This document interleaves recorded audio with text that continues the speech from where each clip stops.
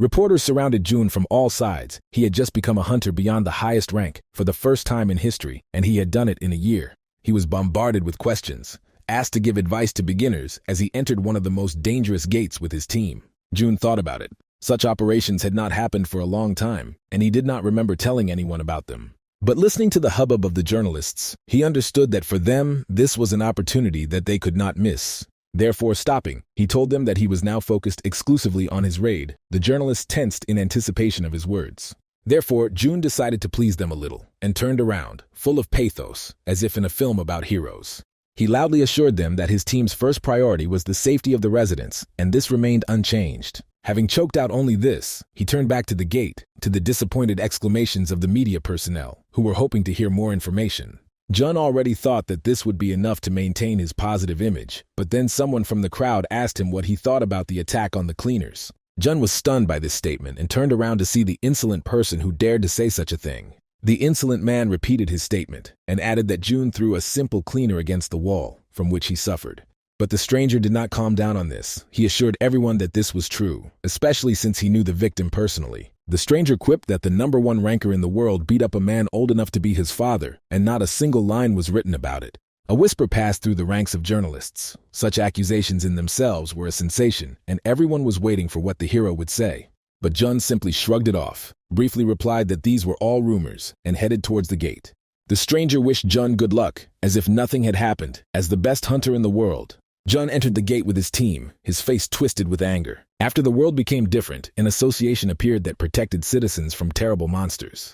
They also collected all the people with unusual abilities and divided them into 4 departments. The task force was engaged in raids. To put it simply, they were hunters and were considered the elite, and Jun was the leader of this team. But now he was haunted by these rumors about the attack, which were quickly spreading on social networks. His well-known person was hit with a stream of speculation, anger in the comments of awake idlers and haters. Jun gritted his teeth and his manager asked what was wrong with him because the raid went well, but the hunter reminded her that he did not want publicity with this case.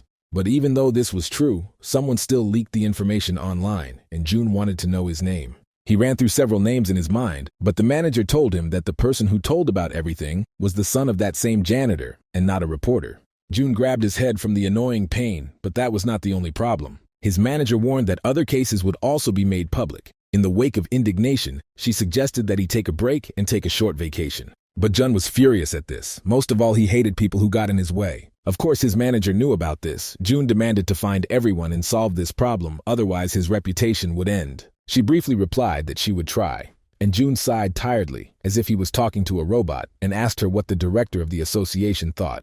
The manager said that the director was busy hiring foreign hunters and was just waiting for everything to sort itself out, but Jun thought that they were ignoring him. Soon the director may simply forget about him, but he earned so much for him and promised that he would not tolerate it. Manager Lee answered him with a blank face, and Jun was again annoyed that she spoke like a robot. She gave him the standard excuse that nothing would change, because despite public opinion, his ratings were high and he would keep his job. When Jun first read all these articles after the raid, he was angry, so he got trembling and began to destroy everything, which alarmed his team. They barely calmed him down because Jun wanted to find the guy who started the rumors. He had so many titles, the youngest and best hunter. He had accomplished so much in an instant that would normally take several years to achieve. It would be strange not to be angry about these rumors. While Jun was thinking about how to remove those who were bothering him, the manager asked him why he was behaving this way. But Jun replied that the guy was the first to step on his throat. Then Lee asked what was the reason for this. Jun had never liked cleaners, and this was the first time he encountered them, she guessed. The hunter did not answer anything and brushed off that he simply did not know and did not remember. He asked the guy's name. His name was Gary, and Jun wanted to quickly calm down all the fuss as soon as he returned to the association. Jun sighed heavily. Everyone was thoroughly annoying him. There were only fools around, he told his manager. And at that moment his face was illuminated by the headlights of a truck that was rushing towards them in the oncoming lane. Jun shouted to the manager, but she froze in fear, and then he used his time overrun skill. At the last second, he moved the car away from the impact of a heavy truck, which ended up in the oncoming lane. Jun shuddered just a second later, and he would have painted the asphalt with his blood, and the truck didn't even think about stopping. The hunter did not understand what was happening. Maybe the driver was drunk. Manager Lee grabbed the steering wheel with her hands so that they could not be torn off. Jun got out of the car. He was already in a bad mood, and now it became even worse. But as he took a step along the highway, grapplers on long cables jumped out and grabbed his arms. June recognized this thing as a super powerful detention device. Now he could not move. The headlights of the truck illuminated him again, now approaching him from behind.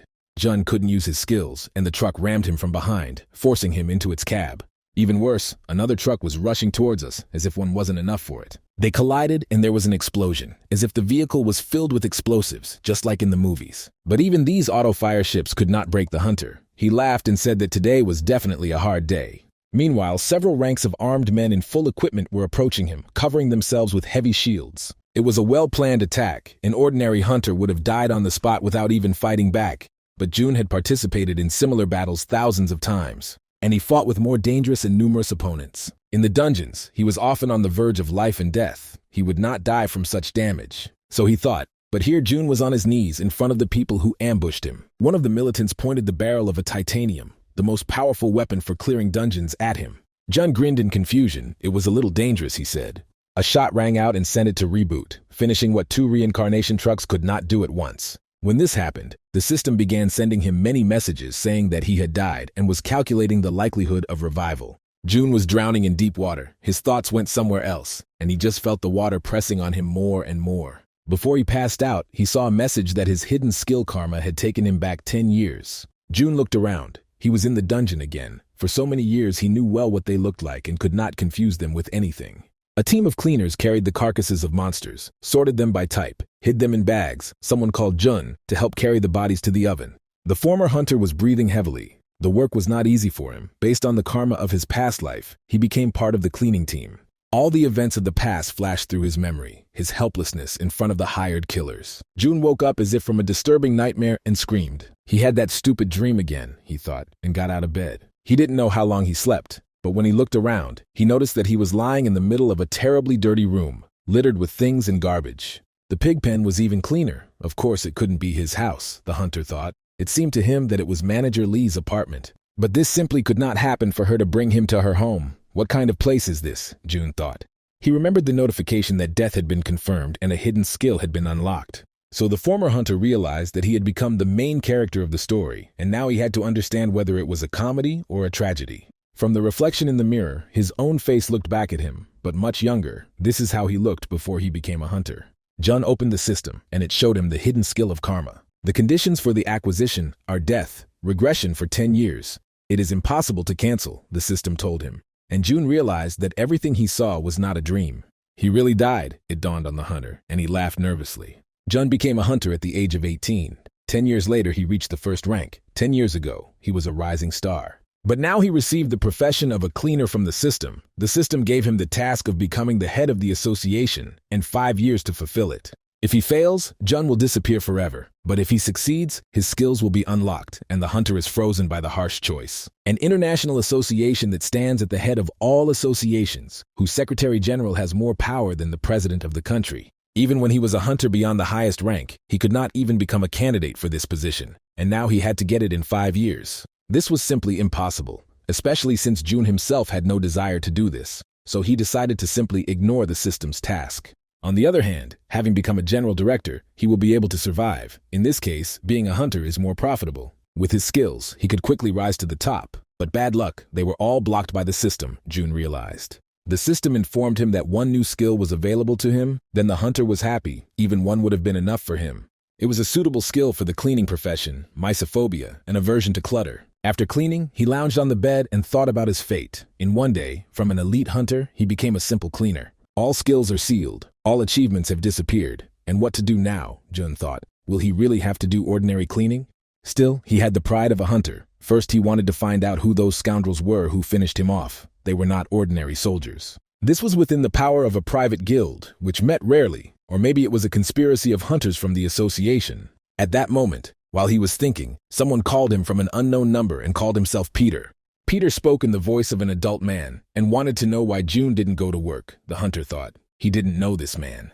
Peter was worried that he might get sick because last time he encountered a difficult dungeon. It dawned on Jun that he was now a dungeon cleaning worker. Peter told him that although last time was difficult, today would not be so difficult. Other workers were indignant that the newcomer was complaining about difficulties. According to them, the newcomer was not the first to run away after a hard day, and they were outraged that they were not warned. But then the hunter's pride stirred in him when June heard their offensive words, so that some cleaners would dare to belittle him. Peter barked at his subordinates to be quiet. There could be different circumstances in life. He told Jun that if he finds it difficult, he can rest today, but next time he needs to warn him. The hunter asked Peter's name to write it down in the phone, which greatly surprised the foreman. The old man laughed. His name was not so easy to remember, and introduced himself fully again. He had already approved Jun's time off, but a familiar name stirred in the hunter's memory, and he said that he would come now. He repeated that he would appear soon, and quickly got out of bed and got ready to leave. At first he was surprised at not finding suitable clothes, then at not finding the usual transport. Jun didn't even have money in his pockets for a taxi, so the proud elite hunter had to take the bus like all mortals. Now he lived a dramatically different life, and this meant that the past must be left in the past. Now he was in no way connected with Peter. Their conflict remained in his past, now his future. But if it was Peter who killed him in a past life, this would radically change the whole matter. His death was very strange. Someone arranged the accident to attract Jun's attention, knew his character well, and hoped that he would dodge. The Titan was a super powerful weapon for attacking monsters, but it was too expensive and difficult to use for a simple cleaner. But Peter could well have hired someone for revenge, especially since his son also did not like June. June was outraged. He only slightly pushed the janitor, and this was already called a beating. It was worth listening to him from the very beginning, the hunter thought. Then Peter asked him to cancel. Jun was surprised that someone was contacting him and asked the person who he was. He said that he was from the cleaning department. Jun had never heard this name before and asked the old man what his business was. Peter learned that June had suggested to his superiors that his department be cut, and the situation was already difficult. There weren't enough people. Jun nodded in understanding, but was surprised that the janitor was addressing him. He just made a proposal, but the decisions are made by management departments, and he does not have such authority. But Peter reminded him of his influence. One word from an elite hunter meant a lot, and bowing, Peter asked not to shorten them. June, of course, assumed that the rumors would reach the cleaners, but he did not think that they would personally contact him. From Peter's firm gaze, he realized that this annoying person would not leave him alone. June suddenly remembered the words that it is harmful for a lizard to throw off its tail. But when danger overtakes her, she does it without the slightest hesitation, he told Peter. The whole point was that this way she could survive. No matter how harmful it was her last resort. Of course, June understood that people would never think of themselves as a tail. Everyone considers themselves useful. But he himself did not consider them as such, which he directly told Peter. Currently, the association was experiencing difficulties and wanted to raise the hunters' wages, although the meager salaries of the cleaners were unlikely to help. The association's primary job is to protect citizens, June said, and that's what hunters do. And in his opinion, hunters will not work because of such conditions and salaries, because this is the last resort. When Peter objected, June said that the cleaners don't do anything special. They are just cleaning, June said. Workers can be hired later, and this situation must be accepted as it is. Peter said that they also had pride, but June was adamant. He said that he had wanted to do this many years ago, but was patient. But Peter knelt down and said that since the association protects citizens, then they are citizens too, and again asked to cancel the decision. The hunter was angry with this annoying person. He came closer and said that he had already chewed everything enough. People like cleaners should be grateful to hunters because they risk their lives and take advantage of it for others. You have to be content with what you have. They are like parasites, June said rudely. Peter could not tolerate such an insult to his professional dignity and grabbed the hunter by the chest. But June removed the annoying man from his path just like a bug. He realized that he had overdone it and scratched the back of his head. It was an unpleasant and annoying oversight. Although he only had a fraction of his strength, the janitor looked wounded. He called his manager and asked her to deal with the parasite and reminded her that he asked not to involve him in such matters. Jun saw a dungeon. The gate was of the yellow level. It was considered quite dangerous. The boss of the Foxtrot Centipede dungeon, the hunter immediately assumed he had already participated in this raid. Without any doubt, he really went back 10 years. When he arrived, someone called out to him from the side, noticing his arrival. Jun turned around and immediately recognized the parasite that caused him to become like this. The cleaner Peter smiled as he greeted the newcomer. He knew he would come.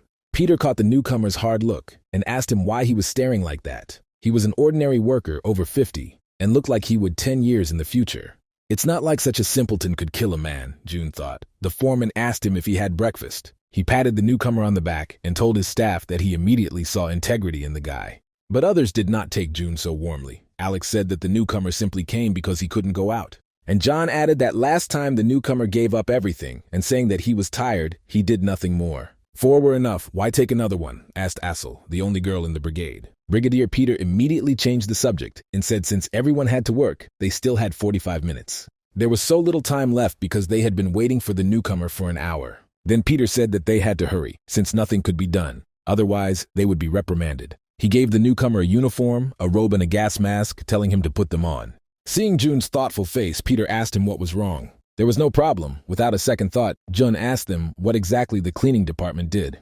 The Association for Tracking Supernatural Phenomena was divided into 4 departments, with the management department handling analytics. The Hunter Support Department developed weapons and created all other useful items. Hunters from the Operational Department were directly involved in the destruction of monsters. While they walked along a deep adit supported by wooden beams, the foreman gave out various instructions. Jun had absolutely no information about what the cleaning department was doing and was surprised at their businesslike communication. At one of the many forks, he turned in the wrong direction from the rest of the team. The foreman noticed this in time and warned that it was dangerous to walk alone in circular dungeons. Jun was surprised because he was told that they were heading to the boss's room, and Peter replied that that was exactly the case. He told the guy to follow him, but Jun pointed down the passage and said that the boss's room was right there. Alex grabbed his head and was indignant. Again, the newcomer was talking some nonsense. Assel also grumbled that if Jun doesn't want to work, then just let him say so. They were wasting time, which wasn't much anyway.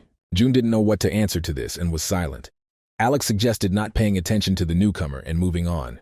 He showed the map they were given in the management department and told Jun to check for himself where the boss's room was. After the raid, with the help of the hunters who cleared the dungeon, a map is drawn up. Usually there were no errors in their marks. Jun insisted on his own and stated that the carrot was in error and they were right in this turn. He was even indignant at the work of the management department. Alex was beside himself with anger and asked Peter what was wrong with this newcomer, who seemed to have eaten too much henbane. Peter asked where such confidence came from, and Jun almost said that he cleared this dungeon himself. Peter caught his slip and demanded an explanation. Jun realized his mistake. Even if he told it like it was, no one would believe him, so he told them to forget about everything and go where they were going. Peter again began to worry about the newcomer, and the workers looked askance at him as if he were crazy. As they moved, Jun asked what the time limit was, and Peter explained that the gate would be closing soon. All dungeons disappear after clearing. This time is 2 hours after the end of the raid. Jun had never thought about this before. He didn't understand why there was any need to clean up, since the dungeon would disappear anyway. Peter told him that the cleared dungeon does not disappear, but to stay in the restroom until the monster appears there again. And he invited Jun to imagine what would happen when the dungeon reappeared with a mountain of corpses inside. Jun didn't think much of it anyway, but Peter explained that it would make it harder for the hunters to find their way. The gas released during decomposition can be dangerous to people, and if there are a lot of bodies, they will interfere with the hunter's ability to move and kill living monsters. Simply put, cleaners help hunters focus on the raid and clear dungeons calmly. Peter was proud of his calling. Without them, there will be no hunters, the foreman said, and Jun thought that this was nonsense, but did not say anything out loud. Their main task was to remove corpses, as well as debris inside the dungeon, and they also check if there are any hunters left here, although this did not happen. Jun had never heard of cleaners rescuing hunters, but now he couldn't say they were just messing around. The cleaning team reached the huge doors. Judging by the map, it was the boss's room. But when they entered, this was not the place they needed. It was empty. And then Jun reminded them that he told them where the boss's room actually was. They gathered around the foreman and asked what to do, since such a thing had to be left. Today was simply not their day. They had 20 minutes left before the dungeon closed. The foreman believed that this would be enough. Still, it was better than nothing, and they unanimously decided to go back straight away. Jun, who stood aside, did not understand anything from their conversations and asked about it. The foreman smiled and explained that they had enough time to do the job. They must finish the job. Jun was excited because the next opening of the dungeon was still a week away, maybe even a year away. Then the foreman laughed even louder and said that they would just sit here. Jun was horrified at the thought of being locked here.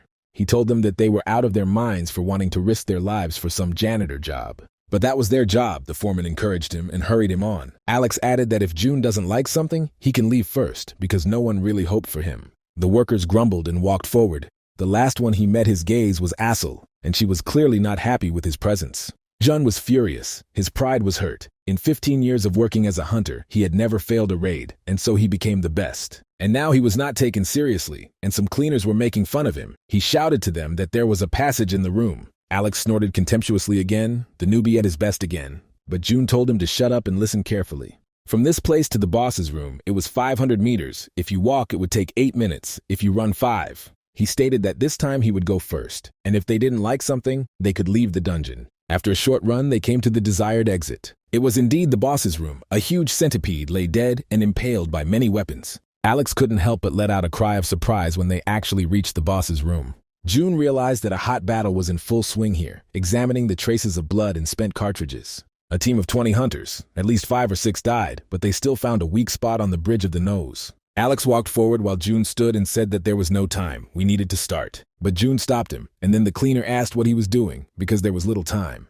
But at that moment the corpse of the centipede seemed to come to life, and rose to its full height in front of the defenseless cleaners. The team cowered in fear, not understanding how the monster could be alive, because it had to be killed. A complete headache, thought June. Without skills, it was difficult to attack this monster. But then the monster took its last breath and collapsed to the ground. June realized that these were just convulsions after death, which means the fools from the operations department did not check everything properly. John took out a carving knife and told Jun to move away, because he had seen the monster for the first time anyway.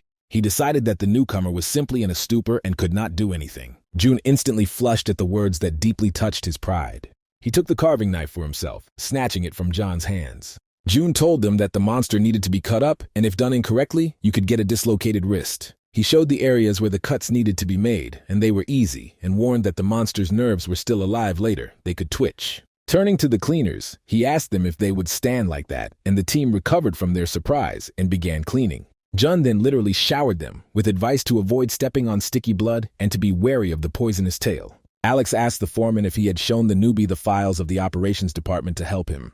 But Peter replied that he didn't show it. Alex was even more surprised that the newcomer knew so much, but even so there was no such data in the files. The cleaners had no idea how a dungeon newbie could know so much about monsters. While June was working, his passive skill of mysophobia was activated, so he did not stop until he had cut up the entire huge carcass of the centipede. After such work, June experienced a surge of satisfaction from the cleanliness and order that had been created, and he immediately reproached himself for these feelings unworthy of a hunter. Peter asked June if this was his first time doing this work. Alex grumbled that he had only done part of it, but Assel objected that the newcomer had done a good job. Peter laughed and said that a rising star and direct competitor of Alex had come to them. After that, they hurried to the exit because they only had 5 minutes left. Everything was resolved quite easily, thanks to June, Peter said on the way back. But then it turned out that there was a hole in the bag, and the blood of the centipede flowed out. June stuck to the ground and could not move. He told them they were exaggerating and he was fine so he could move on. This monster's blood was highly sticky, and when he was a hunter, even he could not cope with it. However, the blood lost its effect from the high temperature, and June was sure that he would easily get out, and activated the skill. But its effect immediately stopped, reminding the former hunter that his cool and convenient skills were now blocked. Peter realized that he needed to act, and asked John if he had taken the rope. He ordered him to tie it quickly, and the others to grab the other end. John tied the loose end around Jun's belt, although the hunter himself could have simply taken off his boots. The team then decided to cosplay an old folktale about a turnip. They pulled together, but they couldn't pull Jun's legs out of the bloody tar. He didn't even move from his spot, and someone asked what was wrong with the restriction. They had less than 1 minute left before the dungeon would slam shut. Peter suggested taking off their clothes, but the gas concentration was dangerously high. On the other hand, the short-term impact was not as bad as staying in that place indefinitely. Jun didn't understand what he was talking about, because he was the one who risked getting stuck here because he couldn't move. The others didn't need to do that. A lizard tears off its own tail to survive, he remembered his own words. And he didn't understand why they didn't leave him, Peter shouted to him, and even began to unbutton his overalls. But the guy did it so slowly that Peter told everyone to go outside. They had to survive, the old man told them, but Alex objected that he was better suited for this role. But Peter only repeated his order louder for them to leave. 10 seconds left, Alex shouted to them, and the rest of the team left the dungeon. Alex helped Jun take off the rest of his clothes, which looked like they were made of cement, and they rushed to the exit. The others waited anxiously for them at the exit, which was soon to be closed. When Peter pulled out the paralyzed June, everyone ran towards them. The team was glad that the boss survived. June did not understand what was happening because he almost died. Moreover, in a dungeon in which there was no monster, just doing the cleaning. Peter told him that it was good that everything worked out well. There was not much gas, it was a good workout. Jun was surprised because he almost died. What kind of training is there? And what does the first dungeon mean for today? The never-depressing old foreman showed him his palm. 5 more dungeons awaited them. June estimated that there were only several thousand hunters in the country, and there are only 5 cleaning teams, a small staff of a ridiculous 25 people. Each team clears 3 or 5 dungeons a day if they are unlucky, and today is just one of those unlucky days, June realized. Peter suggested a corporate party to end this difficult day, and the team asked him if he would pay for everyone. But Peter said that today they would pay together. The difference in their salaries was still small, and asked June if he would go. Others decided what they wanted for dinner and rushed Jun to make a decision because they were tired of waiting. But the hunter firmly stated that he was not going with them, which greatly puzzled the team. There was no point in starting communication with these people, he thought. Peter immediately told him not to worry. Corporate parties are optional. He's better off. That wasn't the point, but Jun didn't say anything else and said goodbye to them with that. As he walked away, Peter shouted to him that he had done a good job today. Assel also smiled and said goodbye to Jun. Lying in his bed, the hunter thought that in his past life it was not Brigadier Peter who killed him. He was not so cruel. But this only added to the questions of who would want him dead enough to do this. A junior on the team whom he scolded, an ex-girlfriend with whom he broke up in a quarrel, or whose henchman he pestered with errands. There were too many names, Jun was surprised, so the list of suspects only grew. On the other hand, what difference does it make now? Because the one who did this doesn't even know them in this life, the hunter thought. If he wants to take revenge, he must return his past life, and for this he needs to become the director of the World Association. If he had the skills, he could become a hunter or find a way to join management. Jun opened the system. In the morning, he did not properly check whether there were conditions for unlocking skills, in which case he would not have to work as a cleaner. But the system made unimaginable demands that the cleaner's annual salary be increased or that more people apply for the position. All the conditions were related to this department. In his heart, Jun threw the crumpled bottle into the wall in front of him. The system wanted him to be buried alive here. He sighed heavily. He needed to somehow calm down. And when I looked at the scattered garbage, I immediately experienced an attack of mysophobia. He had to immediately start cleaning because the room was still dirty. Because of this, he could not rest properly, and it got on his nerves when the system reported that the first condition had been met. For a week now, Jun had been riding every morning on a crowded bus to work, like mere mortals. And just like a week ago, he worked as a dungeon cleaner. During this time, he had already cleaned out 25 objects, used many canisters of the drug for processing, butchered 30 monsters, and unlocked skills. Through quests, he unlocked his first skill, a very effective acceleration skill. But it only worked during an attack and was not combined with cleaning tools. Although it was better than nothing, Jun still felt annoyed. In reality, he could neither increase his salary nor make this cleaning profession popular. After all, this work was dangerous and low paid. There were also relatively simple goals, such as gaining association interest in the cleaning department, although rather abstract ones.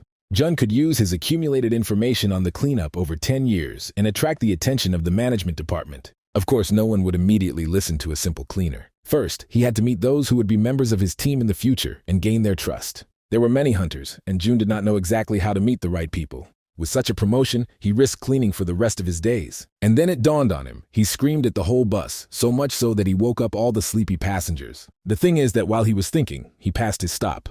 But when he arrived at the place, he found only Assel and Alex there. They told him that Peter had gone to get drugs, and John would not be there today. Jun asked why Peter only went now, because 10 minutes had passed, and Alex answered with a counter-question, why he himself came so late. Alex invited him to drink coffee since they were still waiting anyway. During this week, Alex's attitude changed to almost angelic. He did not expect that Jun would not skip a single day in a week. Then the newcomer suggested that the cleaners go ahead and begin. But Alex answered him and said that the work inside was not finished yet. The dungeon was still being cleared, he explained, and Jun stared at the gate in surprise. He hadn't been here before, but it was a blue dungeon, mid-level at most. It wasn't such a difficult dungeon that the hunters would exceed the clearing time. He didn't understand what they were digging into there. Jun sat down on the ground and grumbled dissatisfiedly, calling the hunters pathetic fools. But he couldn't go inside and help either, so he could only wait for the hunters to finish soon. However, this turned out to be an erroneous assumption. Half an hour had already passed, and they were all gone, and the schedule was hopelessly lost. He growled terribly with indignation at the delay, and despised these hunters when Assel said that they were leaving. The squad looked shabby, and Jun said without thinking that their low rank was immediately obvious. They were so limp from the easy dungeon. He wondered why they were being paid a salary, and Assel shushed him to keep his voice down, otherwise they would hear them. The last girl to emerge from the aisle was the leader of the squad, her beautiful silky dark hair fluttering in the wind. This face was familiar to Jun, the hunter Miranda, his former partner. At one time she was part of his elite team of hunters. He was so surprised that he didn't notice how he asked out loud what she was doing here. Miranda heard this exclamation and noticed his gaze, so she approached Jun and asked if he had anything to do with her. Jun answered no, with an indifferent face, although he himself was angry that he met this girl here.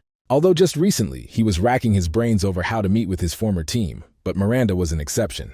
Jun believed that she hated him for no reason, and he was such a sweetheart. When she got injured, he asked her to quit, and Miranda covered him with a lot of curses. As if she didn't understand that it was all for her own sake, the girl blew Jun's brains out. Miranda was a proud girl with a high self-esteem, although this did not affect her abilities in any way. Assel noticed his gaze at the huntress and turned to Jun. She wondered if he knew this girl because his gaze was intent. Jun replied indifferently that he didn't know her. She just looked like someone he knew. But his face was unhappy, Assel noted, and she was embarrassed. She thought it was his ex-girlfriend, causing Jun to snort involuntarily. He began to deny everything and say that this was not so, but only increased suspicions about himself when Peter returned. The foreman asked what happened while he was gone, and Jun muttered, nothing of the sort. But Alex immediately ratted out the newcomer in the squad, saying that he had met his ex-girlfriend. To leave him alone, Jun went to the entrance to the dungeon and hurried them. The blue dungeon occupied the building. It was the dungeon that was located inside. They asked Jun when they were inside if he had read about this dungeon in advance, but the guy only knew that the boss looked like a humanoid. Last week the crew kept asking Jun about the monsters because he really knew a lot about them, and so far no one had suspected anything. The dungeon was located in a building, so it was possible to miss some corners, especially the stairs, where blood accumulated, had to be checked. Peter took Jun with him to check out the boss's room. When they got there, the foreman was indignant that this is why he doesn't like humanoid monsters. It's like cutting up people. The humanoid monster Vega looks like a short girl. She was 60 meters tall, so Jun suggested not to cut her up, but to take her whole, her dimensions allowed. Peter agreed that it would be better this way and asked Jun why he froze. Jun carefully examined the body, and the thought crept into him that something was wrong here. In his memory, the Striga was not so dangerous. If you were careful about its movement speed, it would not be so difficult to destroy it. And it looks like Miranda had a tough fight 10 years ago. That is now, she had an average rank, but even so she was quite strong. If not for the injury, Miranda could well have reached the highest or even beyond the highest rank. In those days, she wielded a sword even better than him, Jun recalled. The girl might have a terrible character, but she was quite capable, and she certainly wasn't the type to be embarrassed by the boss of the Blue Dungeon. Peter was already sweating while he was dragging the Striga and shouted to Jun because he was clearly waiting for the foreman to do everything himself. Jun returned to work, discarding unnecessary thoughts. Anyway, he would not meet her again. But then he looked again at the cuts on the monster's body. They lay unevenly. And then a hunch dawned on Jun while Peter was busy puffing and puffing all this time. Jun yawned. It was 5 in the morning, and for the third day he had gotten up on the wrong foot after a couple of hours of shallow sleep. Even when he was a hunter, he was not so busy. They again waited at the gate until the hunters finished clearing.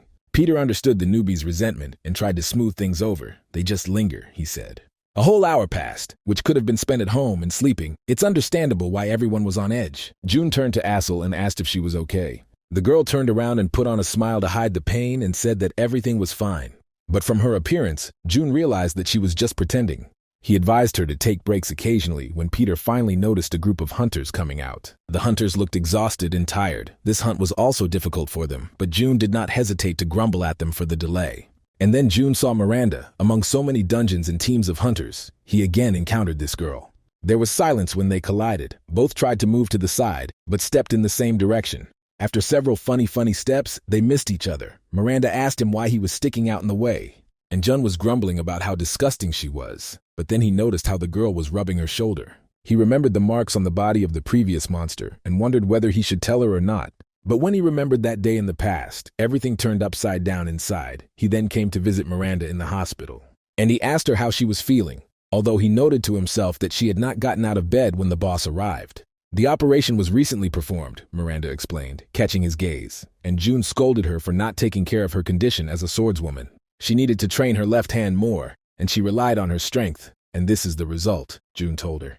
But Miranda answered him reproachfully. He could have said so right away, and not after everything had already happened, and Jun noticed her tone. He countered that he was saying this because he was sorry for her injury. In this state, she could no longer be a huntress. He threw the papers on her bed and told her to quit this job. Miranda was taken aback by such proposals. This was a statement about her dismissal. The association also thought so, and the already broken girl felt empty inside, as if the whole world had betrayed her. If she continued, Jun insisted, she would have to give up not only her job, but also her normal life, and that was not right. Miranda trembled all over and said that it was a minor injury, and he himself knew that she should work here. But in this state, she was only a burden for the team, Jun said. She endured the pain for too long. It should have been said right away, he objected. The girl turned sharply to her former boss and repeated his words. Jun didn't seem to understand what he was saying. He said that he would definitely have noticed if she was feeling bad. Miranda angrily told him that she had told him more than once about her problems and that she needed an examination. But then he brushed her off and said that everyone was in pain and needed to get to work. Because of his character, he has been in pain all this time and has reached this point, and now he is telling her to quit her job. But Jun instantly lost his temper and shouted at her. He couldn't stand it when people blamed him. Did he hurt her shoulder? She should have looked after her own health and not blame others. Only a fool would work, he said. Miranda was too weak to argue with him and defend herself. She said that she just needed to rest for a few days. Jun asked her who would work instead of her, and what she could do with such a hand. She is a swordsman, and suggested that she stay in the cleaning department. Miranda, with a trembling voice, asked him if he had ever seen her as a colleague, but Jun did not even understand the question. The girl apologized for the stupid question. She realized that all this time she had been a tool that could be thrown away after use. Jun approached her and angrily declared that since she decided to speak out, he didn't like her from the very beginning either. She was too proud. Tears flowed down her cheeks. That's right, Miranda said. She hates him because he doesn't consider those who are lower in status to be people. He always had a look like he was looking down on everyone. But she doesn't care anymore, Miranda slapped him on the cheek. And she wished the scoundrel to be born a normal person in his next life. Now Jun was able to admit that he was wrong then. Miranda really told him that her hand hurt. Then he simply did not pay attention to it, telling her to continue working without thinking. If not for the injury, this girl could have achieved a lot, and it seems that her illness has been developing for a long time. And yet now it haunted him, Jun thought. So he turned around and addressed Miranda before she left. He motioned for her to train her left hand more, and felt embarrassed.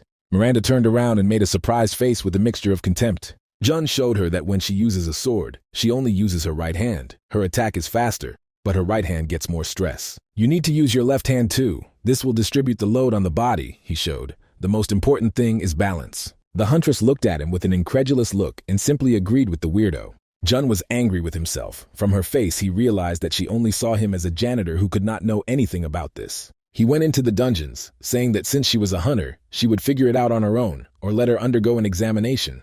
Miranda didn't understand what it was, but she still went to the doctor, who told her that she came in on time. There was a slight inflammation in her right shoulder. The condition was not critical, but if left unattended, big problems could arise. He prescribed her anti-inflammatory drugs and said that the main thing was to change the position of her hands. Now the force is transferred unevenly, and the left hand needs to be trained more. The doctor repeated exactly the words of the janitor. Miranda was surprised that the weirdo from the cleaning department knew about this. After a hard day, Jun could barely stand. Peter praised everyone for their good work. Alex told him that he was going too far again, and Jun didn't understand what he was talking about. He was too tired for that. How can you keep your girlfriend waiting for so long? Alex asked, and Jun saw Miranda at the exit.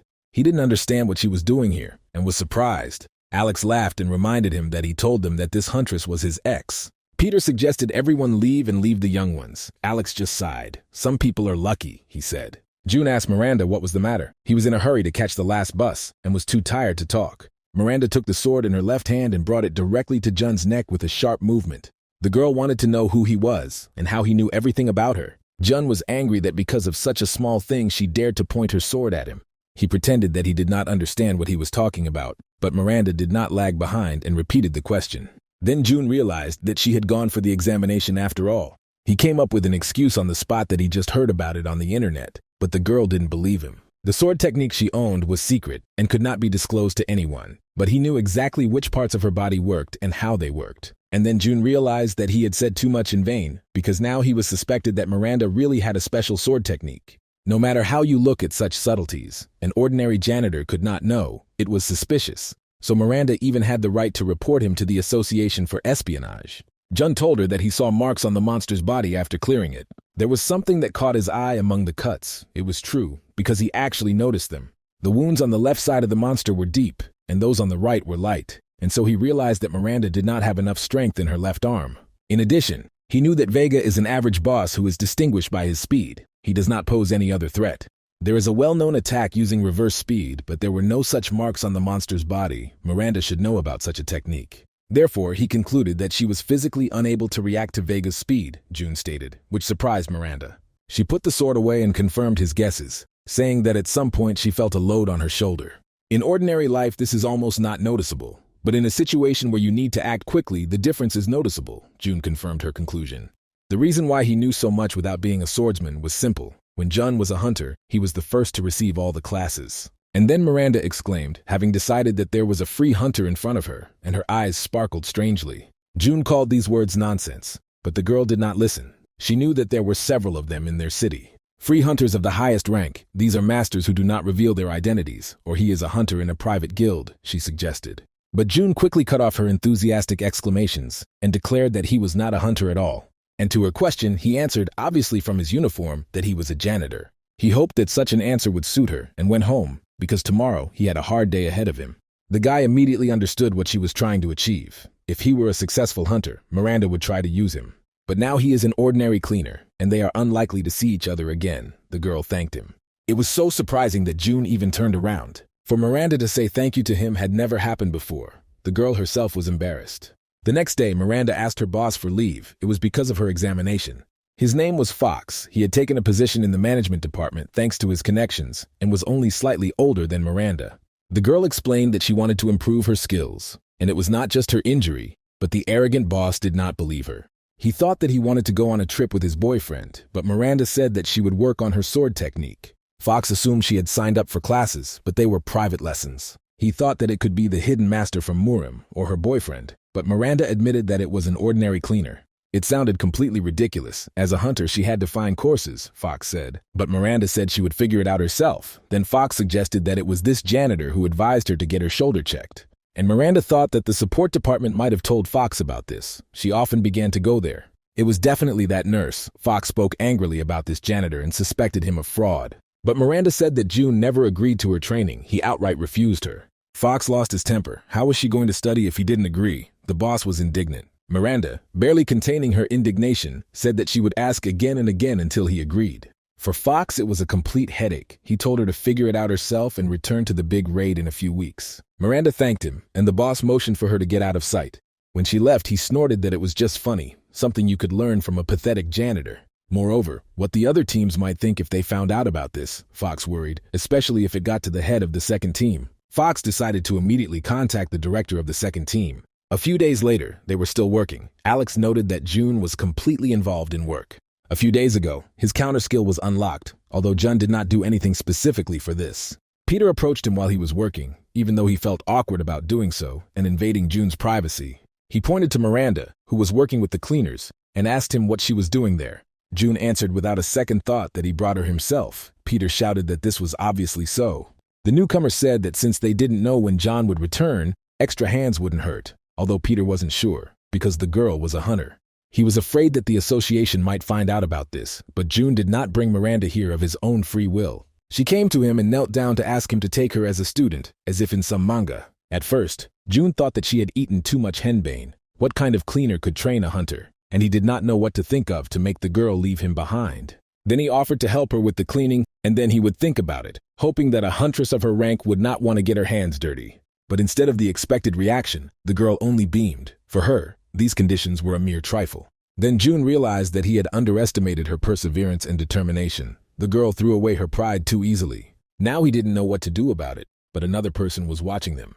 In Assel's eyes, everything looked completely different from what it really was. She made up the whole romantic story out of the blue. June rubbed his face from fatigue. The annoying Miranda now added to the hard work. The girl called him a teacher and said that she couldn't remove the stain, which made June terribly angry. He suggested that she rub it as hard as she could. Maybe that way she could wash it off. There were various liquids mixed in there. Jun suggested removing one type first and simply melting the other with fire, and he took out a carving knife. He showed Miranda how to scrape monster pieces off the floor and reminded her how important it was to wipe down the knife after each use to prevent the steel from deteriorating. Seeing the confusion on Miranda's face, he said that since she didn't like something, maybe this was not a job for a huntress, and then she should get out of here. But the girl replied that she saw the importance of this activity, and June did not understand what was wrong with her. Peter praised Jun for his increased knowledge. He had nothing more to teach the guy, and he was embarrassed by such praise. At that moment, his former pride stirred in him. How could this scoundrel praise a top-ranking hunter for his work as a cleaner? But this is a thing of the past. Peter also praised Miranda. She did a good job for the first time. Assel saw everything in her own light, as if she were watching a cute scene from a drama. When Miranda finished her section, she turned to June, asking the teacher what to do next, but Assel intercepted her. Peter was worried whether they could cope, but Assel insisted that she really wanted to work with the huntress. And without hesitation, they retired to another area. Alex invited June to make a bet that Miranda would do everything herself, and he agreed. But when the girls were left alone, Assel did not know how to start a conversation, although she called Miranda herself. And yet she decided to just do it, not understanding why she was so worried. Miranda noticed these fluctuations and asked her partner if everything was okay, because she looked tired. And although Assel said that she could cope, she herself did not look very cheerful. She admitted that she hadn't been sleeping very well the last few days. Miranda immediately asked her what was wrong. But Assel quickly changed the topic and decided to talk about Miranda. It was her first time talking to the hunter. The swordswoman said that she had nothing special to declare about herself. She became a hunter like her father. Assel thought that since her father was also a swordsman, they were working in pairs, but Miranda replied that he was suspended due to a shoulder injury. His bosses always told him to mind his own business and get on with his work. Other hunters constantly looked askance at him, so he worked hard fearing that he would be kicked out, and as a result, he was injured. Assel couldn't believe this, because the hunters worked together, but Miranda said that everything was wrong. There were no employees in the association, only those who were higher or lower in rank. Her father was of middle rank until he was fired. He was just a disposable weapon and no one else cared about him. This is the association, Miranda said. She has long come to terms with the fact that hierarchy decides everything. All hunters felt the same way, realizing that they were in fierce competition with each other. But then Miranda realized what was going on and asked Assel if she was interested in Juna. The girl blushed and was surprised that everything was so visible on her. Miranda also smiled and confirmed that everything was exactly like that. It's not difficult to notice this interest. The thing is that Jun did his job well and was quite responsible, although in the early days he was late, but now he was good to work with. Assel wanted to quit before this, but changed her mind because of him. Besides this, June was well versed with monsters and knew a lot about dungeons. Miranda realized that it was not in vain that she thought that the guy was not so simple. From several wounds he could determine the cause of death and the killer. In addition, he understood dungeons better than many hunters, and in this case, Miranda decided that she should hold on to him even tighter. But then Assel calmed down and told her not to worry, because June was not interested in her as a representative of the opposite sex. Miranda said that she wanted to become stronger because of the principles on which the association rests, and for this, she needed June's help. And then Assel was surprised to discover that Miranda was not his ex-girlfriend. Alex called for the girls to come over when they returned, but Miranda began to grumble that they should have managed it themselves. Before the next room, Peter reminded them that there was a poisonous monster ahead. It was not dangerous if you avoided direct contact with the skin. Then he personally addressed Assel, noting that the girl was especially absent-minded today. She replied that the protective clothing was quite uncomfortable and that it was difficult to breathe in a gas mask. But she told them not to worry, saying that it would not interfere with her work. Alex also spoke out that it was time to change equipment. It was necessary to send a request to the association, but Peter said that they had no money and he was powerless to do anything about it. The foreman understood Alex's dissatisfaction, but told them to stop talking and get down to business, but carefully. In the boss's room, a deflated jelly and many of his small minions were waiting for them. Peter again reminded them to avoid contact with skin. June knew this monster that looked like ordinary slime, but its deadly secretions could lead to suffocation and even death, and although time had passed, there was still a chance of poisoning. Looking at the monsters, he realized that he still needed to remain careful. Peter constantly monitored everyone to ensure that the cutting and disposal work proceeded without incident. But when he turned to Assel, she did not answer and completely fell unconscious. Peter picked her up first and examined her. He tried to bring the girl to her senses. They determined that most likely the filter of her gas mask did not work, and the protective suit was corroded by mucus. Peter ordered the girl to be pulled out. June thought about it. He didn't pay much attention to the preparation, and this is what it led to. The situation was critical. She needed an antidote. They only had 5 minutes, and Assel was in incredible pain. But then June turned to Miranda and said that he needed her sword. She did not understand what he wanted to do. But the guy insisted. Time was running out. He did not listen to the shouts of the others. He told her to make one cut, and that was it. It wasn't difficult. Miranda thought that he wanted to cut Assel and asked him to reconsider. But June abruptly interrupted her, asking what Assel had to do with it because he was talking about himself. Peter again asked him to stop, because Assel was in critical condition, but the guy only insisted on his own.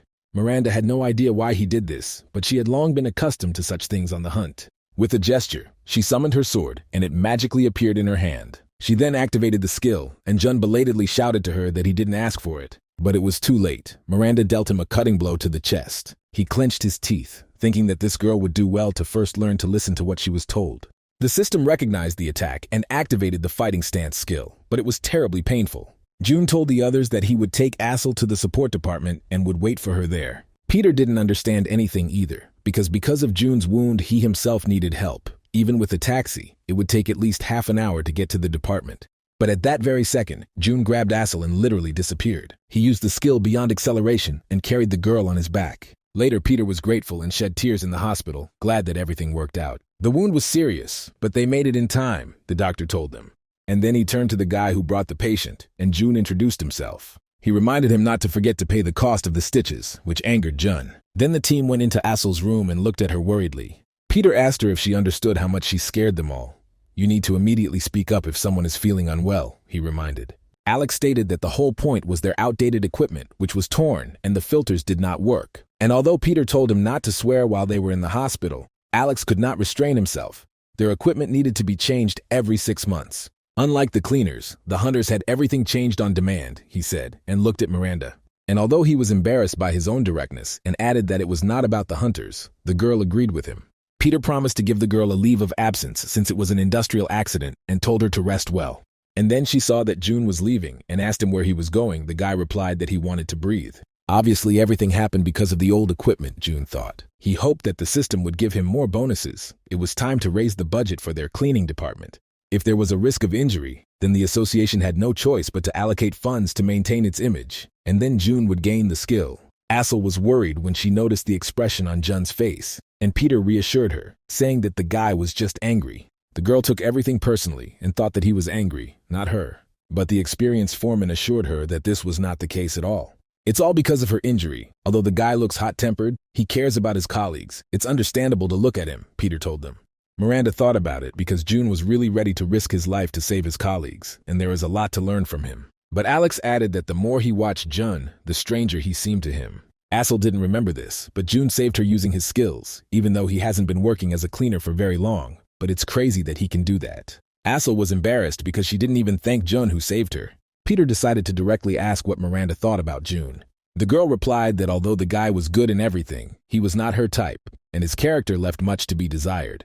But Peter corrected himself that he didn't mean that at all, but wanted to know her opinion as a hunter. Miranda realized her mistake and was embarrassed. She was very ashamed. She could barely keep an impartial face.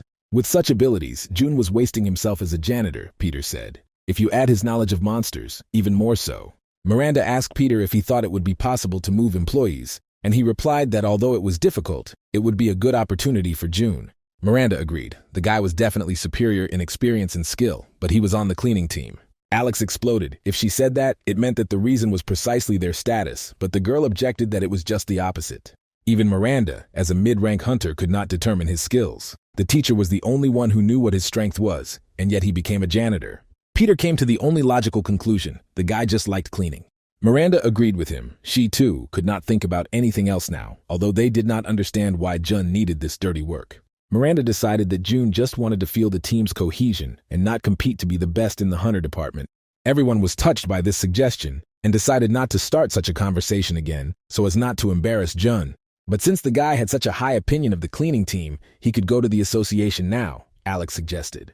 And he hit the mark because Jun did not change his habits of deciding everything directly when he was still a top-ranking hunter. The director from the support department for something stared at the dirty guy in bandages and asked him who he was. Jun immediately announced that he was from the cleaning team and acted cocky. After Jun explained why he came, he asked him what it meant to just raise everyone's wages. He thought for a long time, frowned, pretended to be the center of the galaxy, and waited for the humble slave to realize this. He was one of the directors who came at one time and put enormous pressure on the association. Wolf advised that they contact the support department and not the management department. It was their job to supply other departments. Jun replied that there was no point in wasting time on mobs if you need to go straight to the boss. Anyway, it was Wolf who would approve everything. The director asked Jun if he was one of the former hunters, but he replied that he was just a cleaner. A simple cleaner came to the director to ask for money, not even a foreman, but an ordinary employee, Wolf said with emphasis. He sighed and stated that he was no longer at that age to swear and asked what their budget was for because they did not have expensive consumables.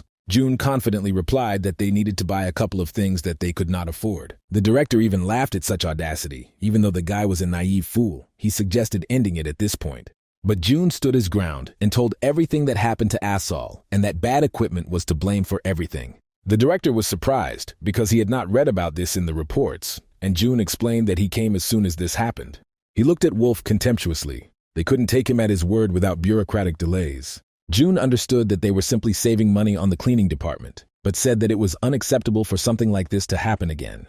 Wolf responded with the crown, "No money, but you hold on." But Jun objected that the association's income this year was enormous. He knew who distributed the funds and how, and that the operational department took most of it. Fortunately, they have not spent the entire budget yet, and they will have to organize a raid at the end of the year and return what they took, Jun said. June demanded money for the most necessary things, and Wolf was completely taken aback by his insolence, and again asked who he was. June stated that Wolf had only been in this position for a couple of months, and had waited so long for it, having obtained this position with such difficulty. But rumors could have spread about the neglect of people from the cleanup department. His boyfriend began to blackmail him. Wolf was indignant and directly asked if this puppy was threatening him, and the guy replied that these were just thoughts out loud. The director got angry and said that he understood everything. He did not want to inflate the conflict too much, and he asked the guy how much he wanted their department's budget to be increased. But June left this up to his discretion. Jun didn't care how much the budget would be increased under the conditions of unblocking. There was not a word about it, so he wanted to leave, but Wolf stopped him. He asked the guy if he happened to know the hunter Miranda, and June asked what was the matter. Wolf smiled, realizing that he had hit the mark since he agreed with all the guy's demands, promising to send them to the support department. June didn't understand why they were even talking about Miranda, but decided not to pay attention to it. Later, Wolf contacted someone and said that a boy had come to him from whom Miranda wanted to study. And although the guy told them that he was one of the cleaners, this was definitely not the case. He was clearly not an ordinary employee and possessed secret information. Fox also understood that this was clearly not June's main goal. He wanted to teach him a lesson. And he grinned maliciously. The boy must understand how to talk to his superiors correctly. The next day, Peter read in surprise the leaflet he received from his superiors. Not only were they not given compensation, but they were also fined. Alex was the first to be outraged louder than anyone else at this news. A dispatch came to Assel. She was accused of overwork due to her second job, and they believed that she herself was to blame for everything. Alex shouted again. After all, they received pennies for their work. The accident claim and the request for compensation were also rejected. But June was the most angry. He realized that Wolf had simply abandoned him like the last scoundrel. Assel asked the guy not to worry so much and said that everything was fine. It was not a fine, but rather a warning. She herself didn't think that she could get anything from the association. It's always like that with cleaners. June was angry because now his unlocking of skills was delayed. Alex said that he had an idea. Of the entire team, only June could go to the authorities. They of course knew that he had quirks, but they did not blame him for trying. Jun's brain stopped working at that moment. These people were so used to enduring humiliation that they forgot about pride. The team decided to go to work. They thanked Jun for his efforts and told Assel not to strain herself today. Jun thought that this was strange. He did not make excessive demands, and he did not understand what reason a high-ranking boss had to behave this way. But then Miranda thought that all this could be because of her. She said she spoke to her boss last month about the cleaning team. He was a man of old views, so it never occurred to her that this might come back to haunt her in the future, and perhaps Fox decided to teach them a lesson. June asked what this scum's name was, and Miranda said his name and asked if they knew each other. The sly face of Fox immediately came to mind, a slug who received a promotion without merit, but actively used his status. Who else if not this scoundrel, said to June, and turned to Peter. He stunned him by asking him to take that day off. On the streets of the city, in its very center, life and the usual bustle of the metropolis were in full swing. The couple was chatting pleasantly, wondering what would be for lunch today, when a shadow passed over them. A gate appeared from the ground, and there was a terrible roar and earthquake. This was a top-level dungeon. People panicked and started running. But one man did not run away, but rather walked to the gate. He hoped to show what he was capable of. The monsters jumped on Jun, who was armed with one pickaxe, but he could activate a skill he had recently discovered. With the help of his hyper-acceleration, he dealt with all the monsters with lightning speed. What he was doing is called interception. When a hunter takes a dungeon before the association does, usually freelancers are guilty of this. Jun had not done this for so long that now he could not really control his powers. He had about 15 minutes before the task force arrived, which meant he had to finish earlier, although the matter was risky. As a top-level master, he could do it quickly, but his enemy inside the gate had skills, unlike Jun. Without defense skills, the guy could be killed with one blow. There was a fourth boss in front of him. However, Jun's main advantage was that he had already completed these dungeons and had enormous experience. He deftly dodged slow attacks and hit vulnerable spots. Therefore, he drove his pickaxe into a critical point and was able to inflict enormous damage on the robot. Thus, Jun had already cleared 4 dungeons in a day. This was the weekly result of the association hunter, although his locations were of a low level. When Jun came out of the dungeon, he saw several association machines there, which seemed to have an emergency. Not surprising, because it was his work. The workers were angry because they had to go on their day off because of this confusion.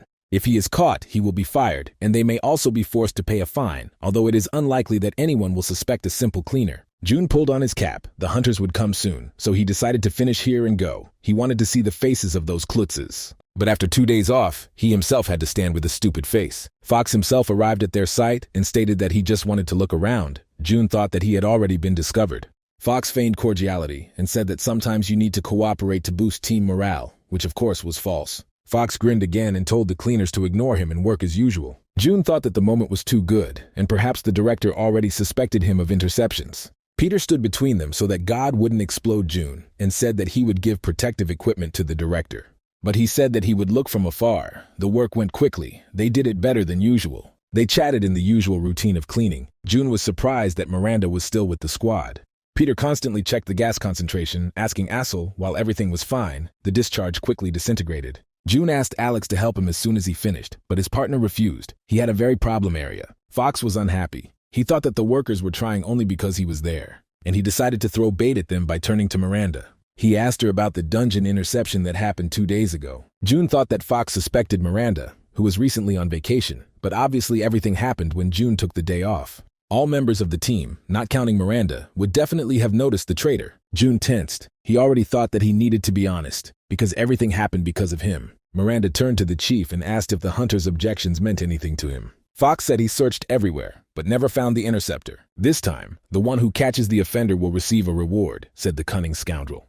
He told Miranda that if he caught the interceptor, he would add additional points to that employee's rank. The one who discovers the interceptor will be promoted, he said, so that the others could also hear. In other words, if someone from the cleaning team catches a traitor, they will be able to move to another team or department. Fox then approached them directly and said that if anyone other than Miranda was interested in this to let him know, or the guy who took the weekend off. June realized that this was the end for him. Since Fox offered a promotion, of course the cleaners would agree. A real struggle would begin. Fox was definitely not a fool and understood people's desires well. Peter approached June and asked how he was feeling, because he got hurt a couple of days ago.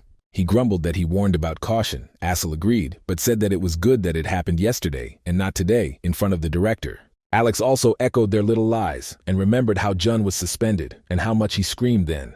Peter directly answered Fox that his offer was tempting, but there was no traitor among them. Together with Alex, they said in a conspiratorial tone that they regretted that there was no such person among them, and asked Fox to point him out. Jun felt embarrassed for the behavior of his colleagues. He did not understand why they were going so far, but Fox was dumbfounded. Miranda was also glad that everything worked out and June was not exposed. Although he didn't tell them anything, the team understood everything. Fox, however, was sure that June was the interceptor, because as soon as he took over, everything became quiet. And although Wolf had already agreed to peace, Fox wanted to punish June to the fullest extent, since he had exposed him. But Wolf objected that this guy was not so simple, and they were messing with the wrong thing.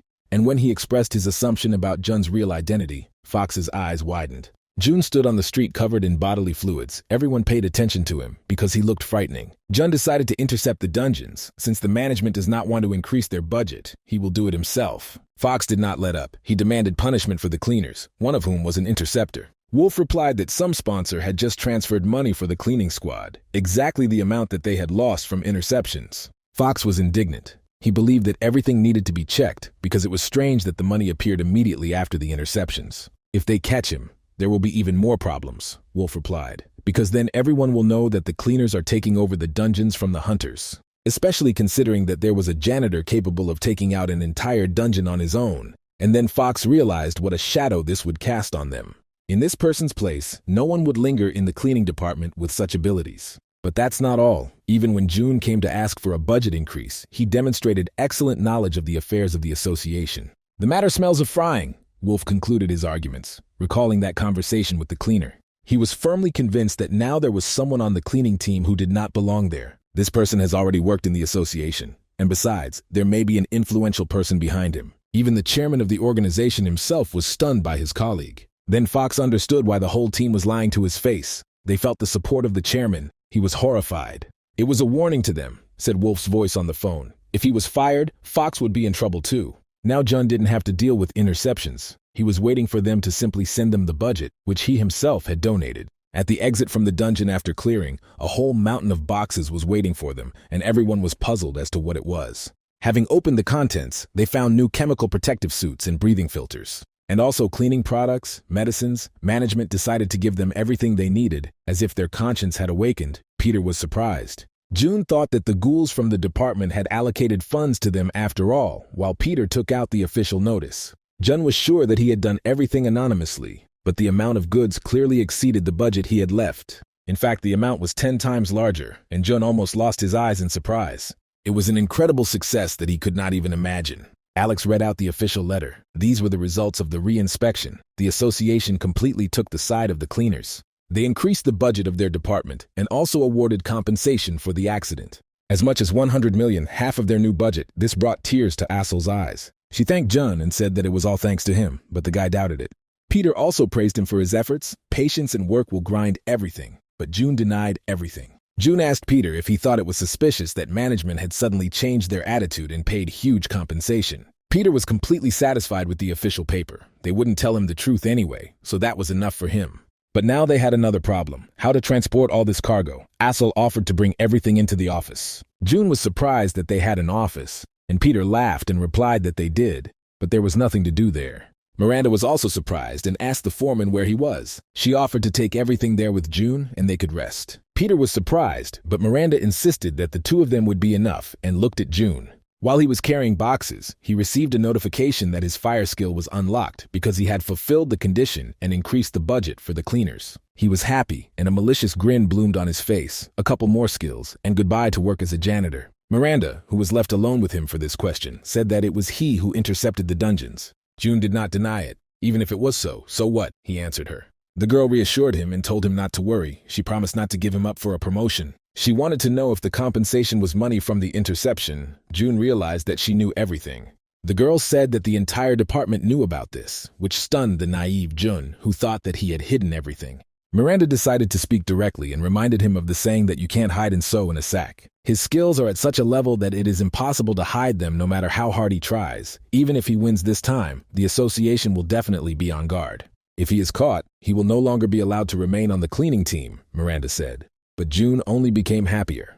He thought that since Miranda asked him to move to the operations department, then for once she would be useful, and soon he would leave the cleaners. But Miranda got it all wrong. She thought Jun wanted to stay in the cleaning department, which caused him extreme bewilderment and complete cognitive dissonance. The stupid girl blurted out that she would help him and would do everything possible for him to continue working with them. Of course, she was a mid-rank hunter, but she promised to rise to the top and help him stay on the cleanup team. Jun gritted his teeth with anger. He didn't understand why life was mocking him so much. Even though the dungeon interception situation was over, another incident occurred almost immediately. Their team was harassed, and curses and insults against them began to appear in the dungeon. Inside the dungeon, the situation was no better. All the walls were stained with the blood of monsters. The monsters were deliberately dragged into the farthest room to make it more difficult to take them out. Asel was upset because of this. She did not understand what motivated the offenders, and Alex demanded retribution.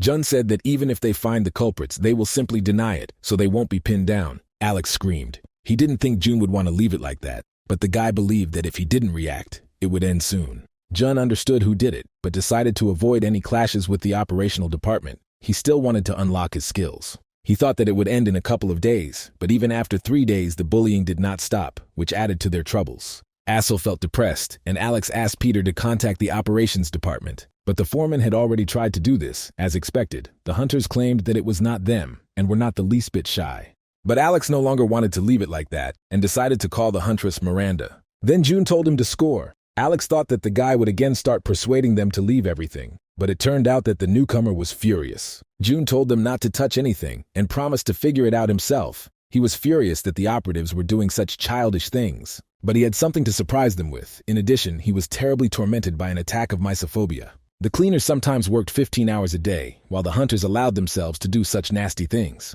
Jun burst into the control building and immediately scattered everyone who was in his way. Some hunters shouted at him, outraged by such rudeness, but Jun was determined to put an end to the bullying today. It all came to this because of what happened 3 days ago. When they left the gate, a couple of hunters stood there and insulted the cleaners, calling them stinkers. They behaved rudely and pushed the cleaners, taking advantage of their strength. But there was a logic to their insults. The hunters didn't like the fact that the cleaners had blown out their budget. He insisted that the cleaners should just clean and stay out of the way. Alex could not stand it and was indignant, but then Miranda entered their conversation. She asked her department colleagues which group they were from. The idiots immediately began to press the girl about why she was not friendly with them and promised to teach her manners. But then Miranda looked at them like they were trash and repeated her question with emphasis. One of the dummies still didn't understand the situation and was rude to the girl, but the second one shouted to his friend to cool down. The first idiot already recognized Miranda from their department, and her rank was higher than theirs. When they realized their mistake, they quickly bowed, knowing full well how a quarrel with a hunter of a higher rank would end. The girl asked why they were apologizing, because she also didn't know that they were from the same team. But what was worth asking for forgiveness for was boorish behavior, Miranda told them. Having scolded the idiots, she asked Alex and Assel how they were. Miranda apologized for her colleagues. They were new, and it was no wonder that they began to boast about their position as soon as they received it. But those two did not understand anything and did not give up their grievances and anger. Peter came over and said hello. He was glad that Miranda was with them today, but the girl said that she just came to thank him. She bowed politely and said that she had learned a lot here. Peter politely replied that they should be thanking her. June thought it had been a week since they started working together. Miranda quickly learned everything, and now this time is over. The girl was glad that she met them. Assel became emotional at this moment and suggested meeting someday, and within 1 week they became close. Everyone except June was sad about Miranda's departure because he was the one who asked her to leave the cleaning team. Then he, without unnecessary preludes, ordered her not to come to their shifts anymore. These words shocked the girl, but she quickly realized that this meant that she would have more time to train. After that, he helped her create a study schedule, and Miranda wrote everything down. If she adheres to this schedule, she can reach the highest rank in 6 months. Jun could not now be a hunter like in his previous life, but he planned to make the girl a link between himself and the association and make her the best hunter. Jun used it both in his previous life and in this one, but he only had a year left. When Miranda noticed how distracted he was, she called him. The girl smiled and sincerely thanked her teacher. She was happy. She told him that although he was unlikely to turn to her, he could always ask her for help. On such a note, Miranda left the group, and the next day they began to be hunted by hunters. Now the idiots sat in their office and made fun of each other with their tricks. They asked the guy if he thought they were wasting his money, and he wanted to add that the cleaners don't need them, but he didn't have time because June instantly shut him up. The second blockhead jumped up and instead of giving the selection began shouting at Jun. But the guy, without hesitation, swung at him, and the fool screamed in horror. The hunter activated his skill and laughed self-confidently. He was a necromancer, and a skeleton with a scythe appeared behind him. The skeleton swung, and June managed to dodge at the last moment. The necromancer then charged a deadly attack and told Jun not to touch him. He stated that he had worked well today and was not going to strain himself anymore. But Jun told him to shut up and slapped both of them in the face for using their skills against him. He asked the Klutzes how they liked to laugh at the cleaners and write nasty things about them. It was fun. June told the idiot that you can't use skills outside of dungeons, especially against people. He began to make excuses that he was simply defending himself. The former hunter swung again. As soon as the fool got a lower rank, he began to do such things, he told him. Many things can pose a threat to a hunter. Does he really look like one of them? Jun asked, putting his hand on the idiot's shoulder. He warned him that from this day on, they would not clean the dungeons after them, and would tell the journalists about everything. The blockhead shouted that the association would not support the cleaner because management was always on the side of the hunters. Jun replied in a contemptuous tone that the association would not save idiots at the cost of its reputation, especially for the sake of lower ranks. And if he doesn't want to lose his job, he should apologize on his knees to the cleaners, June warned. And when the hunter began to grumble that he had pride, June offered to fight once inside the dungeon. At that moment, Fox entered the room. He heard screams and noise and came from his office. He saw a rather eloquent scene, 2 beaten hunters and 1 whole janitor. June remembered that last time Peter was told that Fox was on vacation. Usually this Fox could not be caught. But then, Fox respectfully asked him what brought Mr. Cleaner here. June was surprised why they were talking to him so politely. This Fox is broken. Bring a new one, he thought. Fox asked what the noise was about. He thought that the janitor had come to ask for more money, but June explained that it was all about jokes and told everything. Of course, the idiot jumped up and accused Jun of lying and said that it was the janitor who suddenly attacked him. But at that very second, he snatched it from Director Fox for his disrespectful attitude towards June. Fox did not hesitate to ingratiate himself with June and asked for forgiveness for his subordinate. But such flattery had an effect. The proud man said that in future Fox should be more attentive to his people. Apologizing for the disturbance, he walked out the door, and Fox wished him a good trip. Before leaving, Jun explicitly warned him not to see those two again. So it all ended in one day, but now June wanted to find out why Fox changed his attitude so easily. He met with Miranda. So she decided to rest for another week. She didn't want to think about those two. They were just pathetic losers.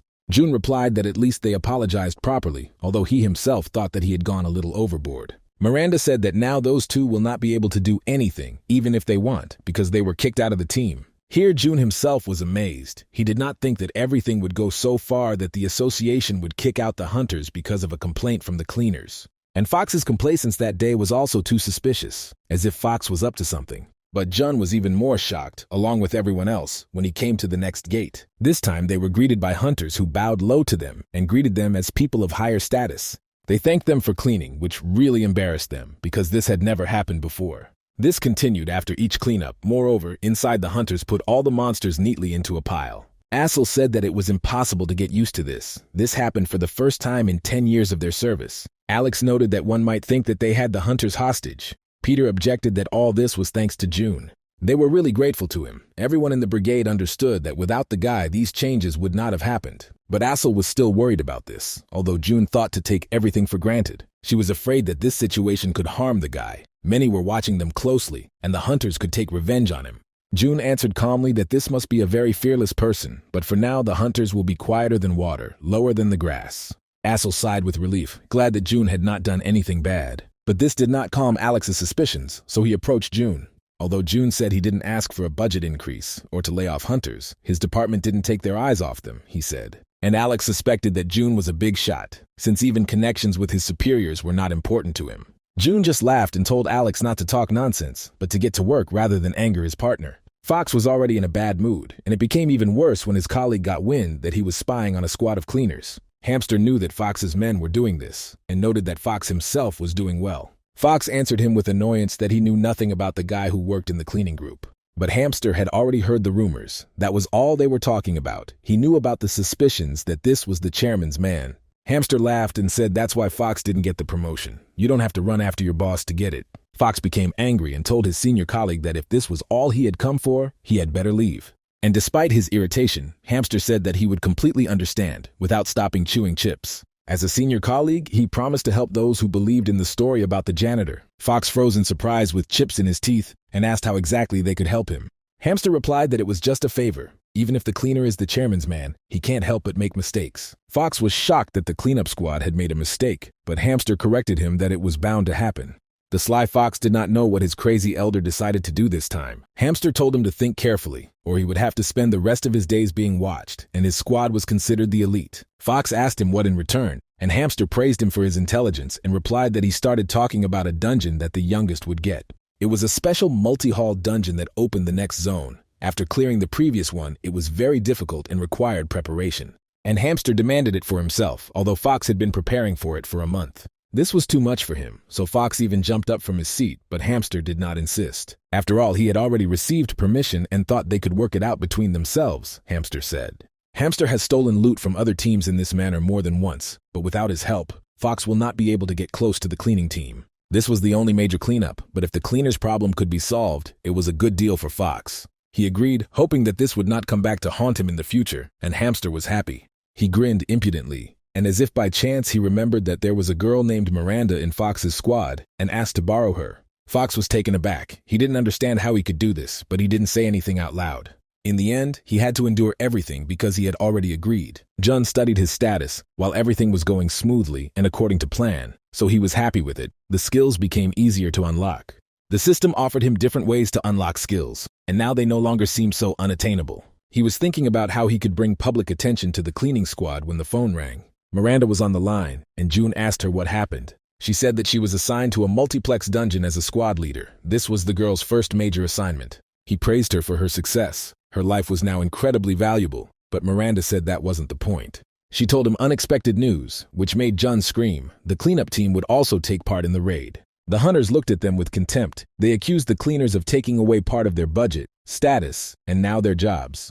They cast angry glances at Jun and called him the top dog, and were also afraid that he himself would want to become a hunter. Under such pressure, Peter, like all the other members of the team, became nervous. One of the hunters told them that the meeting was about to start and everyone needed to take their seats. Jun noticed that they were all of low rank. Something was wrong. The dungeon was assigned to the first team, but Fox gave the project to the second team, Miranda explained. June was surprised that such a large project was simply handed over, having spent so much effort on preparation, but the girl did not know the details. Having sharply opened the doors on both wings, apparently to go through them, Hamster appeared. He greeted everyone and said that he would lead the cleanup. As soon as June saw him, he immediately recognized the fat man. He would have recognized that round face anywhere, and he remembered Hamster well. When Jun was a newbie hunter, this creep stole a raid from him. He was widely known for taking orders from everyone. And now Hamster became the captain of the second group. June trembled so much that the others noticed it. He warned Miranda to stay away from this scoundrel and not to get involved with him. Hamster told everyone from the podium that the raid would go on for 24 hours, and you couldn't leave the dungeon without going through it to the end. He gave a chance to refuse to those who did not want it. They could say so now. But no one refused, and Hamster began a briefing on this dungeon. The hunters are divided into 3 groups. The cleanup will take a day because the monsters will decompose. This cannot be allowed because the corpse gases will spread and poison everyone. And the cleanup team would be working on it, Hamster told them. The operation will be large-scale, so upon completion everyone will receive bonuses, and he asked them if the cleaners would be able to handle it. Peter answered in the affirmative. There was no reason for them to refuse a dangerous raid. It was a great opportunity to work together. If not now, then when else? Jun could get bonuses in the form of unlocking his skills. And yet he spoke up for himself and said that he could not do it. This was a surprise also for Hamster, who was clearly up to something. The fat man even dropped his candy. After the briefing, the cleaning team discussed their decision. Miranda was also with them. Alex considered this a good opportunity. Peter spoke out. He understood that June was worried about them. Miranda, as a hunter, shared this concern. The briefing was short and the dungeon was dangerous. The work would be long and it would be full of monsters. Peter decided that June understood all the risks. He was afraid that the team would agree to buy the reward and was the first to refuse in order to set an example for them. Alex muttered that June was always misleading them because it looked like he just didn't want to work. Peter realized that June had a presentiment of this and made his decision that, unfortunately, the team would not participate in the raid. But here everyone was even more stunned by Miranda, who also refused to participate. Despite the fact that she led the raid, she did not like this idea from the very beginning. But more importantly, the teacher told her not to mess with Hamster, and he was worth listening to. Fox, meanwhile, was pleased with this outcome. They simply laughed at his arrogant and self-confident elder. Now he could make fun of him, because nothing came of the daring plan, but Fox warned that the guy was not so simple. Hamster's eyes flashed and warned the younger one that if he was going to mock him, he had better leave. Moreover, Miranda had abandoned the second group. Now the chances of success were slim, Fox said, and Hamster trembled. But Fox did not let up and asked if his friend was going to contact a private company, but they had recently spent a huge amount on cleaners. Hamster broke down and said that he could deal with any of the chairman's men. He said that he was simply using the mandatory list. This meant that those teams that got into it would not be able to refuse the raid, under pain of punishment or even dismissal. Hamster did not forgive insults. He remembered how June talked to him and wanted to take revenge on him. A few days later, they learned that Hamster had used the mandatory list, and their group was now forced to participate in the raid. A lot of people gathered at the entrance, and everyone was surprised by the attention. The cleaners didn't expect reporters to be there. An operation of this magnitude attracted a lot of attention. June noticed that Miranda was too nervous, and the girl replied that this was her first time.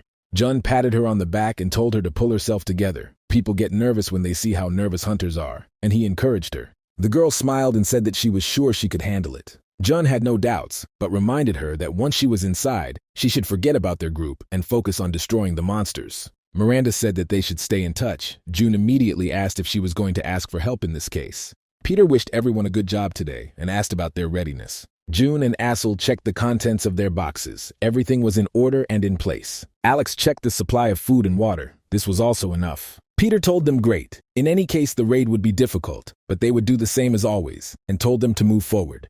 Seeing their preparation, the other hunters simply laughed, their opinion of the cleanup team still remaining the same disgusting. Hamster also looked at them contemptuously while he was showing off his bodies in front of the cameras and putting on airs. He told Miranda that he was counting on her, and she promised to do everything in the best possible way. Assel was surprised that the management also went to the dungeon, and June said that this happens. Usually the leader in the raid is the best hunter, and now it should be Miranda. June admitted that the girl did have leadership qualities, but Hamster did this for a different reason. This parasite has no idea how to behave on the battlefield and does not want to take responsibility. He always stays behind. Hamster told Miranda not to worry and promised that he would fight too if problems arose. Miranda agreed, but her answers sounded dry and monosyllabic, and Hamster did not escape this. The important bird reminded the cleaners that they needed to keep everything clean. June sighed heavily. Hamster instantly lost his temper at such impudent behavior. Everything was ready, so the arrogant leader told Miranda to begin. Miranda repeated to them, although they knew it, that they would now be divided into 3 teams. All 3 will enter the dungeon in turn, one after another. And so on in a circle until the entire dungeon is cleared. This time there will be a team of cleaners with them, but they know their job, the girl said.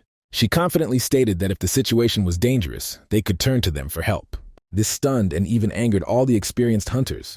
Miranda, in holy simplicity, did not understand what she had just said. Hamster said that Miranda must have been nervous and misspoke because she wanted to say, "Turn to the task force for help." Miranda told everyone to repeat the basic information about the dungeon and to enter as soon as they were ready. When everyone disappeared inside, Jun told his colleagues that it was time for them to enter too. Nice and friendly inhabitants of the dungeons, who loved to receive guests, were already waiting for them inside. There was a lot of work. The corpses of monsters and their bones covered the entire dungeon with a carpet. Assel said that although she was afraid to go, it was quite calm inside. June replied that even though this was a large operation, perhaps they would work like that. Alex grumbled that he would never see the hunters in action and did not understand why there was a joint raid, but Peter asked him to return to work. He repeated all the instructions for treating the bodies of monsters with drugs that Alex had already dreamed about. So often he had heard them. Usually such a pile of corpses is simply burned on the spot, but now the clearing and cleaning were going on simultaneously, so this was impossible. To prevent the flesh from decomposing, they filled it with drugs and put the pieces in sealed bags. However, this significantly added to their troubles, and June understood this. They had to work in a hurry without breaks to keep up with the hunters. Peter kept telling Alex to stop complaining. Assel took out several bars and offered to have a quick snack, and Alex exclaimed joyfully. She offered one to Jun, and Assel immediately stopped short because he didn't like being distracted while working. But the former hunter turned to her and asked for one with strawberries. Peter announced a sweet pause and then ordered him to get back to work. For their group, this was the first task of this level. Everything went smoothly, but this was only the case for the first 8 hours. While the hunter squads were killing monsters, the situation changed in the cleaning squad. After 10 hours of continuous work, they simply collapsed. 5 hours later, Alex received a slight wound from the monster's bones, which unfortunately was not critical. In addition, the vacuum bags were constantly bursting, and June was tired of repairing and changing them. Now they were far behind the task force. The gas level began to rise, and the hunters called Peter on the radio, but he reported that they had a blockage in the 5th zone. The hunters were indignant. They were already in the 10th zone. Peter apologized and said that they needed an hour to rest and promised to speed up after. But the hunters were indignant. The poison became more and more, and the cleaners decided to rest. June took the radio and stated that everyone was tired and could no longer work. He told them to ask Hamster to suspend the raid. It was impossible, the hunter stated, and June asked him if he wanted the cleaners to simply die on the spot from fatigue. Despite this, the hunter said that it was not his problem, and they were free to do as they pleased. June demanded that hunters who were resting be sent to them. The cleaning would go faster with them. But when he protested that this was not a matter for hunters, June demanded that he call the head of the raid. Hamster asked him what to do and whether he was doing the right thing, because the gas was already visible to the naked eye. Instead of dragging themselves to the 10th precinct, they should have been cleaning, he told Jun, who was furious. But the guy ignored the fat man and asked him where Miranda was. He was indignant and sarcastically replied that she was working. Jun recalled that they worked for 18 hours without a break, although they are not robots. But the fat man didn't care that they had no strength left. He shouted that everyone would have problems. All because the cleaners were tired, the raid was no joke. The hunters worked like horses preparing for this raid and stated that the cleaners had already lost their bonuses. June told him to think again, but the fat man stood his ground. They had failed in their responsibilities and did not follow orders. Even if this is their first experience in such operations, this does not mean that everything is possible for them, Hamster said. Now he will have to take responsibility for the actions of their squad. But June just laughed. He realized that Hamster had planned this from the very beginning and therefore included them in the mandatory list. He wanted to catch them doing something and punish them. This was his wonderful plan. The hunters could not observe the detachment further. No matter what his plan was, the leader shouldn't have done that, Jun said, causing a torrent of curses and drool from Hamster's mouth. Jun chuckled and stated that if the cleaners simply refused to continue, what would the hunters do? The fat man grabbed the walkie-talkie and turned to Miranda, who was now busy fighting the monster. He told her that they had a problem now because the cleaners were refusing to work. Hamster told Miranda that at this rate, they would suffocate before finishing the raid, and removed her from her position as commander, taking over the operation himself. When the girl asked what this meant, he called her a brainless chicken and said that she still couldn't handle the controls. June grinned. He called Hamster a fool because his decision did not change anything. Miranda radioed June after hearing his voice and asked if he really refused to continue. But June replied that the cleaners did not want this at all, because then everyone would suffer from the poison. Miranda was breathing heavily. She had just dealt with another bunch of monsters. The fat man kept pressing her to get the petty upstart to hand over command to him and threatened to throw her out of the department. He shouted that just because she was entrusted with command once, that didn't make her a big shot. Miranda grimaced in disgust and handed over the authority to him. Hamster smiled contentedly. But unexpectedly, she announced that, as the head of the raid, she was transferring her authority to Jun and the cleanup team. And then it was time for the now former hunter to be vengefully touched. He immediately remembered that it had been a long time since he led the cleanup. In his new status, June felt much better. He told everyone categorically that he was leading the raid from now on. Naturally, Hamster started laughing and spitting in his face. It was unthinkable for a janitor to be in charge of the operation. Hamster told him that he was still in charge here, even if Jun had been given authority. Jun asked if the fat man had done anything useful in this raid, and reminded him that he knew who was in charge. Hamster was surprised and asked Jun where he was from, assuming that he was a hunter. Jun didn't understand why everyone he met wanted to know if he was a hunter, but Hamster replied that the fate of the raid was at stake. Hamster expected Jun to hand over the raid to him because he is an experienced manager and not some janitor, and even promised not to punish him. Jun grinned and said that Hamster knew better whether to punish them or not. But when he looked at him, he immediately remembered a past that did not exist, Jun said, calling Hamster a mangy dog. And he asked him to improve his rating day by day, but the fat man didn't understand at all what he was talking about. Jun told the fat man not to interfere because he was aloof. Removal is a status that deprives a manager of all powers. He grabbed Hamster's slack jaw and told him to shut his mouth before the fly flew in. Then, over the radio, Jun announced his decision to everyone else as the fat man sat down heavily in the dirt. The rest were ordered to continue the operation. He told them to follow his instructions since Miranda had given him the authority. First of all, he sent resting teams of hunters to help with cleaners. Of course, they began to object that they were hunters and would not tear up the floors. But Jun calmly announced that the two groups would be suspended for not following instructions without any ceremony. Jun was still waiting for a response from Team A, led by Miranda. She replied that she was ready to complete the task. Everyone would have to work harder because most of the team was now suspended. She was currently working in Area 11, but the monsters here were resistant to physical damage. Jun ordered them to wear down Winnie the Pooh with the help of tanks supported by healers, and then inflict maximum damage on him. Miranda will need to use the counterattack skill, which is what she trained her left hand for. Having received the order, the hunters rushed to the attack. Their actions were coordinated. They strengthened each other and spent their energy efficiently because now they had a plan. The bear hit the hunter with his paw, who played the role of a tank. After he recoiled, Miranda entered the battle, charged to attack. She activated her counter-strike skill and her eyes filled with power. With a powerful stroke of her sword, Miranda sent the clubfoot to rest. Afterwards, she sent him a message saying that the 11th zone was free. Other detached hunters did not believe that this was possible. Jun told her that was great because they still had 50 minutes to clear the remaining areas. In the 12th zone, a ghost was waiting for them, immune to physical attacks. The swordsman went to the rear. The magicians came forward. Then they could begin to hallucinate, and the healer needed to apply purification in time. Jun said to attack the boss and retreat. His skillful leadership caused a lot of bewilderment among the hunters. Jun told Miranda to back off, but the girl said she wasn't coming out. The problem was that they were simply exhausted and left without skills. Jun was indignant that they were such weaklings. He walked towards Miranda and told her to hold out a little longer. The swordswoman did not clash with the most successful opponent. The monster was strong for her sword. She herself noticed that this boss defended himself well. He was completely different. Strong armor and good mobility made him practically invulnerable, and in addition, he was not small. While she was jumping here and there, the boss grabbed her leg, as if he had caught her in a vice. Then he hit the floor like a frog, giving no chance to get out. Miranda was hit hard and could not get up, a trickle of blood dripping down her cheek.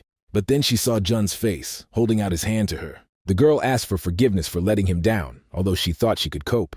But Jun told her to hand over the sword. It turned out that it was exactly what he needed. He took her thin blade and checked the balance. The sword sat well in his hand. The stone ogre was an unusual opponent for this place, especially since he had a fairly high rank. But Jun got the unlocked skills thanks to this raid. Now he could destroy the giant's armor in one fell swoop using special skills. Jun hit the weak spots, so the battle was not a problem for him. The monster swung its fists furiously to hit it, but Jun was too fast. He instantly attacked and retreated, and when the monster froze in place, he used his fire skill. The combination of different skills created a special piercing effect, and the monster was destroyed. The hunters of the first group surrounded Miranda and asked her who he was, but she replied that he was just a janitor. With such skills, he needs to work in the operations department, but Miranda said that it was better if no one knew about it. Jun experienced an attack of misophobia because a lot of dirt stuck to him in the battle. After the raid, the media did not subside. Hamster's reputation was shaken. His shameful dismissal and past sins all became public knowledge. Wolf screamed at Hamster when he read the news, as soon as the leader could be removed from the raid. But the fat man could only apologize, although there was no point in that. He said it was likely Miranda and the cleaners were working together. Wolf lost his temper again. Even the children now knew that Hamster was trying to use Miranda. The fat man shrank and almost cried, asking why everyone was blaming him, because they had drawn up a plan of demands together.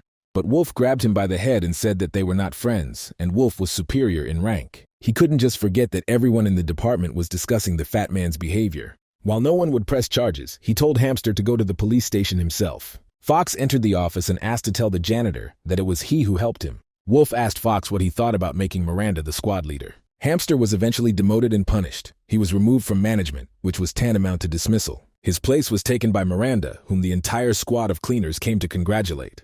The girl was glad to accept their congratulations, and the fact that everything worked out well. From the excess of feelings, the girl even burst into tears, so Assel began to console her. Miranda said that something just got into her eye, and June thought that this was not right. Miranda is still not used to these changes and new responsibility. Now she was a leader on the same level as Fox, although Miranda herself did not think so. Her office was a bit empty, but there was nothing to be done about it, because many hunters kicked out the door. Half of the staff remained faithful to Miranda in the raid, although she still did not understand why she was given such an honor. Jun told her not to underestimate herself, but also not to think that anyone could take this position, otherwise she would work poorly. Although Jun himself was twisted with envy, because in the past he became a leader only at the age of 30, Miranda was blurry in gratitude. But June immediately told her to watch her words and not say anything like that here. Jun explained that no hunter wants to see a cleaner in their group, much less see him as their leader. But then the hunters entered the room. They were delayed because they had been taking their shift for a long time. Their attitude towards the cleaners changed dramatically, and they showed their respect. For some reason, they were now welcoming and eager to meet the cleaners. Some guy warmly praised Jun's efforts on the last raid. They asked to be considered part of the team and promised to always come to the rescue, for some reason striking poses for pictures. June didn't understand who brainwashed the hunters, but Miranda liked their attitude. She told him that now even the association headquarters will not be able to harm the cleaning department and June can enjoy her work. But Miranda was waiting for someone else. She was told that an assistant would come. Personal assistants are given only to group leaders. June also had one at one time. And then he remembered that Shirley was assigned to him. She was his manager. They were together the day he was killed, and she had been the closest to him since leaving the association. June anxiously asked the name of Miranda's new assistant, but the huntress did not know it. June reassured himself that even if he ran into Shirley, she would not recognize him. Afterwards, Peter reminded them that it was time to get to work, and June, gritting his teeth, went to the exit. Miranda wished them a good day, but when June was already leaving, he ran into someone in the aisle. It was a bespectacled girl. She introduced herself as Sally and mistook June for Miranda. He furiously corrected her, saying that Miranda was a girl. This greatly embarrassed her, and Sally began to apologize, saying that she had only recently been accepted into the association. June was thoughtful, so Peter called him again, but he knew one thing for sure, it wasn't her. They left and Miranda wished him a good shift. He scared Sally. At the end of her shift, she was so exhausted that she could barely move. She only worked here for 2 months, and it turned out to be not so easy. Someone asked Sally what was the matter. It was Shirley's manager. She told Sally that Miranda's recent raid almost went awry. Sally replied that Miranda was a good person, but was worried that she had been appointed without the knowledge of the CEO. Shirley has heard rumors that Miranda is on good terms with the cleaning squad, which is under the patronage of the general director. Sally said that she ran into June today, and she didn't like him at all because he was arrogant. Sally launched into a torrent of speculation about June and his behavior, causing Shirley's ears to bleed. But she did not respond in kind, but noted that June was doing a good job. He was able to increase the budget for his department, which was rare. She also heard rumors that June had given a dressing down to the hunters who insulted the cleaners. Sally agreed. She was confident that if such a situation arose in the future, she would quickly eliminate it. Shirley agreed with her, and she herself wanted to know what kind of person June was. The guy felt his ears burning and thought that someone was remembering him with a not evil, quiet word. June hummed the song from the commercial to somehow break up the cleaning routine. Miranda, who was working next to him, told him that rain was expected in the afternoon. He asked the girl if she had too much free time, and Miranda replied that she was at work. Jun was skeptical about this statement. For the team leader to have fun with a mop in the cleaning squad, few people would like this. But when he looked behind her, he saw her team of hunters there, who were diligently scrubbing the floor and walls. Peter rushed to their aid to show them how to work, and June stopped understanding what was happening in this world. Assel asked cheerfully who could help her with disinfection. And then the hunters stood in a picture pose and said that they could handle it completely. June simply fell into a solid precipitate at the bottom of the test tube. After work, he asked Miranda why she had come, obviously not for a date with a rag, and she said that difficult raids awaited her this month. June understood why she came and hurried her, and the pleased girl took out a pencil and notepad. She had to clear about 50 dungeons, but there weren't enough people. June agreed with this. In addition, she had to work with high and mid-level dungeons, and Jun told her to listen and remember. The dungeon level is determined by the headquarters. The association had nothing to do with this. Even if the gate is green, there may be strong monsters in it. Jun said that with their level, they need to carry out sweeps twice a day, dividing into 2 teams. Miranda was surprised by his plan, but many even experienced leaders did not know the subtleties that June possessed. The girl was extremely grateful to him for such valuable information.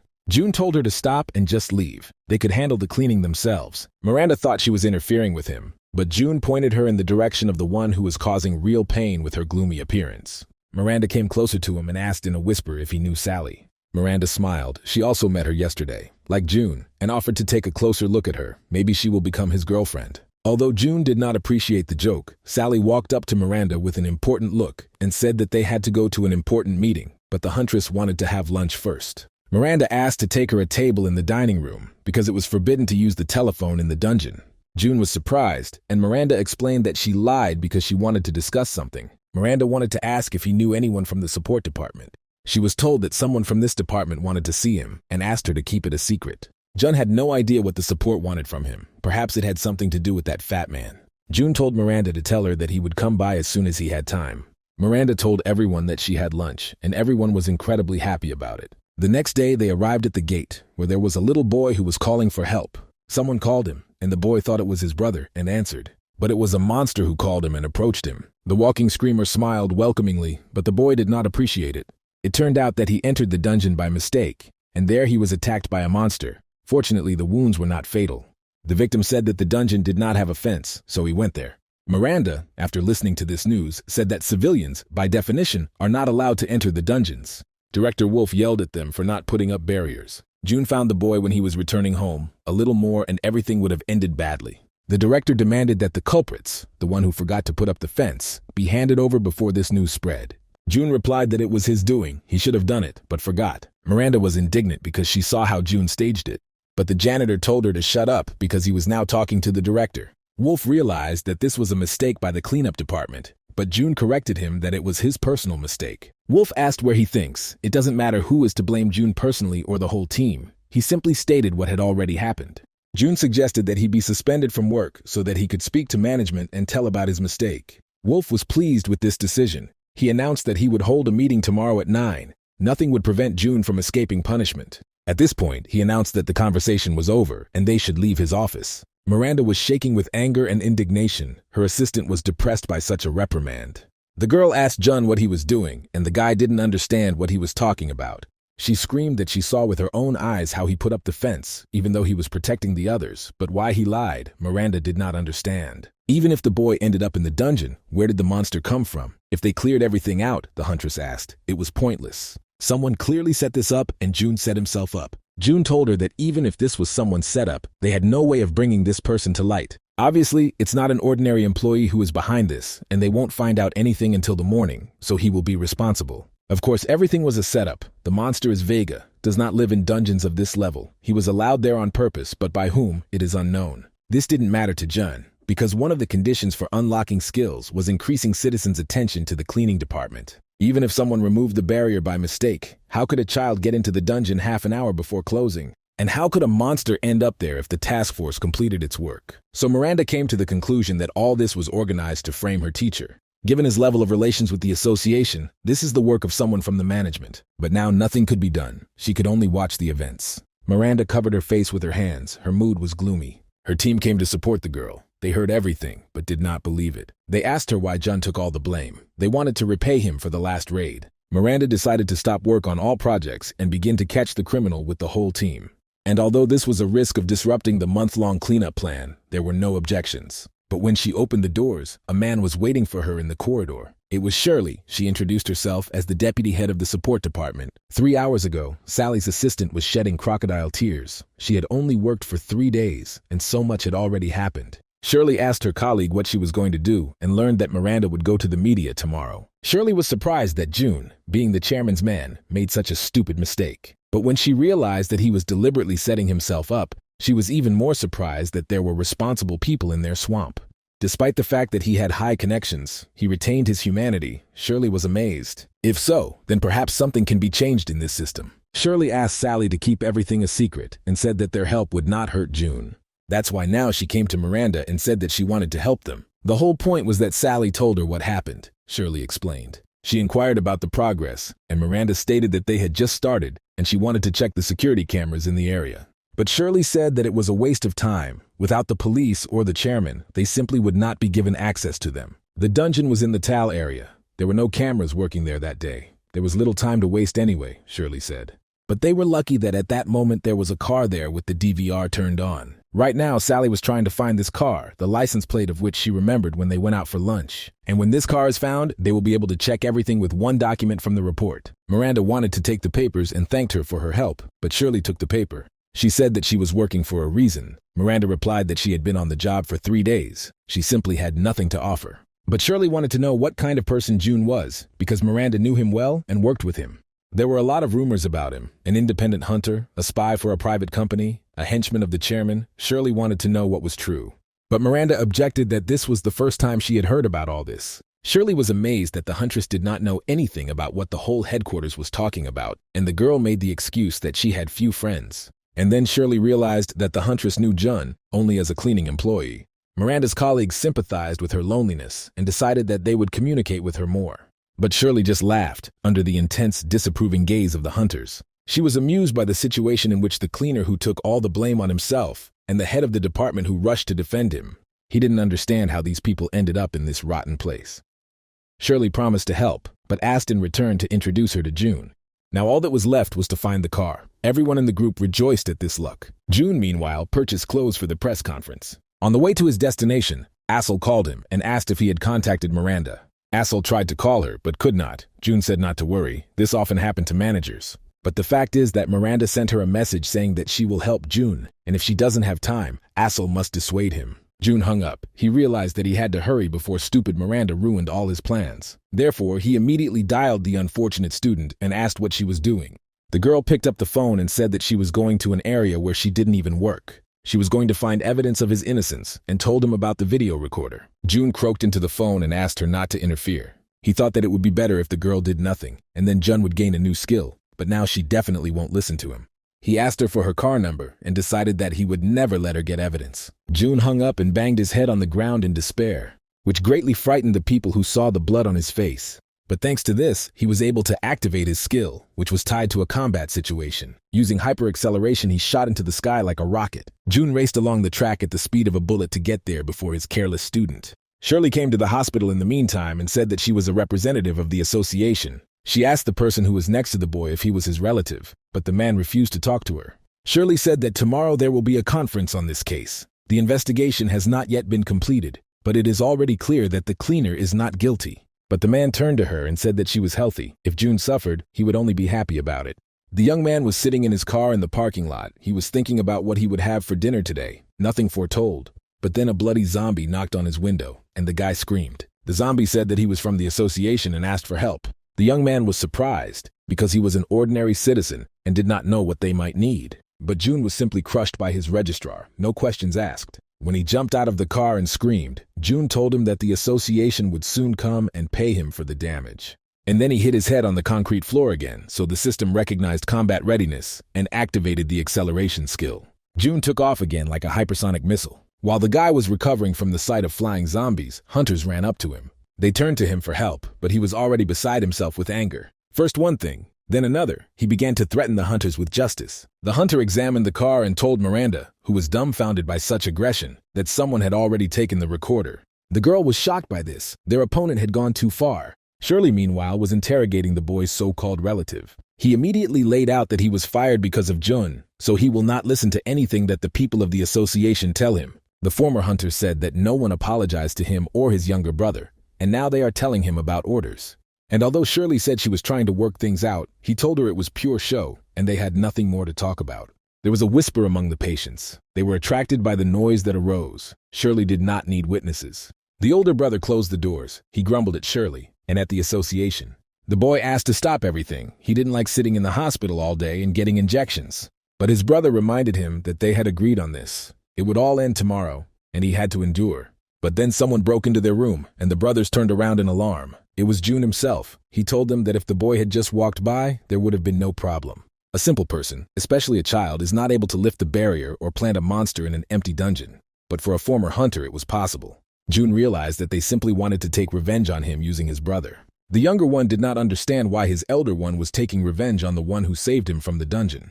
The elder shouted that Jun was to blame for everything. He asked him if he knew the feeling of losing his job, also because of the janitor. June swung at him and asked who started everything, and the former hunter was scared. But then June suddenly changed his anger to mercy and said that he forgives the guy. He figured that tomorrow he would get his skill, which meant he shouldn't bother with this garbage, because it was thanks to him that everything turned out so well. June said that he had to go and warned the bully not to do anything until tomorrow. He reminded him that he should not even try to take revenge, otherwise he would end badly, and also take care of his younger brother. The younger one approached the older one, and he said that June had forgiven them. The next day at 9 o'clock in the morning, June was supposed to speak at a conference in front of everyone. He introduced himself and said that he apologized to the boy who was hurt yesterday. He did not make excuses and took all the blame for the lack of barriers on himself. June felt like a winner. Neither the bully nor the management could stop him. He kept waiting to be able to unlock the skill, but then he was interrupted. Peter stood up, his bald head sparkling, and said that it was his fault. He came out to June right in his work uniform. They found out that the conference would be held and came here. June had already said everything, but Peter still moved him to his place on the podium. He did a lot for their cleaning department, so Shirley asked to cover for him, although June refused such charity. But Peter did not listen, and as a foreman took full responsibility for his subordinate. But then Alex intervened and said that they were all to blame, and as colleagues they also took responsibility. Together with Assel, they got into the frame and blew Jun's mind. Each of them tried to shut him down, although he stubbornly removed them from the stage, fighting for his fame and skills. This irritated him terribly, because they climbed without understanding why. One of the reporters concluded that they claimed that the cleaning department is responsible for this. The brigade, like crazy, vying with each other to blame themselves. In the comments, everyone just made fun of such a chaotic reaction. But then June pushed his colleagues aside and told them to shut up already. He demanded that he be blamed for everything and that they write it down. But then Miranda appeared in front of the cameras along with the injured boy and said that he had something to say. The boy admitted that he himself moved the barrier and climbed into the dungeon because it was interesting there. And now he took all the blame, although by and large the association was to blame for not watching the entrance. Miranda again repeated to everyone that the third clearing squad was not to blame for this situation. They set up the barrier as always. The older brother didn't understand why the younger brother said this, because they wouldn't believe him anyway. But children are really bad at lying. But the boy was able to hide the fact that his brother was guilty of everything, and the older bully was touched by this. He repented for his disgusting behavior, because even so, the younger one still covered for him. Therefore, he decided that he needed to tell the truth, and went along with Shirley. When his father died, the older brother consoled the younger brother and promised to take care of him. The younger one was worried that his only guardian would go to prison, but he believed that he had to answer for everything. The younger one began to cry because he thought that everything was because of him, as if in a snotty drama. He said a tearful goodbye, promising to behave well and see you soon. The story was sweet to the point of tears, but too true to the point of nausea. Jun finally got the skill unlocked and breathed a sigh of relief amidst all the craziness. Jun now had hyper-acceleration, fire, discipline, and polymorph. He could use them in different combinations, but of course he was still far from his former strength. As many as 4 former skills that he unlocked became available.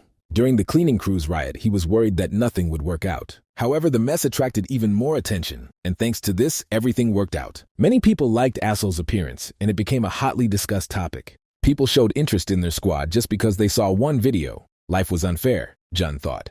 He went into Miranda's office and asked what she wanted, because he had a lot to do. It turned out that she called him to introduce him to Shirley. She had wanted this for a long time, and introduced herself to Jun, who was a little taken aback. In front of him was his manager from his past life, who remained with him until the very end. Smiling awkwardly, Shirley asked if he was going to shake her hand, otherwise she was tired of holding it. June was surprised whether this was exactly the same Shirley from a past life. She behaved like a completely different person. He decided to carry on as usual, even though she was one of the suspects in the plot against him. They shook hands and Shirley praised him for his presentation at the conference. After all the rumors about him, she imagined someone more charismatic. June was surprised and asked if it mattered, but Shirley replied that she was just there to talk. She asked him directly how far he decided to go and smiled. She was interested in how high he would climb the career ladder, the leader of the squad, or maybe higher. If he had ambitions, she promised to help him remove Director Wolf. She wanted to change the association from the inside. It was a necessity, and not a mere whim. Before his appearance, the cleaning department did not even use the canteen. The support department didn't get much better treatment. They were looked at as a lower caste. Everyone at headquarters thought so. But then June showed up and turned everything upside down, and Shirley didn't believe it was an accident. June realized that she wanted to fire all the bosses with his help. But the manager quickly corrected herself, that she just wanted to change everything. But June insisted, in his opinion, this is exactly what she wanted. Shirley did not deny it. There was tension between them, making Miranda feel uneasy. Shirley said that she did not yet know how they would act in the future, but suggested using hunters. It would be more profitable to work together. Miranda immediately doubted that Shirley, as deputy head, could resolve such issues. But the manager assured that she could do more than that, and besides, there were many Jun fans in her department. The first thing she could do was help them with the equipment, which was what her department was doing. Operations wouldn't have suggested that either, she said, and June knew why the manager was so confident about it. Because her father is the CEO of the association, one of Bear's management giants. She received the position at such a young age thanks to her father. The two of them were the main pillars of the association. But unfortunately for Shirley herself, that period did not last long. 5 years later, Bear was dismissed from his position. After the reforms, she fell in the eyes of the main headquarters. So she lost her power and became his manager. Perhaps that's why she became so cold. June wondered how her proposal could relate to Bear getting fired in a future that could happen again. Then their squad of cleaners and a group of hunters led by Miranda will disappear from the association. June stood up and, thanking her for the offer, refused unexpectedly for the girls. Shirley didn't understand the refusal and thought it was a matter of conditions, although he should just keep doing what he was doing. June agreed, but decided to do without her help. Shirley did not understand what had happened. He still suspected Shirley of his future murder, although he did not want to believe it. He stated that he did not want any of this, neither to change the association nor to hold office. At this point, he left the perplexed manager and went to work. His crew was happy to get back to work, along with June. Peter told them to start, but June asked where Alex was. Peter explained that the guy was on vacation from that day because his sister came to visit him. She was a hunter from an international organization. She came for work, but Peter didn't know the details. He gave Alex the day off because their meetings were rare.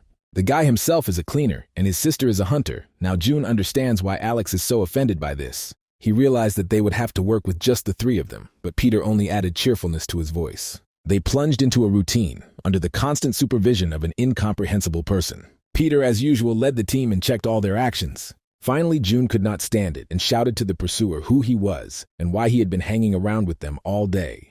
It turned out that this was a journalist who was supposed to cover their activities. The headquarters gave permission, although they were not told anything. It was difficult to obtain permission, and June did not understand why an observer was assigned to them. After the conference, many people showed interest in June, but most of all they were interested in Asol. There was a lot of talk about them, that they were beneficial to the association, but people didn't really understand what the cleaners were doing. So the journalist decided to go with them and write an article, and realized that he shouldn't have told them about it. Asol, to his delight, said that it would be good if people knew more about their work. Newcomers could come to them. But Peter expressed fears that people might find the reality repulsive, and that it would actually make things worse. But then June decided to seize on this idea that after the article, newbies would come to them. The journalist could not guarantee this or encourage him to join the cleaners, but he promised a good article. But June insisted that they be written about in as much detail as possible so that everyone would want to become janitors. The journalist was also filled with enthusiasm and promised to write something that even children would want to join their squad. At headquarters, they were just discussing the publication of this article, which could lead to an increase in applicants for this position. But Wolf was not afraid of this. Because the work of a cleaner was dirty and hard, Fox habitually agreed with his superiors. Wolf said it's an opportunity for cleaners to feel important. But then it dawned on the director. He didn't remember that he forgot to warn the team that a journalist would come to them. The journalist showered them with a stream of questions, which drove Jun to white heat. He thought that he was eating batteries for breakfast. June tolerated the chatterbox only because of the article. A good article was supposed to attract recruits. When they entered the boss's room, there lay a huge monster, which the journalist saw up close for the first time. June pulled out a knife, and the journalist asked what he was going to do. June made a crazy face and said that it was time to cut up the corpse. This was his favorite part of the job. June showed how fun it is to do this to the journalist and suggested they try it. For censorship purposes, the picture was replaced with a teddy bear that was cut out. And then the journalist realized that there are all sorts of things in the world, which made him fall into a stupor. He fell on his butt and crawled towards the wall, horrified by this sight. The others asked if he was okay and told him to be careful, but in his mind it looked creepy. In the end, the journalist fainted from the horror he experienced. June hoped that all these terrible pictures would not appear in the article. Then they told him about the terrible working conditions, because they need to finish cleaning in 2 hours, and so on 5 times per shift. He also learned that they had not been able to use the canteen before. After collecting information, the journalist said that was enough for him. June thought about telling more about what benefits his work could provide. Peter asked if he had received his first salary, which was just in time. Jun had no other arguments, even if the work was difficult and money could interest people. But when he saw the mere pennies for 300 hours of work, and with the bonus for the joint raid, his jaw dropped. The hunters received much more. Peter was happy because this month they received more than usual. Then the journalist again realized that there is everything in the world, just like June. No one will work for that kind of money, even at gunpoint. Even this article won't help them. And then June said that this is only half, because the salary comes twice a month. The journalist sighed with relief and said that with such hard work, there simply could not be such a meager salary. This meant that they received 7 million loans per month, the journalist calculated. But then the brigade attacked Jun, asking why he was deceiving. If this became known, they would never get new recruits.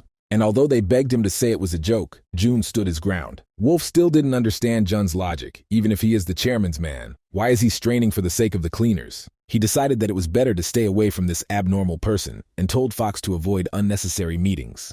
But according to the law of meanness, June himself showed up to them and entered the door without knocking. Wolf made an important face and asked the hero what brought him here. The guy didn't beat around the bush and said that he wanted money and that their salary would be increased. Wolf objected that he had only been working for a month and was already asking for a raise, and besides, they had a contract that had not expired. The director asked how much June wanted, and he replied that it was exactly twice as much. Although this angered Wolf, he still decided to understand what caused such a demand, because they were already paid well. June added that the payment, although good, does not correspond to the output, and all cleaning employees need to raise it. Wolf's patience was at its limit. Even in ordinary companies, it was unacceptable to ask for everyone. Besides, they are not qualified specialists. June appreciated Wolf's restraint. He himself would have exploded long ago. The director said that this was a question for the headquarters. He did not understand why June was mocking him so much. Then he realized that he was rushing things a little because he thought that he could unlock 2 skills at once.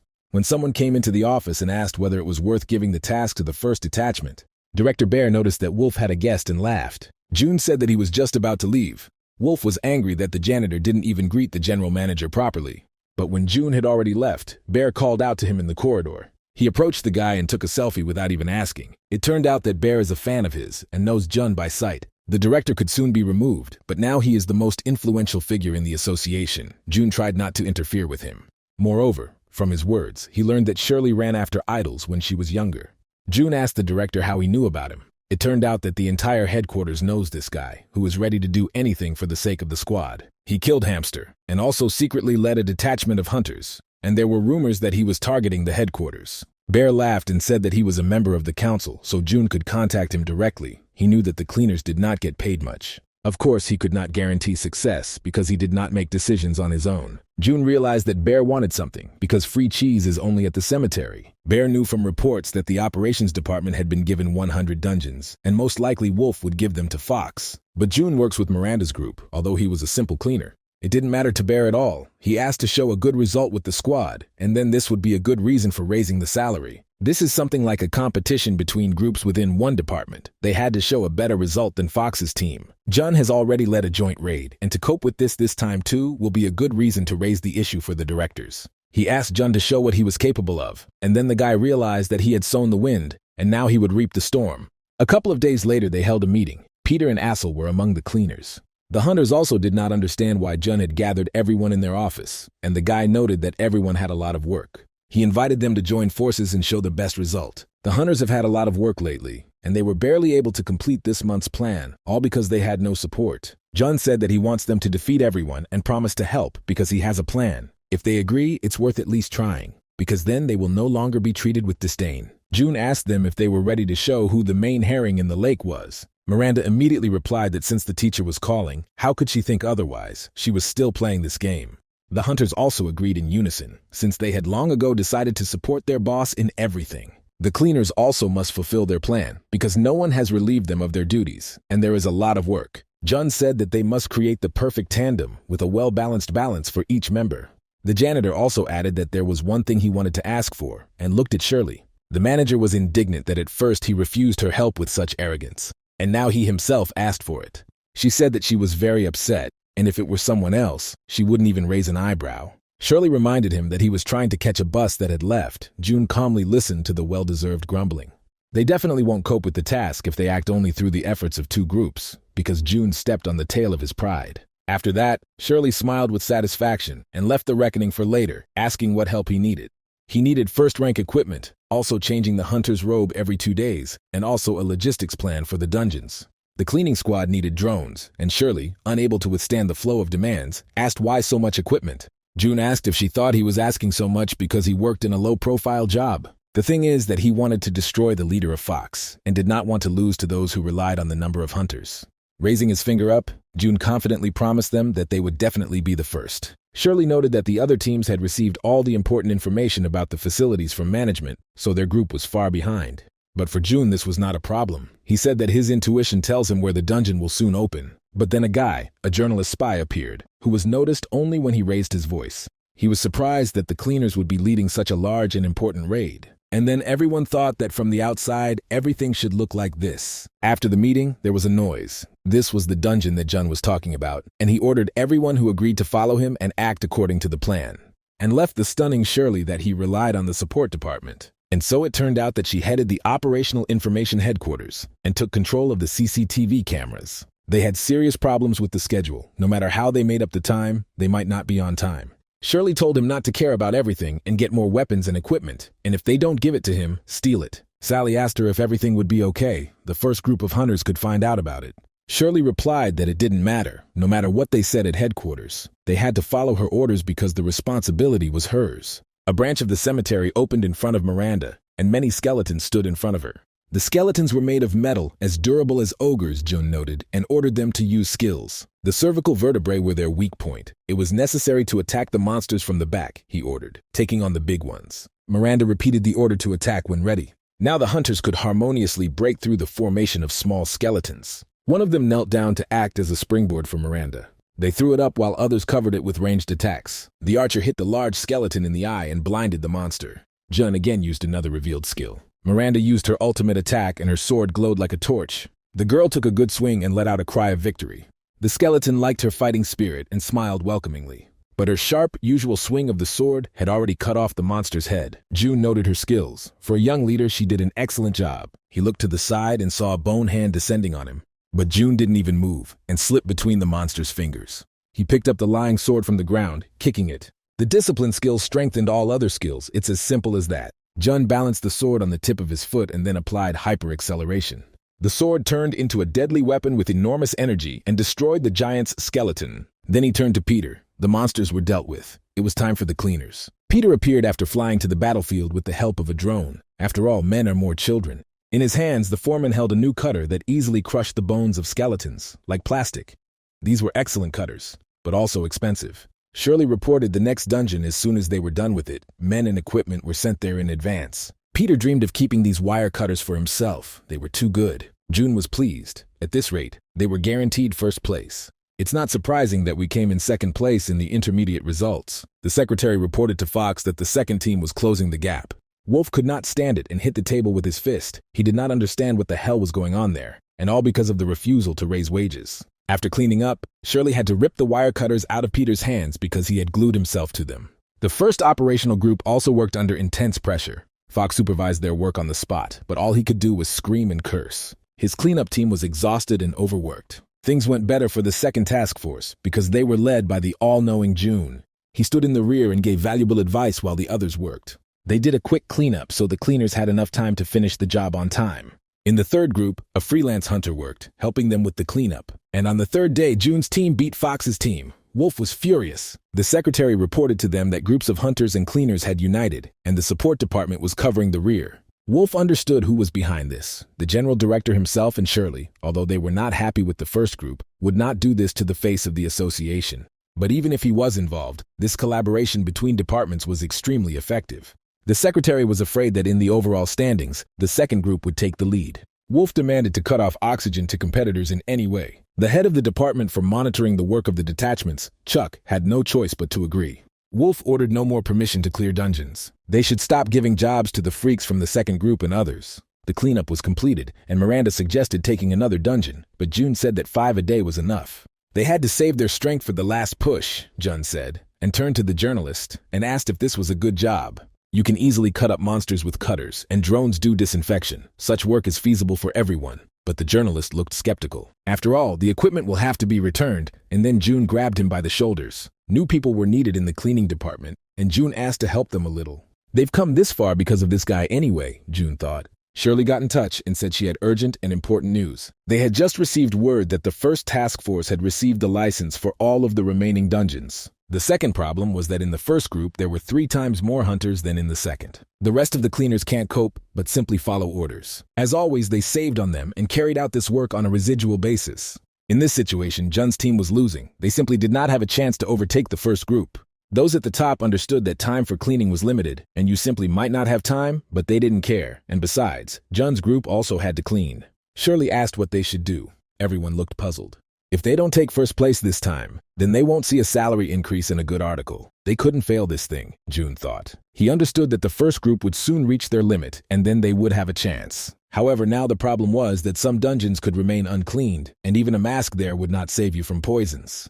The cleaning schedule could go one place at a time, and we would also have to clean dungeons where monsters might remain. Jun was not afraid of this, but you can't say that about the others. After 3 unclean dungeons were discovered, Bear began to shout at Wolf for this miscalculation.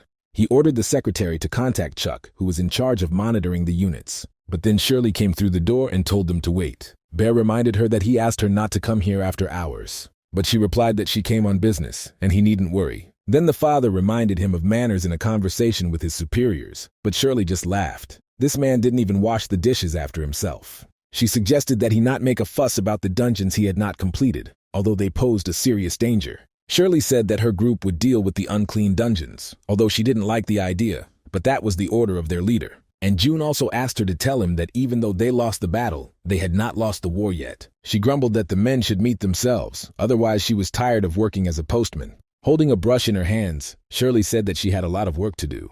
Bear thought it was all a funny joke, and as usual, laughed loudly like a bear. He realized that June was going to beat everyone next time. He was the unofficial leader, and he also forced Shirley to do the cleaning. Bear then demanded that his secretary convene a disciplinary committee. He left work happy because the cleaners would definitely deal with Wolf this time. Wolf gritted his teeth, realizing that he would be skinned for this mistake. He asked the secretary what would happen if the operation was stopped now. He replied that this would cause a storm of indignation, not only among the hunters, but also among the directors. They are now enemies of everyone after their antics. Now it was too late to fix something, and Chuck thought that it was in vain to follow Wolf. But then another bespectacled man burst into the room and said that they wouldn't have to stop the raids because Jun's group was busy cleaning. If so, then nothing stopped them from cleaning. Chuck was surprised at such a change because they were competitors. This was lucky because the second group could not participate in raids, which means the first one would win, and there was no need to worry about cleaning. But only Chuck realized that they had been robbed of their chance to make amends. Wolf realized that they had completely screwed up and fell into prostration. Shirley asked Miranda why she could cut the monster, and she explained that brute force will not help. You need to cut in the right place. Now Miranda had to wash the blood off the knife, but she promised to help as it should be done. She placed the monster sashimi in front of Shirley and said she did well for her first time. Shirley was surprised where the head of the hunters had such knowledge, and Miranda told how she helped them at one time. And then Shirley was upset that it was without her, and now everyone was doing a good job except her. But then she smiled and said it was just a joke. Miranda thought the girl was weird. June came up and said that it was time for them to call it a day because the dungeon would be closing soon. Miranda praised him for his excellent job. Everyone did well. She noticed the worry on his face and asked what happened. Jun felt guilty because he had promised everyone first place, and now they had to retreat after putting in so much effort. Miranda was surprised that he was so worried about them, realizing that June was not as insensitive as he sometimes seemed. Peter told him not to worry, because without him, everything would be exactly the same, only worse. Any squad that would like to take first place would first go to the cleaning squad. Miranda said that they still had a lot to do, June agreed. They now have 4 times more work. They had 3 weeks and there was no stopping. Shirley also worked the night shift. June listened to their cheerful speeches, and he himself perked up. Everything was not so bad. Bear was waiting for them at the exit. He laughed as if something was funny. The association already knew what had happened and that their team would not get first place. The control room has revoked all the bans on the cleanup, the general director said, and June perked up. Now they were in second place. The first group was more than twice as ahead of them in terms of completed dungeons. Even 2 days without work, and they still remained in second place. The group was happy, but June understood that he would not discover a new skill if this was the case. The journalist said that he would not lie to the readers. Although they lost, they won in their own way, and June became even more angry. Bear noted that if it weren't for them, something irreparable would have happened, and now he planned to bring Wolf to the fullest extent. And he invited June to run into the office as soon as he had a free minute. Jun understood, since it was obvious, that a reform of the headquarters was planned, and it was better for him not to go there. Peter praised everyone again and they wished each other a good trip, but Shirley stopped them and said that after this, they should have a party. Assel and Peter attacked Jun to go with them. and hoped that he would not leave them again. June sighed heavily. It was not easy with such a clingy crew, and he agreed. After that, everyone drank tea and began to behave cheekily. After the last incident, a disciplinary commission was assembled. Even the name sounded boring. Fox justified himself by not forcing the first group to push so hard that they volunteered themselves, and he received a warning. But Wolf had to justify himself that he wanted to make an elite squad out of the first group, but he could not even think that everything would go so far. Chuck, who had received a reprimand from Wolf, contacted June and said that he would like to apologize to him personally. That was all. He came to the meeting and asked why he was called. Shirley called him shameless because June never gave her the award for their collaboration. June stated that he thought that she was sincerely helping him and not out of self-interest, which instantly infuriated the girl. Then he asked her if she had helped him at her father's request, but Shirley replied that she had her reasons, and June said that was good. But here he made a mistake, because Shirley told few people in the association that the general director was her father. She assured him that after the incident, the employees would definitely not be left without attention.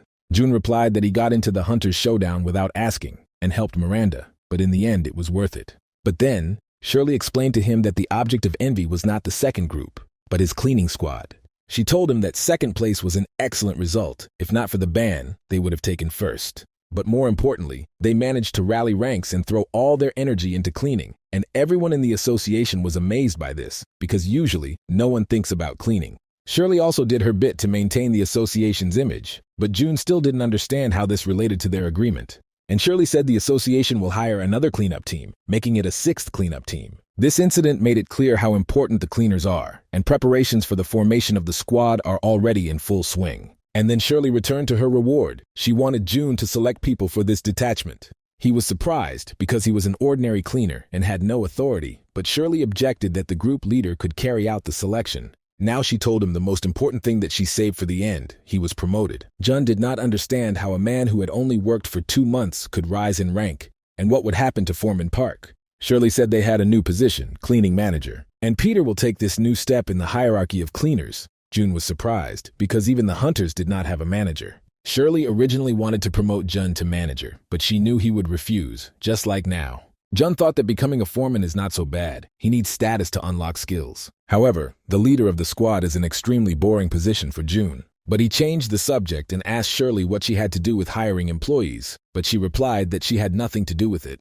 But the girl reminded Jun that he himself wanted new employees to join them.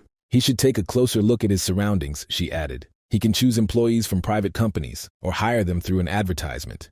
June replied that this was not necessary because the newcomers would soon ask to join them. Jun asked a journalist to write a decent article to present their cleaning department in the best possible way, and hoped so. Shirley understood that the article had already been published, but June knew nothing about it, although he asked the journalist to contact him.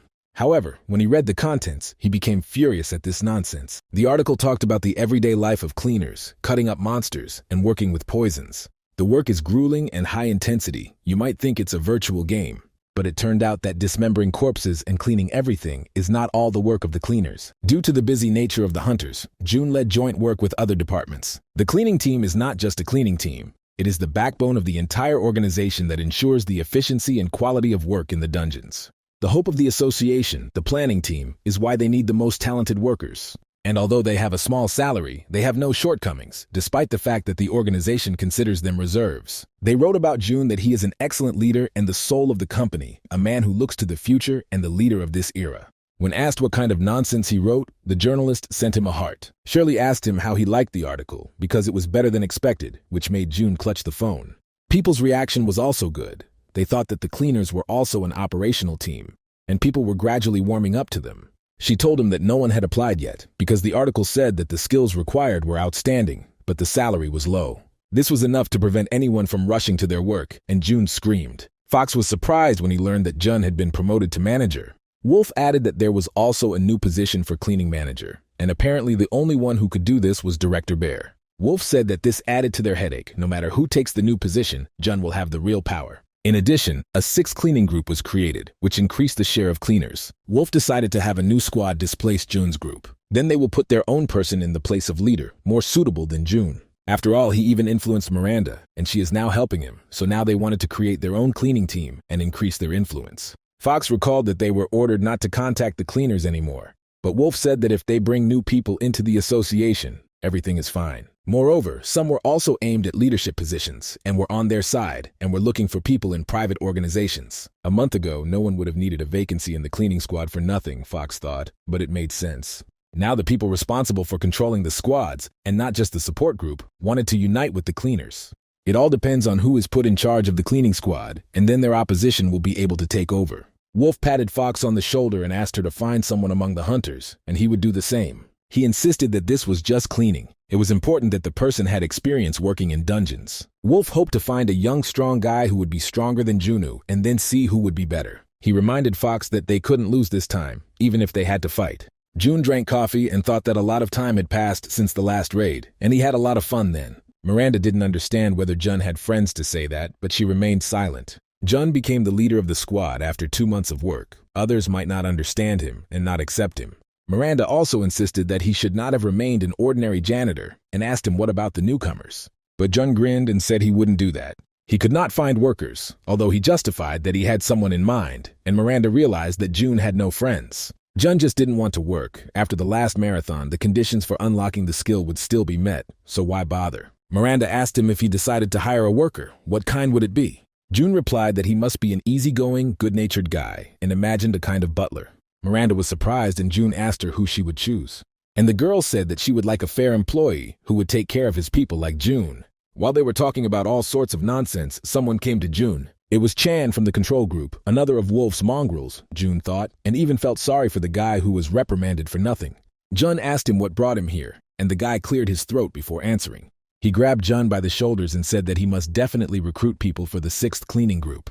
He warned him that Wolf and Fox wanted to assemble the 6th cleaning group from their fighters. June told the persistent Chuck to leave because he was pushing him and shouted that he had come to help. Chuck explained that now all eyes were on the new squad, which did not exist yet, but everyone wanted to snatch a piece of influence. June realized that now everyone was ready to rip each other's throats out for their squad, and Chuck added that they were looking for another guy to take his place. Jun wondered why someone with such skills would join the cleaning squad and realized that they wanted to drive him into a corner. Therefore, he had to prepare the people himself, and Chuck gave him a list of the best employees for this role. June didn't understand why there was such a rush and asked if he should just choose from the list. Chuck warned that although he had been promoted, the new squad could become a threat to June.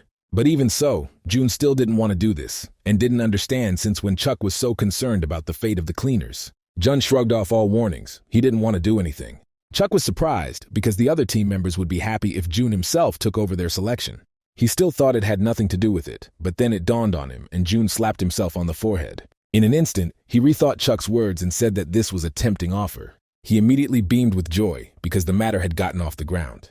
The thing is that the system lured him with another skill unlock if the workers were satisfied with their work. Some guy held his nose against the stench in the room, but even that didn't help. When the body in the pile of garbage spoke, he exclaimed, since he did not immediately notice that there was a person on the sofa. He shouted at the body of indeterminate gender, saying that if he was fired, this is not a reason to live in a trash heap. But then the girl said that she had come across an interesting article about how a detachment of cleaners led a joint raid. The guy was taken aback and asked his sister with alarm if he was going to join the cleaning squad. Her name was Chloe. She was a former employee of an international organization and had been looking for an interesting job for a long time. Now June was puzzled by how to increase job satisfaction among his employees. Their motivation to work is directly proportional to their salary, but they will never see good working conditions as well as attitudes towards their participation. Working as a cleaner does not imply anything positive at first glance, and June did not know how to do it. But if you form a new team, the work will go better. The main problem is the mood. A person who sets the tone for the entire team understands its needs well, and the new team needed such a person. The always cheerful Peter came to mind, but instead he came across some gloomy guy. He said he roughly understood what they were trying to do and said it might be worth considering that option. He was no longer a member of the guild and currently had no job, but Jun said he was not asking to join them. He just wanted to get advice over a cup of coffee. He stunned the gloomy guy. Jun wanted to know in which guild it is better to look for people, whether rank and experience are important for a hunter, and he offered the man a job as a hunter. But then the man could not stand it and shouted at Jun, because he is someone great. He wanted to promote the association and said that June would regret it, but he muttered that he already regretted coming here. The former hunter muttered that they would meet soon, and June did not understand who he was pretending to be with only the highest rank. Past candidates were divided into 2 types. The first were excellent hunters. The second, utter fools who thought they were tough enough to get into the cleaning squad. Jun didn't understand why everyone was rushing to see them and why they gave him this list. Then Shirley called him and congratulated him on his success. She was happy to throw the job at him. She told June that an interesting lady was waiting for him, whose name was Chloe, and she suggested returning to the office. June even asked again when he heard this name. A pocket girl stood in front of him and introduced herself as Chloe. From birth, she did not know what a comb was. June looked critically at this walking misunderstanding who wanted to be a cleaning worker. Shirley asked June how he found this young lady and persuaded her to come to them, but the guy had nothing to do with it.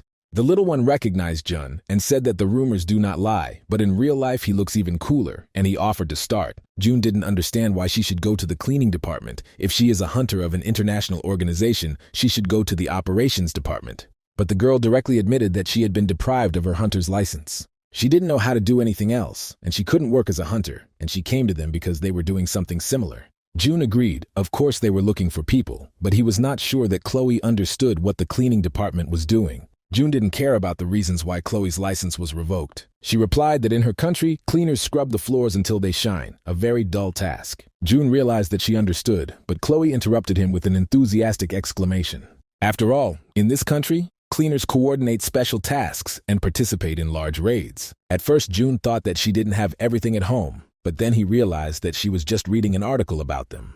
And he hastened to disappoint her, because they were exactly the same cleaners as in her home country. Chloe said that she had already heard these words in her homeland. Contrary to rumors, the operations department was busy with trivial things, and the salary was low. She was sure that this was all just a ploy to weed out the fools, and it wouldn't work on her. June realized that the girl was a greeting, but she had enormous experience. She worked for the association and had the highest rank in the world ranking, an ideal hunter. But there was a nuance that her skills had nothing to do with the work of cleaners, so they were of zero use. Chloe was just like the rest, good skills and self-esteem to match the sky. In addition, she still did not understand what the cleaning department was doing. She was talented, but did not suit them.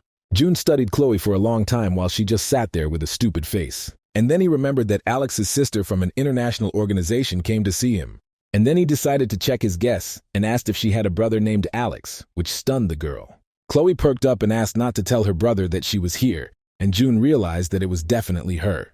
Since her brother worked on the crew, Chloe would not be biased towards the cleaners, and she had the skills. But then Alex burst into the office and called his sister crazy. She couldn't even put away the dishes after herself, but came to work as a cleaner. Chloe grabbed her brother and yelled at him too, because he told her to find a job, but Alex didn't understand why she came to him.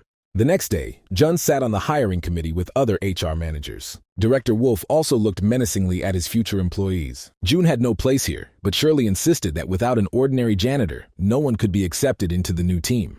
Jun didn't understand how hard it was to hire someone to work as a cleaner. Moreover, you need to choose between highly qualified specialists, first-rank hunters, former group leaders, a former member of an international organization. He looked at Chloe. Shirley insisted that they didn't have much time, and Chloe seemed like an interesting person. June really wanted to choose a man. Even if he looked strange, it depends on how you look at it. Then the HR manager declared the interview open. She gave them the task of imagining that during the raid, they met a monster that they could not defeat or pacify, and name their actions.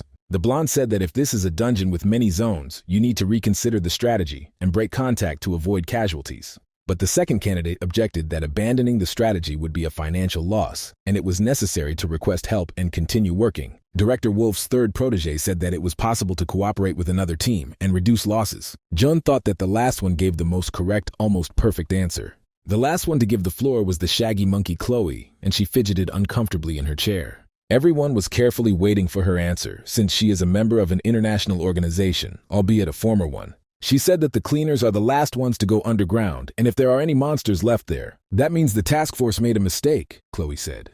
But in any case, she will simply kill the freak, the crazy woman boldly declared. There was an awkward silence during which everyone realized what kind of fruit she was. June smiled, a lady with quirks, and where did she come from, he thought. Assel came to visit Miranda and asked if it was true that all candidates for cleaners were former hunters. Shirley said that everything was true, but it didn't mean anything, because they were aiming to be cleaners, and added that everyone wanted to find the second June. Miranda remarked to this that June was unique, and it was impossible to find a second one.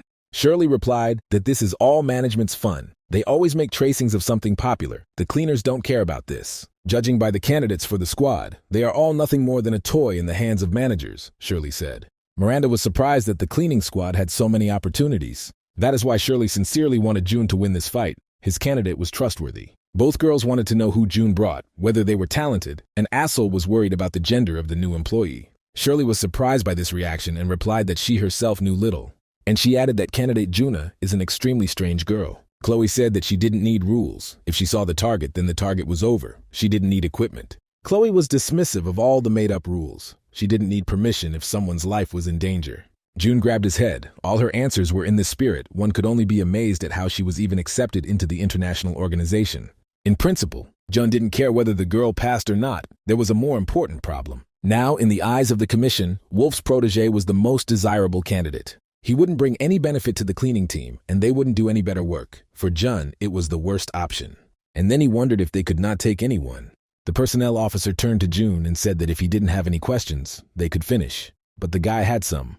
He asked them how many pieces the centipede could be cut into. After all, they weren't recruiting dancers. He needed employees who understood the process, and he could ask them directly about future work. And from the deafening silence, he realized that no one among the hunters knew this. He moved on to the next question. If monster and human blood were mixed, what was the best way to clean them off? Having received no answer, Jun stood up and said that if they don't know basic things, then they are not interested. He told them straight to their faces that none of the candidates were suitable for the position. Wolf's dummy came up to him and asked if it was worth making such drastic statements. June replied that even if he chops from the shoulder, there is a reason for this, and he voiced it. The dummy said that June had turned everything upside down and grinned cheekily. He laughed and told the janitor not to forget his status, because his voice meant nothing.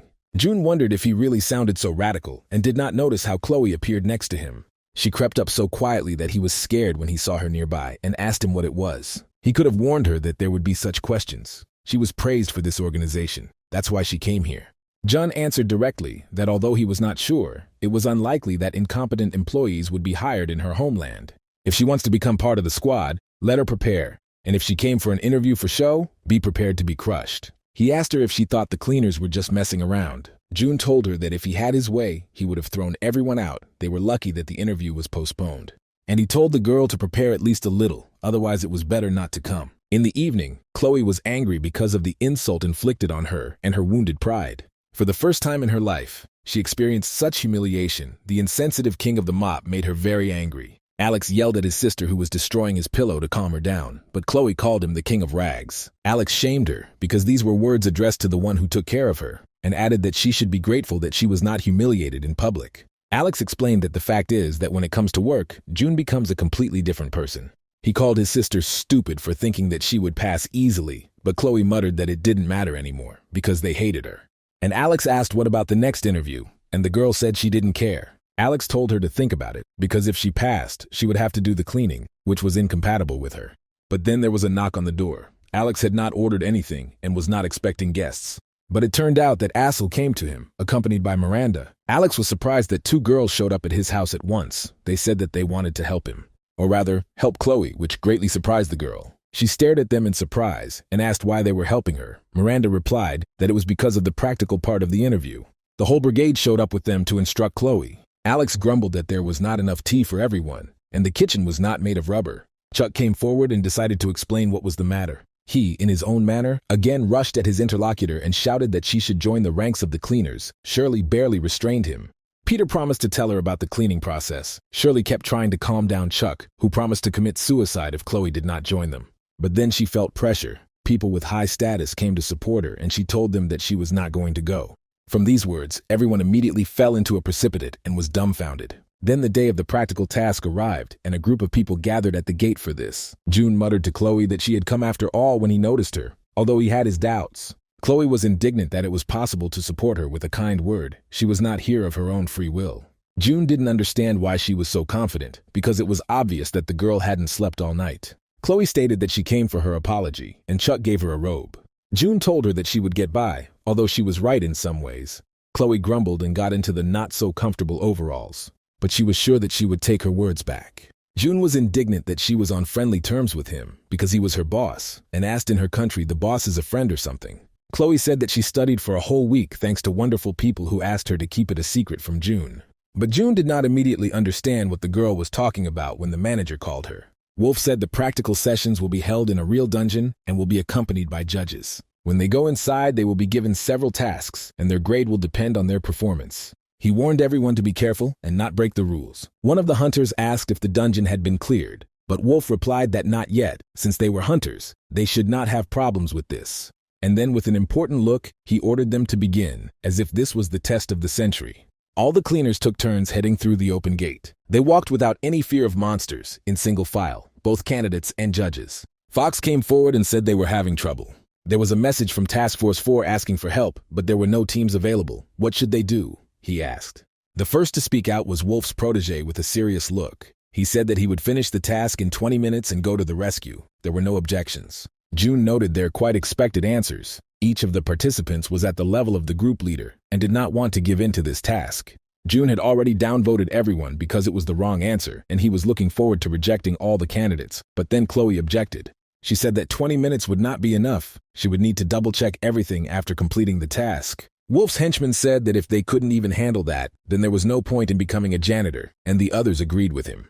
Fox turned to June and said that the majority agreed to organize a purge. Chloe even cursed in her heart, but had to follow the will of the majority. But June was surprised that the former huntress understood the essence of their work. The rest made a big mistake. The practical test consisted not only in clearing, but also in the ability to work as a team and evaluate forces. It was impossible to finish cleaning in 20 minutes. The best solution would be not to rush headlong to help. June realized that in just a week the girl's answer had changed to the opposite. A huge monster jumped out at them, suddenly out of nowhere in a flat corridor. The hunters immediately used their skills, summoning abilities or weapons. The first was Wolf's candidate. He activated the rabies ability. The blonde set his magic snake on the ogre, which bit him. Chloe jumped on top with her cleaver and also activated the skill. But it was a simple blow to the monster's head. She did not attack him with a weapon. The judges were amazed at her abilities, because she destroyed a strong monster so easily. But Wolf immediately stated that the attack was weak for an international-level hunter, and the personnel officer echoed him. However, June noted to himself that her attack made sense and turned to the cleaning squad. Last night, a former hunter received an allowance for the head of the recruitment team. Wolf told him that some of the tasks for the newbies were prepared by June himself, and because he was a janitor, they could not know the correct answer in advance. Scarface asked what that meant. He thought his cleaning squad would be busy with more important things. Wolf said that this is true, but this will only be possible after the completion of the interview and practical assignment, which could not be cancelled. Wolf told the Scar not to worry because he called him for a reason and suggested that he look from the other side. These were tasks prepared by Jun from the cleaning squad. The purpose of the practical task was also indicated there. Wolf told him not to worry. This time he could handle the Scar. He smiled and said that it would be as easy as shelling pears because he had such a trump card in his hands. Jun said that due to the busyness of other units, they must independently clean up this dungeon, and he warned that their time was limited. Scar grinned contentedly. He also warned them to think that all their allies had died, which meant they were alone here. They clear and clean the dungeon alone, Jun repeated, and the hunters shuddered. Scar lost his confident appearance, because this part was not in the task. June told them to get started and hurry up because they only had 20 minutes. The hunters were again dumbfounded by the complexity of the task they had just received, except for Chloe, of course. Jun grinned. Did they really think that he would just leave the assignment sheet in front of everyone, he thought. Naive fools. June counted down the set time. The hunters fiddled with their work until the last minute. The blonde was the first to give up and throw away the rag he didn't know how to work with. He failed the task. Scar came next, still looking confused. In the past, he was the leader of the guild, a first-rank hunter. He was number 1 once, and now he has to scrub floors. They gave us 20 minutes of time and no help, he thought, looking at the available equipment. Turning to Jun, he shouted that this was a circus. The task was obviously impossible. Out of anger, Scar screamed that he had not been warned and looked at Wolf and almost burned down their entire plot. The other judges looked askance at Wolf, who looked away. Scar stated that this task was not for beginners, and he would not do anything. And Chloe was indignant that he was grumbling even though this task was easier than hunting. June accepted his refusal, and Chloe stuck her tongue out at the indignant hunter. Jun turned to her and asked if she would begin the task, but she did not answer. Since even Scar refused this task, June realized that she would also refuse and decided to cross her out already. But Chloe rushed forward accepting the task. She still wanted to hear an apology from him. Running up to the monster's carcass, she threw a bag of medicine at him. Then she cut him with many blows with her cleaver right in the air. Then she began to cut up the carcass itself without slowing down. Thus, she simultaneously sprayed chemicals on the corpse and cut it up. Jun was amazed at how she simultaneously blocked the poison and blood from the corpse and did it efficiently and quickly. It was the level of a professional. Now he understood whose hand was behind all this and who trained it. Chloe, meanwhile, threw the ropes with hooks at the end. They pierced the pieces of meat, and she pulled them towards herself in one fell swoop. June was again amazed that the task that was supposed to fail everyone could be completed when the little one was so serious about cleaning. At this rate, she will complete the task. He was indignant because he was thinking of rejecting everyone. However, the scar literally lit up while watching Chloe work, as if experiencing enlightenment. Looking at Jun, he accused him of the fact that since only he knew about this task, then he warned Chloe. Jun, of course, began to deny everything, and the scar stood its ground, but then Chloe came up and finished the work. She stood against the backdrop of a freshly butchered carcass collected in bags. The girl turned to the scar, and he told the brat to be more polite. Chloe told him to just admit that cleaning was too much for him, because she only had a week to learn everything. Scar instantly lost his temper. Chloe continued to mock him, and said that he was not as smart as he thought he was. She thought he could do something because he had mocked her so much before, but he turned out to be nothing. But after what she saw, she was sure that he was fired from his post as leader for incompetence. But then Scar finally lost his temper. He was the #1 berserker in the country and immediately applied his skills, unable to bear the insult. But Chloe was also a world-ranked berserker. He didn't know why she was kicked out of the association. Things smelled like something was cooking, and everyone tensed up looking at the two hunters who could have caused a massacre here. Both did not want to retreat and attacked at the same time, although Scar knew that he had underestimated his opponent. But their movements were intercepted. Jun activated his acceleration skill. He tripped the scar, and it ended up at his feet, and he simply asked Chloe what she was doing. Jun told them to calm down before they got into trouble. Scar told Jun to remove his leg. He was surprised, because a simple cleaner could not move at such a speed. Jun replied sharply that Mr. Cool Hunter started everything, and he was just defending himself. And he pressed harder on the scar, and then again told Chloe to lower the weapon. After thinking a little, and looking at her hand, the girl nevertheless put her sword aside. Jun announced to everyone that this test was over, and there was no point in continuing further. In the end, he did apologize to Chloe. He treated her rudely during the interview. Even though she didn't show herself last time, today she showed the best, excellent result, except for the outburst of anger. Chloe admitted that his colleagues helped her. It was a kind of cheating. Jun replied that it didn't matter who helped her, because in the dungeon she did everything herself, so everyone can be proud of her. Chloe embarrassedly stated that she accepted his apology, and that they would sooner not see each other again. Jun was surprised that she didn't need a job, and Chloe said that she only came to apologize. She said that it's always like this. You take a test and lose interest, and the work is dirty and difficult. With that, she said goodbye and hoped to never see him again. Jun ground his teeth, not understanding what was going on in the little one's head. The next day, Alex grabbed him by the throat and asked if he had gone with his head. What was he thinking when he took Chloe to them? She shouted while the girl read the association's invitation. The day after the exam, the unexpected happened. Chloe was glad that she had achieved an apology, but now she was tormented by the question of who Jun was. He managed to block her berserker skill and do it with one movement. She was amazed that some janitor was capable of doing this, and I didn't understand why a person with such skills was sitting in the cleaning room. Chloe fiddled with her pendant and thought that they would never see each other again.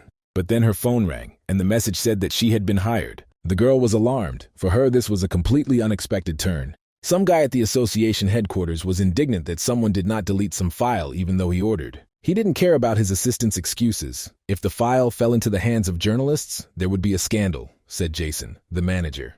He shouted to the assistant, tormented by doubts, because if they already had the file, it was strange that there was no reaction. A couple of months ago, there was a small incident where Chloe played a major role. When the monster attacked her, she fell into a stupor, but at the last second, her partner managed to save her. However, her arms were hurt now, and Chloe noticed it. The evil monster again pressed on the two hunters, not giving them any rest. Chloe said she would hold him back and pulled out her cleaver. But her partner threw something into her hand, and Chloe barely caught it. It was a gold pendant. The girl told her partner that she had to survive and pushed her. She did this with a special skill, so Chloe flew away. All she could do was watch as her friend was left alone.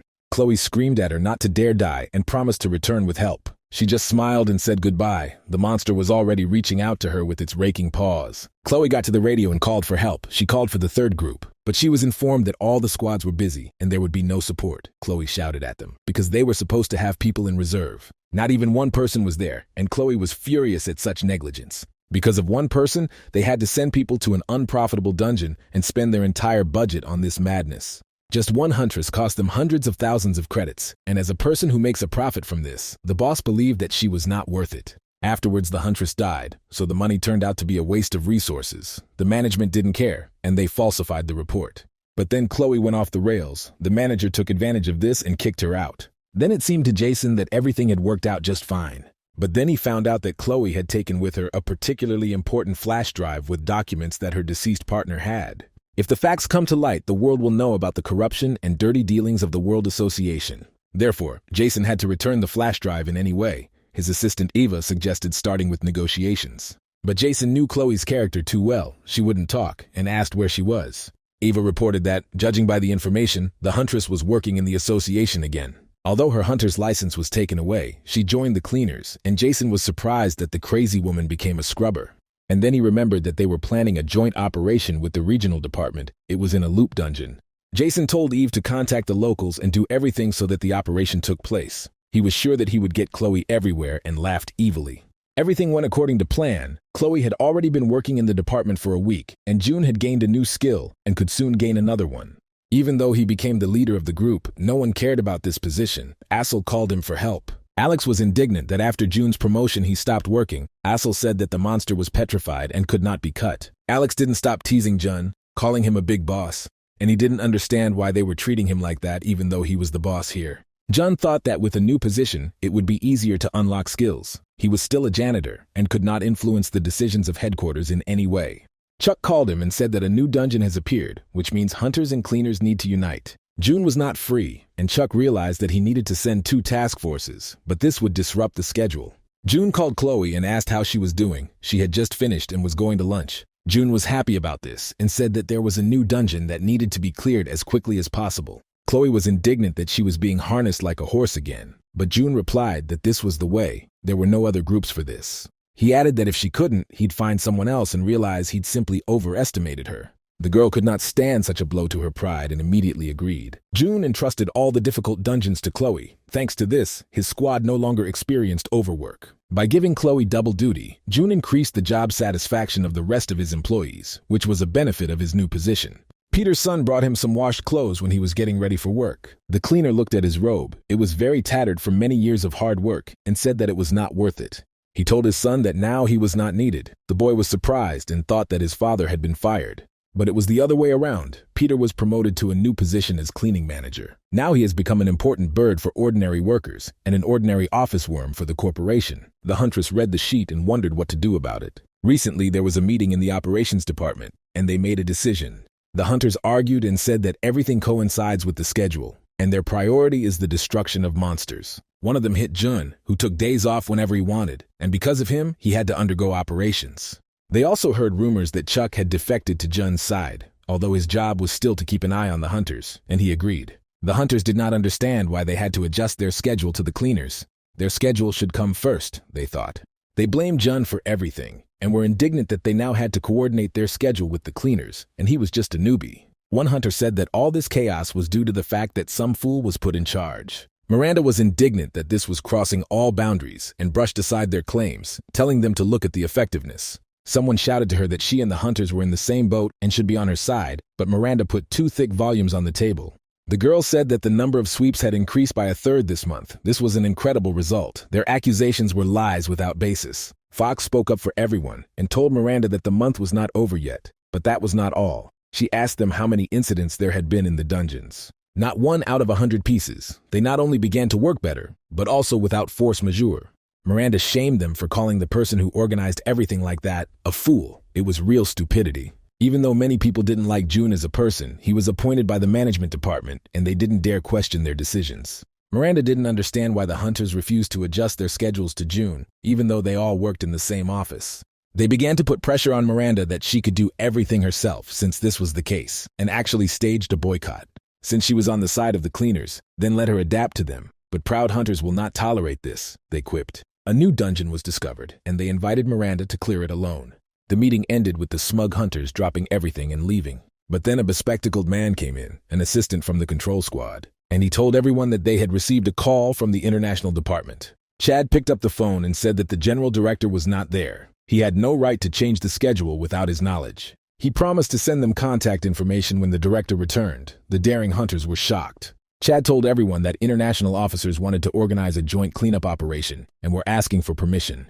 But since the dummies had just abandoned a joint raid, organizing a boycott of the cleaners, this task automatically passed to Miranda. Chuck grinned and asked the proud and short-sighted if they now wanted to adapt to the cleaners. Fox answered for them and said that let the second squad go to the raid, but warned that the dungeon was not easy. He hinted that a separate person would be needed there to plan the cleanup, and Miranda realized that he had changed his shoes on the move. Chuck easily agreed with Fox and suggested that June be appointed to this position. This news washed over all the proud and stupid like a tub of cold water, and at this point, Chuck declared the meeting over.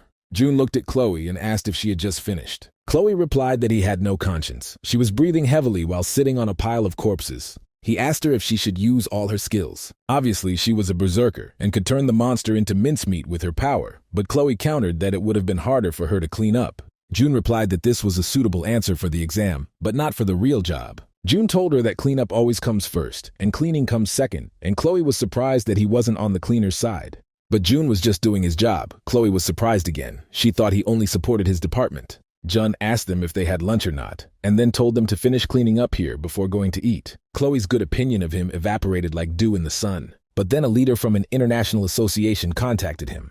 June told Chloe that he had an urgent call, and he couldn't help with the cleaning, even though he promised to do so. And he ran away before the berserker began to tear and throw.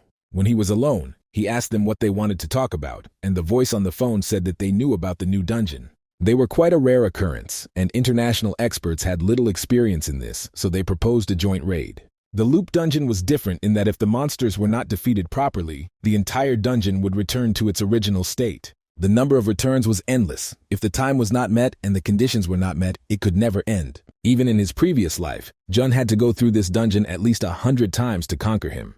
It was a living hell. It was understandable why they were offered to clean up together, and June had to be grateful for that. But these foreigners always mind their own business, Jun was indignant. Under the pretext of gaining experience last time, they asked for a joint raid in the same way. And then they secretly stole the time stone. Of course this became known, and there was a scandal. The director lost his temper with June. And although the headquarters and planning department were to blame for everything, all the dogs were pinned on the hunters. He had been deceived that time, but now he knew their motives and had no reason to accept the offer, so June politely refused. Director James was surprised that he was refused. He said that he understood that the offer was sudden. Then he added that he was ready to support this operation financially and promised to transfer money to his personal account, in fact, to bribe him.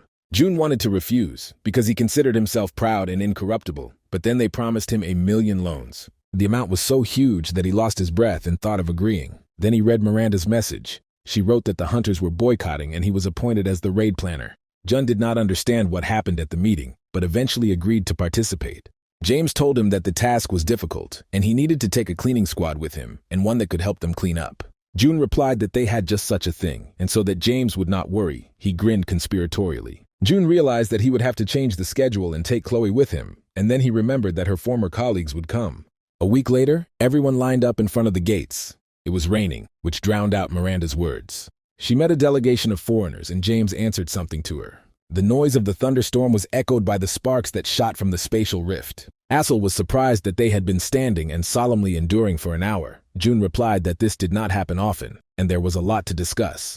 Moreover, such a dungeon requires a special type of preparation, because if you make a mistake, you can get stuck in it forever. June added that they had no guarantees that this would definitely not happen, and Assel was horrified. Alex asked why he was escalating the situation from the very beginning. After this, it would definitely be difficult for Assel to work. The problem was that international experts could play a double game and were difficult to rely on. There was one hunter who went through this dungeon 1,500 times and eventually went crazy. It was a very dangerous task. No one had detailed information except Jun himself, who had already conquered him in the past. Of course, he could arouse suspicion if he knew something that foreigners did not know, and Miranda should have gained more experience. His main goal was to quietly obtain the Infinity Stone before one Titan got to him. But then, a furious Chloe approached him and asked why he didn't tell her that they would be working with her former colleagues. But then Chloe would have refused the task, June thought.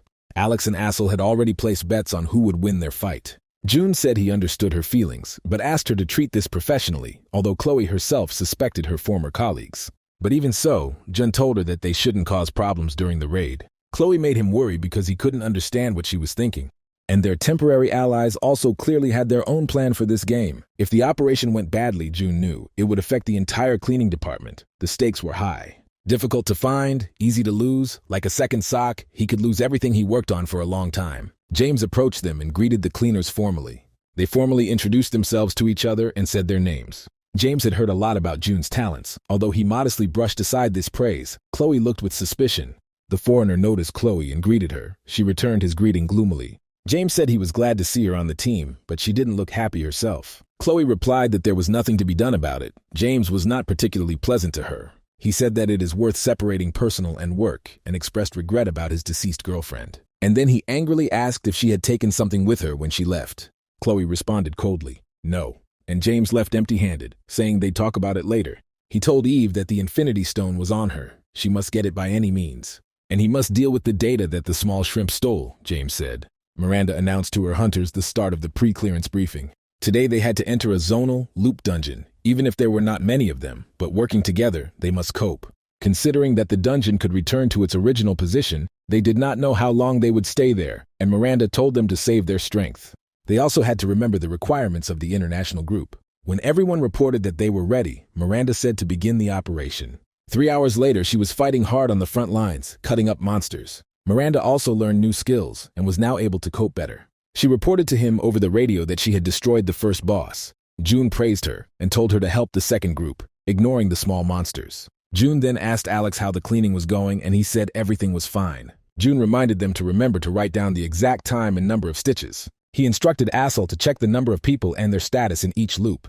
The corpses of small monsters were ordered not to be cut up and burned entirely, and Chloe was tasked with making the entire dungeon map. She should have been able to easily cope with her skills. The girl objected that this was usually the manager's job. June replied that it did not matter and insisted on instructions. Chloe realized that she was being taken advantage of and decided to take revenge on occasion, and June thought how much he couldn't stand such smart people. The second group, led by Miranda, was cleaning up. The foreigners stayed in the rear. The cleaners were at the very end. At first it seemed that the raid was going without problems, but June was very worried about the mustachioed and red-haired James. Some time ago, Jun noticed that his every move was being watched. If the target was only a stone, there would not be so much attention to it. But in any case, while he was here, foreigners would not receive the stone, June was sure. Miranda stopped in front of the last room. The boss was there. She checked the readiness of each hunter and gave the command to go inside. But when they got to the big arena, the boss was nowhere to be seen. Miranda looked around. They were maintaining a battle formation of readiness. She told everyone not to let their guard down when she noticed something.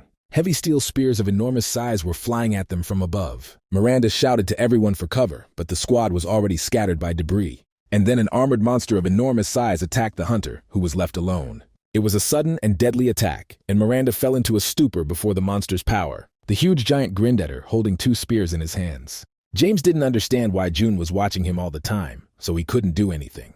He saw how this strange guy did not take his eyes off him. June was thinking about how they couldn't take their eyes off him, as if they were devouring him.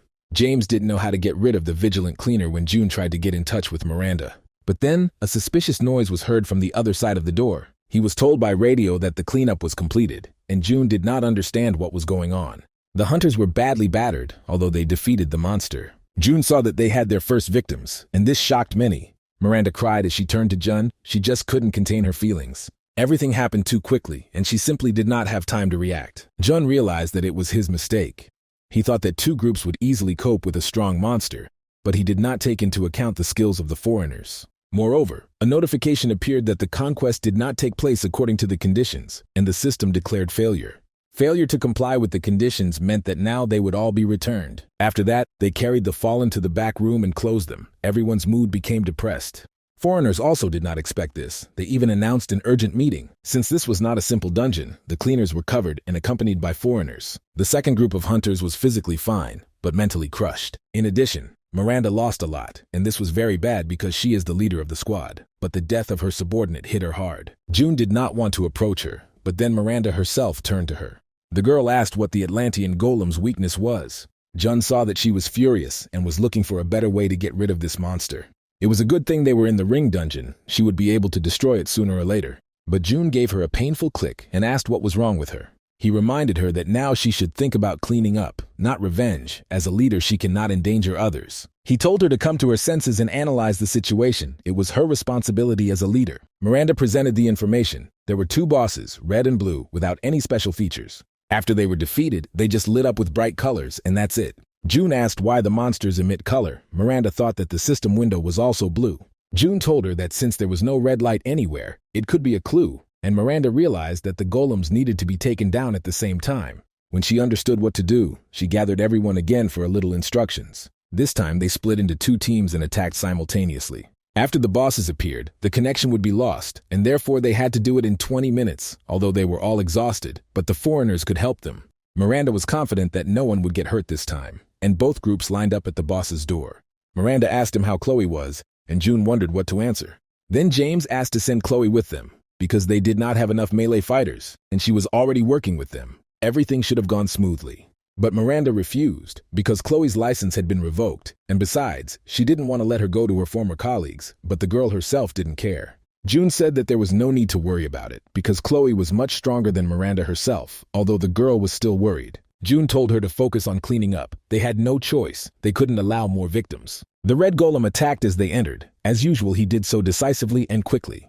Miranda went forward and June ordered to cover her. It's good that the team had archers, who were strengthened by priests. Now Miranda could not be afraid of sudden attacks, because the monster was distracted. She hit the very tip of his spear with a figure more beautiful than useful and exists only in the movies. But then she froze, and everyone realized that because of her fatigue, she did not have enough combat power. The girl was wounded in her right hand, unable to withstand the giant's blow, which she could not have exposed herself to at all. She hung in the air completely defenseless and did not know what to do.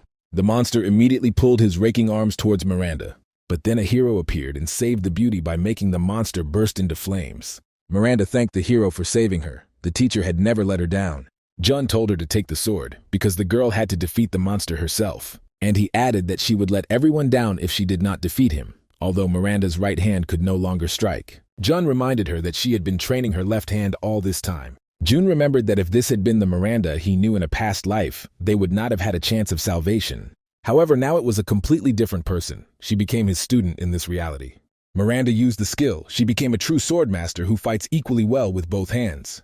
A shadow hung over Chloe as she fought alongside a team of foreigners. She had a hard time because she dodged the monster's blows in close combat, distracting him towards herself. Chloe screamed at Jason to work better. Otherwise, after the fight, she would finish him off too. He stated that they were all tired and were in a hopeless situation. Eve reminded the girl that there were only 5 minutes left, but Chloe already knew that. She knew that the mustachioed cockroach was lying. All this time his team was saving their strength, but the girl could not give up so easily. She activated her unique skill and decided to press on to finish what she started. Jason smirked as he saw Chloe play her trump card. Jun thought that this fight was a great opportunity for the hunters to improve their skills and become unique. Despite this unique skill could only be activated once, Jun told Miranda to trust him and attack. Miranda did so and boldly rushed straight into the lion's mouth. He used his new sword skill, which strengthened her many times over. A falling rain of many spears formed in her path, but Jun broke them all by dispelling this attack with his fire skill. Now the way was clear, and he shouted ahead to Miranda. The girl did just that and bravely rushed at the monster. With one blow, she cut off his head, once again strengthening herself with the extermination skill and knocking out a crit. The system reported that this time the conditions were met and the sweep was completed. Chloe, on her side, also completed the task on time. June asked Miranda how she was, and the girl smiled happily and replied that she would live. Then her worried team ran up to her, asking the same question. Jun received a message from the foreigners that they had completed the work and could move on. This is exactly what he was waiting for, and shouted to the others that he would go and see for himself how the foreigners were doing there, using acceleration. Chloe asked what was happening. They definitely wouldn't get away with it, even if they were international, she said. Jason threw Alex and Assel to the ground, and Chloe was too tired to fight. The sneaky cockroach replied that he didn't care, because dead men tell no tales. No one would care about a couple of killed cleaners. He grabbed Chloe by the throat and decided to finally ask her, putting a knife to her throat, where she put the files that she stole from them. Chloe replied in a choked voice that she had no idea what he was talking about. She realized that Jason was waiting for her to spend her skills. But Jason didn't even hope that Chloe would answer him, and promised to send him to his friends, because they are colleagues. But then June appeared, and using his skill, knocked the knife out of the villain's hands. Jason turned to him, not knowing what to do because he was caught by surprise. Jun understood that they were on bad terms, but asked why attack the allies during the battle. First he had to get out of here, and they would answer for what they did later. He had Chloe under his arm. But then a ghost appeared in front of him armed with a Gatling machine gun because why not? June sighed heavily. He just wanted to talk. Chloe screamed that they were in danger. Jason ordered to destroy the bastards and open fire. The magician summoned a dead skeleton with a machine gun and pointed the barrel at Jun. They began to shower him with fire as if from a shower. At such a short distance, accuracy no longer mattered. Someone asked Jason if it was worth doing this, and he explained to the guy who was dropped as a child that he couldn't leave witnesses. But then they heard Jun's voice, who wondered how much noise there would be if a couple of foreigners were gone. He stood in the middle of an ocean of flames and was not hurt one bit. Hunters, magicians, and even a necromancer. There were about 3 dozen of them, all of average rank, but they kept their distance. June couldn't understand it, as if they were saving money, and Chloe asked why he was provoking them, since he would have to fight alone. June replied that he was already tired of her, and it was better for her to remain silent. But then Jason's assistant appeared. She grabbed Alex and Assel, who were unconscious, and said that first they needed to leave. Chloe did not understand whose side she was on and looked at Jun, who was preparing for battle. Juna told his opponents that keeping only long-range fighters with you is suicide. One wrong move and they are finished. The Berserker class would be great to take them down. Jason shouted that you shouldn't believe in this small fry, because after activating the skill, Chloe could not come to her senses for hours. And Jun said that she could rest for now, and he grabbed a mop. Chloe didn't understand how he could think that she would be able to fight after resting, although he was not stupid. Thanks to the replica skill, Jun could copy the skills of others for 1 minute, and he took her skill for himself. Now Jun himself turned into an angry berserker with a mop and asked if they were ready to pay for everything. Jason told his fighters not to be afraid because they were only facing a janitor. He finally stopped understanding what was happening and how a cleaner could use such high-quality skills.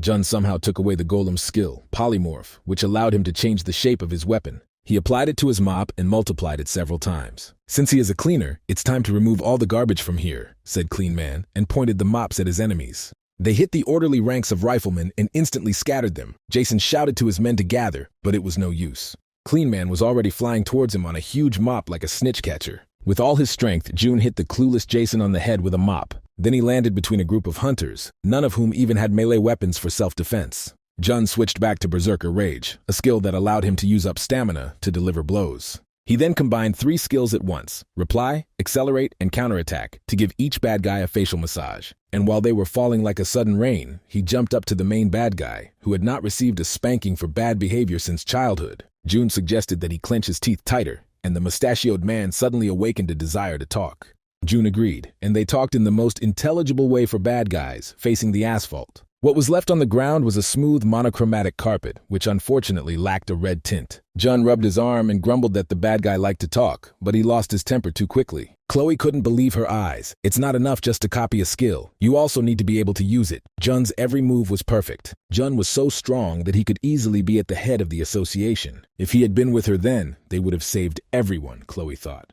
Jun pulled out another argument in case of important negotiations, in the form of a sharp piece of a mop, and Jason immediately capitulated. And although the scoundrel threatened that the association would definitely not leave this, Jun replied that they simply would not know how exactly he died.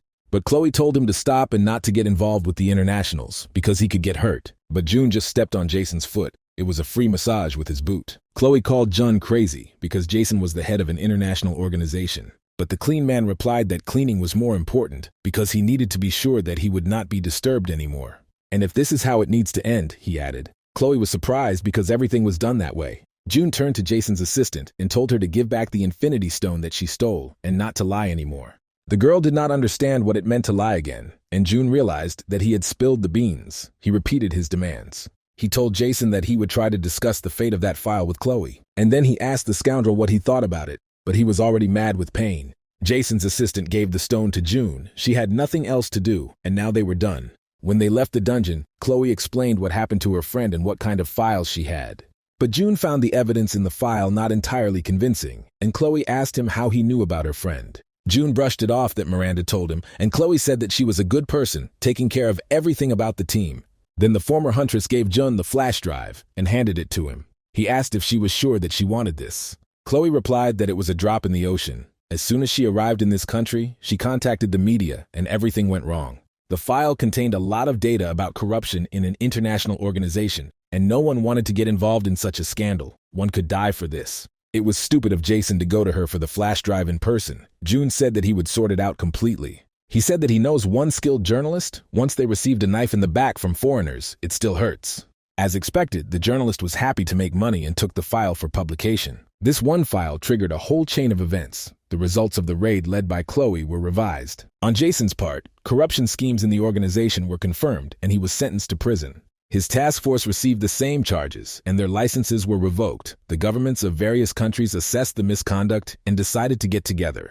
Jun was satisfied. Now there will be one less problem, he said.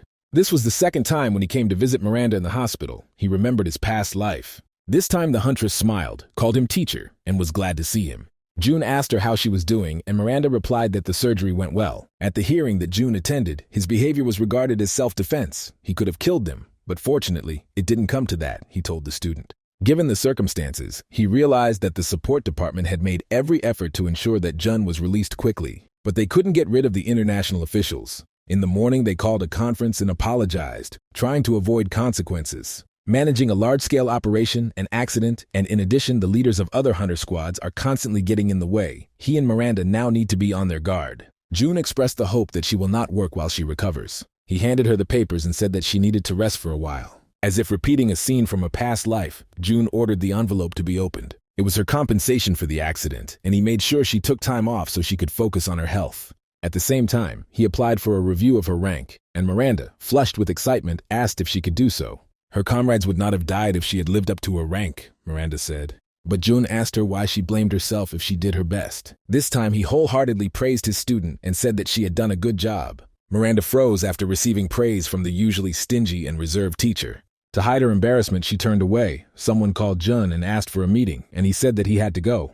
Miranda told him to be careful in a polite manner, and June did not understand why, because they were alone, and she was in a hospital bed. But he didn't know that at that moment the girl's heart was beating wildly in her chest. Shirley said that the popularity of the cleaning department among the people had increased enormously after all the events, although June thought that this was abnormal. Shirley added that this is all they talk about online. Everyone was shocked by the intensity of passions. Of course, thanks to this hype, Jun enriched himself with new unlocked skills such as fencing, summoning from another world, and the Uriel skill. Casually, he asked Shirley if she had done what he asked her to do. She clarified whether he was asking about compensation for the families of the dead hunters. The organization provided the funeral and paid compensation, so he didn't have to worry about it. She was glad that Jun restrained himself. Otherwise, there would have been more casualties. Not a single person would have dared to fight alone against an international organization. But they are lucky to have brave souls like June, Shirley added. She asked him to be more careful in the future, because the public was watching him. June agreed. Battles were not to his liking. Bear grabbed his head. There were more problems than he thought. Jun asked him if the international organization had started to come after him, but that hadn't happened yet. But it could start soon. The board of directors took different positions. Some of them wanted to kick Jun out before no one took action. Bear hushed up the matter, but it was too early to thank him, because this issue could be raised again at any moment. Also on the agenda was something they had discussed a month ago related to an international organization. A situation in which the entire board of directors was conducting intensive negotiations with international affairs, and June complicated everything. He said that everyone was just waiting for him to slip up, and Bear added that they were now in the same boat. Since Bear closed this issue, he is now looked at askance, and June needs to be more careful in his decisions in the future. An inspection was scheduled for next month, Bear said, and although June promised that there would be no problems, it was difficult to believe his words. June thought that a lot of people and problems had appeared that he had not known before. In the past, he would not have been able to cope with this, but now he was confident in himself. Bear warned that all this time June has been focused on personal growth, but now his strength alone will not be enough, and we need to move together to survive. Therefore, the director directly asked June if he could help him. Bear promised that if June cooperated with him, he was guaranteed not to lose his place, maybe even received a promotion. Although Jun would rather be demoted, he now had many enemies and could no longer be a loner, the director warned. He reminded that the pure man should not lose his vigilance until the final decision of the board of directors, because he was their main target. But first, Jun would like to listen to the request itself, and the director said that this is not a difficult quest. Jun must convince the chairman of the association to return to management because he has been hiding for more than 3 years. Bear thought that Jun knew where he was, and he asked him to convince the chairman to return. The guy asked why he was entrusted with this. Who else should he have entrusted with this task? Because Jun is close to the chairman, Bear said. And the guy felt dizzy. He had heard these rumors, but he did not believe that there were people who believed them. But now it was clear why Wolf and Fox behaved this way. June decided to directly say that there was a misunderstanding because he had nothing to do with the chairman, and it was Bear's turn to fall into a stupor. The director looked disappointed and could not hide it. He realized that this task was impossible for Jun. Bear then asked how many people were aware of this, and June explained that the director was first and offered to explain himself to everyone. The next operation will be entrusted to June, Chuck said, after reading from the sheet. This time, the meeting of hunters had no objections, and the decision was made unanimously, and the meeting ended. The attitude towards Jun changed, because after all the showdowns they were simply afraid of him, because of his unpredictability. The board of directors was unhappy with the situation, and Jun would be discussed for a long time, although there were hopes that everything would soon be forgotten. But Chuck asked the bespectacled man if he thought they were safe. They could also become June's accomplices. And the bespectacled man asked what could happen, because June is connected with the chairman, and no one will touch him. But Chuck doubted that this was true, and the bespectacled man was taken aback. He did not even imagine that it could be a lie. Chuck whispered in his ear that it was not worth discussing this here, and so loudly. During the last operation, Chuck spoke with some of the board of directors, and no one knew about June and his connections. But since these were the second most influential directors, after Bear, it was doubtful that they knew nothing about June. It's strange that they hadn't crossed paths before or heard of him, and there was no record of Jun before he became a janitor. It was just a guess, Chuck said meaningfully, and didn't notice how his story had another listener. It was Fox, who pretended that he had not eavesdropped at all, but had simply forgotten his documents. And he jumped out faster before Chuck and the bespectacled man could catch him. They were horrified, having no idea how long Fox had been standing there and how much he had heard. Of course, Wolf soon learned this news, that June was not related to the chairman. He suddenly felt taller, as if his shoulders had straightened, and asked what they would do with this little rat. Wolf calmed down a little and asked to repeat this information to him, because he could not immediately believe it. He asked Fox if he was sure of the authenticity of this information. Fox placed in front of Wolf copies of his personal file, certificates of family ties, certificate from kindergarten, and vaccination record. Fox said that he checked everything, even did a DNA paternity test. Now he was sure that June had nothing to do with the chairman. It was worth admitting that June is a talented cleaner, but the fact that he acts on the orders of the chairman is unlikely. And despite the major incident with international affairs, the chairman still did not appear. Wolf sighed heavily and agreed. It all made sense. But now he didn't understand why Jun was so self-confident. This janitor was just playing with them like kittens, Wolf realized, and got angry. Wolf recalled what was said a month ago at the General Assembly. The point is that their local branch was planned to be bought out by international affairs. Fox was surprised because this meant they could transfer the rights to an international organization. Their local association was independent, and one of the largest. Wolf was involved in negotiations with other countries. Fox was amazed again. Those who are already close to retirement would simply take their shares and leave, but young managers and hunters would fall under the control of international experts. The problem was the old chairman, who handed over control to Bear, and he would never have signed these papers. That's why Wolf did everything behind his back along with other directors, and subsequently just wanted to put pressure on Bear. But the bastard June ruined everything by causing a scandal with Jason's branch, and now everything was not going according to plan. And this greatly angered one of the directors, because if Wolf does not calm June down, he will be left with nothing. Fox said he had no idea what to do, or whether it would be possible to pull this off without a chairman. Wolf said that it would be easy as long as Bear had all the power. They needed to try, although there was a possibility that he would be removed if the chairman returned. Wolf shrugged it off. Why do you need someone who has done nothing for 3 years? Even the top management didn't know where this old man was. But since he found out that June is not related to the one-eyed old man, then it's time to teach him a lesson, Wolf said.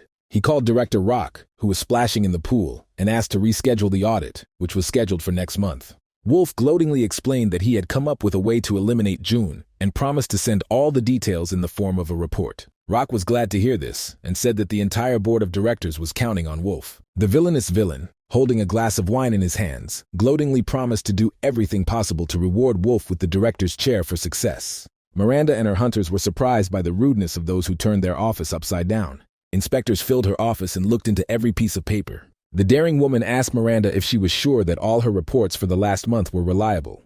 Miranda did not understand what they wanted from her and replied that everything was so. Then the auditor asked her who mentored her during the raids. The huntress replied that she was simply receiving advice, nothing more, and this was before she was promoted to the position of leader. But the auditor said that everything here is too suspicious, and there are many coincidences. The bespectacled woman asked Miranda meaningfully if she knew what she would face if she deceived them. The auditor asked how it happened that Miranda was entrusted with the last raid, although she can hardly be called a veteran. The huntress explained that everyone else simply refused to participate and declared a boycott. Miranda answered hesitantly that the others simply did not dare to participate. If she now spoke about Jun's role in this, it would increase suspicions. The bespectacled girl said that she had already heard about this from the other hunters. According to their statements, they boycotted Jun, who changed the schedule. Then the auditor suggested that Miranda was close to June, and the girl had no answer.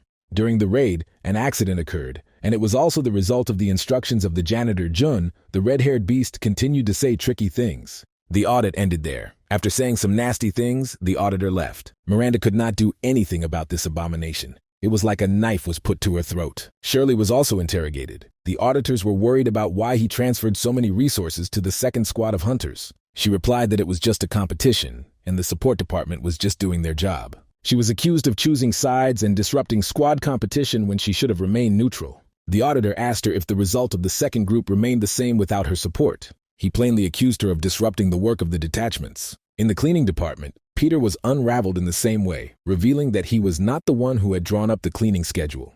Chuck also got it. They asked him what he was thinking about, entrusting the responsibility to the cleaners, and it is suspicious that all the raids were carried out by the second group. Chuck didn't say anything to avoid making things worse. It was obvious that the audit was biased and one-sided. Given the circumstances, they were working against the rules, the auditor said, and it all had to do with the janitor Jun.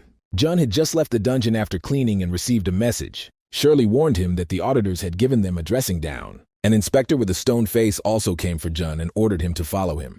For 2 hours, almost nothing had happened. To cause such a commotion because of one cleaner, Jun realized that they were well prepared.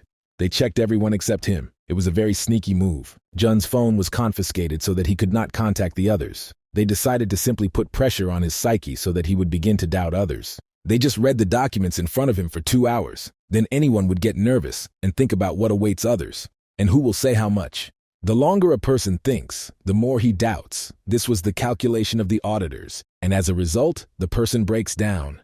And when the broken man can no longer think soberly, he begins to say what the auditors want to hear and takes the blame upon himself. But Jun just grinned. He himself dealt with people this way and asked the auditor why he was so confused. The check was scheduled later, but they showed up much earlier, and Jun said there was only one explanation for this. He asked as if by chance how Director Rock was doing. His wife's birthday was coming up, and he had to decide what to give her. She loves champagne, and Jun could even recommend a couple of varieties. The warden spoke up and said that Jun should be careful with his words. And now the more Jun remains silent, the more the auditor will think. Who is he? How much does he know? Or maybe he is a simple cleaner. These are the questions that will be spinning in the auditor's head. Shirley asked Jun how. She was all exhausted while waiting for him to get in touch, and was afraid that he would take all the blame on himself. Jun told her to breathe out and said that nothing had happened. Things weren't going well for the rest, if not terrible. Jun wasn't fired. That's the only good news so far. Chisterman agreed, because the inspectors will not leave them behind so easily. Shirley asked him why they were doing this, and Jun said that it was quite obvious, although he wanted to end everything as quickly as possible because all the people associated with him were suffering. He added that he should just leave the association, and Shirley screamed at him.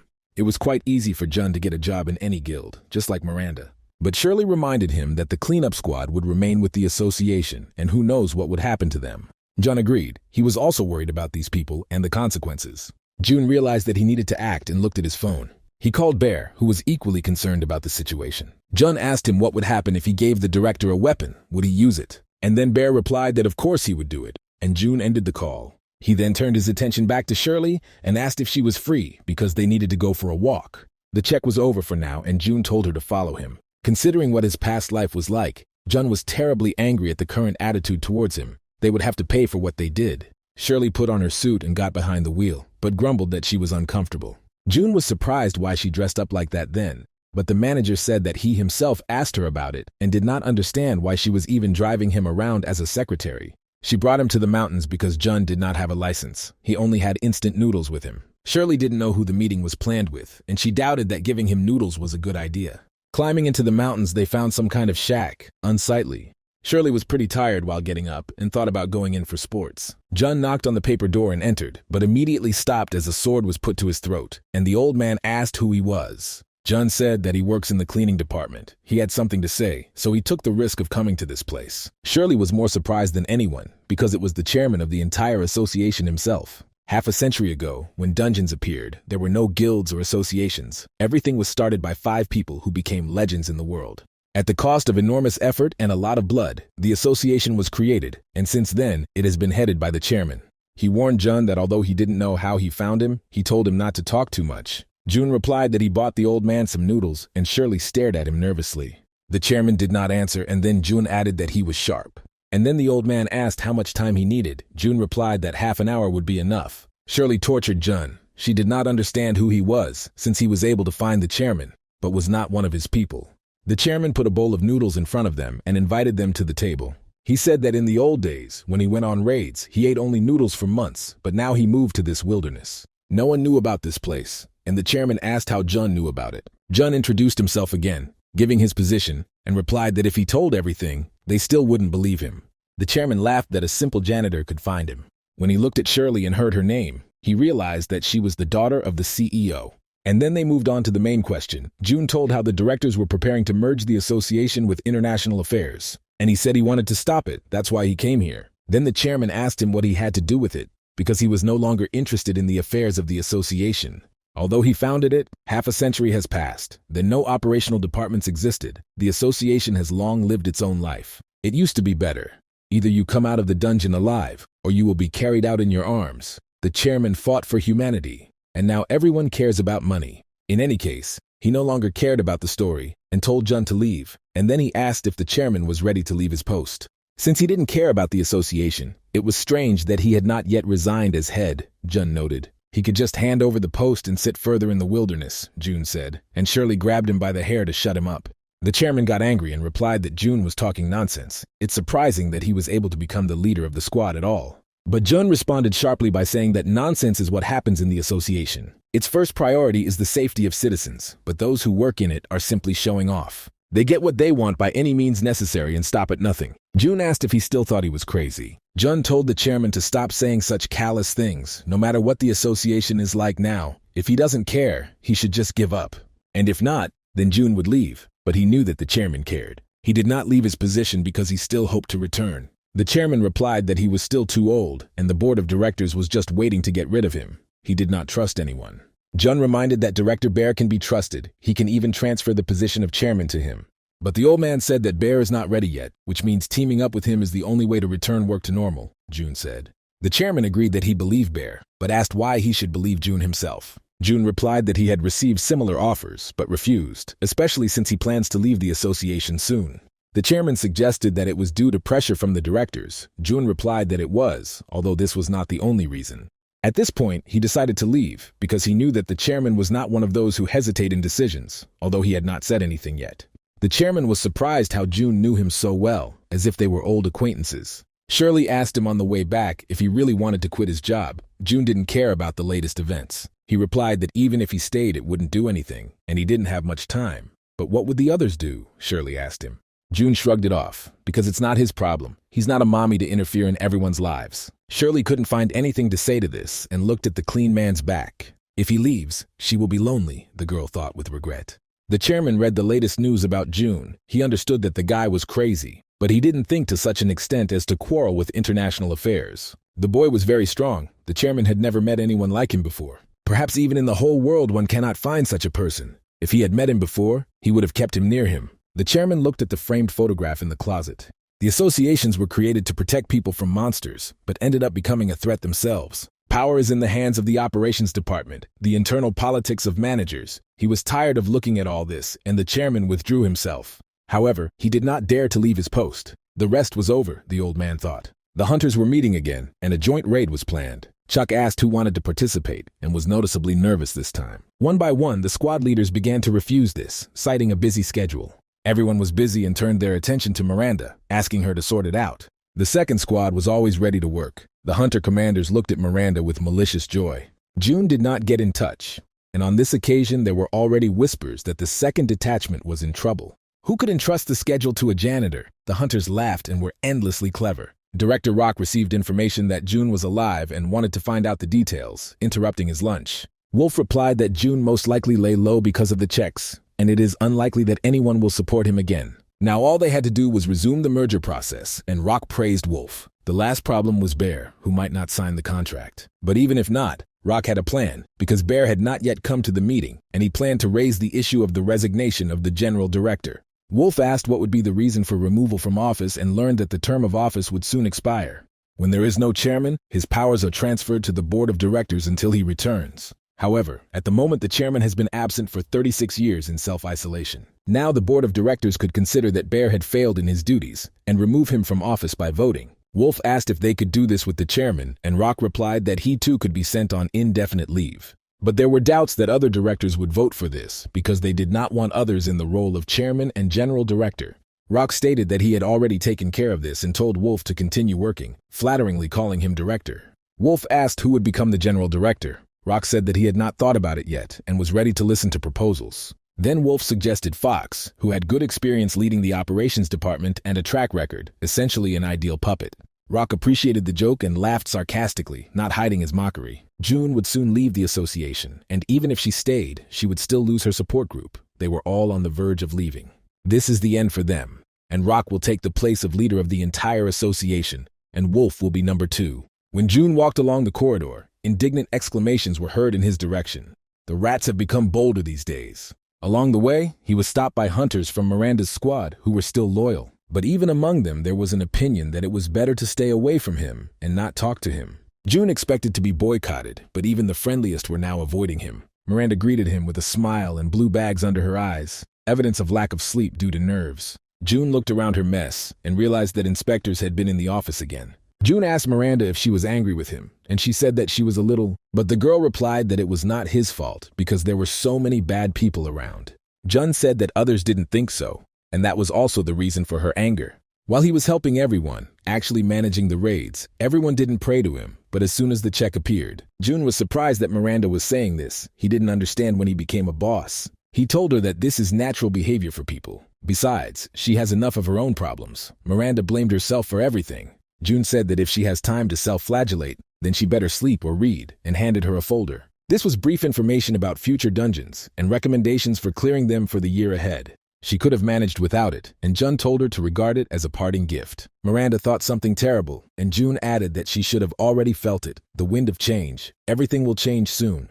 And then everything will get even worse, so that instead of waiting for someone to come to the rescue, focus on work. But then Shirley burst into the office, indignant that June was ignoring her calls. She told him that the board of directors wanted to fire the chairman. Jun realized that their enemies had already begun their attack, and quite quickly. If this is so, then Bear will also be removed from office. It's a matter of time. Rock has gone very far. At the meeting, they decided to remove not only the chairman, but to immediately resolve the issue with the general director. The board of directors believed that the chairman was not fulfilling his duties because he had not been in touch for 3 years. Then everyone voted without much discussion, and the mustachioed walrus announced the results. Rock was already cheerfully winking at his hangers-on as he celebrated his victory. Bear understood everything that if the chairman was removed, he would be the next, which means the next chairman would be Rock. The entire top management was replaced. Someone thanked Bear for his good work. Wolf told him not to be upset because he would still remain in the association as the head of the cleaning squad. Bear frowned at the idiot, who did not hide his gloating.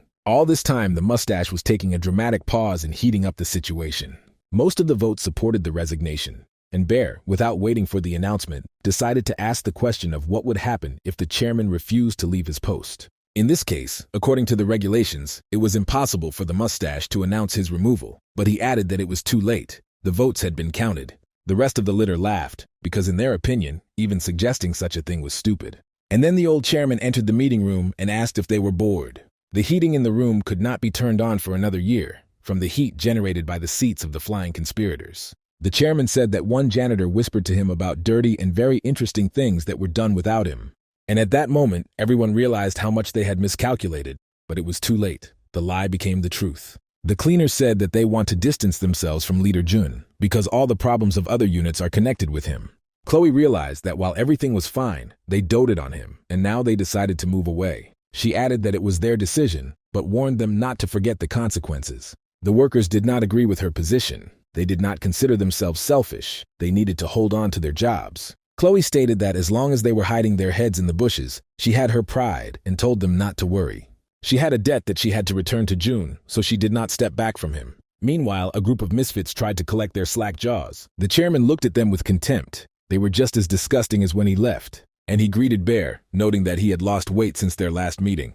And although he found out that June is not related to the chairman, there is no other way to explain this situation. The chairman grumbled that while he was away, they had done a lot of things here, imagined themselves to be masters and appointed idiots to key positions. Someone jumped up and asked not to react so emotionally, because they acted according to the rules. The chairman told him that the rules were nonsense. They should have sent him a notice of suspension, but they did not. Rock recovered from the shock and objected that the chairman had been hiding for 3 years, and they simply did not know where to send the notification. But then the chairman noted that a simple cleaner had found him, which again unsettled the conspirators. Rock glanced sideways at Wolf. It became clear who they would hang all the dogs on. Then Bear stood up and became indignant, realizing that the question of resignation was raised without notifying the chairman. Then Rock, distraught with fear, shouted that they even had the voting results and demanded that they be announced.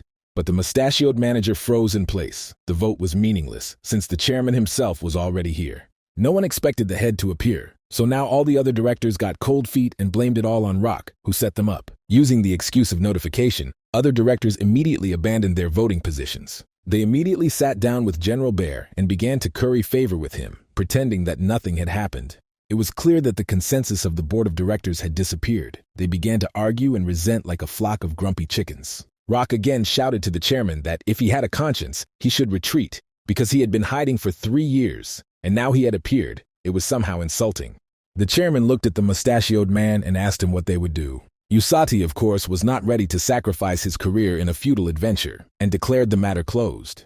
The chairman hit the floor with his cane and declared that he would no longer tolerate a single rat who was only interested in profit. From that day on, he introduced a planning headquarters and carried out a complete reorganization, personnel purges, and Friday executions. Turning to the general director, he asked him if he could handle it. Bear wanted to jump off, but the chairman insisted that everything be done for the benefit of the association. Then Bear remembered Jun's strange question. If he gives him a weapon, will he use it? And then it finally dawned on Bear that the chairman was that weapon, and it was not surprising that they wanted to remove him from his position. Slamming the table loudly, he announced that he would reorganize and finally introduce executions. Asshole could not believe her ears and asked to repeat it. She was again denied the right to use the dining room. Someone said that an order came from above not to let the cleaners in, but from whom it was not specified. The crew immediately began to drag Jun to another place. The food here was lousy anyway. But then Fox came forward, portraying the mother of mercy, and asked to let them in because they worked together. He smiled cordially and said that there was nowhere to eat at this time anyway. Jun asked him whose order it was, but Fox pretended not to know the details and names. He told them that other departments had complained that the cleaners stank, which he thought was close to the truth given their job.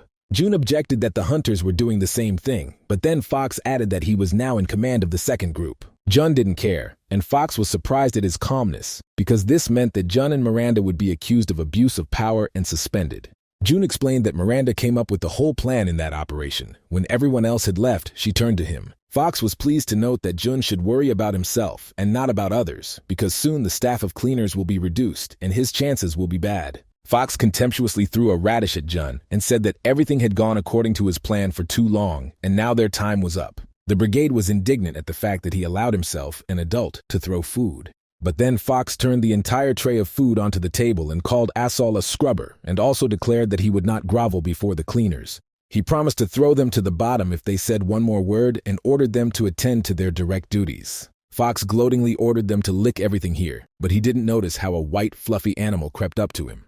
When Fox saw the chairman, he was stunned. Jun muttered that the old man had arrived just in time. Jun noted that the old man must be tired, because the path to the capital was not close, and the chairman said that he wanted to see him. And he added that he did the right thing by coming here, after which he gave Fox a severe reprimand. He reminded Fox to watch his language if he wanted to work for the association. Turning to Jun, he was surprised that he was offended so easily, but the guy said that the chairman was exaggerating. Then the chairman asked to inform him that if this happens again, it won't be difficult for him to throw out a couple of scoundrels. At this point, the old man took his leave, expressing the hope of having lunch together one day. Jun wished him a good journey. The old man ordered his men to wipe Fox's face and take him away when he woke up. Alex grabbed Jun and began to shake him by the collar, asking who he was, and the chairman did not understand why the guy was so friendly. Wolf hardly squeezed out a meager goodbye and bowed his head. He began to make excuses that Rock put pressure on him and left him no choice, and Jun replied meaningfully that he knew everything. Then the rogue was glad that they believed him, and thought that Jun would talk to the chairman. But Jun scratched his chin and was surprised, because it was not in his power. He is a simple cleaner. And then Wolf realized that his happy life had come to an end. But then the two-faced bastard fell to his knees, casting aside his pride, and asked him to understand and forgive, only this time, promising to hand over his accomplices. Jun also sat down on his knee to see those insolent eyes to the last. And he asked him why he needed information about Director Rock if he already knew about everything. He's a simple janitor, Jun said again. And then Wolf stooped to open flattery and said that Jun handles dirt just as well as monsters. The guy laughed. All this time he was considered an empty place, and now he was recorded as an expert. Jun said that he still had a lot to do and would go, and Wolf asked him what he should do in a pitiful voice. Jun said that he had no idea, but he himself whispered, seppuku. Wolf threw a bunch of papers in Fox's face. He was indignant because he could not get through to the chairman. Fox justified that he was told that these were the chairman's contacts, and then Wolf asked how he knew about this. Even the board of directors didn't know, Wolf shouted, not understanding how Fox found out the number. According to Jun, he was in no position to ask the chairman for anything, but in the dining room it seemed like they were not old acquaintances. Fox tried to calm Wolf, but he was indignant. How can one be calm if they are about to arrive? He was so angry that when the phone rang, he involuntarily lost his temper and shouted into the receiver, calling the caller a freak. It turned out that it was Rock who called. He was angry with Wolf because he promised to take care of June, and how now to explain what happened. Wolf threw everything at Fox, saying that he trusted him, but Rock didn't care. The entire board of directors of idiots was furious and demanded blood. Wolf asked why he was being made guilty, because he was not the only one who wanted to remove the chairman. They shouted at each other in unison, because everyone was looking for someone to blame. Rock was the first to threaten Wolf to reveal his schemes for illegal enrichment in raids. He promised to scalp Wolf with his own hands if he continued to behave this way. Wolf laid it all out to Fox, who didn't understand why they were to blame for everything again. Wolf turned away and said offendedly that it was all because of Fox's stupidity and ordered him to walk. And then he swore dirty and ordered to get out as quickly as possible. Fox was extremely indignant that in the ladder of fools he was the last one to receive all the blame. He had known for a long time that Wolf was carrion, but now he was not ready to leave it so easily. But before he bit, he had to think everything through carefully. At the same time, news reports began to appear about corruption in the Hunters Association. 14 directors were accused. The chairman took this opportunity to announce large-scale organizations. It is known that Director Rock spent huge amounts of money on bribery and lobbying. This news caused a great resonance in society. Wolf was also accused of dungeon buying and selling schemes, and all because the investigation found a talkative informant in the person of Fox. Everyone watched this report from the Hunter's office and were indignant at the chaos in the management. Mustachioed Bear stated that he would take full responsibility and create a new association. In his past life, he was the main corrupt official. But now everything was different. All the criminals had been exposed, which meant that Bear would not be able to be accused and fired. In a past life, June himself eliminated Bear, and now this man succeeds in reforming the association. Then Jun did everything to become the first and reach beyond the highest rank. He walked over people's heads. But now these people surrounded him and supported him with all their might. Bear entered the office with Shirley and said that while he was working, June was messing around here. Bear laughed and offered to have dinner with the chairman. Now June understood why they say about the director that he is like a high school student. Dinner with the boss of bosses is a great opportunity, the general manager said, and June asked him why all of a sudden. Bear replied that he didn't know. This was an invitation from the chairman himself, and June agreed because he was going to meet with him anyway. At dinner, the chairman told them to choose, since he had already made his choice, and June wanted spicy beef soup. The chairman was surprised that Jun chose so quickly, as if he had already been to this place, and the guy realized that he had burned himself out. In a past life, he was always next to the nasty old man, and they ate together, although now he realized that even the smell irritates him. Then June got straight to the point and asked why he was called. The chairman said that he wanted to talk because June must have heard about all this bickering between the directors, and the chairman thought that he did not want to deal with them so as not to destroy himself. Director Rock was fired. Wolf was sent to logging, but the chairman did not know what to do with Fox. Of course, he canceled the merger with the International Association, and June asked what they said about it. June realized that Bear must now be overwhelmed with work, and he agreed, because he had not seen his wife for a long time. But it was better than sitting and doing nothing, June noted, and Bear laughed. He said that he would owe the guy for such relief. Now the chairman asked what he should do next, since he was back in the association. And June again did not understand why they were asking him about this, but the chairman replied that everything rests only on him. Jun recommended not to carry out reforms too quickly, so as not to cause a riot. The hunters are the most important. It is better not to disturb them. It is necessary to show that they want change, and not to cut from the shoulder, the chairman realized. The chairman agreed and suggested continuing the conversation in a less crowded place, where June would tell him what he wanted. June said that he didn't need anything, just for them to raise the salaries of the cleaners. He surprised the chairman. The old man grabbed his bald head and agreed with Bear. The guy really was a very interesting person, and he regretted that he had not returned earlier. Then the chairman invited Jun to try himself as a manager. He is ideal for this position. Jun immediately refused, although he understood that it was impolite, but he knew that he would not have another chance to do this. He handed the old man a prepared envelope with a letter of resignation. The chairman looked at the piece of paper as if it were a piece of garbage. Bear worriedly asked Jun what didn't suit him and promised to fix everything. June replied that this was for personal reasons. The issue with the merger was closed, and international relations would have a hard time if he stayed here and could not move forward. Now June must get serious about getting into the International Association. The chairman accepted his envelope, albeit with regret, but there was nothing to be done about it. But he asked to work hard for another month, and June agreed. But then it dawned on him that he had fallen for the old man's trick because he had not planned to stay. The chairman reminded him that according to the labor code, June is required to work. Bear also had a request, and June asked him what else. But the cunning bear didn't elaborate. He just said that there was something to do in the evening. The head of MARC and the international organization received information that the merger had failed. Raid leader Kane indignantly stated that they had lost a lot because of one scoundrel, and he asked Jason if he would continue to make excuses. But Jason had just been fired and had nothing more to say in his defense. Mark turned to Jason's assistant and asked why she couldn't get the Eternity Stone during the joint raid. She replied that one of the employees became suspicious of them. She had to retreat from the plan, otherwise they would be easily discovered. Mark asked if she had been discovered, or if they were simply trying to interfere. Assistant Eva did not know, and then he wanted to find out who stood in their way. And then Eva said that it was a simple cleaner from the headquarters. Mark chuckled. It was the craziest explanation he could ever hear, and Kane asked why the merger failed. Eve reported that the missing chairman suddenly showed up, and according to their report, it was the janitor who found him. Then Mark asked who he was. They had been preparing for many years for this stone, and now they couldn't see it. And then Eva reported to them that the cleaner had been appointed head of the operational headquarters after the announced reformations. Mark didn't understand how a janitor could get such a position. Eva didn't know anything. There was nothing special about a janitor. Apart from one oddity, he had incredible combat power. His skills surpassed most hunters. Mark asked what kind of cleaner he was with combat skills, and if he was on the hunter registry. But he wasn't there either, and this confused the bastards even more. Then some woman said that the cleaner was just a deviant, stole a stone from them, and asked them how they would deal with this. Eva said that they would come up with something, because this could no longer be solved legally. The moment for negotiations had already been missed. Eva added that they planned to use the space stone. If they knew about the time stone, they would have already taken action, the strange woman realized, and asked if it was possible to get the information after the reforms. But the old woman snapped her finger and told Johan to take Eve and return the time stone.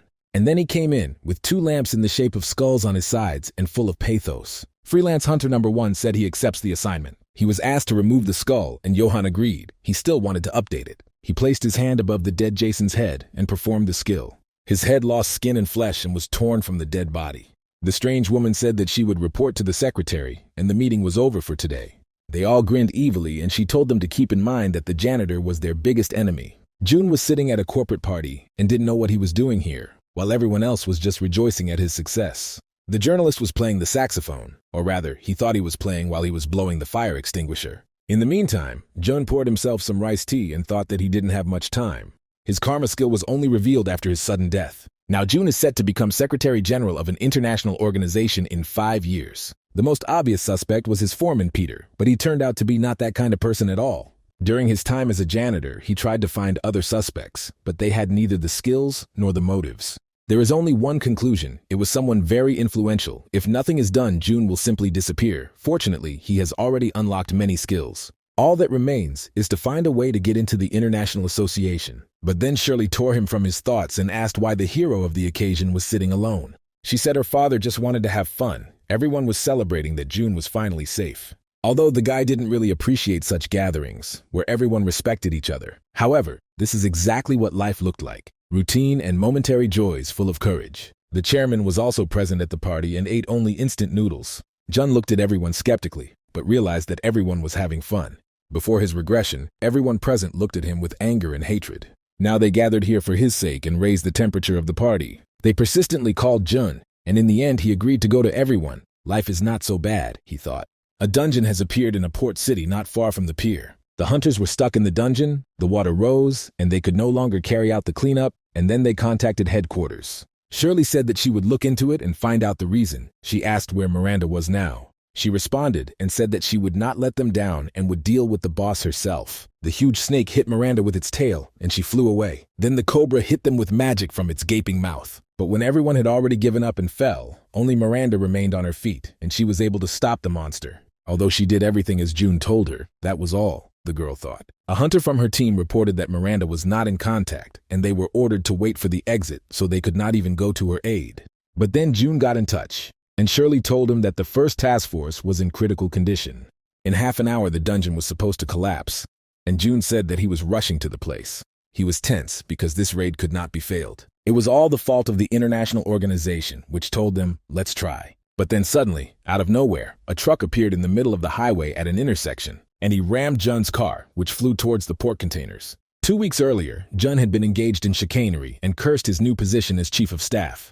Much has changed. His main enemies were fired. Others also faced repression and logging. Miranda became the leader of the first task force, which was reassembled, and now she led the elite. 10 cleaning teams were created. Alex and Assel refused leadership positions. All that could be said about little Chloe was that she dyed her hair.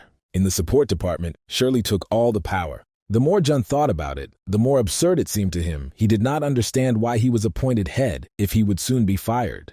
Jun asked the chairman if he would really leave in 30 days, and he slyly replied if nothing happened. Jun hoped that there would be no incidents and he would quietly get out of this swamp. This month was supposed to pass quietly. On the other hand, his position had an advantage. He unlocked many skills in one fell swoop while fixing the situation of the cleaners. But even so, something remained closed. This was one of the most powerful skills in his previous life. But the conditions were too difficult, Demon Lord. It looks like he will need to give up this skill. Jun had moved up in the unofficial rankings and could now easily qualify for the highest rank, so he thought of registering.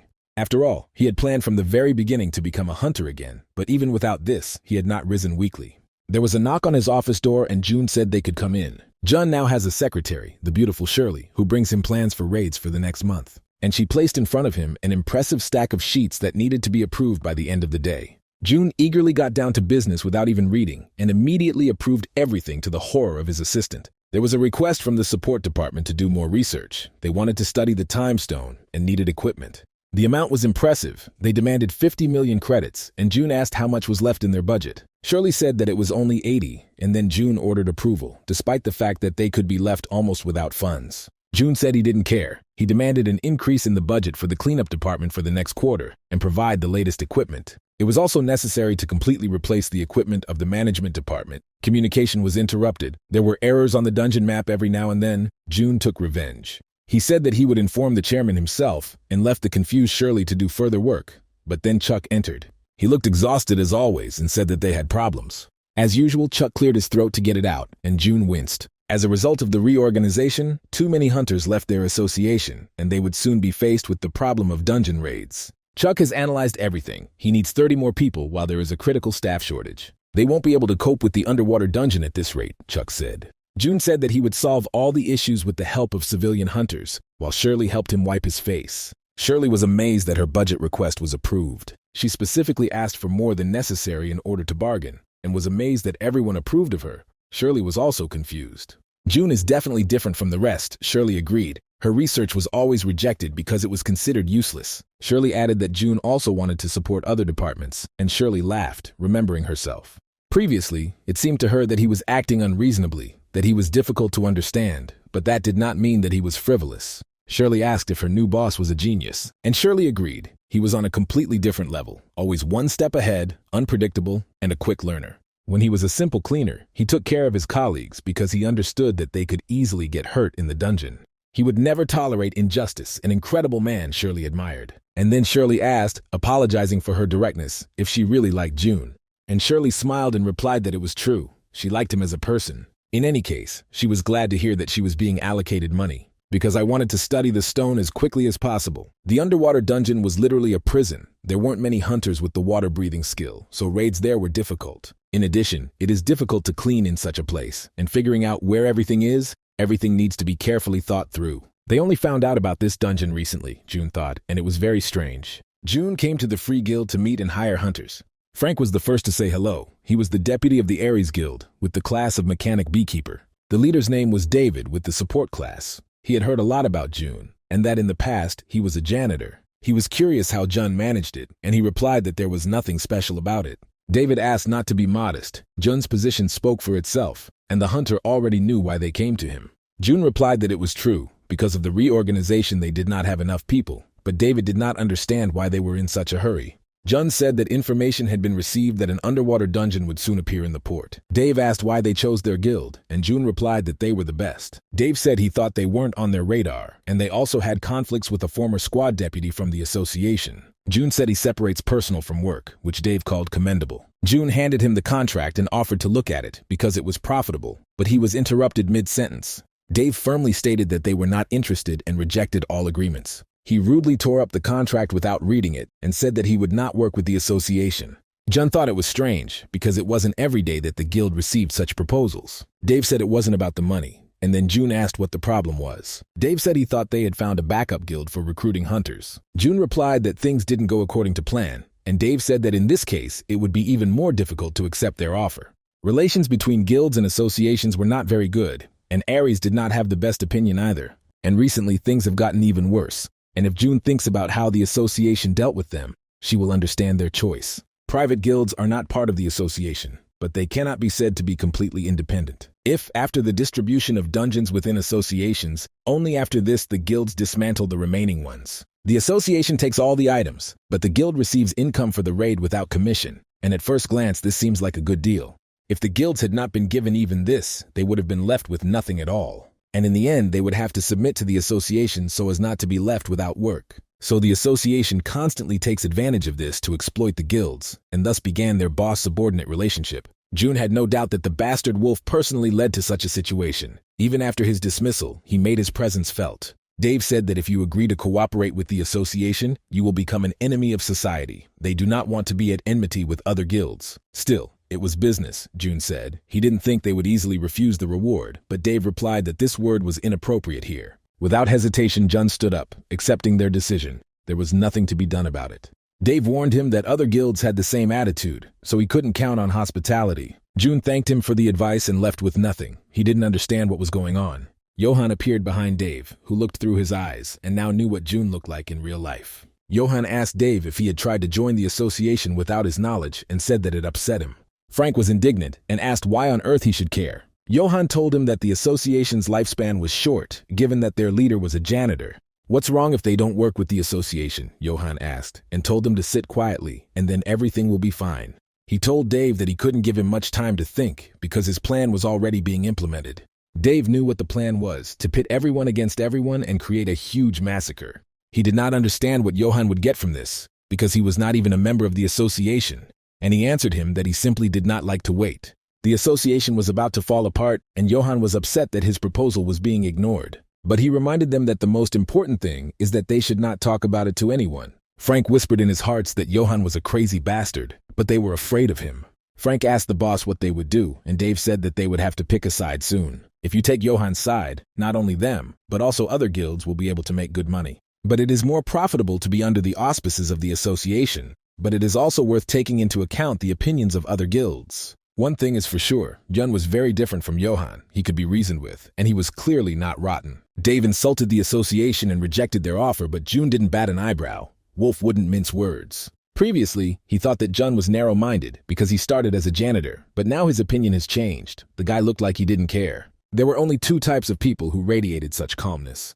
those who would soon die, or those who live on such a grand scale that they simply don't notice these little things. Frank still didn't understand who was drawing what when they came into the room and told them they were in trouble. All guilds in the capital are conducting large-scale interceptions of dungeons, the girl guild leader said ahead. Both Frank and Dave were amazed, but realized that all this was the work of Johan. Jun was angry, as Dave had warned him. He visited other guilds without much results. He was not even allowed into the reception desk and was told that the leader was not there. In other cases, they simply refused to deal with him. Before, Jun would have simply abandoned everything. But now I couldn't throw something like this away because I wanted to leave this office in a month. A big conflict was brewing. And he also didn't understand why he had to pay for Wolf's sins. Chuck contacted June and told him that the recruitment was not going well, but he interrupted him and shouted that it was not important. There was something very low-key, Chuck yelled, so June almost gave up the steering wheel. Right now, 24 dungeons are being intercepted at once, and all this in 2 hours, Chuck yelled. According to reports, there were guilds of free hunters behind this, and not just one or two. Almost all the guilds in the capital participated in this large-scale attack. Most of all, such aggression resembled the beginning of a war for the redistribution of the sphere of influence. While June was driving in the middle of the city, a strong explosion was heard.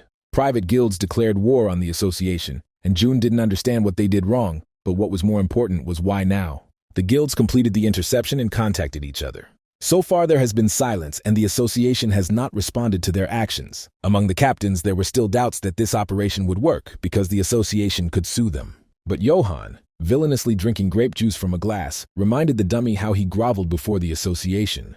Johan asked if he thought the association only contacted them because there was a shortage of hunters. Their new leader, a janitor who knows and understands little, now is the best moment to attack, the villain convinced. If all the guilds rebel, the inexperienced leader will try to come to an agreement and make a deal.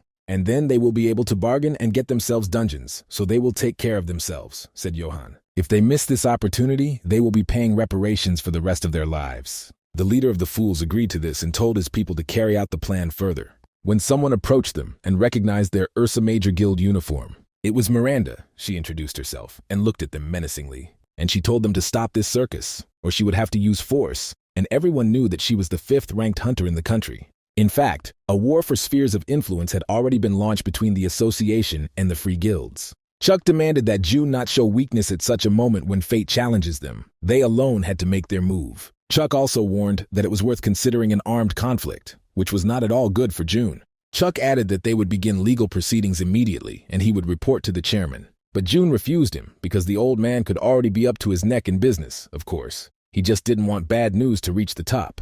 Chuck started yelling into the phone, in his own way, that they couldn't report what had happened if this continued. The damage would be enormous. Jun understood that after wide publicity, everything would definitely reach the chairman, and then he would hardly get his dismissal. So he told him that he would sort it out. Chuck could only hope that June knew what he was doing, but warned that they couldn't waste any more dungeons. Jun understood this and told them not to worry, promising to contact them later. He then contacted Chloe and asked her where she was. The girl had just finished cleaning the dungeon. She had already heard about the interceptions. June confirmed these rumors and ordered her to stay a little. The former huntress was indignant because she was already about to go home, but the call was cut off. Jun understood all the hostility towards the association on the part of other hunters. It was also possible to understand why he was ignored, because before he was a simple cleaner. But was all this a reason for such a risky operation on their part? What was the benefit for the guilds from participating in this? He did not understand. The dummy from the Free Guild dropped his bag and repeated Miranda's words that the association would use force against them. The huntress replied that only if it was necessary, all their actions were illegal, and took out her sword. The teacher did not give her precise instructions, but she could not remain idle. She had to personally stop all the violators. And then she asked if they could pay compensation, but the idiots boldly declared that they were not going to. They themselves justified their robbery by saying that the association treated them badly. Miranda stood her ground. This did not give them the right to intercept the dungeons. Dissatisfaction had to be addressed in official letters. The dummy, who got involved in an adventure that he himself did not plan, was indignant because they wrote letters but answered them only now. Miranda coldly replied that she understood, but demanded that they go with her. In the end, whoever is stronger is right. The dummy thought the same and refused her. He used his unique skill of transforming into a beast and became a freak. The rest of the slow-witted men also drew their swords, making it clear that the negotiations were over. But Miranda also had skills. She increased her strength and gave them a final warning.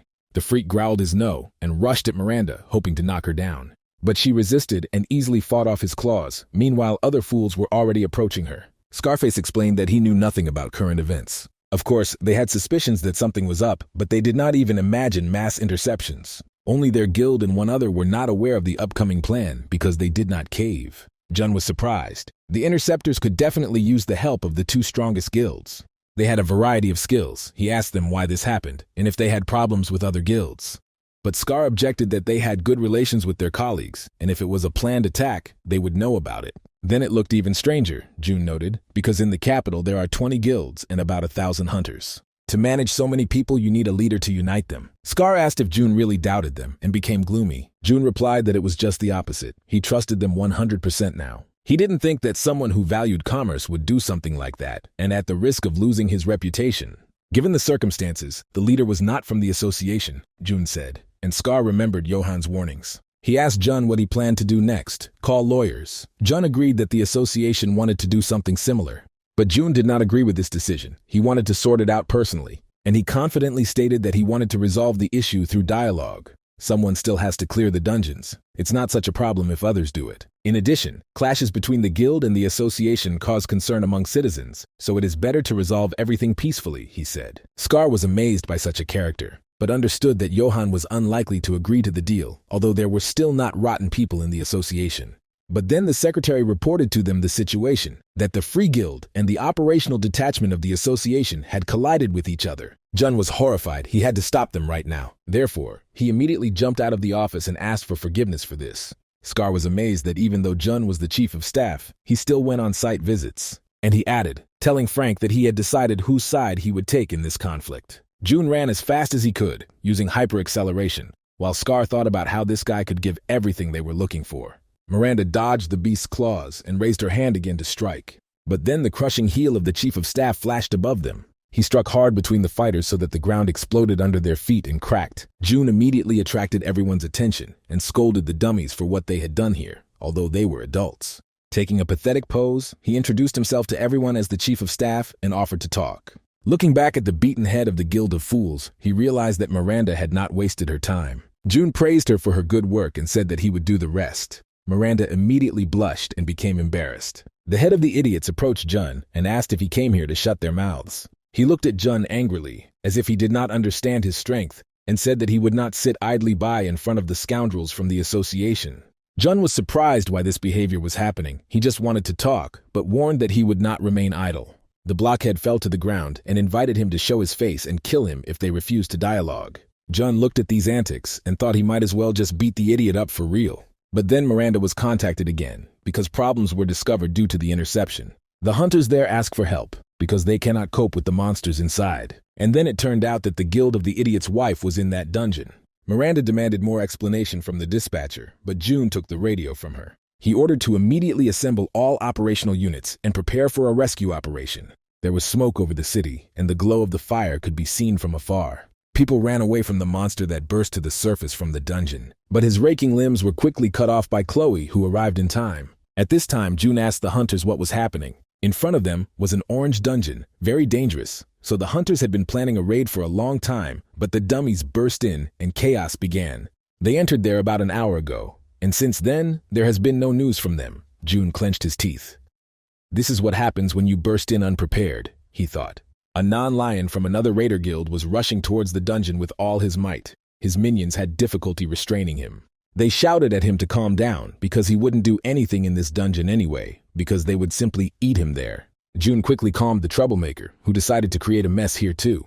He told the idiot to be quiet, because if he thoughtlessly burst into the dungeon, there would only be more victims. The blockhead was indignant and accused Jun of inviting him to stand and watch, while he wanted to take all the laurels for himself. Jun didn't even deny it, and asked if the fool had any more questions. He did not listen to his indignation, but turned to face the entrance to the dungeon. And he added that he himself would go into this hole, so he ordered everyone to stop crying. Chuck, who worked as a part-time cloakroom attendant, appeared nearby. He said that Jun did not have to do this. Even a trained task force might not be able to cope. Moreover, this operation will not bring much profit, even if successful. The map of priorities was uneven in Jun's head. The association's budget was in last place for him. What worried him most was a quiet dismissal, so he ordered the first squad with Miranda to follow him.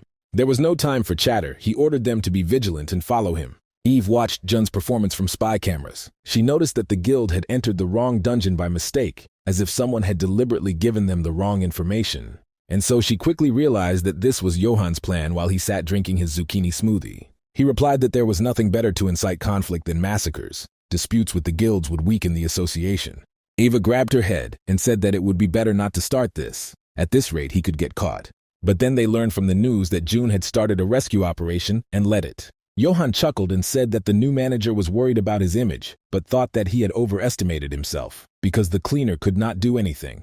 This was a dungeon where a newcomer could not cope. The association always pursues its own interests, so they were unlikely to simply go to save people. But Eva told him that Johan doesn't know that Jun is not an ordinary person. She will have to use the stone because everything did not go according to plan. She reminded Johan that the plan was not there to amuse him.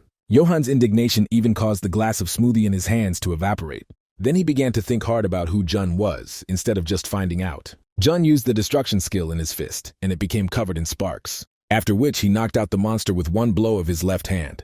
They quickly walked through the entire dungeon and ended up at the boss's room. The dispatcher reported to them that the name of the monster was Tigra-Khan, and Jun assumed that the creature was flying. But it didn't matter. He told everyone to get ready because they were going inside. The room was dark and dirty. Jun ordered everything to be inspected. Miranda found the weapon that the previous group had used. There was no monster blood on it, only dirty mucus. Miranda showed miracles of deduction and assumed that the slime belonged to the monster. But then Jun noticed the threat and shouted to Miranda to leave, then immediately used the fire skill. When they decided to look up, they saw a huge spider above their heads and a bunch of dummies that allowed themselves to be caught. At least they are alive, Jun thought, looking at the people. He instructed Miranda that saving people was a priority and cleanup could be done later. Miranda used a skill called Iron Meteorite, and a magic sword appeared in her hand. With this blade, she was able to attack at a long distance and cut through the sticky web. And June, meanwhile, using acceleration, was able to catch all the prisoners. He deftly dodged the legs of a spider that was left without dinner. Miranda, who was watching from the side, noticed another spider from above and shouted to June. He found himself between two fires and the attacking spider vomited green mucus on him. Jun was doused with foul-smelling gunk and fell to the ground. Although he was able to get up, Uriel's skill helped him recover. He soared in the air like an angel and hovered, blinding the spiders with a bright light. The passive skill Mysophobia instantly brought out the hitherto cold-blooded June. Chloe was sitting and remembering June when Alex told her to watch her tongue and asked how long she would continue to act like this. But the former huntress did not listen to him and continued to demonstrate her character. Then Jun ordered the dungeon to be isolated and ordered the first squad to follow him. Chloe was overjoyed. There had been no such raids for a long time. She wanted to warm up.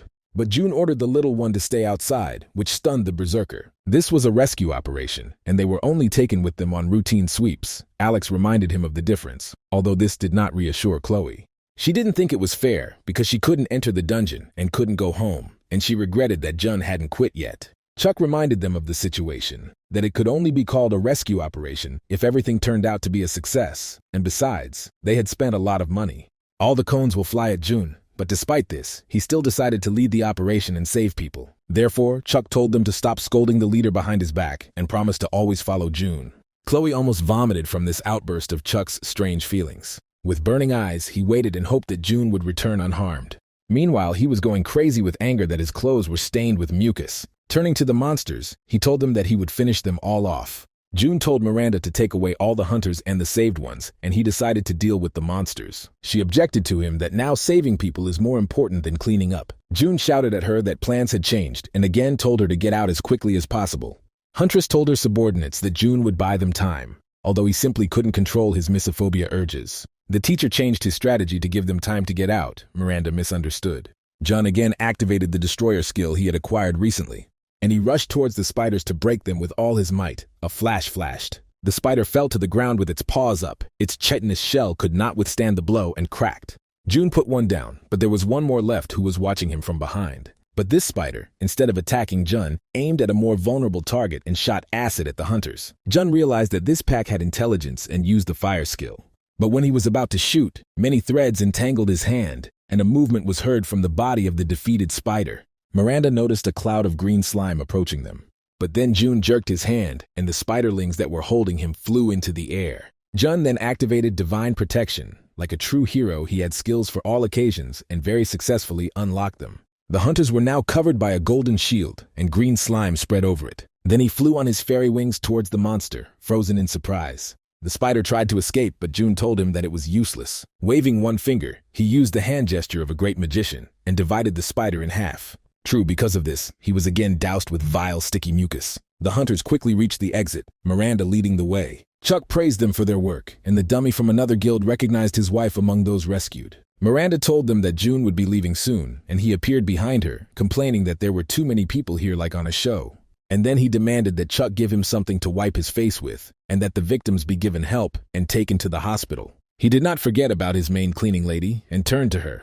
June told her to stop shirking work and clean everything up properly. Then he looked at the troublemaker who had created a mess for them at the polling stations. The blockhead said that Jun saved everyone out of fear of punishment, and they will not forgive the association so easily. He knew that his words sounded stupid, but their tiny guild could not afford to pay compensation, and he accused them of fraud. But at that very moment, he received a slap on the head from a Scar that arrived at this place. On behalf of all the guilds, he asked Jun for forgiveness, and he added that they have no right to judge a person who risked his life to save one of them. Scar was impressed that Jun would put his life at risk in such a situation, and even worried about the citizens. Jun didn't know what to say to this. He just ran away from the Ares Guild office. Scar expressed confidence that with such a person in the association, they would be able to coexist. For all free guilds, his actions should serve as an example. The dummies began to praise and honor Jun, shouting out flattery as if on command. They instantly changed their shoes. The hunters asked Jun to remain in charge of the association for life. The guy's head was spinning from the circus they all staged here. Scar bowed low and thanked Jun for saving his dummies. Without him, they would have died. But he added that he could not but agree that their intentions were obvious to him. He hoped that June understood what the association had done, and the Pureman sighed heavily. Looking straight at the Scar, he asked who he took him for, in an angry voice. Jun knew that everything was happening, but was that really a reason to just take away dungeons like that? Moreover, when the amount of damage reached such a level, Scar asks him to simply understand and forgive, and asked if they understand who they are dealing with. Then one fool screamed again, unable to withstand the pressure, and justified his actions by the cruelty of the association. June wondered why he should forgive them just because it's hard for them. It's capitalism. It's hard for everyone. Jun didn't care why the free hunters decided to intercept him if he was going to quit anyway. Future relations were more important. There were no guarantees that such a raid would not happen again. If they officially declare compensation for the damage, the free guilds will go bankrupt and declare bankruptcy. And since they don't have money, they must pay with services. And he said to join the association for a while, and handed them the agreement to sign. The hunters were outraged that they were being offered to work for free, also under June's command. June replied that the contract guaranteed them permanent employment if they paid a percentage. This meant that they were guaranteed dungeons. Scar couldn't believe his ears. Jun said that he wanted to conclude a mutually beneficial agreement for both parties because it was unwise to leave so many hunters without work. Scar was surprised because the association had never met them halfway before and asked what the others would say to this. But June replied that it didn't matter because now he was in charge of the operational headquarters and they shouldn't worry about the rest. Scar realized that this man was completely different and the hunters were already enjoying themselves to the fullest. Even after large-scale interceptions and losses, June carried out a rescue operation and also offered them a lucrative deal instead of going to court and bankruptcy. Scar realized that he could trust Jun and said that he had a private conversation.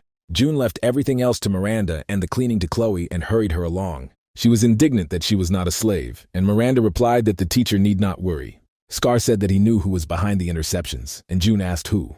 And then I heard Johan's name and shuddered as I plunged into a flashback. In a past life, Johan was number 2 in the country. Right after June, he was a man who solved all issues with violence. Then he received the nickname Cleaner because he was a scoundrel who did not shy away from dirty work. He was originally a magician, but then he unlocked forbidden skills and sacrificed many people. The magician turned into a warlock, someone who should not have existed. After that, June forgot about him because he didn't see him in the ranking of world hunters. In a previous life, Johan was weaker than him, but in this life, everything is different. Scar admitted that it was Johan who gave everyone tips on the dungeons because he wanted to increase the conflict between the association and the guilds. June clenched his teeth. The scoundrel had greatly disturbed him and asked the Scar where he was. Scar replied that Johan changes locations, but there is one place where he visits regularly. Jun was shown on TV and reported about his latest achievements. Thanks to this, their association rating in society has risen greatly. Many believed that it would be great if his leadership remained in the association. Johan got angry. His whole plan went down the drain. June easily got out of the crisis. He also got the guild. Now he needed a new plan. But then someone asked him where he was going. In the rays of a lamppost on the stairs, there was a man standing. Johan asked in surprise if they knew each other and involuntarily grinned. Jun said that he doesn't care about his existence, but Johan crossed the line. It's not okay to take human lives. He poked the villain in the chest and for some reason warned him for the first and last time, although he could have slammed him on the spot. Jun threatened Johan if he stood in his way again, he would skin him alive. He just grinned and asked why on earth he should listen to him, even if he was the chief of staff, for Johan Yoon was still a dummy. How does the scrubber get so much confidence because he can't even imagine what he's capable of, said Johan, and glared angrily. Jun agreed. How can you imagine something if Johan only trembles with his tongue and moved sharply? But when he was about to make a chop, he heard shouts that there was a fight and the police needed to be called. And he stopped as if this was a huge problem for him. At the top of the stairs stood 2 frightened girls who appeared here from nowhere. And Jun warned the scoundrel to be careful and promised to kill him. The girl's daughter spoke on the phone with the father of the family, who was driving home late at night and promised to buy her some treats. Her father promised to be more careful and wished her good night. But then he saw a man on the road in the headlights of his car. The hunter slammed on the brakes and, having lost control, sent the car into a skid. The car flew off the highway, hit, caught fire, and nearby on the ground lay the body that he had seen on the highway. Scar did not understand how this was possible and approached the girl to check on her. But when she turned around, he saw only a skull glowing with green fire. Johan appeared. He recalled that he told Scar to remain silent, but he still chose Jun's side. Scar grinned. June offered them an option that suited everyone. Johan grinned and said that this decision cost Scar's life, and with a snap of his finger, he destroyed one of his skulls. Scar tried to use his divine light skill and turned around sharply. When Johan waved his hand, a wave of green light covered Scar. His body dissolved into it. The skull lost its flesh and began to obey the will of Johan. Chuck held a meeting. He told everyone that although the losses from the interceptions were huge, now everything was fine. Now they were being helped by free mercenaries. The association's profits have increased along with the number of possible sweeps, and they will soon be able to repair the damage caused. Moreover, the reputation of the association grew, and many hunters joined it, solving the issue of staff shortages. June praised Chuck. Shirley said that she would show him personally the research materials on the Infinity Stone. But Jun didn't care. He was going to quit soon. All his assigned goals had already been achieved. From that day on, he heard nothing from Johan, and naively believed that he was finished with him. Now he has one more thing left to do, and if he does it, his resignation is guaranteed. June moved on to the matter of the appearance of an underwater dungeon in the port and hoped that nothing would interfere with his departure. Later, Shirley made an appointment with him at the shooting range, and June asked her why he was there, since it was just a research report. Shirley took out a pistol and took it with a gangster grip, with which you could even miss the sky. Then she closed her eyes and began firing randomly. Naturally, without getting anywhere, June asked her why she was doing this, because it was quite dangerous. Shirley was surprised that the techniques from the movies did not work. She looked at Jun and offered him to teach her, because she was sure he knew how to shoot. She explained that they were examining the stone with weapons. It contained unusual power. In a looping dungeon, time continues to spin in a loop until all its conditions are met, and this is thanks to the stone. Shirley believed that this power could be applied not only to space, but also to objects, or even living objects. They had not yet unlocked the stone's potential. If the power was used correctly, time travel was possible, and June immediately thought about the weapon with which he was shot. If he had particles of the Eternity Stone in him, that would explain why he could travel back in time. And while he was wondering why the International Association could use this technology on him, he was told urgent news. The leader of a group of free dummies, Ares, died suddenly. Jun looked at his photo in the frame. Ordinary guys with family are always the first to die in such stories. The girl still did not understand what was happening and why her dad had not returned. June asked Chuck what happened, and he replied that Scar crashed his car on the way home. The bespectacled assistant told Chuck that on the way home, Scar spoke on the phone with his daughter, and therefore everything was considered an accident. It is clear that hunters never know when death will overtake them. But it was difficult to believe that the leader of a large guild, the best hunter of the support class, simply died in an accident on the road. June looked at his crying family. He had been to so many funerals in his life that he had long since become accustomed to them. His thoughts were already occupied with this strange matter, and not with emotions. He had almost no contact with the Scar, either before or after his regression, but he did not believe that he could die so easily. Frank approached June and wanted to talk face to face. It was not hidden from the guy that this hunter was the calmest of all, and Frank replied that he had lost many comrades. Frank saw the association's request for help in the underwater dungeon, but he had one condition. He wanted June to catch and kill the scoundrel who took his friend and head. Frank had no doubt that this was the work of Johan, and wanted to catch him as soon as possible and find evidence. June unexpectedly quickly and easily agreed, promising that he would do this, so the guild had better prepare for the raid. Now he realized how naive he had been in thinking that Johan had simply laid low, but the criminal had easily crossed the line. Before his death, Scar managed to tell June that someone must be covering for Johan. He wanted to weaken the association. Even though he was considered the strongest hunter in the country, there was an entire organization against him. From the very first day they met, Johan received direct instructions from someone. Therefore, Scar had no doubt that behind the magician there was someone more powerful than the association. The underwater dungeon appeared earlier than in June's past life. This meant that his opponents had used the Change Stone and forcibly summoned the dungeon with it. This was possible if they had a key with access to the storage of magical items and a team of specialists. It was definitely an international association. And there is only one reason: they have long wanted to subjugate their branch. In the past they received the Time Stone, but not this time. Therefore, to achieve what they wanted, they hired the best hunter in the country. June looked at Shirley and the others and realized that he needed to get ready. He ordered them to immediately begin preparations for the raid. At the port, workers noticed something strange that appeared right next to the pier. The sea began to boil, and then, as if it had exploded, a large wave began to flow across the bay. Then a gate appeared from there, and the earth shook under the feet of Eve and her people.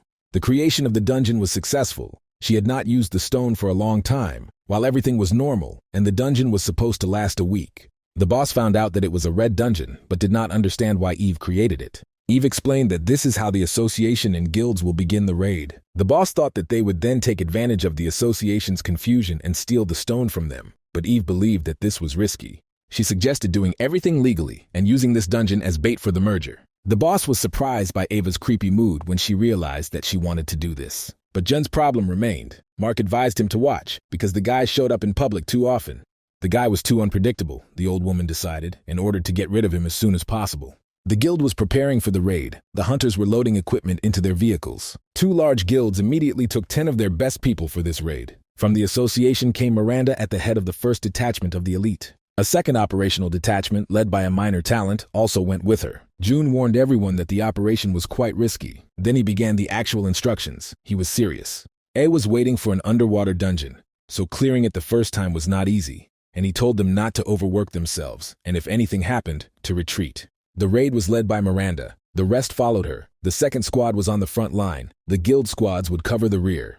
Jun advised them to divide the attack into several stages and report if even the smallest change occurs during the raid. The boss of the dungeon is a python with viper fangs. The map is still being drawn up, so you need to determine its exact location yourself. It was a one-way dungeon that you couldn't exit until you completed it. At this point, the briefing was over, and Jun told them to wait for the equipment to arrive. Frank wanted to clarify something with June, and he agreed. He wanted to know if June was a hunter, and the guy didn't know how to answer that. When he first heard about June, he was told that he was a simple man, a janitor, but now Frank doubted it. The bestial look alone was worth it. In addition, Jun personally commanded the rescue operation. Who other than the hunter could enter the orange dungeon? Jun agreed. He really wasn't that simple, and said that he was an unregistered hunter. That's why he didn't have a rating.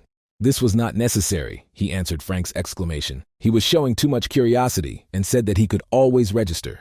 Frank laughed. He really didn't care about the ratings because he saw with his own eyes what June was capable of. But then Shirley came up and said that unfortunately, June would not be able to participate in this matter. She waved to the side and said that containers with new clothes and equipment had arrived. This was special equipment for an underwater raid. It reduced water resistance. Miranda was slightly embarrassed because the new uniform did not hide her form. Shirley said that there were exactly enough suits for the number of raid participants. There were no spare ones, so she told June not to even think about it. So that he doesn't even hope to take part in the operation, because he would rush to help them anyway. That's women's logic, guys. She said that it was better for him to avoid dangerous situations. Jun had a hard time during this time, and no one would criticize him. Shirley quickly turned away and ordered everyone to hurry up, get dressed and go. Everyone was a little shocked by this maneuver of hers, even Shirley herself. Miranda told him to see him, and smiled at June. He did not understand why she was saying goodbye, as if she was going to death. Jun told her that he would watch over them from this place and would not let them die just like that. Therefore, they can continue to fight with complete confidence. Chloe hurried them. There had been no such operations for a long time, and June was surprised that she was here because no one had called her. And that's why he said that there would be no cleaners in this raid. There were no guarantees that they would pass everything the first time. June told everyone to be ready. He would give them valuable instructions from headquarters and grabbed the little one by the arm. The whole team loaded into the transport and they drove to their destination. But he had questions for the red flea, he told Chloe, holding her like a naughty kitten. Eve, meanwhile, watched through secret cameras as a squad of hunters arrived at the dungeon. She asked Johan, who was drinking a tomato smoothie, if he had read the operation plan, and he answered in the affirmative. He called her plan boring, but Eve told him to shut up and follow it. He now had coordination in the country, and she demanded that Johan take this responsibility responsibly.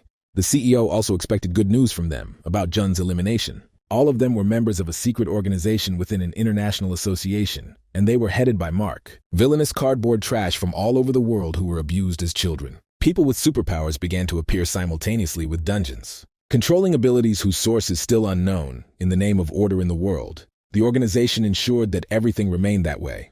They monitored the balance between people, so that among them there would not appear those who went beyond what was permitted. For Johan, this order is simply an excuse for countless murders in order to unlock skills. Johan had never gotten along with Eva, but now her words made sense. One skull was missing from his shelf. This place was intended for Jun. The bespectacled boy frowned and said that they were there. And Eve ordered the measurement to be stopped as soon as the hunters entered the dungeon. They were approaching a point at the pier in motorboats. Miranda radioed that they had arrived, and June told them to contact them as they entered the dungeon. Everyone put on their scuba masks, checked the mixture, and prepared to dive. Then the group entered the water in an orderly manner and began to quickly sink to the bottom, causing everyone's ears to stop. The rift was right in front of them and beckoned them with its failure. Miranda reported that they were inside, and June told her to stay in touch and let her know if anything happened. At first, Miranda wanted to make a map, but then there was interference on the connection. June shouted to her that the connection was bad and that she should check the equipment, but if they took a reel with a wire, there would be no problems. As soon as the squad completely entered the dungeon, the connection with them was lost. The positioning sensors also stopped working, and the dungeon disappeared. Miranda tried to get in touch several times but heard only the noise of interference. Miranda thought it was because they were underwater. She turned the receiver several times, but it didn't get any better. And then they saw the entrance to the dungeon closing, and Miranda ordered everyone to move away from him. They watched as the entrance collapsed right before their eyes. The girl was confused, not understanding what was happening because they had not yet defeated the boss and the exit had already disappeared. No one could contact headquarters, and the water in the dungeon began to rise. On top of everything else, the monsters came to them on their own. It all looked like a disaster. Frank said we need to take care of the monsters first. He called his robotic dog assistant, nicknamed Bucket of Bolts. However, Miranda liked this robo-parody of a pug. Frank ordered the robot to attack, and it jumped straight at the monster, after which it exploded like a self-propelled mine. To the horror of Miranda, she was not mentally prepared for this method of battle. And Frank summoned another robotic dog, a copy of the previous one. Panic began at headquarters. They did not observe the dungeon on the cameras.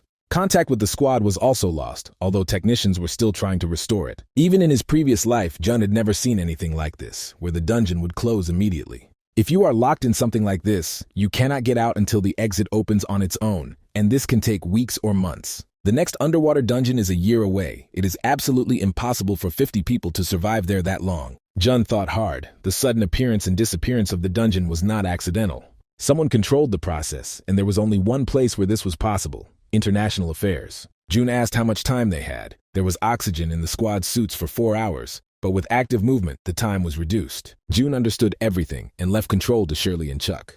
If he activates the Dimension Stone, he will be able to save his people, which means he must first contact an international organization. Jun asked the chairman to assemble a board of directors because they might have to fight with internationals. While he was driving, he thought, why would they arrange something like this? Because of a failed merger, an investigation into corruption. But then a truck drove into his car, and Jun was pinned against the airbags. Killer Truck's attack. That's how the story should be called. And the driver was Johan, who suddenly appeared out of nowhere and so successfully. He mentally replayed Jun's threats in his head and thought that his self-confidence did not save the guy. He so hoped that they would fight, and he knew that Jun was talented, but superpowers do not make a person immortal. His body remains the same. The awakened ones have an arsenal of skills, but they still need to have time to use them, and they are just people. Even a hunter can be surprised by a truck for the second time in his life because they are arrogant and do not allow the thought that they could be attacked. A hunter who did not know defeat would not wear his skills active outside the dungeon in ordinary life. Johan was sure that he had done the job. He snapped his fingers. A wall of green flame engulfed Jun's car. He turned his back to the explosion, thinking that he was a tough guy and didn't have to look at it. But then he heard a lot of flattering statements about himself. Jun got out of the fire completely unharmed and thought about how much he hates trucks. Johan was surprised to see Jun using the skill, rather activating it in advance. All because he died once, and you can't get him like that a second time. Jun reminded the scoundrel that he promised to skin him at the next meeting, but he could have done it right away, and there would have been no problems. A former janitor with combat and now also passive skills, who is he? Johan wondered. Jun answered categorically that he was the one who would take his life. It sounded pathetic, but he really was going to do it. Johan activated his corrosion skill and rushed towards Jun.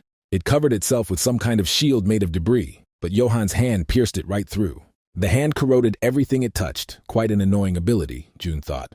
Then Johan used the weakening skill, and the skulls that were flying next to him opened their mouths. They shot blue beams like an ion cannon, and Jun had to dodge. Johan again reached out to him with his raking hands, but Jun dodged, while kicking the magician in the jaw. Johan rubbed his chin with displeasure and told Jun that he was running like a rat. Jun noticed that one of the skulls looked familiar and asked who it was. Then Johan grinned and said it was Scar. Jun continued to dodge the constant bombardment of rays from the skulls. He used acceleration, tore the wiper off the truck, and rushed behind the enemy.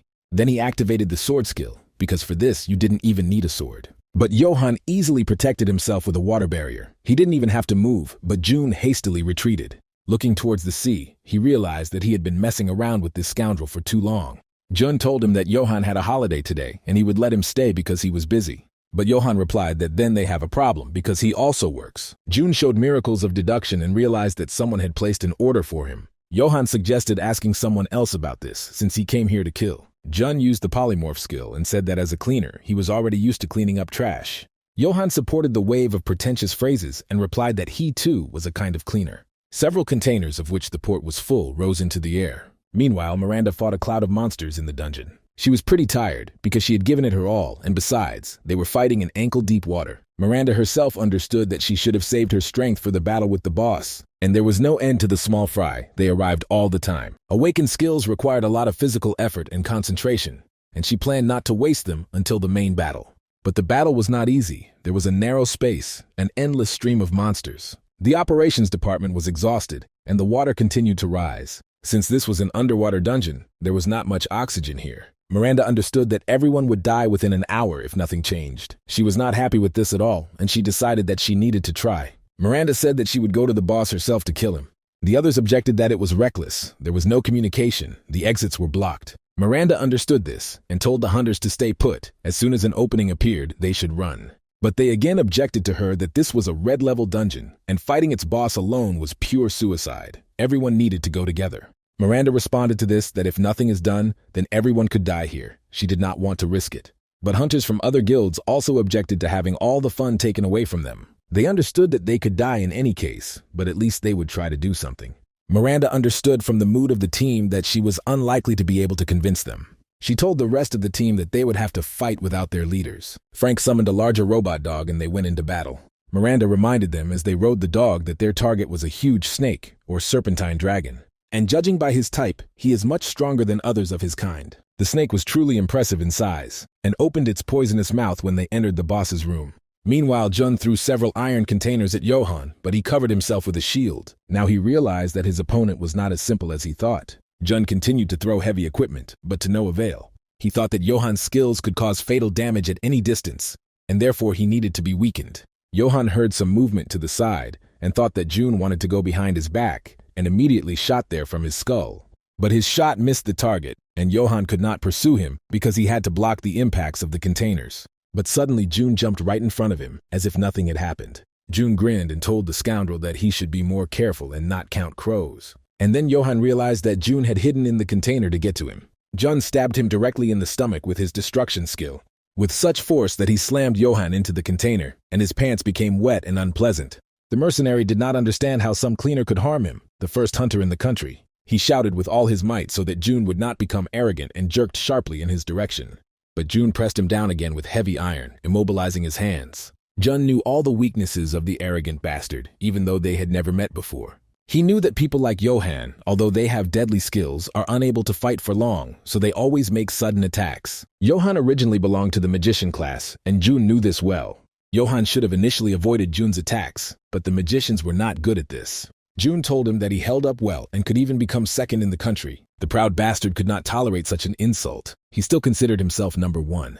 But Jun told him that no longer, because he was now on the list, and raised his fist. Peter sat in the cafe and was glad that they could finally relax like this. He wished that Jun was with them too, but he was busy with the raid. Alex noted that the more he thought about it, the more absurd the situation seemed to him when Jun, working as a janitor, now became the chief of staff. Peter looked at Chloe and asked what was wrong with her face. Alex answered for her, saying that Jun simply didn't take her on the raid. Peter, as usual, was optimistic that everything would end well and without problems. Chloe was still remembering how Jun grabbed her like a small dog. Then Jun had a question for her, and she was very surprised. He told her that he thought that an international organization was involved in Scar's death, and asked how often people died there. Chloe didn't know what happened, but she agreed that deaths happened often, and hunters even came up with conspiracy theories. Therefore, there were rumors among the organization that hunters without registration and those who pose a threat were removed without mercy. And so Jun realized where his legs were coming from, and that he needed to be on the alert. Although this was just his guess, he suspected that the international agents were targeting him and told Chloe about it. Chloe has now informed everyone that they need to be on guard, because the organization can monitor Jun and his entourage. Peter immediately wanted to know how he could help Jun, and Alex immediately answered, very simply, you need not to interfere with him. Assel also stated that she was worried about Jun, and her voice sounded alarmed. Peter, as usual, confidently said that there was no need to worry about Jun. He was not one of those who could be easily defeated. Rather, the chief of staff would finish someone off. In general, they were not far from the truth, and that is exactly what Jun was going to do. The scoundrel received his appointment to the dentist and traumatologist. But one blow was not enough. Jun wanted to add more, and Johan was already asking him to stop. Naturally, Jun didn't stop, because Johan was the first to attack him, and now he's also asking him to stop. The beaten hunter did not understand how great and better he was, dismantled for parts. Jun shook his hand. Even if the opponent refused to admit defeat, he was still number one. He just didn't register. Jun understood that the car could not be restored, and he had lost a lot of time, but that was no longer important. On the contrary, everything was fine. The answer to his question found him on its own. Jun ordered Johan to call the customer, and he could barely raise his eyes due to his swollen eyelids. When Johan turned on the fool, Jun immediately brought him to his senses. Obviously, the moment of the attack was not a coincidence. Jun wanted to hear the voice of the one who organized this circus. Johan grinned with a bloody mouth and said that it was pointless. But this was empty talk, so June stepped on his head with his foot and again demanded to call. The phone rang, and Eva looked away from the screens. She immediately realized who was calling. Everything should have been over.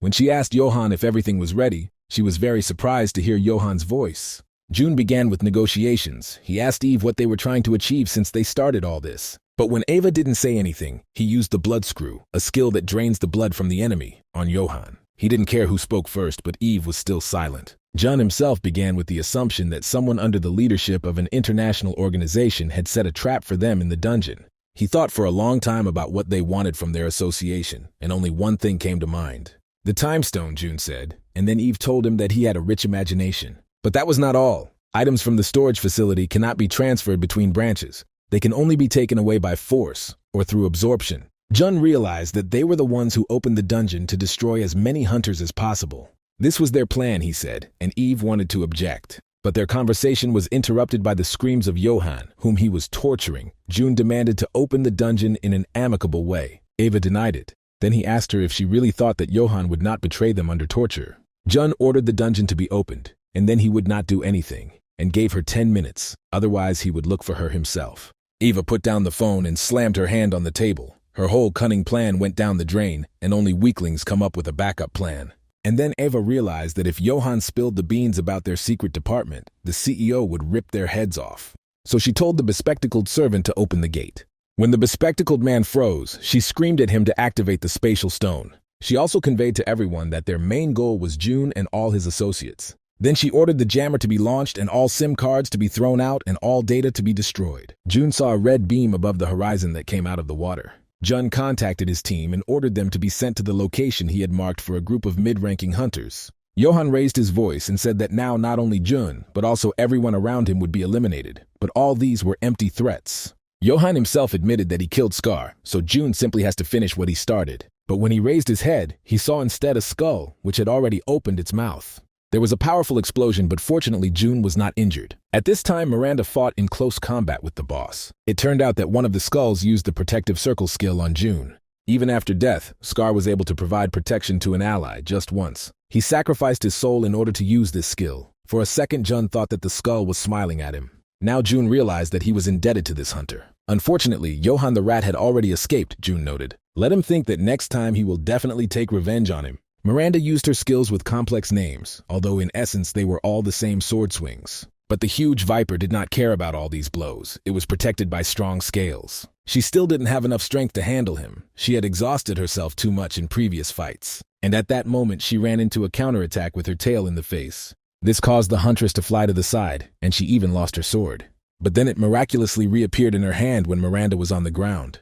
Frank realized that the three of them would not be able to defeat such a strong boss. Although he tried to maintain his fighting spirit, his strength was not enough, and the place to fight was also bad. Each of them was exhausted, and they knew nothing about the boss's weaknesses. But then Miranda stood up and asked them to immobilize the snake for 5 seconds. She decided to use her remaining strength to make a decisive attack, but she would miss if the monster moved even a little.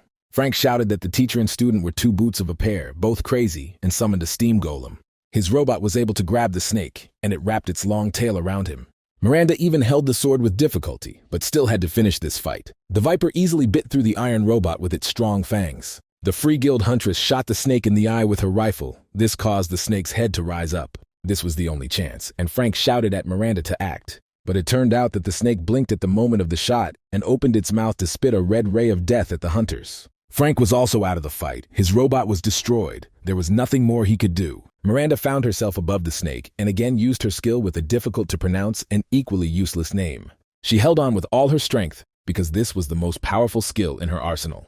But in the end, she simply dropped the sword from her hands and flew straight into the snake's mouth. Miranda plunged into flashbacks. Her whole life flashed before her eyes. And just when she thought she was done, a huge, ghostly sword pierced the boss's head. All this was a superiority skill that Jun, who arrived in time, used. He cut the viper in half with his giant weapon.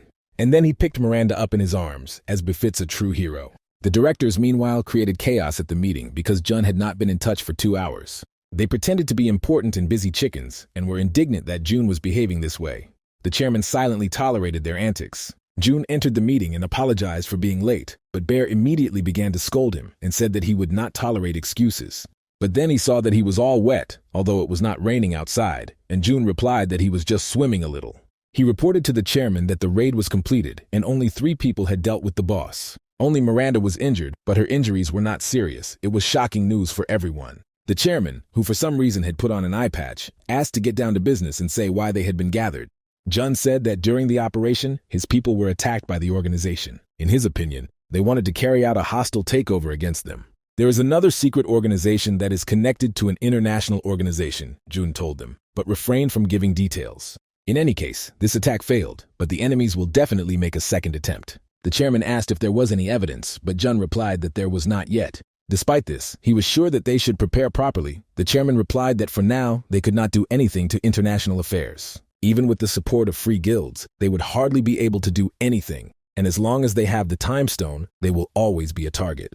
Jun understood that there was little he could do, but he did not want people to suffer because of him. Since he knew the purpose of his enemies, he was ready. He decided to gather forces to respond to future attacks, and for this he needed new faces. The chairman agreed. Their association was the largest of the independent ones, and asked what Jun was offering. He informed them that they would go outside the country, buy another independent association, and make it their subsidiary. One of the directors objected that these actions would serve as a clear provocation for international affairs, since they would definitely make them enemies. He was against it, and others spoke out with him. They were confident that international affairs officials would not remain idle. Moreover, they had no evidence that it was the organization that attacked them, and the directors believed that they could not risk it. The chairman also took their side. Guesses alone were not enough. The organization's response could simply destroy them. Jun, of course, understood all this himself, which means he had good reasons for suggesting this. And then the chairman told him to act and take full responsibility. The chairman interrupted all objections. He did not like international affairs from the very beginning, which is why he created the association independently. He told Jun to do as he knows, and no matter what he does, he must show everyone what will happen if he threatens them. But then Jun grimaced. He would like to continue and all that, but the day of his dismissal is very soon. So they will have to entrust this matter to someone else, Jun said, which shocked everyone. The chairman calmly stated that he knew that this would all end, so he prepared.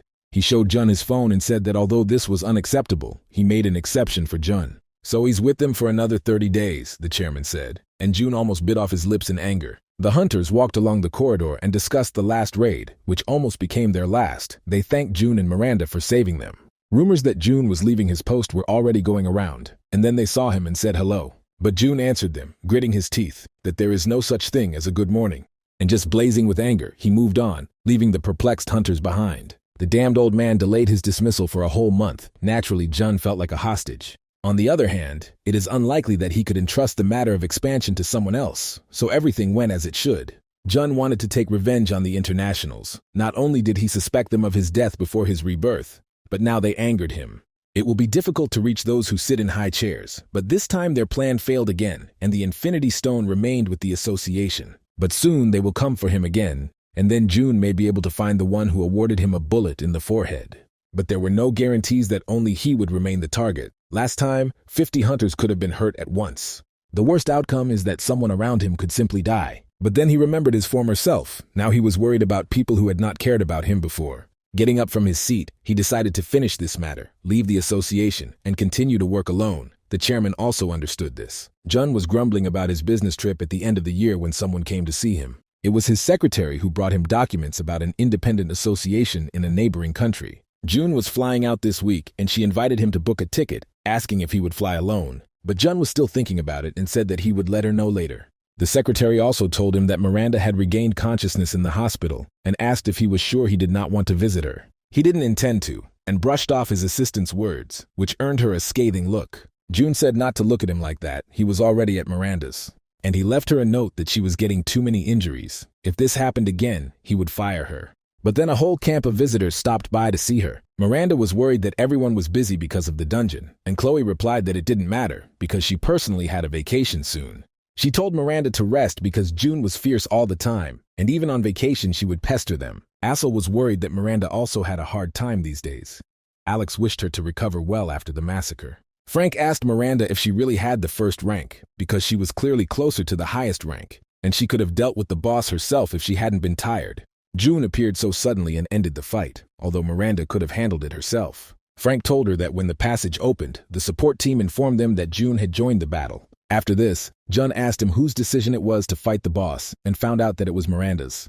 And then he said only one word, "Well done." Miranda's imagination ran wild at this. She blushed all over, and blushed from head to toe. Alex noticed this and asked why suddenly, and Assel looked intently at her friend. Then Jun's assistant entered the room and asked how Miranda was feeling. And then she said that June was going on a business trip soon, and asked her to give her a message. The business trip was important, so he takes Miranda with him. And Chloe, the secretary added, looking at the monkey with the banana, and reminded them that the flight was the day after tomorrow, and their luggage needed to be checked in advance. 2 days later, they arrived at the international airport. June said they had to go. He and Miranda looked formal in their black suits and stylish glasses. June put glasses on Chloe, asking her to make her face simpler. Opening a branch was a good decision. They needed allies in the battle with an international organization. That's why they needed to go to their neighbors. But the plan had one flaw. And Shirley immediately pointed out to him that he was not going to conclude an alliance treaty, but wanted to manage a previously independent organization. Of course, in the best case, they will become too big for international experts to bother with. They themselves can become an international organization. But if June failed, everyone would be fired, although that was his style. And he suggested that Shirley look for a job on the side, just in case. Shirley smiled and said, why would she do this? If she was fired, he would have to take responsibility. But June looked at the girl in such a way that she quickly had to justify herself that it was all a joke. She asked him where their first branch would be, and June pointed to a random point on the map.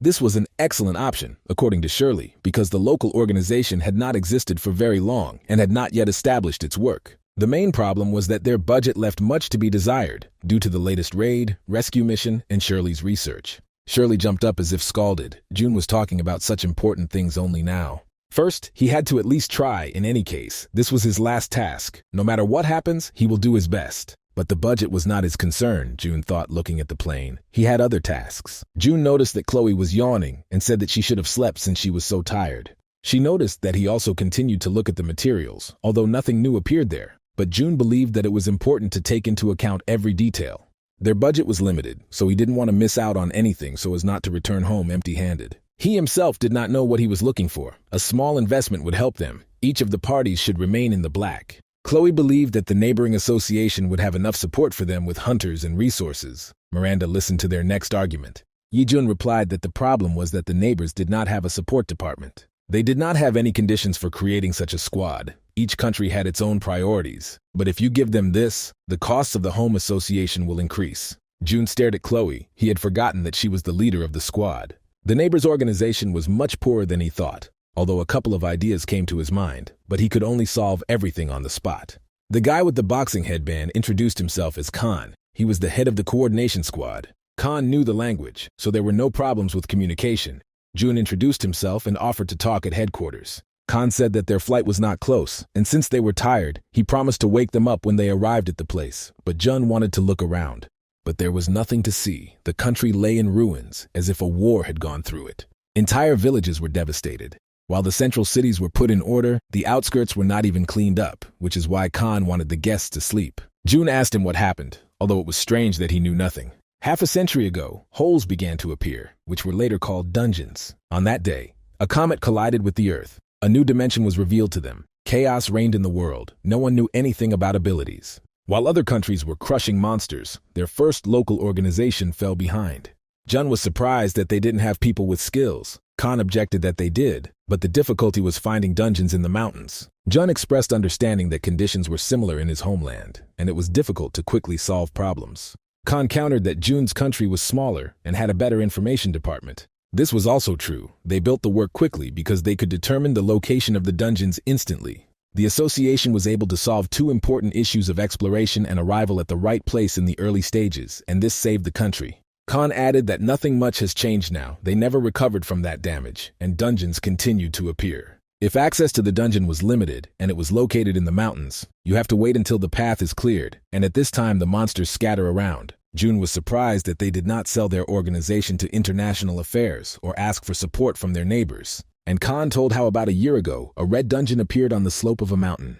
36 operations hunters were trapped in the boss's room, unable to carry out the operation on their own. Khan then asked for support from all neighbors and international officials, but no one helped, and all the hunters died. Jun's home country also did not answer their call, Khan said angrily. Jun knew about this from his previous life. Then the chairman asked him to organize a rescue operation, but he refused. There was no benefit in this, so Wolf and Fox also refused. But Khan said that he was still happy because someone had appeared who would lead their organization. Without noticing it, June became a pillow and also decided to take a nap. But when he woke up, he found it was night outside, and he and his company were tied up.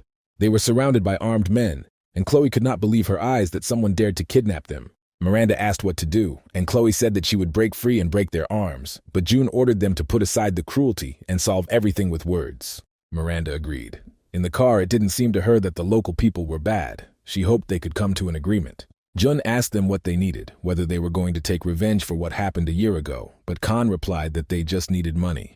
Jun said that they had nothing, and Khan replied that this was true, but the association definitely had them, although this already amounted to an international crime. Khan replied that everything was simple and ingenious. In order to continue raids, they needed money. June agreed, and the dungeons really needed to be cleared. Therefore, Khan and the team decided to kidnap people and get funds that way, instead of collaborating. June understood their situation and made an offer to join, for which he came, promising to provide them with all the necessary help. But Khan refused. The association wanted to capture them, and for this June came. Jun was surprised to learn that the local organization had already been disbanded, and Han said that it had long been a fiction and existed on paper to take money. A year ago, because of that incident, their organization came to an end, Khan said, and they wanted to sell their branch to international workers. But they were not allowed to do this, because then, officials would have lost the subsidies that were allocated for this, after which many hunters simply quit.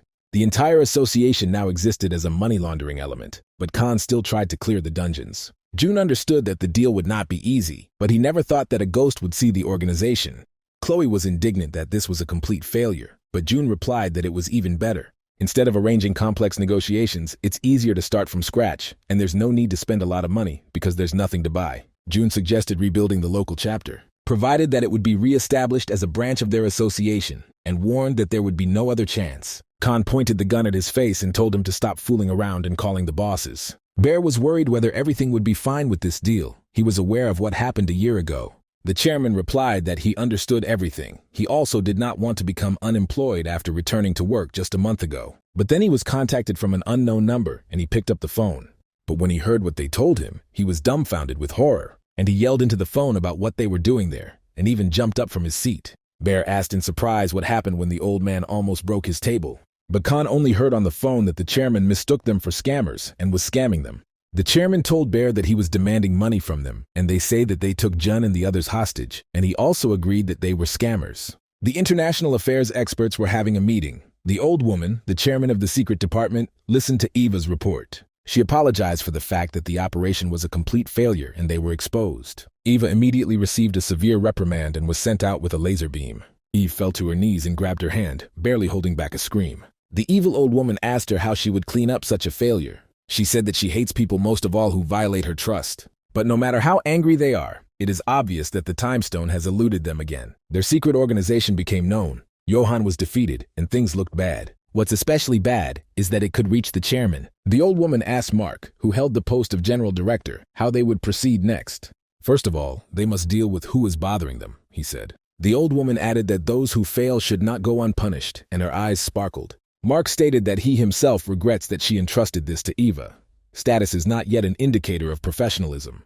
And then the old woman entrusted this matter to Mark, and he grinned contentedly and accepted the task.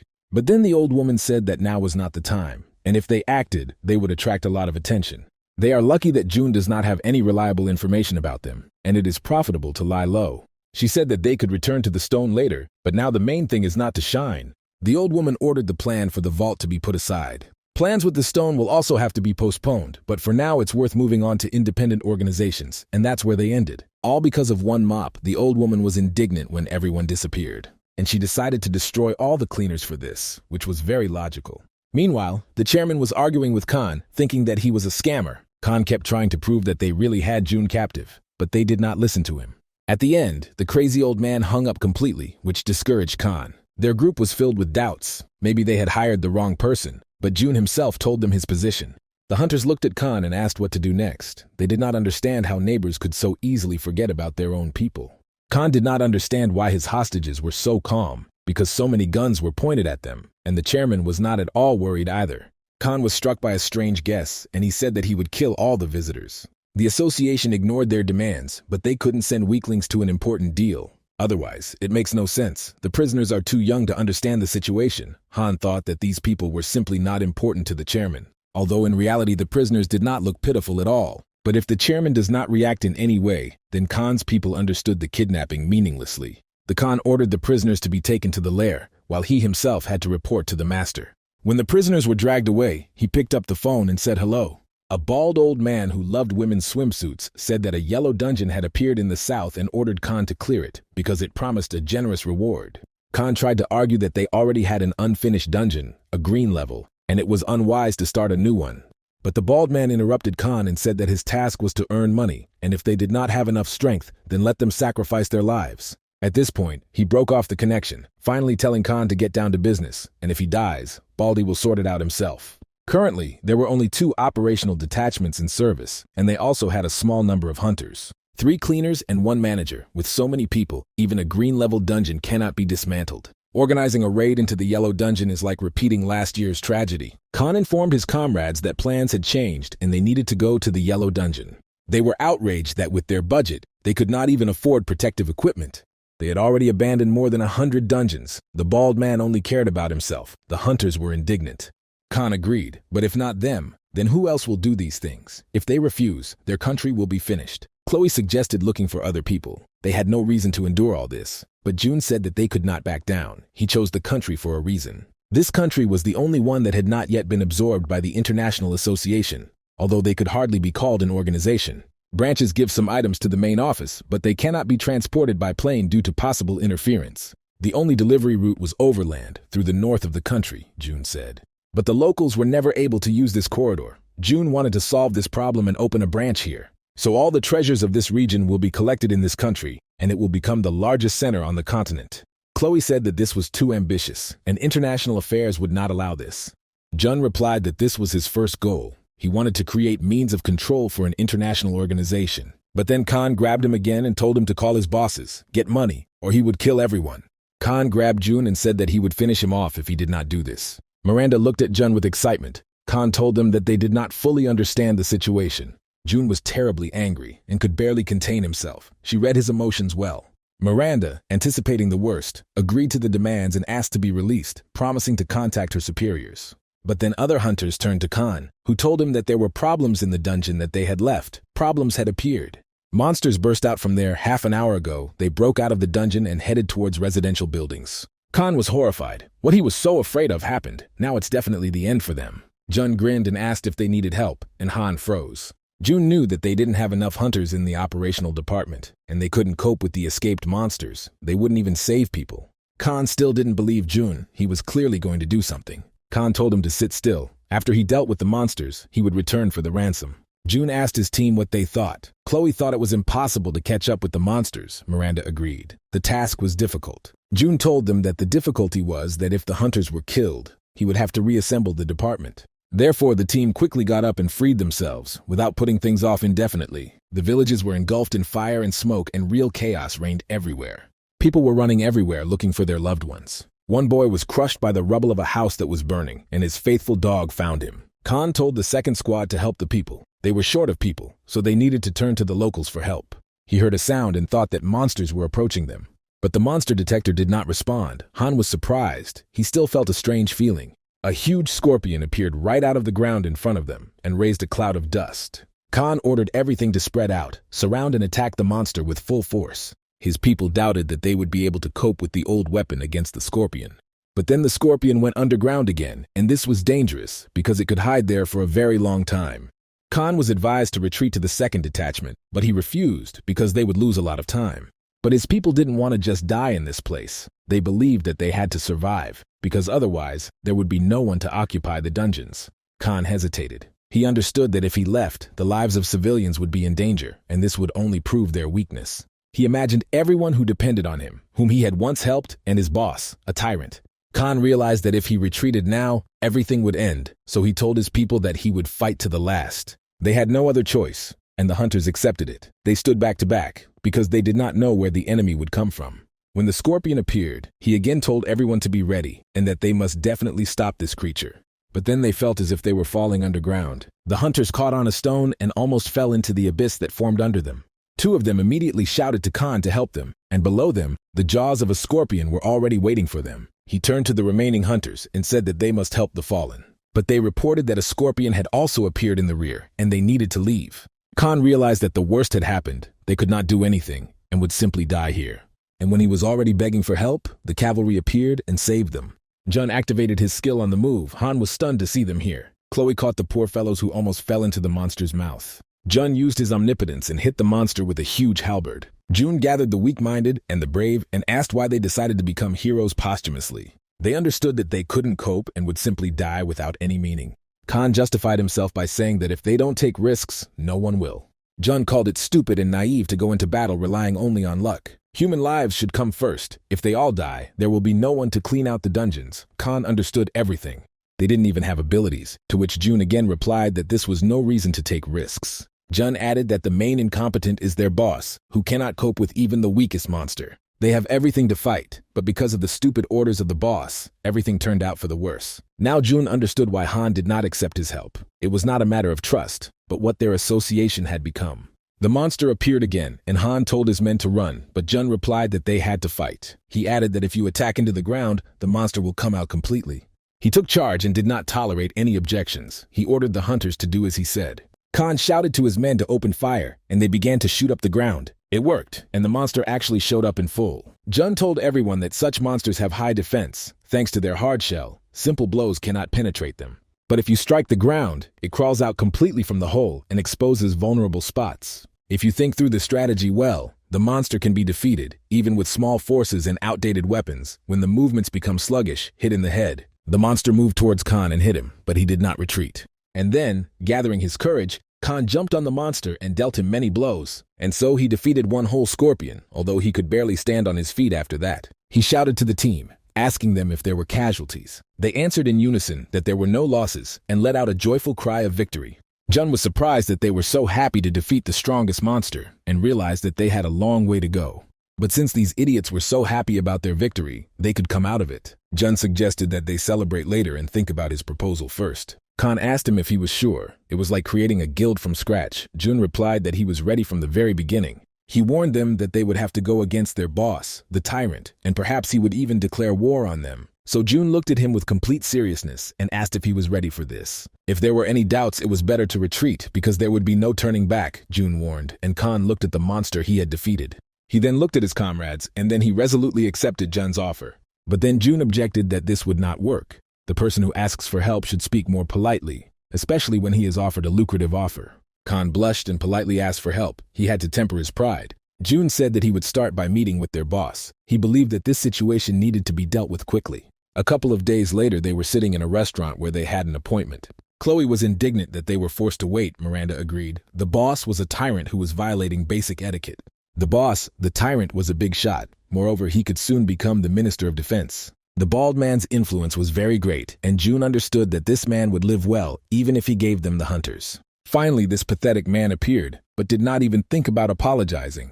He justified himself by saying that he was all businesslike, busy with construction cuts, and hoped that he had not caused them any inconvenience. Jun directly said that he delivered. They waited too long for him. The bald man raised his sausage-thick fingers and pointed at Jun, saying that he was too young. Jun agreed that he had not been in the state for long. Then Baldy remembered that he had once asked for help from the association, and then they were refused. After exchanging pleasantries, Jun said that he came here to receive the local association and carry out the merger. But then Baldy grinned and said that Jun did not quite understand the complexity of the situation. Jun told him not to continue. He understood that there was no organization. It existed only on paper. He also knew that the bald man was taking all the sponsorship fees for himself, and he immediately glared angrily at Khan. The arrogant tyrant asked what of it. Was Jun really thinking of using this against him and taking away the association?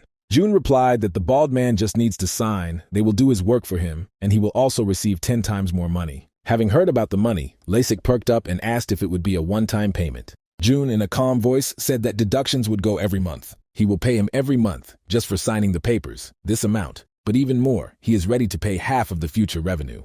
Jun also handed him the project materials and suggested that he read it slowly.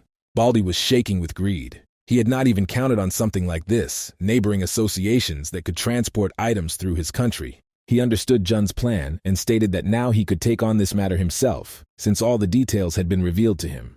Jun said that it's not that simple, and there is no one in this entire country who could pull it off. Baldy realized that this is why Jun is going to take the hunters under his control and pay him money. The conditions were not bad, admitted the bald brute, who was already drooling.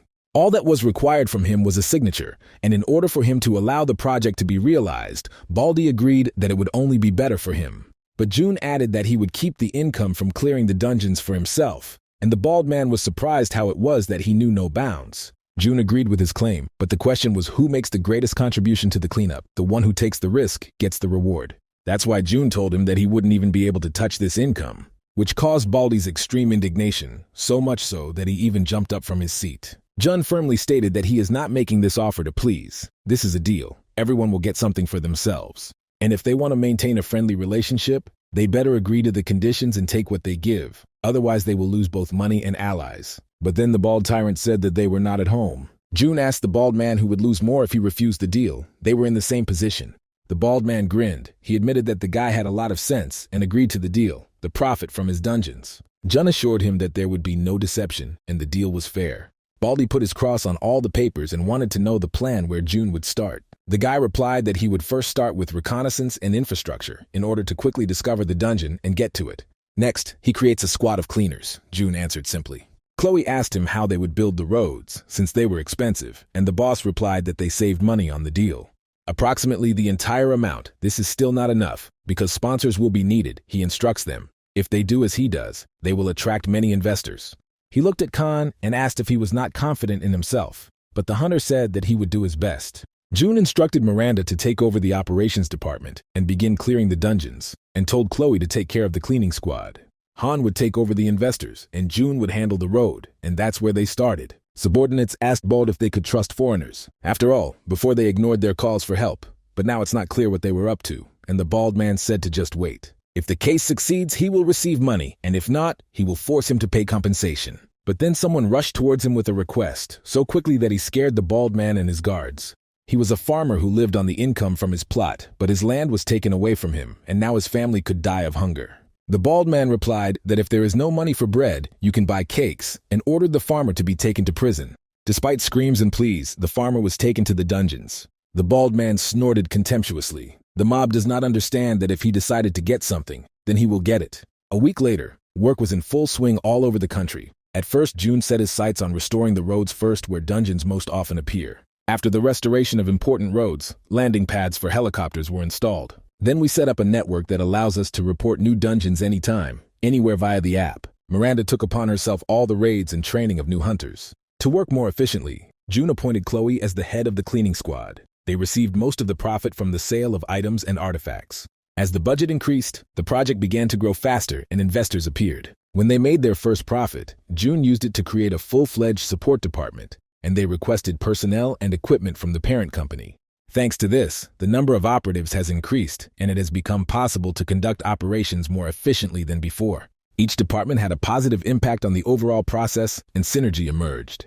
With this growth and development, the local branch of the association became increasingly self-sufficient. So about a month passed, and they built a headquarters in the capital. Starting this month, they will work throughout the country. Chloe was glad that the hell with work was over. She slept 3 hours a day, and now everything worked without them. Miranda was also glad that everything turned out this way and praised Jun for his work. He asked her how he was doing. They were building a logistics center. Khan was negotiating with nearby associations. Before this, they used free options, but now they were able to pay for the services so that no one thought they could keep them under control. This branch was their weapon against the international organization. The goal was to keep them under control and not let them touch you. All the goals of this project were achieved. Jun said it was time to go back. Shirley had already returned home, Miranda added. She was so busy that she didn't even call them, and she was also angry that Jun didn't even pay attention to her. Shirley wanted to have dinner with him at a restaurant before leaving, but the workaholic who dreamed of being fired simply ignored her. So she told him that she was very offended. What kind of kindergarten?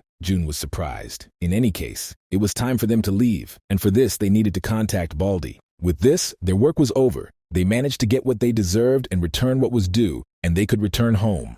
Khan now coordinated all the units, coordinated their schedules, and made changes if necessary. He carefully monitored each group of hunters so that they did not exhaust themselves on operations, and asked how the cleaners were doing. This was also in complete order, however. Khan asked to be kept informed. Leaning back in his chair, he could not believe that they had restored the association in just a month. When they first received this offer, he thought it was a waste of time and money. But June solved all the problems, step by step, starting with the main ones. Work efficiency increased thanks to the cleaning squad. They not only gave weapons to local hunters, but also taught them how to use them. Khan, who watched from the sidelines, felt a sense of awe. He thought that a simple employee had arrived to them, but it turned out that this was their savior. Now Khan felt regret that they were leaving, but their relationship began with the fact that he wanted to demand a ransom for June. Han's assistant was surprised that June would not stay to take charge of the branch. Han thought so too, but received a categorical refusal from June. The assistant asked who would be in charge then, and Khan shyly pointed to himself. It was a success, and the assistant congratulated him, and Khan modestly noted that he simply came prepared. But then Lisik came to them, and in a nasty voice, he noted that Khan's work was going well. Then Khan surly asked him why the former boss came here. The bald man beckoned with a sausage instead of a finger, and said that since there were no more foreigners, it was time to talk. He sat down opposite Khan, although no one offered it to him, and cleared his throat. Then the bald man put the envelope on the table in front of him and grinned. It was that he snuck out of June's office, and Khan was angry that greed had completely blinded the bald man. Baldy said that he did not imagine that this enterprise would be profitable, and angrily added that if Khan refused, it would not be worse. Khan doubted. He felt how disgusting the deal Baldy wanted to offer him. The bald tyrant said that this is his country, and here no one can go against his will. After Jun returns home, the big question is who will be closer to Han. Nothing has changed since he took up a new post. Baldy stated that no matter how high Khan rose, as long as he lived in this country, he would be his faithful dog. And no matter what heights the association reaches, he will always go hand in hand with him. Therefore, he must do as the tyrant tells him, and then he will leave Khan his place. Bald's assistants doubted whether he was doing the right thing, because it would be better to have foreigners as allies. Baldy somehow learned that the association's profit would be 100 million credits a year. June promised half the profits. 4 million a month is a huge amount. But Lisik believed that why have half if you can get everything, because no one threatened him. But there were doubts that Khan would take Baldy's side, because he sympathized with Jun. He needed to be kicked out, the assistant believed. But Baldy actually liked Khan. He was a competent guy who was easy to intimidate, and it was easier to raise loyal dogs from such people. The assistant objected that Khan had become a faithful dog to another owner. That's why Baldy entrusted this job to Khan. The easiest way is to return the frightened dog. Khan should have understood everything after seeing the documents. If he didn't do it right, he would have a hard time. That document speaks of betrayal of the country. No matter which side Han is on, when his own life is threatened, he cannot help but understand what will happen to him after leaving. He simply had no choice, the bald man thought, and Khan was truly terribly tense. He was forced to deal with Jun with his own hands, or die in his place. And if he is in his right mind, then he would never choose the second option, Baldy knew. Before leaving, June stopped by to see how the construction was going. But before his eyes, Khan tore up a pile of papers and threw them in front of him. All his life he lived like a devoted dog. They asked him to bark, he barked. He asked him to lie down. He never dared to disobey his master. But now he did it to protect something more. Any owner can be replaced. His life was on the line, but he was willing to risk it just to be his dog, Khan said. June was disgusted by such animal metaphors. Khan read out a plan to restore the country's infrastructure. It even had June's signature, which means he approved everything. The document shows that June plans to absorb the entire stake, but then he will be accused of espionage and the merger deal will be cancelled. Jun was surprised and asked Khan where he got this document, or rather who made it. Khan admitted everything and said that it was the bald man who brought it and told him to leave it in the office. Tomorrow the police will come, and if the document is found, then Jun will be arrested for high treason, and all work will stop. June grabbed his head. He had warned the greedy bastard, but he still struck at the most inopportune moment. Jun asked Han why the bald man entrusted this task to him. He could easily blame everything on him. Khan answered with a gloomy expression that he had not even thought of doing such an act. Baldy told him that if Khan was not on his side, he would destroy him next. He knows that even at gunpoint, Khan will not dare to disobey him. He has thought about this a lot. The bald man frightened him greatly, and then June asked why Han came to him. Khan replied that it was because they needed a reliable leader. Han admitted that he was a little emotional, but it was okay, Jun reassured him. He leaned back in his chair, almost reaching his goal. The bald man is trying to survive them. Eternal problems are pulling him to the bottom. Khan was indignant. He realized that he had not warned the greedy bastard enough. He wanted to quit everything now, but he was not at home. Since everything turned out this way, negotiations became useless. The bald man really had influence in the country, and a war might even break out. Jun exhaled heavily and called Han. He didn't have many options left. He reminded Khan that he might have to rebel against his former boss. At first, Jun wanted to look at the torn documents and their contents, but first he asked to glue them back together. The next day, the glasses cabinet showed a document on camera with traces of attempts to hide evidence.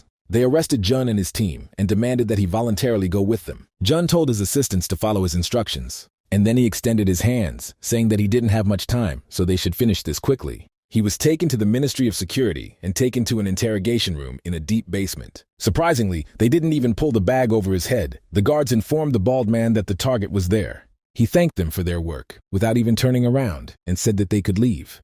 The bald man turned to Jun and showed the piece of paper, declaring that it was his without flinching. Jun, of course, denied everything. It was the first time he had seen this disgusting thing, he said, although the bald man said that he had found it on him. The tyrant grinned and replied that it would not be difficult for him to make a copy of the document, and Jun would not escape punishment. But Jun bent over with a fit of laughter and said that Baldy was mistaken. He did not think to ignore this incident. The bald man will get what he wanted. From now on, his association refuses control of the local one. And of course they will not demand any compensation, he surprised the bald man. He couldn't believe his ears and asked what Jun was up to, but he only repeated his words. They were giving up control. The tyrant believed that they should also beg him for forgiveness. Jun agreed, and in any case asked to let them go after the branch was handed over. Jun promised to give Bald what he wanted without any obstacles, and he said that he loved bald dogs. Jun signed everything, and now Baldy headed the entire local association. Now, as they agreed, Jun and his colleagues must be released. But the bald degenerate pointed a gun at Jun and said he didn't stand a chance. Jun understood that as he thought, this man could not be trusted. Having said goodbye, the bald man pulled the trigger, and at that moment a cabinet with glasses burst into the room and said that they had problems. The bald man said that he was kinda busy, but the assistant insisted that this was an important matter. They were contacted by an international association, the cabinet said. Baldy was shocked and gaped like an idiot. The case involved a unilateral price increase by their country, and neighboring associations also joined in the measures against them. The bald man did not understand what kind of demon he had confused everyone with, and neither did his assistants. And only Jun smiled kindly like that, without a shadow of gloating. And then the greedy sausage realized that all this was his doing, so he even turned the table over. And Jun still smiled contentedly and sweetly, because now these were not his problems. Last night he informed everyone that they would hand over to the association and ask them to be released. There was no other way. No one had any ideas. Chloe's proposal to let everyone go to waste was not seriously considered. Jun asked his subordinates to go to the southeastern branches and demand a threefold increase in prices for services. In addition, 5% of the sale of artifacts, and if they refuse it will be tantamount to a declaration of war. Miranda was surprised because it would cause an international reaction if she did this. Chloe thought that Jun had gone crazy. Jun simply decided to fatten the bald pig until he simply cracked, and now he pointed the gun at Jun and demanded to know what was happening. But he got up from his seat and said that he didn't understand what he had to do with it because the only one who was responsible for everything was Baldy. Therefore, they must solve their problems themselves, the clean man said, and took the gun from the bald man. Members of international associations were outraged. They realized that they were trying to declare war on them. They didn't understand where the bald man disappeared to after he raised prices. The bespectacled boss sighed and agreed with everyone. The greedy boar dug his own grave. The main office of the international organization was like a palace. They were the first to introduce a hunter rating system and spread to 52 countries. Wesley was informed about what was happening in the southern countries, and he said he already knew about it. He served as head of the Hunters Association, was their general secretary, and understood that when a normal organization appeared, it would raise prices. But now he was very worried that in this southern country the income from the cleanup had increased greatly. The bald idiot hardly thought of this, so he had an assistant, and the secretary explained who had a hand in this. In this case, the name of Jun came up again, who had stood in their way more than once, a very prudent and interesting person. The organization did everything to ensure that countries respected contracts and prices, but Wesley did not think that anyone would cross the line. Wesley mistakenly thought that this was not Jun's idea, and Baldy decided to set them up. The secretary agreed with him. This means that the problematic politician needs to be eliminated, but then the whole association will fall out of their hands and slide towards the neighbors. But they could not let the situation take its course. Otherwise, all the countries of the southern region would become embittered. But they didn't really have a choice. Even if they eliminated Jun, they still wouldn't get the Southern Association, so Wesley said to retreat. But a warning must be issued to Jun's association, he said. If prices cannot be agreed upon, neighboring countries will take draconian measures. The bald man understood everything and still demanded that Jun return everything as it was. But when he realized that he could be killed with one blow, he fell to the floor and began to threaten Jun with violence, but he threw the gun. Jun recalled that he had warned that greed would destroy the bald man, and he would lose not only his money, but also his friends, and a closet had already attacked him from behind. But Jun easily put him down without even breaking a sweat. and warned Baldy that he would also lose his place as head. Another person burst into the room and said that they were in big trouble. He said that all neighboring branches in other countries have contacted them. They said that if their country did not reduce the cost of services, they would be subject to blockade or even military invasion. And although they tried to explain that June had started the whole mess, no one would listen. June said that all this was because the bald man acted as if the internationals were just an ATM with money. He had made so many enemies that if he died, no one would even cry, June said, and the bald man thought that he was being threatened. But the guy simply grinned and said that death is a common occurrence in their world, but a greedy person can simply disappear. Khan and someone else appeared from behind and shouted. Khan put his sword to the guard's throat. It was the party secretary. He accused Lisi of pretending all this time that he was not there. The bald man said that he would sort everything out, go to the neighbors and beg them on his knees. But the party secretary slapped him in the face and called him stupid because it wouldn't change anything. The secretary then turned to Jun and asked if he was the one promoting this project. The secretary said that they wouldn't be able to cope with everyone, and since this was Jun's doing, he had to figure it out himself. It would have happened, but there was one problem, Jun said, and looked at the documents. The secretary simply tore them up and said that there was no problem. He ordered them to take the association and not touch him again. Jun must figure everything out himself, the party secretary explained his words. They wanted to know nothing more about his affairs, thus handing over complete carte blanche. The bald man took out his pistol and shouted that it was all a setup and they were vile. He wouldn't play like that. The bald man shouted at Khan to go to the secretary and blame Jun for everything. Khan drew his sword again, although he had already held it in his hand before. Maybe he just liked doing it. Using the skill, he rushed to the arrogant former boss, and he slashed with his sword in front of him. The bald man immediately repented and admitted his guilt. The flag he was wearing was cut and flew off his chest. Khan said that the bald man was not worthy to wear this sign. And he himself is no longer the regime's watchdog, Khan said, looking contemptuously at his former boss. After this, Baldy was fired in disgrace and accused of corruption, and June began to compensate everyone for the damage. Immediately after his dismissal, the bald man was taken to the courtroom. For a whole year, he embezzled money from a non-existent organization. An angry crowd of people almost tore the bald man to pieces right in the square. Immediately after this, June held meetings with the heads of neighboring associations about changing the tariff. It is strange that Baldy could not do this. Bald received the maximum punishment, and everyone was happy with it. As an apology, June extended the contracts, making them even more profitable. June thought about finishing the briefing on tariffs, and everyone should have been satisfied by now, but someone refused. He demanded a 1-year tariff waiver and another 10-year freeze, or all southeastern branches would refuse to cooperate. Jun realized that they were refusing to cooperate with the International Association and said that the head office would not allow them to do so. But he was told that this was the office's requirement, or they would stop supplying equipment and personnel here. June was surprised that international workers got involved in something like this. Such conditions greatly hampered the development of the local organization, so he realized that he would have to turn to the old chairman for help. But then Jun was sent a video where Khan and his people were tied up. Ironically, someone demanded a huge ransom for them. The assistant, violating all the rules of secrecy, addressed Mark by name and asked what to do with the prisoners afterwards. He angrily replied to kill all the witnesses and feed them to the dogs. Representatives of neighboring associations in the southeast doubted that they had done the right thing, although they followed the instructions of the main office. In addition, they could not risk their cooperation with the one-eyed chairman. The conditions that Jun put forward were favorable. But the bespectacled man told them that today the secret department would eliminate Jun and his people. If the idea succeeds, they will receive a branch for free, but if not, they will have to think about the future. The bespectacled man replied that if they did not take over this branch, they would not be able to meet such tariffs and would themselves be destroyed by debt. Mark frowned at his prisoners and waited for the main target to appear to him. They led the local branch hunters out of the dungeon. The kidnappers were hunters from a neighboring association, and the captives said they wouldn't get away with it. Miranda and Chloe watched this scene from the bushes. Miranda thought earlier that this was Baldy's revenge, but they realized that it was other people. Perhaps a cartel, Chloe suggested. Chloe said that they needed to go and free their comrades, but Miranda objected that the command had not yet been received from June. An argument ensued between them. Chloe insisted on immediate surgery, and Miranda said that first they needed to find out everything. If you hesitate, there was a risk that the hunters would be killed, but it was still necessary to conduct reconnaissance. The situation became tense because the hunters did not agree on their working style. But then June got in touch in time, Miranda said, and looked at the phone. He asked them to report the situation and where they were, and found out their exact location. Miranda said that they saw 2 squads of hunters who took the hostages out of the dungeon. She assumed that the cartel was from a neighboring country, and its fighters were an operational department, and was just deciding how to save the hostages. June said it was still early, they had another hour to negotiate.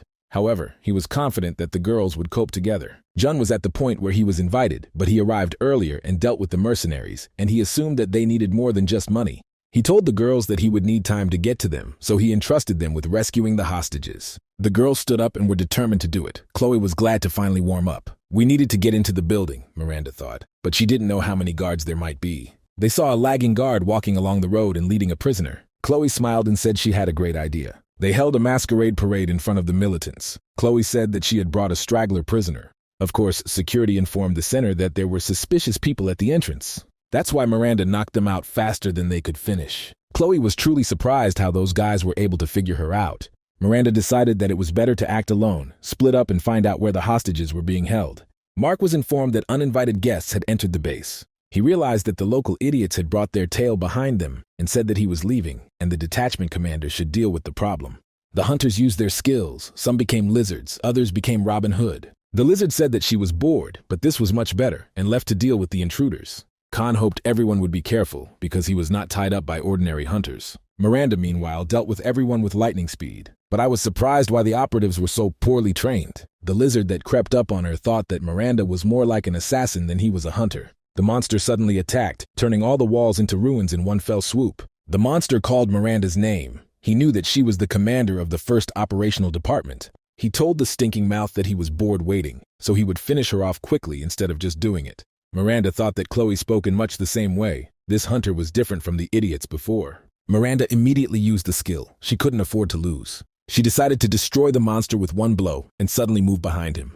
The lizard laughed at her, but at the same time Miranda dealt many blows. The monster screamed in pain and realized that he could die like that. But the girl swung her sword again and ended his short-lived torment. However, she had put too much strain on her shoulder. It was not a skill for frequent use. But when Miranda let her guard down, she was hit on the back by a lizard's tail. The monster used his awakening skill and became a chimera. He declared that he would add spice to their battle. Miranda was stunned that the forbidden skill really exists. Each such skill takes away a part of humanity. June had already encountered a hunter who used forbidden techniques, and Miranda suspected their connection with international agents. Their opponents are not ordinary killers. They are more like monsters. Miranda calmed down and remembered Jun's instructions to relax her shoulders and use her hands. She was surprised when she heard these words behind her and saw Jun there, who had just arrived. Jun admitted that she had undoubtedly become stronger, but in order to move forward, she must use her body better. He took out a sword and told her to watch more carefully, because he would only show it once. The lizard hissed that he was a fool and had fallen into his trap, but the voice stopped abruptly because June beheaded the chimera in one fell swoop. The chimera managed to curse even with her severed head, without the help of her lungs. June crushed the head before it could use anything else and told Miranda to always do that and not talk. Several armed militants kept June at a distance and opened fire with automatic weapons. He contacted Chloe and asked if she had found Han and the others, but the building was large, but she would soon reach the top floor. Jun told her that he would free her as a cleaner and help her. There could be people like the lizard there. The militants shouted at June to come out, the vile coward. Mark ordered his men to get rid of everyone, both the target and the hostages. As soon as the commander accepted the task, June appeared next to him, and he cleansed the sinful earth of 3 fools at once. After which he broke the bonds on the prisoners and ordered them to escape through the back door. The hostages told him that the others were in another part of the building. June realized that they were deliberately placed so far apart from each other so that they would lose time. The enemies fired a salvo of 4 rocket-propelled grenade launchers and broke through the wall. June activated the defense and covered his cleaners. However, the problem was that his enemies were further away than he thought. Chloe was glad that she had finally found her purpose. She stood in front of a bunch of armed people and complained about how tired she was of running around the entire building. Khan recognized her voice and thought that the fragile girl had no place here. He yelled at her to run because it was too dangerous, but when the bandage was removed, he realized that Chloe was completely fine. Chloe, who scattered all the cartel militants, told him not to count the crows, but rather leave the building. Han was surprised because she was the leader of the cleaning team, but Chloe asked him not to ask questions. However, at that same moment she felt like she had missed a blow. So Robin Hood said that he would kill her if she continued to bother her. With one shot, Chloe realized that this guy was on another level. She shouted that he was on her and everyone else should run. The archer grinned. It was still a big question of who would deal with whom, he said, chewing grass. He used the forbidden centaur skill and crushed Chloe with his hooves. In one fell swoop, he gained incredible strength. Khan jumped on the freak, shouting that he would cover her, but thereby betrayed his intentions. And as expected, he grabbed a shot from a bow at close range. Half a second was enough for the centaur. Khan collapsed to the ground, wounded and bleeding, to the unanimous cry of his comrades. Chloe also activated her ultimate skill, Berserk, and immediately attacked. But the enemy escaped. His strength and dexterity were no longer like those of a human. Chloe was amazed at how much forbidden skills could provide. The centaur turned his back to her and could now kick Chloe with his hooves. At the last second, she was again saved by Miranda, who pulled her away from the line of impact. Miranda told her that these creatures were not at all like the usual hunters they had encountered before. Chloe had never heard of such monsters, and this made her think that they really were somehow connected with the International Association. Chloe suggested not dragging out the fight and working together before things got worse, but Miranda suddenly told her to wait. Han was on the verge of life and death, and Chloe's skill only lasted for a limited time, and if they didn't finish it quickly, they would be in trouble. There were two of them, one enemy, Chloe insisted, but Miranda said a little more was needed. She remembered the wisdom to calm down and analyze the enemy. After Miranda lost people in the raid, she became more reserved. Then the teacher told her not to give in to emotions, and to think for everyone, and not about revenge. Calm down and soberly assess the enemy. This was the only way. When she opened her eyes, she told Chloe that she would tie the horse's legs and she should strike. Miranda shouted at Chloe to prepare her most powerful blow and rushed forward. The centaur used the wooden spear skill and switched to melee combat as Miranda approached. He launched a powerful blow, but Miranda dodged, causing a shower of debris to rise up. A quick change of positions, and now Miranda was picked up from the back of the self-confident monster. He deflected, saying that it was too predictable an attack, and mocked Miranda. But then he realized that all this time he had been driven into a trap, and he was acting according to the enemy's plan. Then the centaur simply flew into the sky and told them that he was about to finish completely. A creature with 4 legs is most vulnerable when jumping, said June, who suddenly appeared and protected Miranda from a quick attack. And when the enemy lost his balance, it was Chloe's turn to hit. She used a powerful cutting skill that, although it was called a guillotine, did not cut off the head, but cut the centaur in half. The reception was so strong that even June and Miranda were surprised by the power that was hidden in small Chloe. True, now she could not move. June said that Han was wounded and they needed to get out. He carried the wounded man in his arms like a princess and left the building with everyone else. Khan decided to act out the scene of his dying comrade and moaned that his time was up. June recognized the falsehood and ordered him to stop talking nonsense. But Khan still smiled stupidly and continued to make a scene. The sky that he last saw was clear and quiet. He had not enjoyed such a landscape for a long time. His idiot hunters were crying nearby. He told Jun that only thanks to him he was able to get rid of the shackles and become free. Now he was happy and did not regret anything. And finally, Khan thanked June for accepting them as they are. Of course, a few days later, Khan saw off June and company at the airport, although he promised to die. This time, he really was leaving, and Han asked Jun to visit them at least sometimes. The chief of staff was indignant that he did not have time for this. Then he must come for work, Han said to keep an eye on them. But for Jun, this was an even more pointless activity. They shook hands and Jun praised Han for doing a good job. The bespectacled boss was informed that he had been contacted from Jun's homeland, and they reported that they could not get away with their behavior and demanded compensation for all expenses and losses. They also stated that there would be no support from their branch. All responsibility lies with organizations in the southeastern region. Several members of these organizations have already appeared in court. International experts said that they would not get involved in this conflict. Mark promised to protect the bespectacled man because he was the only one who maintained direct contact with the secret headquarters. The bespectacled man screamed. He didn't understand how he should deal with everything alone because it was on Mark's orders that he dragged so many people into this matter. In the end, they signed a ridiculous contract. With those who were attacked, he kept screaming, but Mark just hung up.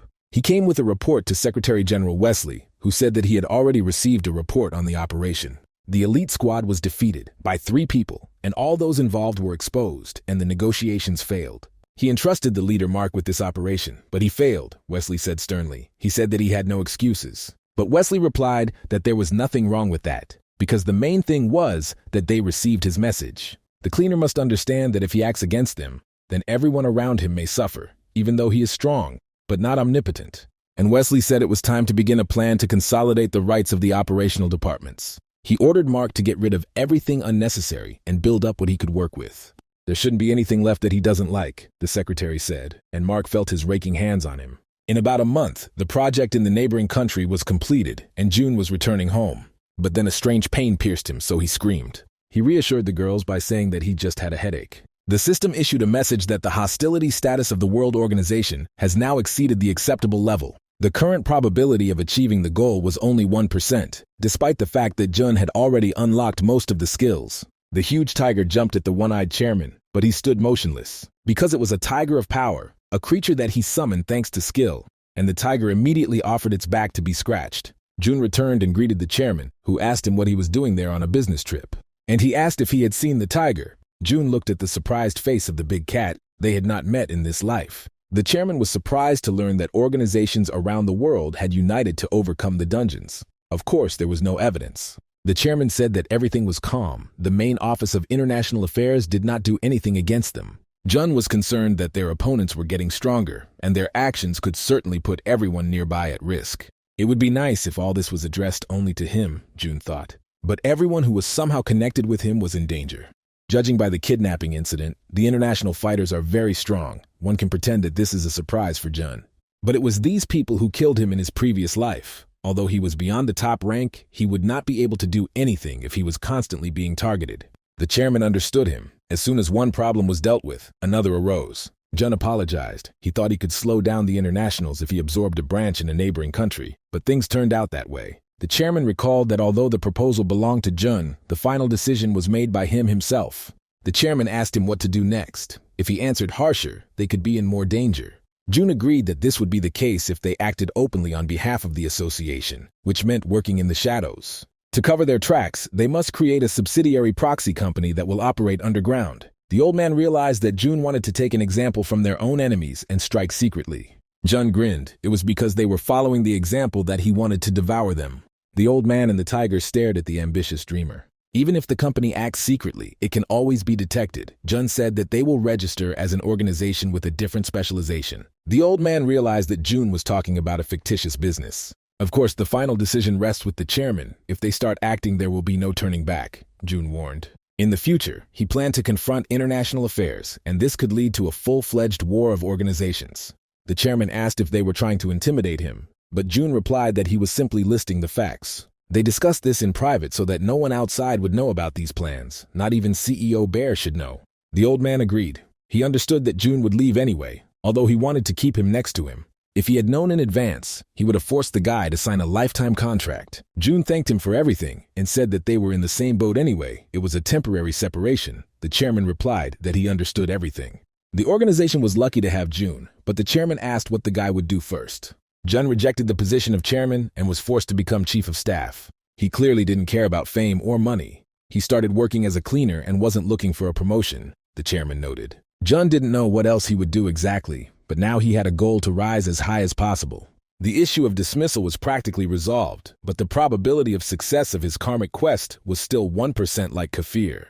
Initially, Jun planned to remove the skill lock, become a hunter, and join the world organization, but now he is their goal. Thus, he won't even be able to become a hunter, let alone a big shot. And to achieve this, he would have to change his plan, and so far he could only do one thing: to create his own international organization with tea and dancers, and lead it. Jun did not know whether karma would allow him to do this, but there was no choice. Jun met with manager Peter, who, as usual, was sparkling with his bald spot. Peter found out that Jun was leaving after all, and asked what he would do, and the guy replied that he would open his own company cleaning up biological waste. During his business trip, Jun learned that many countries needed help and did not have cleaning departments. Jun said there was always a demand for such services, and believed that additional units could take over. Peter agreed with Jun. He always took their cleaning job seriously and remembered the guy's first day on the job. It seemed to Peter that Jun would quit in a couple of days, but he had his own reason, mysophobia, for cleaning. Several times it was very dangerous and they almost died, but there were many good moments, Peter recalled. Thanks to Jun, Peter was able to become the head of the department and a good father, because now he comes home on time, and he thanked him again. Peter asked to contact him for help if needed, and they said goodbye. Finally, Jun asked for forgiveness for that incident from a past life. Of course, Peter did not understand what he was talking about. Afterwards, everyone congratulated him and gave him flowers, praising him for his good work. Miranda said she knew he wanted to leave, but only really realized it now. Chloe gave him 2 loans that bring good luck. Jun turned to Shirley and asked where her gift was, but she muttered in response that she still didn't know what he liked, especially since he was already an adult. Chuck poured a bucket of flattery into his ears and didn't know whether the association could cope without Jun, and invited him to announce recruitment for the cleaning squad. Jun replied that he would first lay the foundation, and then it would come to that. He would start from scratch. Few people would want to work in such conditions. Chuck slyly stated that if a person is needed for a management position, then he knows one, and glanced sideways at Shirley. She immediately grabbed Chuck by the throat and told him to bite his tongue. At that moment, the cleaning squad approached them. They also wanted to say goodbye to him. Friends wished him success and thanked him for his cooperation. Assel handed him a bag with his favorite strawberry bars. Alex asked if he would pretend that they were strangers if they met on the street, and Jun replied that the cleaner himself had done this before. Jun thought that in this life, he would part with the association in which he had spent so much time in a completely different way. He said goodbye and wished them luck, saying that they would see each other again. Bear looked after him with regret. The chairman agreed, but reminded him that they did not have time to be sad for the departed employee. Bear was surprised that the old man was not worried. They needed a new chief of staff, and he replied that he was not worried. Bear proposed Miranda, but the chairman said that she turned him down, like everyone else. Bear was surprised that they did not want to go the same way as June. The chairman replied that he was surprised that the janitor was able to change the association so much.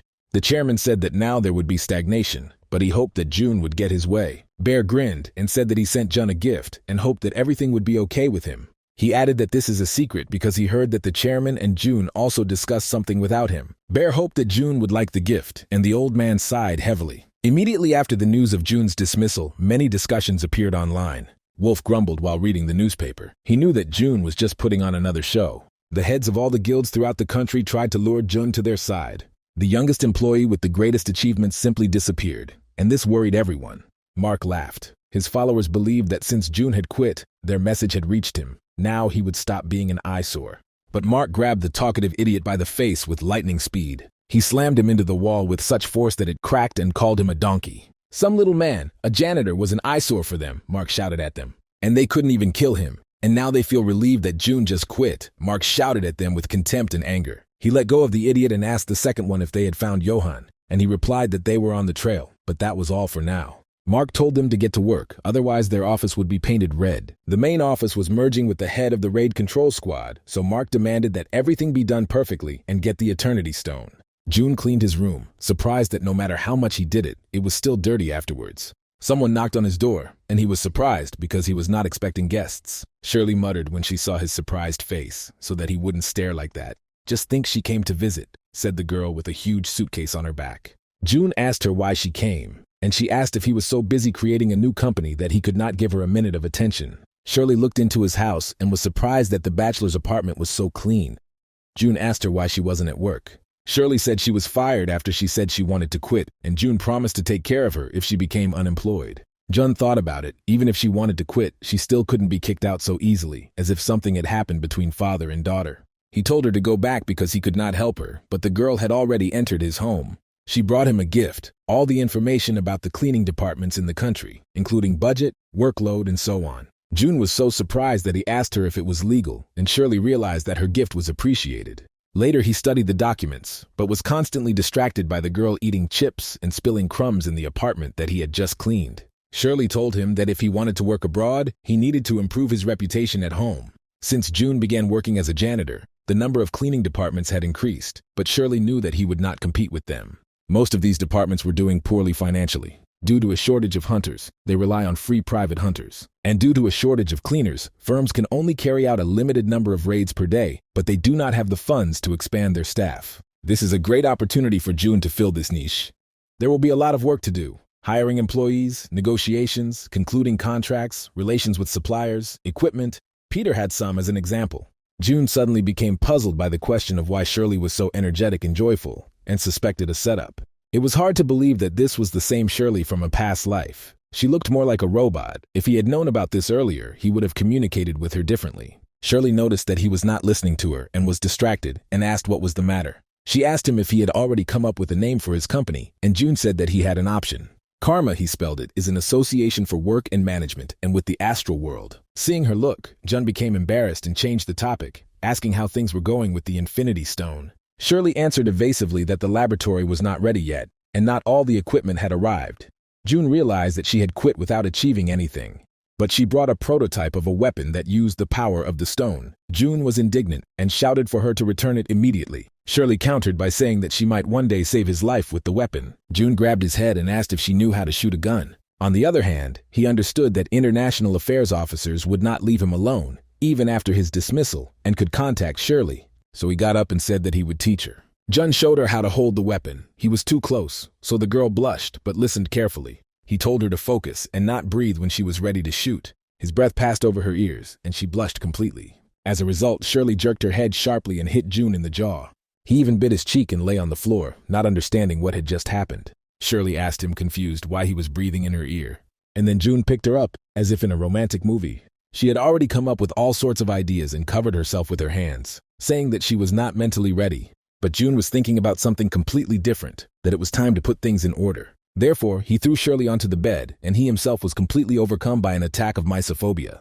The girl screamed while he suddenly started cleaning, but Jun had no other choice. The next day they arrived somewhere, and Shirley said that this place was not so bad. A week passed, and they registered their business and found the old office. All that remains for June is to hire cleaners and visit local guilds to sign contracts with them. At the time, he thought everything would go swimmingly until they were faced with reality. No matter how much June sighed and believed in a miracle, the resumes did not appear by themselves. Shirley consoled him that it is difficult for everyone in the beginning. The vacancy was posted for a week, but no one responded. They had a line lined up if June agreed to publish an article about himself. Shirley suggested asking the association for help, but June imagined how indignant the chairman would be and refused.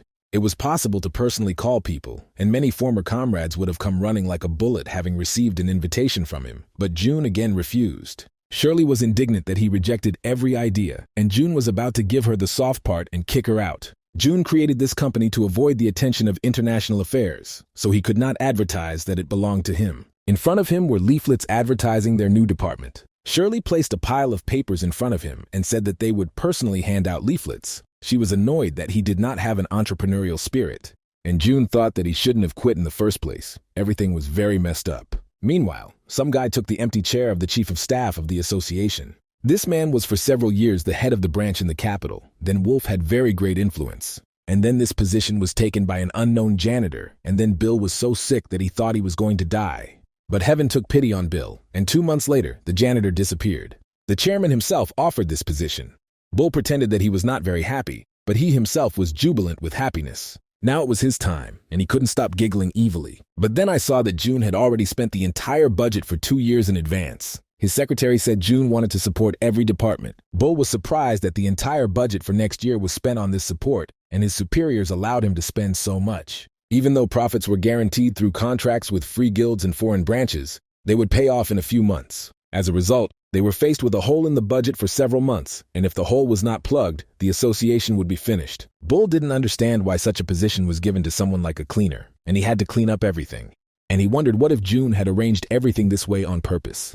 But the secretary objected that this was unlikely because June was not that kind of person, but Bull did not believe it and demanded a copy of the budget documents.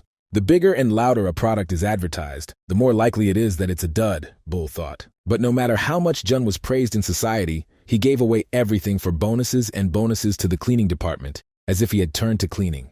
Even if he was from the cleaning department, how could anyone spend the entire quarterly budget on equipment? Bull was amazed. He spent huge sums on researchers, suits for underwater missions, a foreign branch. At least he didn't steal. Bull could only start with salaries. The association's hunters were the priority, and they needed to be provided with better support and equipment, and now they were being delayed in their payments. If he did not cope with this, Bull understood that he would quickly fly out of office and turn to the secretary. The first step was to reduce the staff of cleaners in order to prepare for restructuring. The lizard throws its tail in emergency situations.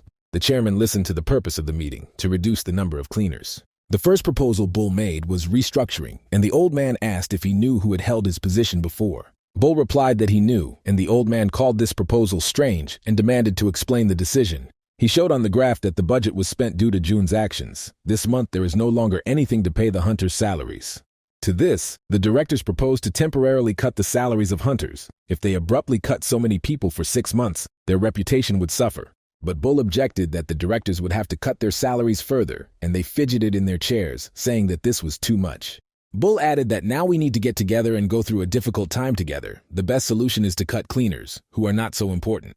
But Bear loudly objected that this was not true. It was thanks to the cleaning department that they improved their performance. But still, a lot of money was invested in the department. The operational department always occupied the main place in the association. The chairman agreed with Bill. Everything he said sounded reasonable. He then informed Bull that if anything went wrong, he would answer with his own head.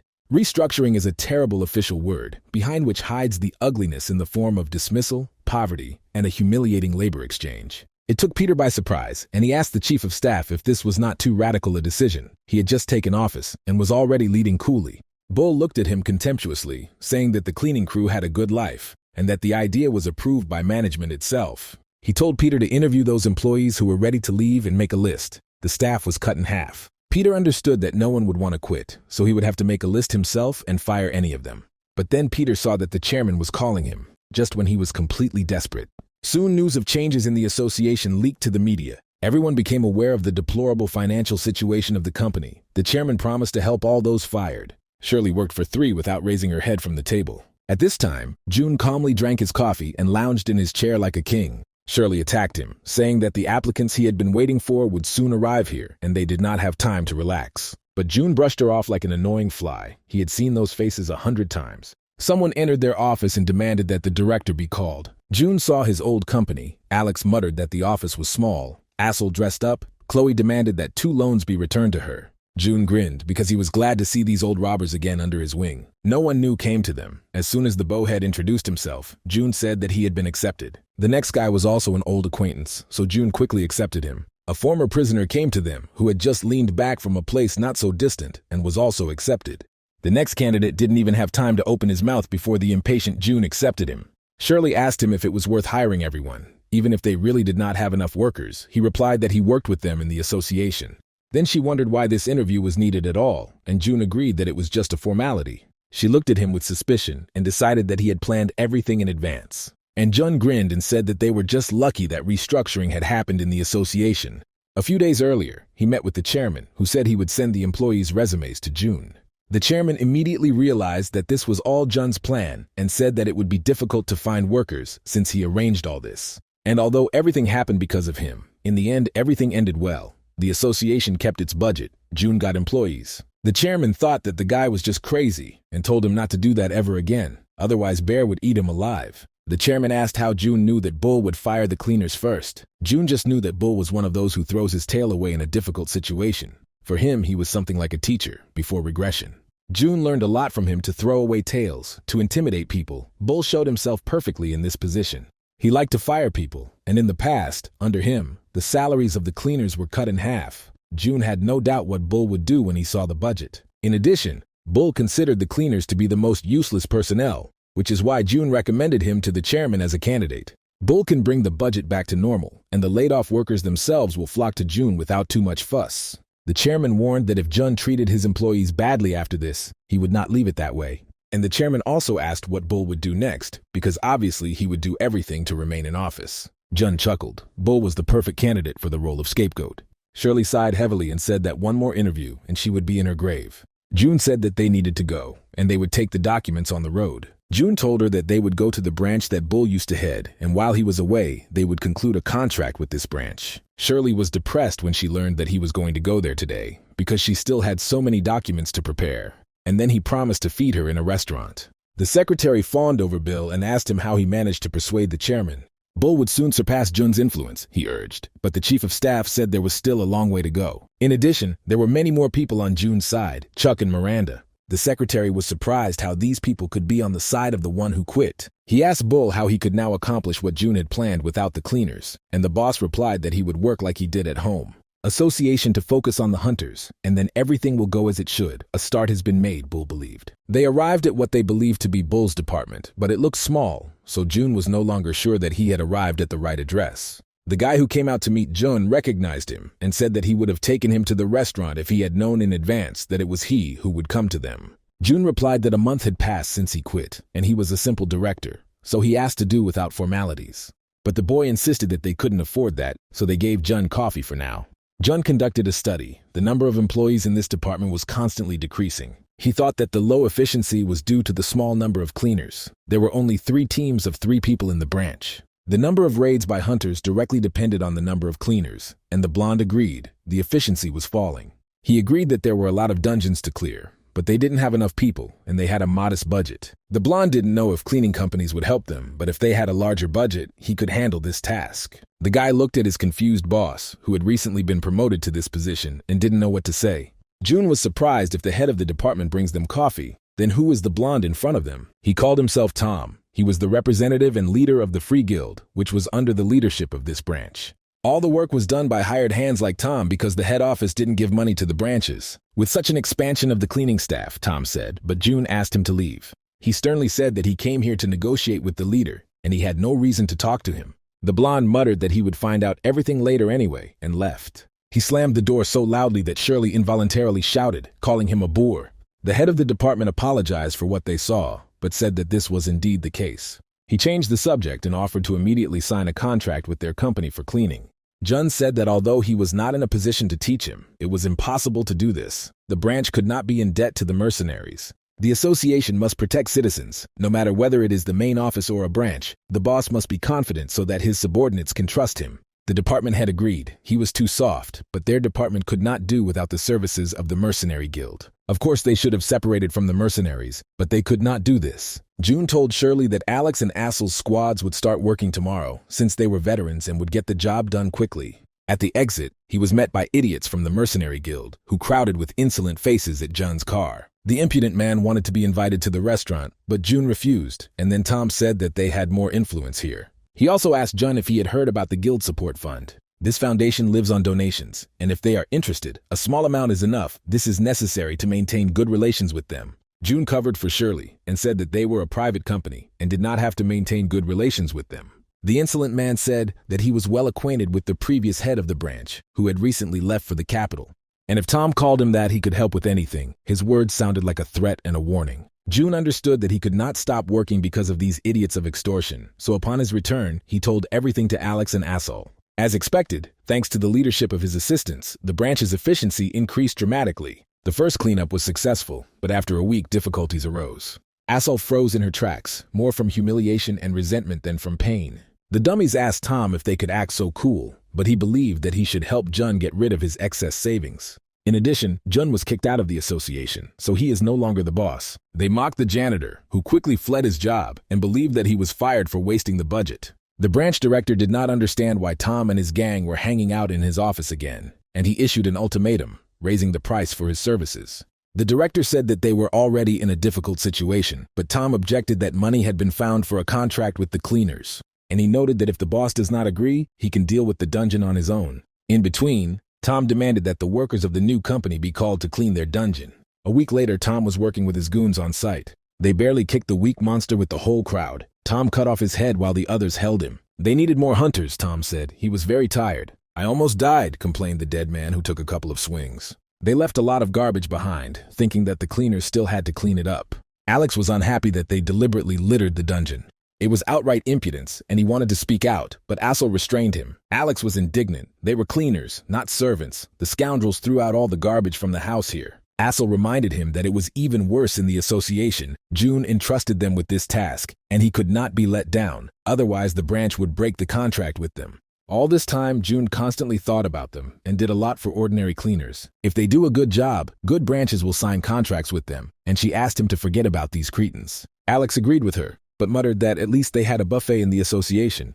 But then Tom appeared, who said it was time for them to contribute to the guild support fund, since they had been working together for a week. Alex was surprised what kind of fund this was, but Tom told him to contact June about it. And he warned that if June did not make a donation today, they would no longer be able to leave the dungeon.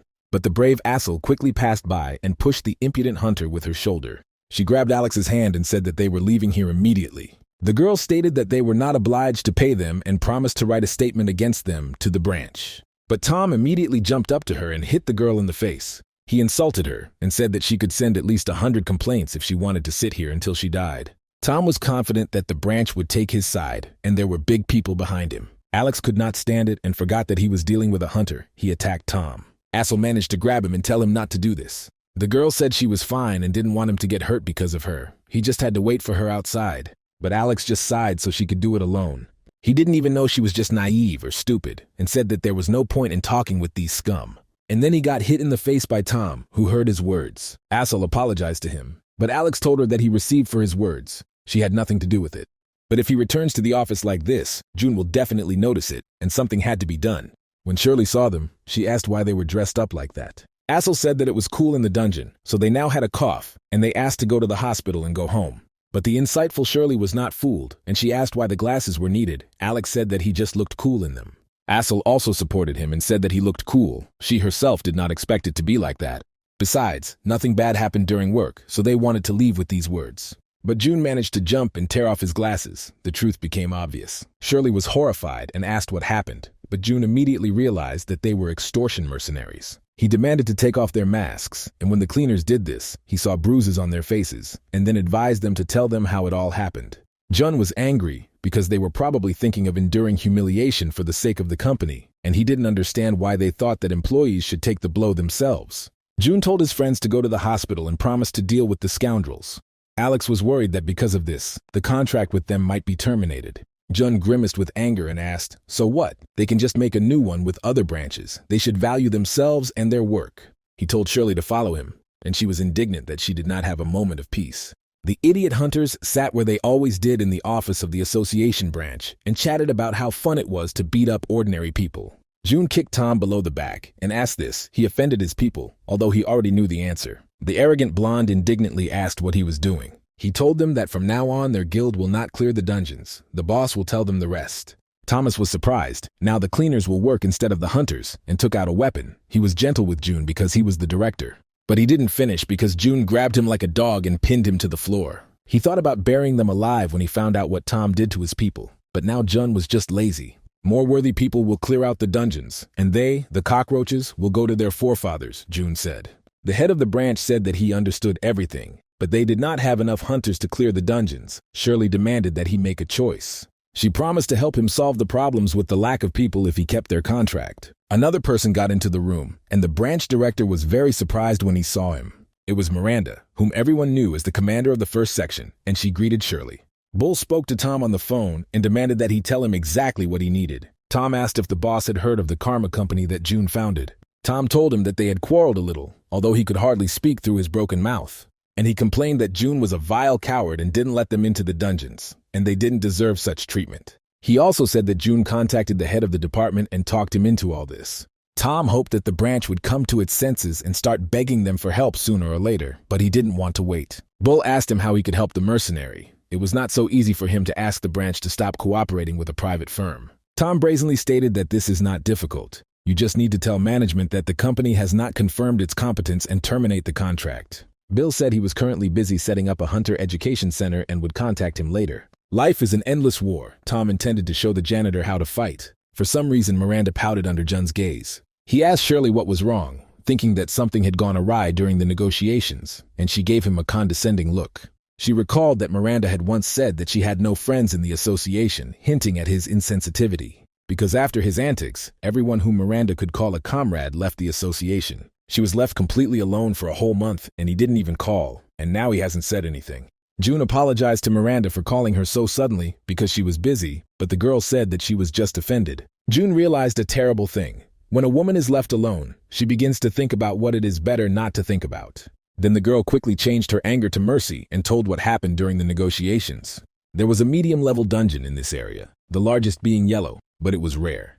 100 breaks a month, 30 a week, there are 4 squads of hunters on staff, and they are less than at headquarters. The main feature is a high staff turnover, which is why most of the hunters are suckers, and the raids were not so successful. Many got here by assignment. Few of the successful hunters would have chosen the province, so after gaining experience they are transferred further. Miranda said her team will be here for a week dealing with emergencies, and then she would need his help, and June was surprised that she asked openly. The situation turned out to be worse than she thought. Even if she helps here for a few days, everything will return to its previous state. Jun told her not to worry. He had to deal with it. Inexperienced workers and staff shortages. All of this could be solved in one way. We need to expand the board, June said, and Miranda also didn't understand what he meant. Jun explained that a new association training center needs to be opened. 3 months for beginners, low-level dungeons, this is the ideal place. Shirley said it was a great idea. The profits from the training center and the sweeps were the same. Jun said that the project has been in the association for several years. Unless they decide to open it in another place,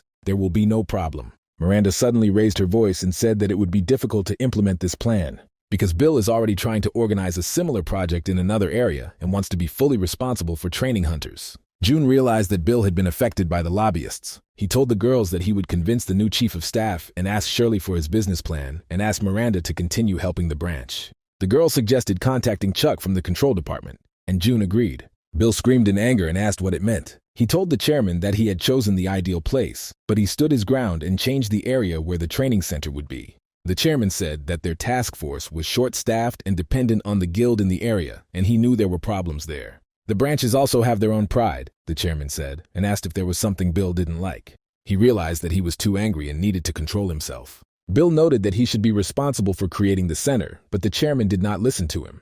He agreed with Bill's choice but also pointed out the need to open a center in a location where there was a weak branch. The building contract hadn't been signed yet, so it shouldn't have been a problem, unless Bill had something to do with it, the old man asked. Under his gaze, Bill shrank. He denied everything, and the place was approved. Coming out of the office, Bill hit the wall with his fist. The chairman is a real snake, because he has already promised this place to others. Besides, the construction work had already begun. Bill signed the contract in advance and received a discount, and now all this fell on him. The old man argued his decision too confidently, and Bill had no choice but to agree with him. At this rate, Bill will have to not only return the money from the difference, but also pay a huge penalty. So he could lose his place, Bill thought when Tom called him and reminded him of his request. Bill told him straight up that his problem was getting worse because a training center was being built in the area. Bill said that the chairman came to him, but from his demands it was clear that he did not make the decision himself. Someone had already warned the old man and said it at the most inopportune moment, Bill said, and the ground went out from under Tom's feet. Bill told Tom that he must now use his brains and stop the construction of the center in the area, because the dungeons here are not very strong, and the center will provide 100 hunters, and then the mercenary guild will be left without orders. Bill added that Tom could even die, but he had to go on strike and stop construction. When the idiot began to object, Bill shouted at him that they both wanted to live, and he could not decide this issue for Tom. The next day, Tom organized a strike. He said that the association cannot risk the lives of civilians. The guild is enough to protect everything. He was indignant that they were thrown out overnight, although they risked so much for the sake of the association, and accused June of taking advantage of his connections. The branch director looked with alarm at the crowd of unemployed idlers, which carried unreasonable demands but still could not be ignored. Miranda noticed that there were not only the local guild, but also loafers from other areas. Tom used his influence to attract them. Shirley called June and asked where he was going while they were having a rally here, and he replied that he would be there shortly. June rushed up at the same moment in his car, as if he was waiting around the corner. He told the girls that he had to pick up someone and that's why he was late. They were very surprised when they saw who June had brought. It was Frank from the Mercenary Guild and the CEO Bear himself, and June suggested that they immediately hold a meeting. June looked at them as if they were the dregs of society, but this was his usual misophobic look. Conversations began to flow through the ranks of the protesters, with Tom promising that the association's headquarters would not interfere. And although he told them that June was no longer related to the association, he showed up for a meeting with the entire general director. Moreover, the leader of the best free guild, Ares, arrived with him. And then Thomas realized that he was in complete trouble. Bill had not warned him about this. Some idiot said that even though the dungeons were weak, they couldn't trust them to newbies. It would put everyone in danger. June said directly that they were simply afraid, because the construction of the center would completely deprive them of their income. The most important thing is that the local branch will not entrust dungeons to private guilds, he dumbfounded them. And Tom should understand the reason better than anyone else, June said, and the extortionist bit his lip in anger. Another guild leader said that the decision was too sudden and they should have discussed everything with them first. Bear told him that the branches were more important to the association than the guilds, and the training center was opening in support of the local branch. The dummy was indignant that then they would all die if the association cooperated with the capital's guilds but not with them, he dramatized. Then Frank stood up and said that that's why he came here, to establish relations between the guilds and the association, as he did. The training center opens because Tom's guild wants a monopoly on clearing dungeons. The alternative is permanent contracts with branches. Thomas jumped up and screamed indignantly and told them to wait. Then Frank interrupted him and said that he had heard rumors that Tom was extorting money in favor of his guild support fund. He slammed his hands on the table and declared that everything was lies and slander. But then June turned on the recording of his conversation with the blonde. In this video, Thomas completely discredited himself when talking about the foundation and donations. Jun reminded that the guild's fundraising was illegal, and they also mistreated his cleaners and extorted money from them. And this is already an obvious criminal offense, and how can you now trust them to clean out the dungeons? Jun asked. Bear agreed that this was not an isolated incident, and therefore they had no other choice. Tom's guild will be blacklisted throughout the country, he said, and Tom felt like he was electrocuted. Tom shouted at them that they didn't dare take his job away and that the department head had to make that decision, and he would contact Bill immediately. Bear agreed that only the chief of staff had authority, but he had already taken their side and completely agreed, saying that he knew nothing about Tom. And then the boy realized how much things happen, life unfolds, and now he is no longer a king. Only then did he fall to his knees and say that he had made a mistake. He begged to be given another chance and promised to do everything possible. And in general, he is good. We need to understand and forgive. Jun put his hand on his face and asked if it was necessary to do this to his employees. He grinned and told Tom not to worry. They would compensate him for refusing services, almost like a donation to a support fund. At this point, Jun declared the negotiations completed and ordered everyone to return to their business. Later, the guilds would be notified with which branches they could enter into a contract. As planned, a training center and dormitory were opened here. Veterans worked here from time to time training newcomers. The center became a mandatory stage of training. The effectiveness of raids increased greatly, and under the supervision of experienced instructors, there were no problems. This helped calm the most restless citizens. Miranda played a big role. Her appointment as senior instructor had a positive impact on the entire training center. Jun decided to show the equipment to the new cleaning squads and went down into the dungeon with them, putting on their uniforms again. Thomas's guild was on the verge of collapse. Everyone fled from it without distillation, but his hangers-on asked what to do. Thomas did not understand anything and said that he would not sit idly by. Bill betrayed him and hit him in the back, which means he must take revenge. He wanted to find out the schedule and meet him, but suddenly he tripped over someone and fell nose first into the ground. Tom turned around and asked who was in his way, and somehow he recognized this homeless man as Johan, who lived here with the cats. He grinned creepily, put his finger to his mouth, and motioned to remain silent. June asked the team how things work, and they replied that everything is fine, they get paid on time, the work is not difficult. In some branches, they were asked to dismember monsters into small pieces, and Jun said that they would soon receive the most advanced equipment. He asked everyone if they needed anything else and was willing to listen to wishes and suggestions. Assel was the first to raise her hand, which was quite unexpected.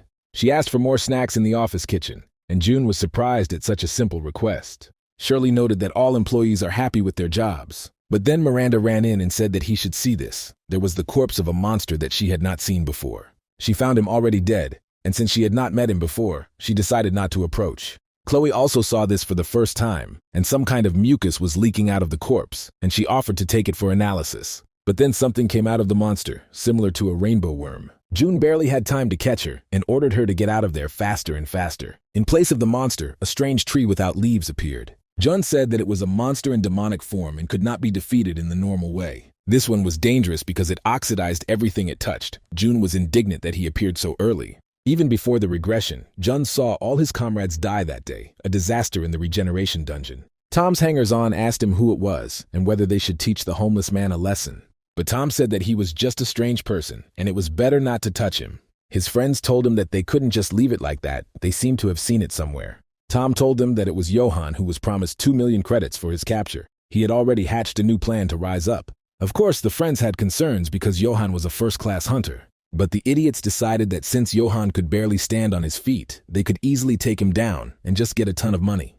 Tom turned to Johan and said that he was ashamed of what happened earlier, so he would like to apologize. But he lost his face before he finished speaking. Johan used his skill and killed him instantly. Next, he laid out Tom's dummies. Stupidity is the worst vice. You need to watch what you say, Johan said. Words kill. But then the dead grabbed Johan and immobilized him. A cat with burning eyes approached him and said that they had finally met. A man using a puppet skill appeared from around the corner and said that he had a lot of work to do because of Johan. The bespectacled man added that Mark is looking for him, and now he is giving him one last chance. The operation did not go according to plan from the very beginning. Her partner asked to kill her in order to stop the suffering. June didn't know what to say. He just stood there with his mouth open. On his first day in the regeneration dungeon, he lost his most valuable subordinate. On the second day, it was no longer a dungeon, but a real hell. Strategy and planning were useless. There were too many demons. June shouted to everyone that they were finished, and they needed to retreat and wait for reinforcements. Chief Fox was lost and trembling like a hare. He did not react to Jun's words. Jun shouted for them to retreat to the gate. They needed to stop the monsters there. Reinforcements were waiting for them, so he ordered them not to die. He still controlled his hunters and gave them simple, understandable orders. But then a terrible demon with many eyes appeared from around the corner. June shouted that he would take over and they should leave. On that day, all his classmates, with whom he was preparing to receive a license, died. Jun used the priest skill that the sacred relic gave him. After which he rushed into battle. He had almost no memories of that day. He fought as if he was ready to die at any moment and cut down monsters left and right. Other hunters fought next to him, and they also fought to the death. It took them 3 days to stop all the monsters, but they never reached the dungeon gates. The destruction of the capital was only a matter of time. Only after this did Wolf realize the threat and requested support from all branches and departments, and they were able to gradually regain the lost territories. When they reached the gate, the dungeon disappeared, as expected. It was all over, but no one rejoiced or sighed with relief. They did not win, but barely survived. Jun looked at the many fallen comrades these days. The cleaners approached him and apologized. They didn't know who else to turn to. The old people wanted to know where it was best to start, but there was no one here except Jun. Jun saw that they were members of the association and asked them where they had been all this time. He walked by and called the old people useless, although he understood the absurdity of his words. There was no point in being angry, but then his emotions got the better of him. Jun didn't know any of these cleaners, but rage covered his eyes and he woke up from his flashback. Shirley asked him what was the matter, because he was constantly muttering something under his breath. She realized that he was thinking about the bad, because his face was gloomier than usual. Jun's head went spinning from the thought that there was a month left before the disaster, because this was the only dungeon that he could not clear in all the years of his work. They appear only once in the entire story, and the dungeons of this level were impossible to clear. A similar thing appeared on another continent, and since there were no hunters in that country, it could not be closed, and a disaster occurred. Jun asked the chairman to convene all operational departments in the capital in a month, but he reminded that there is a law restricting such actions. Jun realized that he would have to act on his own and asked Shirley what she was doing for the next month. She looked anxiously at her desk and said that she had a lot of work accumulated. Jun asked her to get him weapons, swords, guns, sacred relics. She began to shout at him, not understanding why the cleaning company needed weapons, especially since they were not in the association. Jun asked if there were any interviews for today, but there was nothing on the schedule. And then Hamster stopped by and asked if they still had vacancies. Jun immediately recognized the arrogant fat man who was the director, but was fired for failing the raid. Assel instructed him on how to remove what types of corpses, and Hamster listened carefully. For each type of monster, a different type of cutting was used. For humanoid monsters, you need to start from the head and cut it off in one cut. Hamster immediately performed it, and Assel clapped her hands because he did it well. She didn't expect the former hunter to do so well. Jun understood that the former head of the operations department was well versed in monsters and dungeons. He just needed to get used to the position. Hamster was also surprised that the cleaners have such a clear algorithm of work. Assel said that Jun personally made all the instructions. Jun caught his former boss's gaze and returned his gaze. He turned away shyly but said nothing in response. When Hamster approached them yesterday, Jun thought it was some kind of joke. How could it be otherwise? Hamster was fired just a few months ago for trying to ruin the lives of the cleaners, and now he has decided to become one of them. But Jun couldn't just drive away the person who came for the interview, and they exchanged a few words. Hamster's situation turned out to be worse than expected. Due to the loss of rank, he could no longer work as a hunter, so he worked on developing strategies in the first guild he came across. As rumors spread around, Hamster could only dream of joining a large guild. Of course, one could sympathize with him, but he created such karma for himself. Hamster said it doesn't matter to him what kind of work they do. They all do what they have to do. After such words, Jun still decided to give him a chance and hired him. After the test, he asked Hamster how he was coping, and he modestly replied that he was just doing what he could. Jun told him that after a week of training, Hamster would go to the first group led by Assel. He also added that he plans to expand the staff, and if Hamster is patient, he will be the head of one of the new units. And although Hamster doubted himself, Jun was confident that he could handle it. Then the fat man thanked him and said that he would take further courses. Jun wished him good luck and looked after the former hunter. Afterwards, Jun sat in a cafe with Shirley and looked at people. She was eating the cake and asked the director what he was thinking about. Jun agreed that Hamster was trying very hard, and his past experience as a leader of hunters would be useful to them. But these were all jokes, because someone was clearly trying to introduce him into their company. Do what you want without worrying about anything. That's what Hamster said with his return. The point is that there is no need to be afraid of dirty work if it is useful. If Hamster had not said these words, Jun would have wondered for a long time whether his proposals were correct. The very fact that Hamster came to him and calmly said this phrase indicated that he was closely connected with Bill. Unfortunately, Jun knew almost nothing about their relationship. He asked Shirley if she found out, and she replied that Bill and Hamster studied at the same university. We first met when Bill was already working in the association and received help from him when he became the head of the operations department.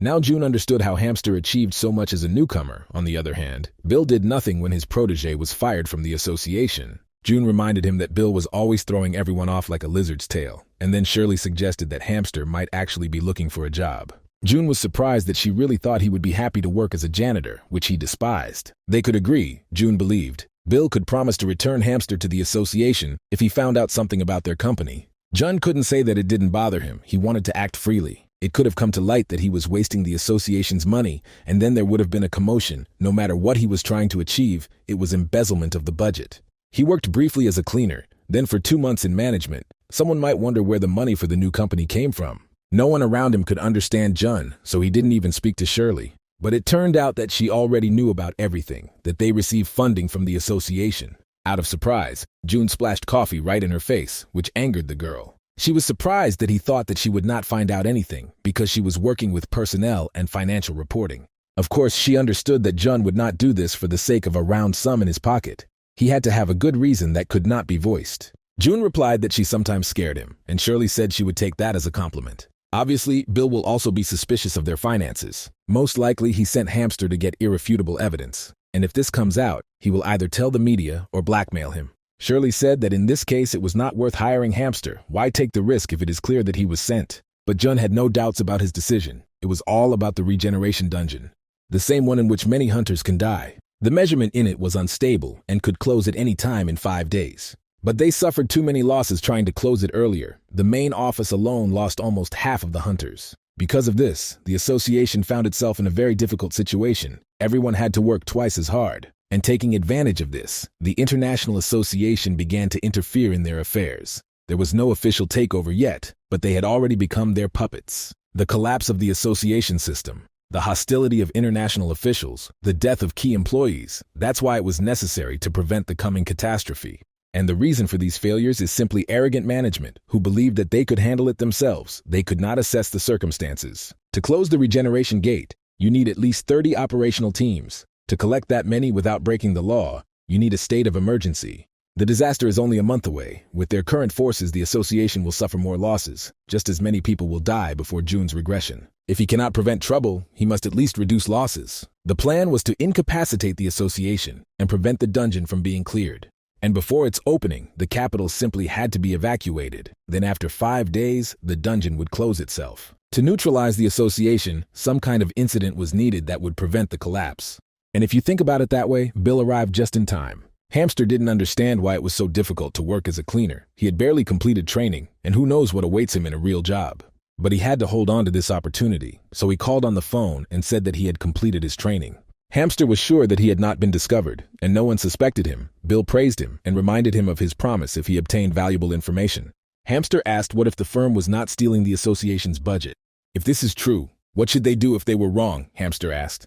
Bill insisted impatiently. They were definitely not mistaken. Hamster doubted everything too much. He told the fat man not to wrap himself up and focus on the task. He agreed and hung up, after which he sighed heavily. Hamster wondered whether it was worth carrying out orders from someone worse than Wolf. Bill was indignant. If they kept in touch often, they would only increase suspicions. But there was no other choice. If Hamster did not do what he was told, he would be a janitor for the rest of his days. There was a knock on his door, and someone entered the office without waiting for an answer. It was Miranda. She said that she had too much work to do, a third more than before. Bill asked if they couldn't cope with the new hunters and the fact that the guilds were helping them. He couldn't believe the task force commander was whining about something like that. Miranda said they can do everything, but the cleaners can't do the job. Bill grabbed his head. He realized that it was because he had a preference for hunters, but so far there had been no problems. Miranda objected that there were problems, and they were accumulating all the time, and it would be more difficult to work at this pace. Bill asked her why she was getting involved in this matter. It doesn't concern her whether it's easy for the cleaners to work or not.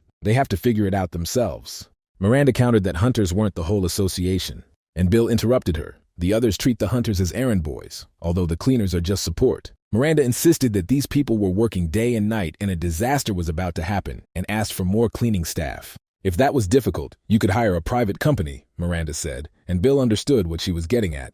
He suggested that it was June who persuaded her, but the girl objected that it was her initiative. Bill wondered if Hamster could find information about the embezzlement. The association's leadership would quickly find out about it. Now it was possible to retreat while June's supporters were in the office. Bill would only suffer from attempts to outplay him, so he told her that he would consider her offer and she could go. For the first time since he left, June crossed the threshold of the association again, but now he felt confused. He didn't expect Bill to make a deal with him, but it was a good opportunity. Bill said he was surprised that the director of a private cleaning company was his predecessor and that he was honored to meet him. June replied that he no longer worked for the association, so he did not need honors, and got straight to the point. He asked Bill what pace of cleaning he needed, and he replied that he didn't really know how the cleaners worked. June replied that the quality of cleaning is maintained if no more than 3 dungeons are cleaned per day, but now there are 5 per team. Bill was surprised at how much June asked for cleaning 10 dungeons a month, but agreed to his terms. June noticed that Bill was bad at hiding his emotions and asked him which team he preferred. Bill really didn't like the fact that June was asking such a sum for his services and replied that he didn't care who did the work. June replied that he just had a team with a newcomer and he would send it. Bill was wary when he heard about the newcomer, but June hastened to reassure him. He told the chief of staff that this new guy was a former department chief, so he was a veteran of the job. Bill was glad that June hired Hamster, which meant he could contact him without arousing suspicion. But he immediately objected out loud that even though Hamster was the leader, now he was still a newbie. But since June, who became a legend, recommended him, he demonstrably agreed. He thanked Bill and said that he would contact him later. Bill noticed that June quickly finished his business, but he still had a lot of things to do that gave him a headache. June chuckled and replied that there was a lot to think about in his position, but this contract would help Bill with a couple of problems. Both mentally considered each other idiots and were sure that everything was going exactly as planned. June, smiling, suggested setting the last day of the month as the day of payment for services, and Bill, also smiling, replied that he was not against it. Shirley was surprised that June had appointed Hamster here because it would make it easier for the conspirators to communicate. Jun just said that he needed to do this, and the girl exploded with indignation because he never explained why this was necessary. He replied that she wouldn't believe it anyway, and Shirley kicked him in the shin. Even though Jun was a top-ranked hunter, he received critical damage. Shirley told him that they were in the same boat, and he didn't have to decide everything alone. She needed to know at least something to be prepared. Of course she couldn't help it if Jun didn't trust her, and he thought that if she hit him again he'd fire her.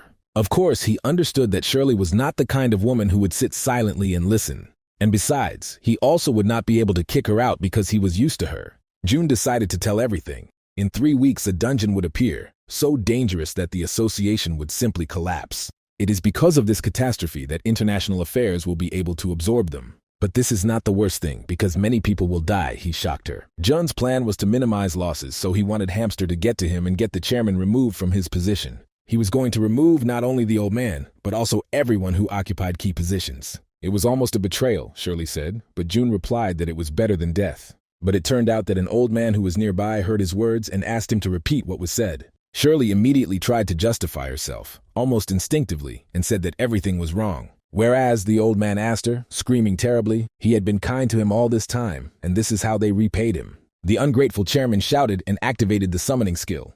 Shirley screamed back that he had it all wrong and closed her eyes. But then I felt a rough tongue on my cheek and turned around and saw a tiger. June told the old man to stop joking or Shirley would actually lose consciousness, and the chairman laughed. He told Shirley not to worry, because they had discussed everything in advance. June could not do everything alone.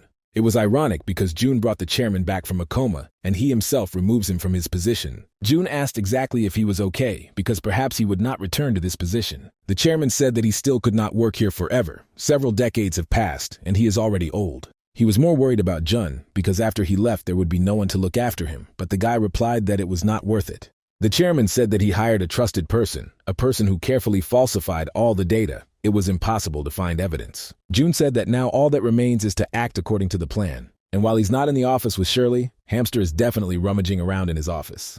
But when the fat man had already found everything, he ran into Asal, who asked him what he was doing here. He quickly hid his hands behind his back, and Asal again asked him what he was doing at the boss's workplace.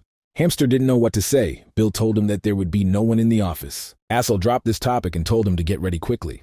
Asal said that in 2 hours they are going to the main office. They must show themselves at their best there. They started cleaning. Asal skillfully led her squad and kept an eye on everyone.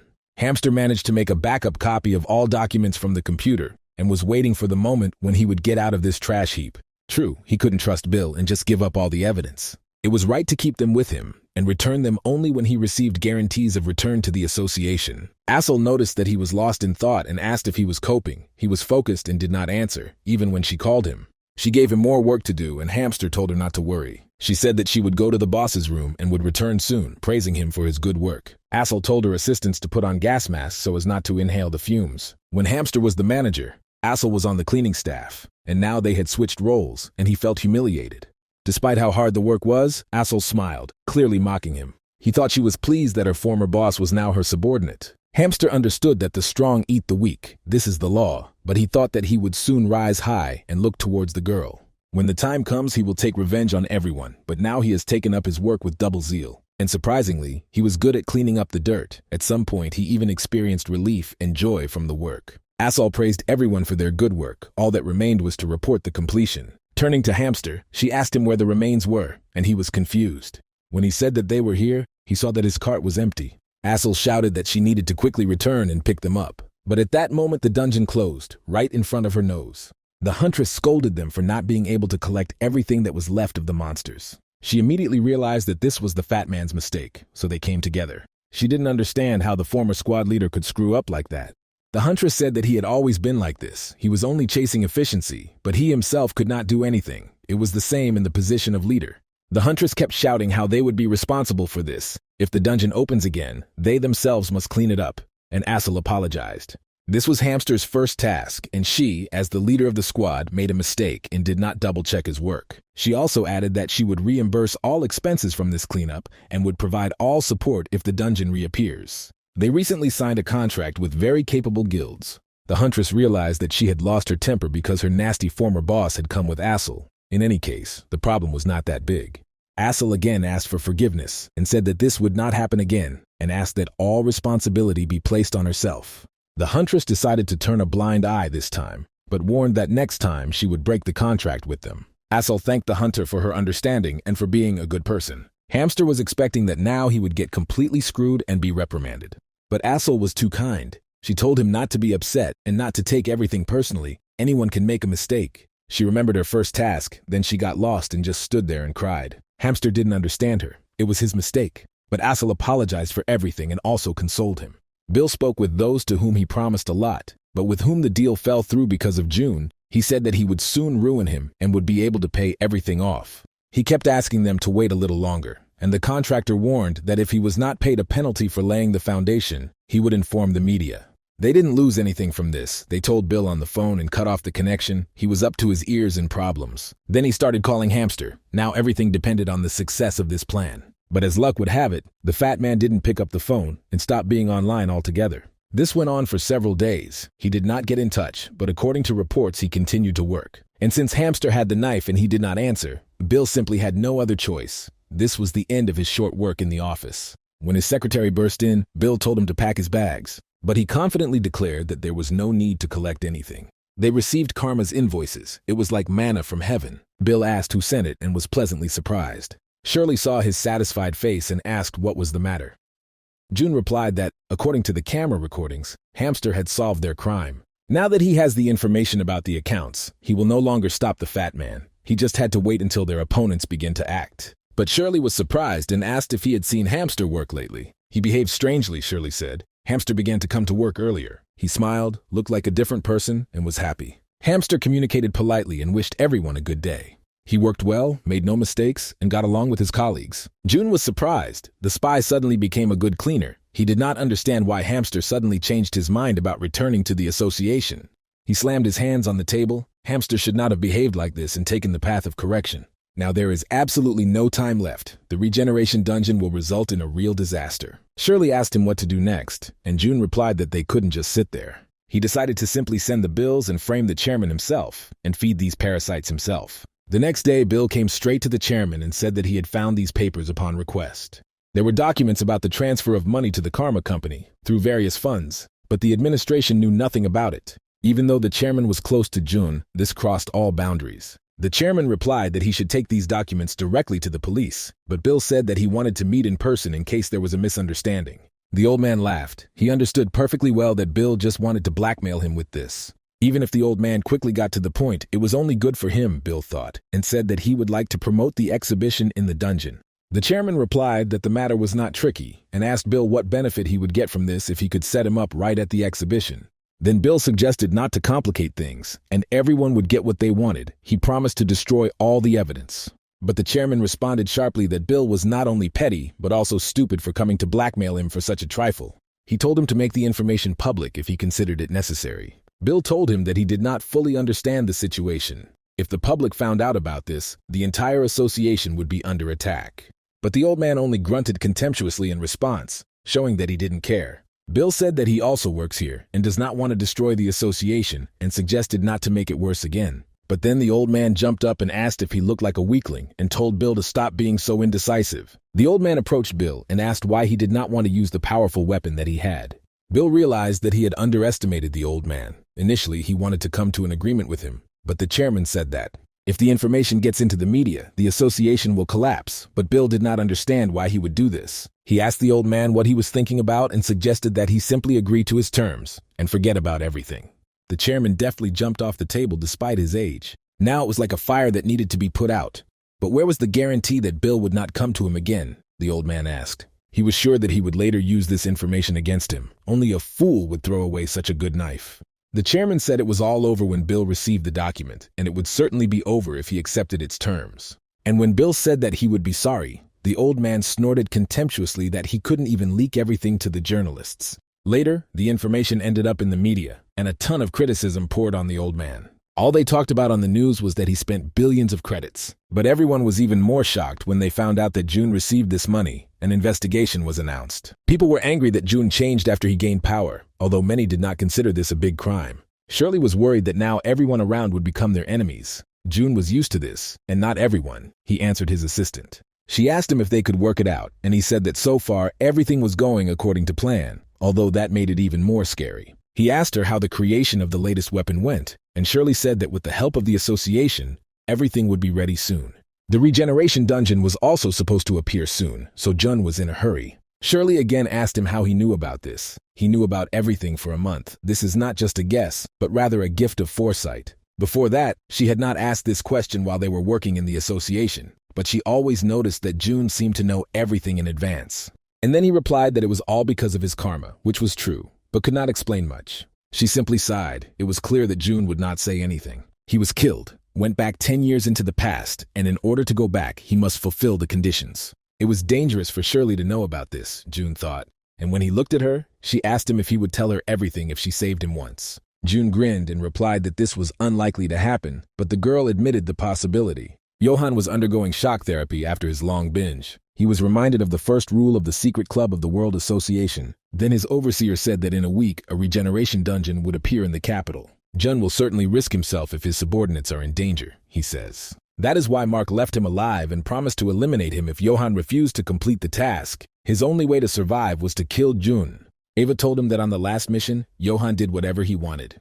The command of this operation has been entrusted to a person from the association. There will be others there. Mark warned that Johan should not do anything stupid. Johan laughed and called Eva a vile. He thought he was just unlucky, but she blabbed everything. Mark ordered his assistant to place Johan in the capsule.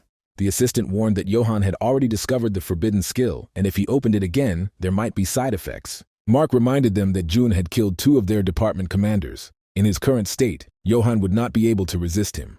And if he fails the task, he will be finished in any case. Upon hearing this, Johan only laughed. They were so in control of his life, and at the same time they still wanted to put him in a capsule. The madman threw up his hands and thanked them for this. He declared that he would survive, become stronger, and destroy this scoundrel Jun. Just in case, Mark ordered to prepare a titan and a bullet that suppressed abilities. Johanna could no longer wait to find and destroy Jun. All he thought about was how to rip his head off while he was being carried into the capsule for another experiment. A week later, a huge gate opened above the capital. Some kind of disgusting liquid began to drip from them, right next to the hunters on patrol. They stared at the blot that fell from the sky, not knowing what to do with it.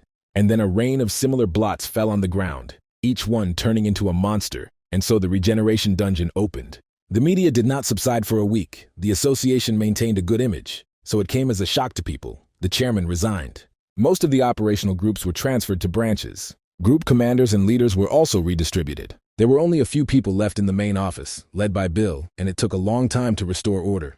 And then a regeneration dungeon fell upon the association, weakened by all these events. The hunters who were in the capital were the first to enter the battle, and it was not easy for them. Although they smashed the monsters with their skills, they simply recovered, because they consisted of some kind of jelly, but they looked creepy. The commander of a squad of hunters received a blow from a monster and flew away. Her people reported that they had evacuated all civilians within a 5-kilometer radius. She had heard that the association had detected an unstable dungeon, but she never imagined that such a thing would arise. None of her attacks worked on the monsters. All of them were at the level of the yellow dungeon bosses or higher. Her subordinates advised her to get reinforcements. With such a staff, they were unlikely to do anything to the monster, but there was no need to wait for him. There are no normal operational departments left in the association. and it is not clear how to deal with this dungeon. The huntress did not understand at all why everything was so wrong when they were attacked from above again.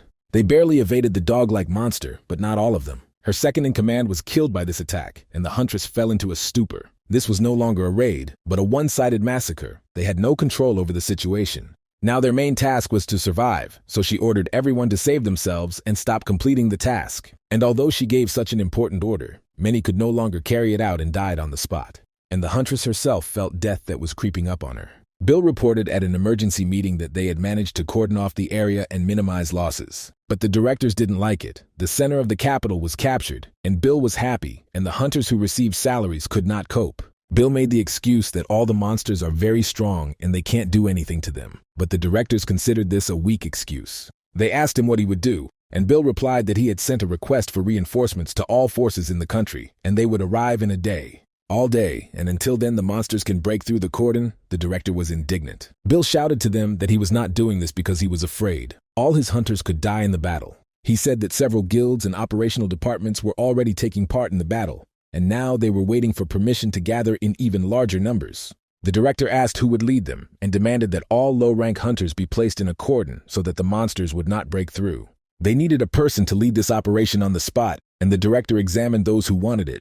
But there were no suicide bombers, and so he snorted, calling them cowards. There was only one person who could cope with this. Bill shouted that they couldn't because he was no longer an employee of the association, and besides, he was involved in the theft of funds. But the director said that now it was a matter of survival, not preserving reputation, and invited Bill to become the leader himself. Bill just got rid of June, and they themselves dragged him back. All the risks he took were wasted. He said he couldn't agree to it, and the directors called him stupid. Bill said that he would lead the operation because he is the chief of staff, so today he will attack the dungeon. He asked the department commanders to come to his office to discuss strategy. He asked others to report on the number of monsters and their location. They were useless from the start, the bespectacled spy thought. At this rate, he could just walk away from here. Jun informed everyone that 200 monsters must be caught in this zone before the hunters arrive, otherwise it will be overloaded. At the moment, one monster was reborn every 5 minutes, which means now 144 monsters need to be defeated. Jun was not all-powerful. Shirley asked him if he would really go alone, since he could take Chloe with him.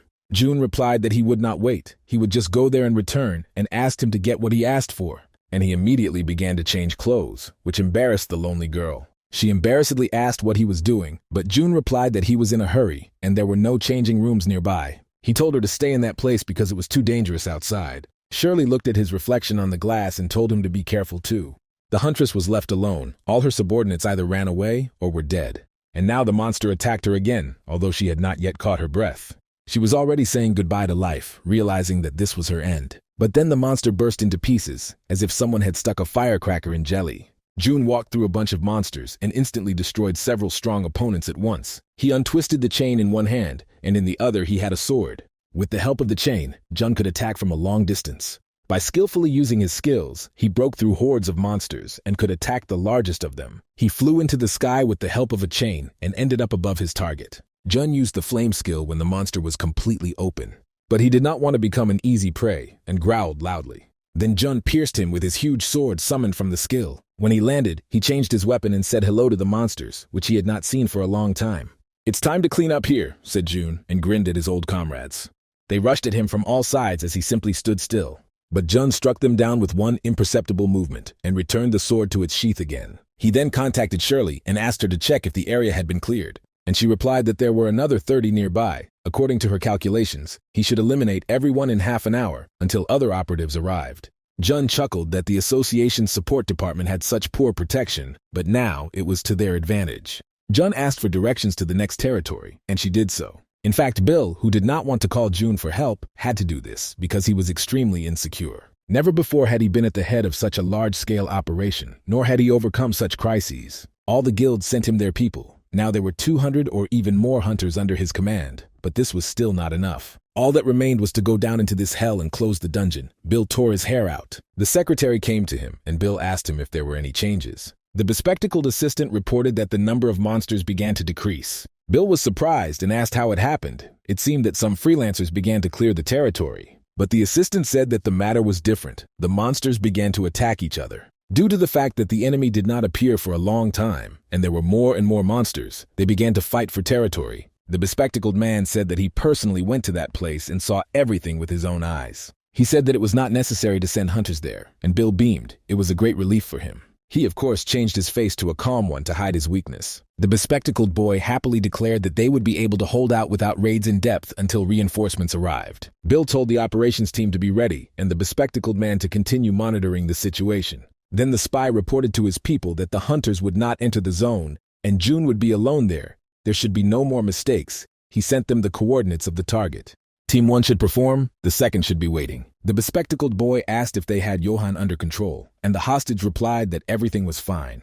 Finally, the spy told his subordinate that Johan is unpredictable, so you need to keep an eye on him. Johan thanked for the help and asked not to be offended by him. He just wanted to kill the target himself. Jun attacked another group of monsters from above while they were not seeing him. He easily cut them apart with the help of his strong and combined skills. In his past life, this caused him a lot of problems. These monsters are demons. It is pointless to attack them with ordinary weapons, only with sacred relics. But since he acted alone, all this was very exhausting. Jun wanted to get another skill, the Demon King. It would be much easier with him, but it was closed. Jun was breathing heavily, so Shirley became worried about him, but he said everything was fine. 2 hours had already passed. He told him to retreat and promised to call for reinforcements. But June told her not to do this and to give him some more time. But then June saw a hunter from the association. She also recognized him. She survived thanks to him and was amazed that he was the only one doing everything here. June told her to leave. The girl wanted to fight because these creatures killed her deputy. But then someone burned her shoulder and pushed her to the side. Johan greeted June. He looked even crazier than before, and there was nothing human left in his eyes. June grinned and didn't immediately understand what it all meant. Jun was waiting for someone else to come here because last time Johan failed, and he asked if he thought he could kill him this time, while they were surrounded on all sides by people of the organization with weapons. He even dyed his hair. It was clear that he was preparing, he sarcastically told June, and Johan laughed to meet him. He survived the pain that penetrated to the bones. On each mission, Johan took the heads of those he killed. There was something romantic in this. Being weaker, they fought for him after death. But never before had Johan failed a mission. Jun was alone, so he expected to take his head. Johan laughed like a madman, wondering how Jun's skull was different from the others. And when he spread his arms, dozens of skulls appeared. Jun was horrified by how many people this monster killed. Although he put up a defense, he was still hit by many rays from the skulls. Johan waited until the dust from his blow cleared to understand whether he hit or not. But then, the skull near his head split. He attacked unnoticed. Before he could blink an eye, several more of his skulls were split open. Jun moved into close combat and attacked Johan from behind, without a weapon. Johan calmly told him that he still looked like a monster. But when he grabbed the huntress and covered himself with her, Jun was forced to stop. Johan knew that he kept things to himself too often and constantly sacrificed himself for the weak. A beam of green energy hit Jun, who did not defend himself at all. And then he realized that he was not wounded by an ordinary bullet. People from an international organization came out from around the corner. Shirley put her hands to her face and called him on the line. But he did not answer and lay on the ground, motionless. Shirley persistently tried to wake him up. She realized that things were bad. June still did not answer, and the girl's soul grew cold. She cried involuntarily, thinking that Jun had just died. But then she wiped away her tears and pulled herself together. She knew this guy couldn't be killed so easily. She took a pistol out of the trunk and told the others over the comms that June was in the zone and was no longer responding. Miranda had no doubt that June had gone there alone. She arrived in the capital as soon as she heard the news and knew she had to find Jun. Then she contacted Chloe, who was distributing explosive blows to monsters. She couldn't resist because she was already in the zone and hunting monsters. Other free guilds also arrived on the scene to help Jun. If the association fails, the guilds will save the capital, Frank said. Shirley knew that permission to convene the hunters had not yet come. If you did everything without permission, you could end your work in this area forever. But despite this, everyone gathered in the zone to help Jun. June helped each of them without asking for anything in return, Shirley thought, unaware of his ulterior motives. The spies reported to their superiors that June was under the influence of kryptonite. The bespectacled boy praised them for their good work and said that he would pass it on to Mark. But then I heard screams and screams in my receiver. Someone had just lost an arm. Even the wounded Jun resisted them, although his abilities should be suppressed. Panic set in among the killers. They were no longer sure of the effect of the stone. And as soon as June froze again, they wanted to put a second bullet in him. But then screams were heard on the phone again, and the bespectacled man asked them what was the matter. This stone temporarily blocks abilities, a fatal weapon for hunters. Johan cut off the head of the one who was about to shoot because he was aiming at June's head. Johan went crazy. He spent so much time getting this skull and couldn't stand the fact that someone could damage his trophy. But then he suddenly got a tingling pain in his side, and his iron levels rose in his blood. The huntress had no idea who he was, but Jun was her former boss, and this was how she repaid him. Johan swung his hand at her and could have killed her with one blow. But then Jun used the acceleration skill and kicked the psycho in the stomach. Then he grabbed the hunter and began to run, while the enemy was sitting on the ground. The other spies asked Johan what this meant because he had just attacked them, and now he let Jun get away. Johan smiled at them warmly and said that he had lost several skulls. The huntress suggested asking for help from the association, which was only a short distance away when they stopped. Jun told her to leave because there were still monsters here, but she refused, and he himself thought about a stone that would block abilities. Before his death, Jun experienced the same sensation of being shot. Numbness, loss of strength. Because of this, he was unable to use his skills and defend himself. Then their bullets contained exactly the same stone, Jun realized. But now everything was different. The hidden skill karma had already canceled his abilities. Because of this, the effect was not the same as usual. The skill was so-so, but Jun did not know that he had such an effect. He needed to heal first, so he activated the skill to get rid of the hole in his stomach. The bespectacled boy shouted at Johan, asking what it meant. He couldn't contact his teams, and promised to inform Mark about everything. Johan replied that their goal is to eliminate the irregulars, and these guys are just a resource. And Johan said that he found something interesting in the pocket of the leader of the first team. It looked like a remote control device, and Johan realized that this was what the bespectacled man was talking about. Barnacle Boy contacted the third team and told them that plans had changed. He informed them that Johan was also their enemy, and that after Jun, they needed to get rid of him too. When they found Jun, the bespectacled man said to get rid of him while Johan was gone. He told them that the Skull Lover had killed 2 teams and was now only hindering them. Jun was amazed at how accurately and at the wrong time he was found. The huntress went into battle to protect him, even though Jun screamed at her to run. As expected, they quickly laid her face down on the ground. She was too weak. The second enemy used the skill of the ghostly knight and became evil spirits. He was about to break through to Jun, but then his cavalry arrived in the person of Miranda and Chloe. Without waiting for instructions, Chloe attacked one of the opponents, and he had a hard time. He groaned from the effort, not understanding where such a little thing got so much strength.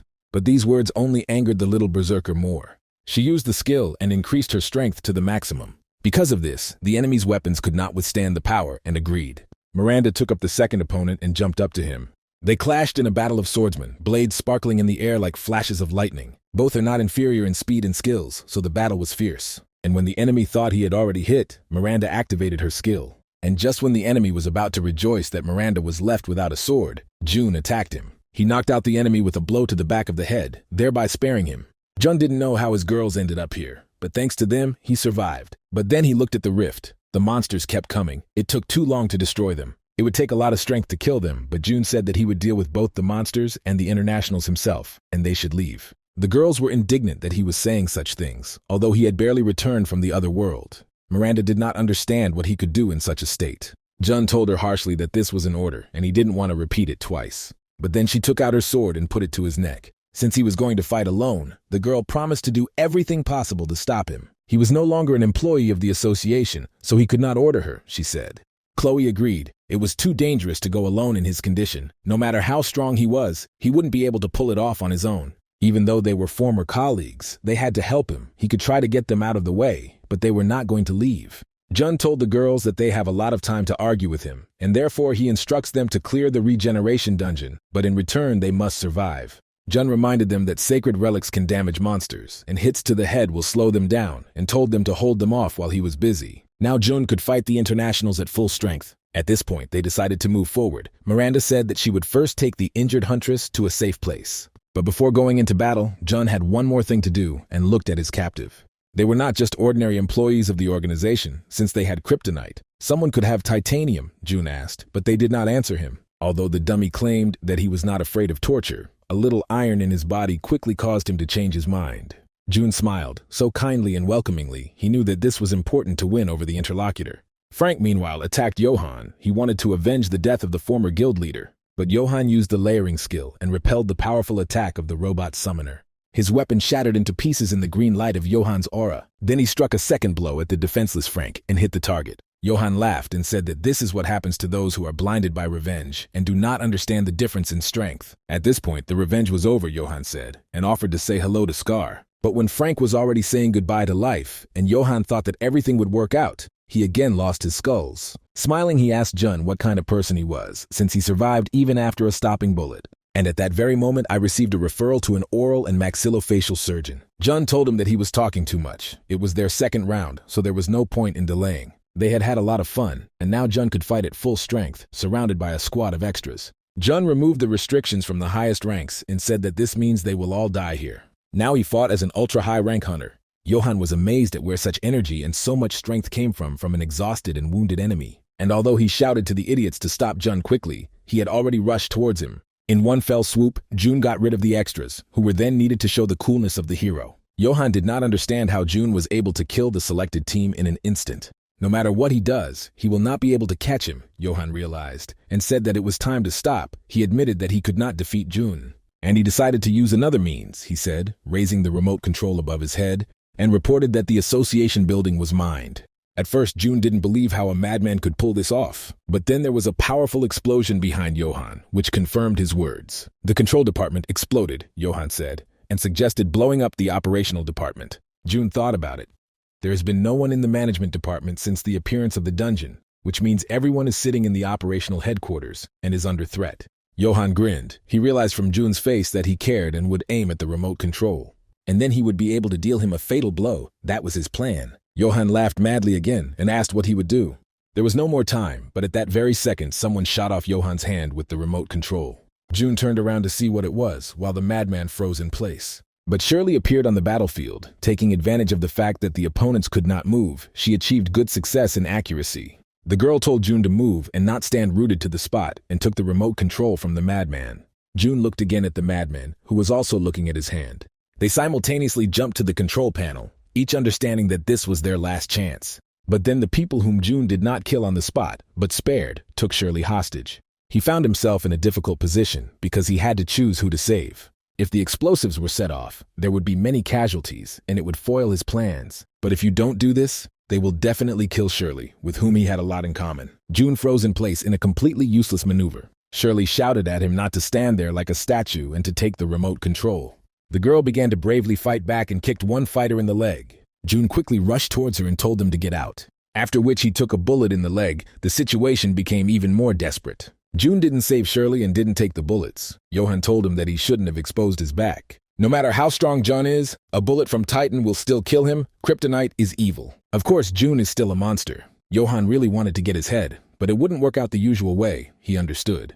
Shirley yelled at Jun to get up quickly. He barely got up and told her that he would get there soon, but then a green haze engulfed him. And then he disappeared in a beam of green light that hit him. Johan thanked Shirley for her help. Thanks to her, Jun would die. The girl could no longer stand on her feet and fell to the ground. But when she extended her hand forward and suddenly felt the warmth of his hand, Jun asked why she was crying like a child. Thanks to Shirley, he was able to unlock the final caster skill. The condition for unlocking was to sacrifice himself for an ally he trusted. And at first, Jun thought that this was an impossible condition.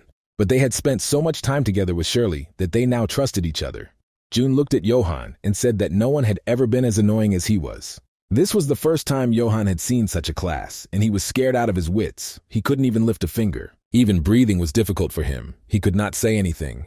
Johan shouted to the idiots that he needed time for a critical attack, and they must delay Jun at all costs. Jun told Shirley to back off. He was too dangerous to be around. Jun activated a skill that allowed him to incapacitate those who were weaker than him.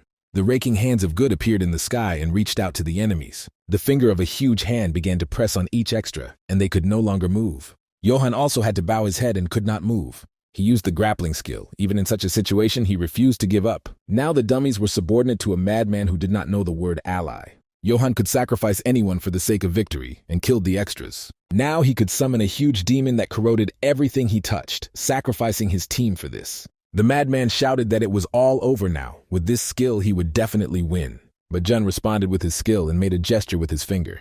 The Demon King allowed the caster to create one-time skills at will. Jun created a skill and waved his finger as if drawing a line between them. He cut everything in front of this line like a laser. The madman realized that he was already dead and still continued to grin and talk nonsense about the skull. Jun sat down on his knee. Shirley ran up to him and asked how she was. Even while dying, Johan chatted. He threatened that the organization would not leave him alone, and soon they would kill all his loved ones. Even if he defeats him, he will lose. The crazy man laughed, choking on blood. Jun smiled. They recorded this confession from Johan and promised him that tomorrow the world would know the truth about the world organization. Johan laughed and told them that he had not come alone. A remote control appeared in his hand. But Frank said that even if he pressed the remote control, nothing would happen. In his hand was a device that jams all signals. June said goodbye to Johan and activated the purifying flame skill. There was a huge explosion and the flames destroyed all traces of this monster in the human body. June called Hamster and said that he had a request for him. He said that there was no time for explanations, and that if Hamster did as he was told, June would pretend that he did not know that he was a spy. June added that he didn't care whether Hamster gave information to someone or not, he could still fire him. And he ordered the fat man to come to the main office and get explosives from there. Since Hamster was familiar with the building's plan, he should have known where it could be placed. And he assured that the detonator was turned off, but in any case, the explosives must be removed as soon as possible. Hamster almost cried. He was simply sent to his death. The bespectacled spy still didn't understand what was happening. He couldn't get in touch with anyone anymore. This can already be considered a failure. He lost contact with the reserve. Johan, who commanded the operation on the spot, also disappeared. The bespectacled boy realized that he got in the way because of his short-sightedness and self-confidence. When the commander of the third group finally answered the phone, he was worried about him. But in the receiver was the voice of Jun, who simply called the number with the name Boss in the phone of the killed fighter. June told the bespectacled man that they were the first to start making a fuss and decided to blow up the operative's headquarters just to kill one person. June said let him and warned that he would deal with him, and the bespectacled man replied that the media would not help him deal with the organization. June interrupted the idiot and said that he would sort it out, which means he would take it apart personally. He added that such an office plankton has become a boss, which means he can easily get to his superiors. June suggested that he hide somewhere, because he would kill him if he saw him. The bespectacled man had no choice but to inform Mark that the operation had completely failed, and he had been exposed. Mark replied that he would not live long and told him to leave the office and return to headquarters. He also added that from this day on, the local branch of the International Association was disbanded. By covering his tracks, Mark meant blowing up the operational headquarters and hiding all the evidence. However, when the bespectacled man pressed the detonator button, there was no explosion. Luckily for Hamster and everyone else, he managed to find the bomb and defuse it. The fat man cried, realizing what kind of trouble she had gotten herself into again because of June. Jun thought that there was a spy in the management department, although he seemed to know everyone in the association well. In between, he asked Shirley why she didn't aim at Johan's head. It all ended faster then. And she answered irritably that he wanted too much, because she was just lucky to get in. June agreed. Shirley was an ordinary civilian, not a hunter, although she had a particularly dangerous move. But then the ground shook under their feet, as if notifying them that this was not the end. A huge monster with long hair and a snake face appeared in front of Jun. He recognized a monster that looked like a witch. It could neutralize magical skills, and in a past life it caused him a lot of problems. The obsequious creature smiled welcomingly and was embarrassed by his gaze.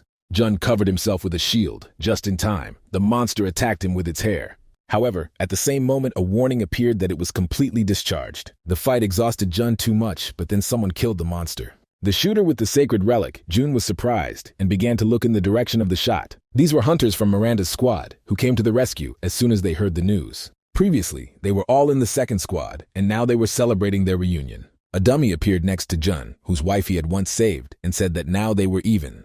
Other free mercenaries also came to his aid. The cavalry arrived on time as always. Chloe and Miranda also came to support him. They came here despite the fact that the association had not yet given them permission to gather, and all because they were very worried about him and wanted to help.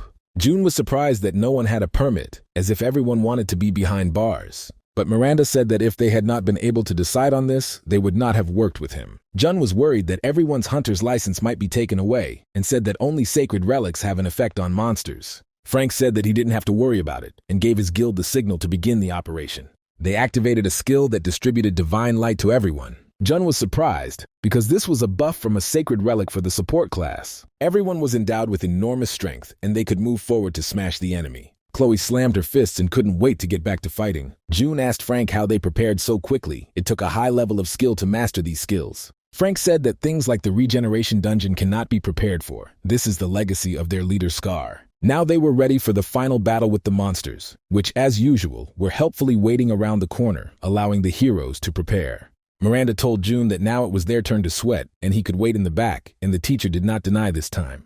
The hunters, strengthened by the sacred light, rushed to attack en masse. The secretary informed Bill that the headquarters had been mined, and the hunters had begun the operation without his knowledge or permission.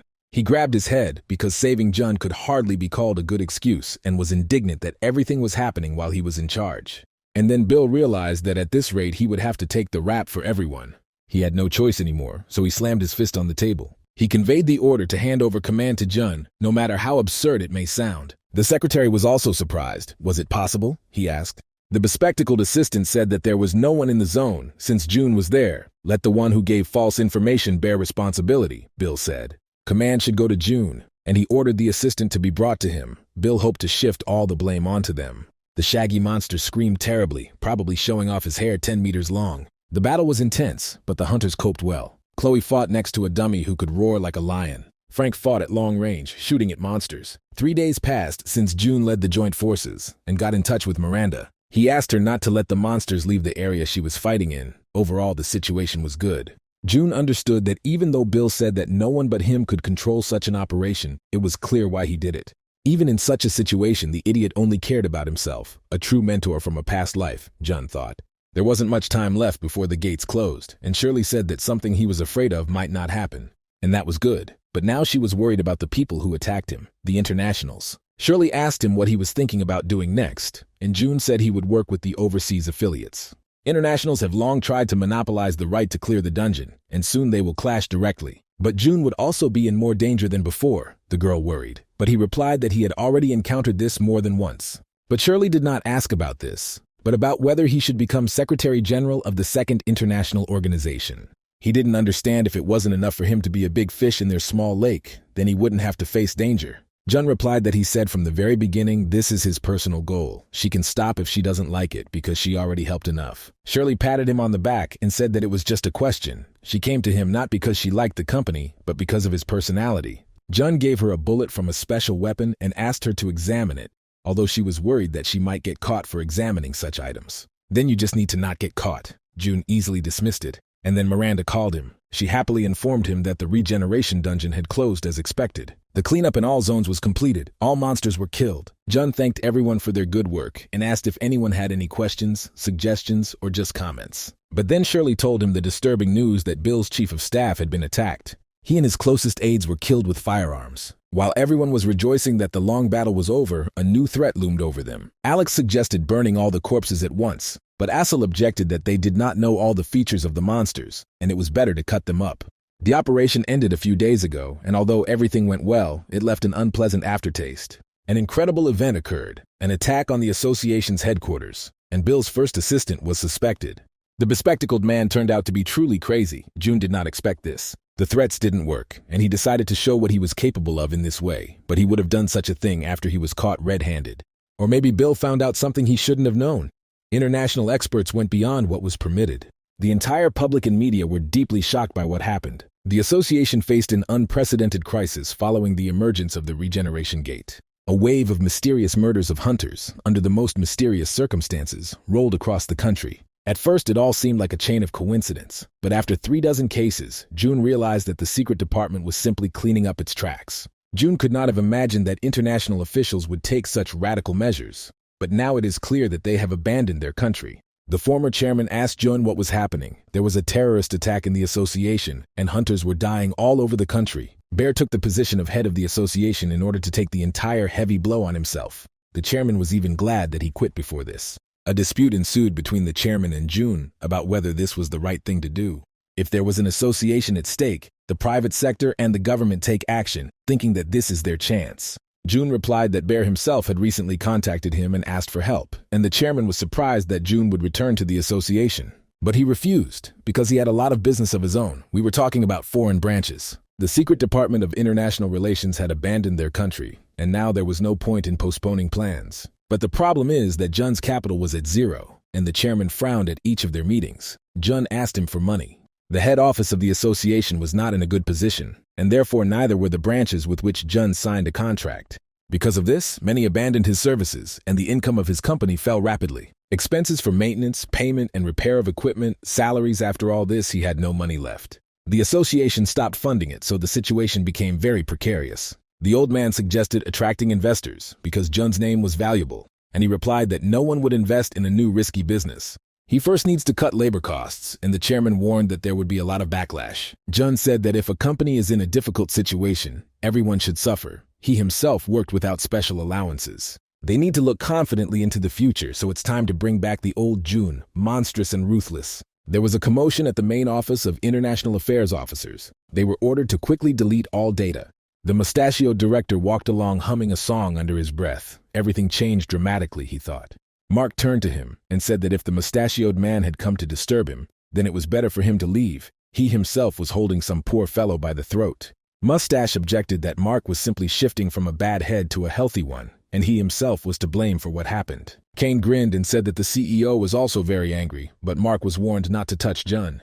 But in a sense, Mark was lucky, otherwise his entire squad would have been replaced. Kane didn't think that the Eastern Branch would be disbanded so quickly after Mark had invested so many resources into its work, but he wasn't too worried. Kane asked if everything was so simple, why didn't they remove the head of the department, the bespectacled man? And Mark replied that there should be at least one person who knows Jun well.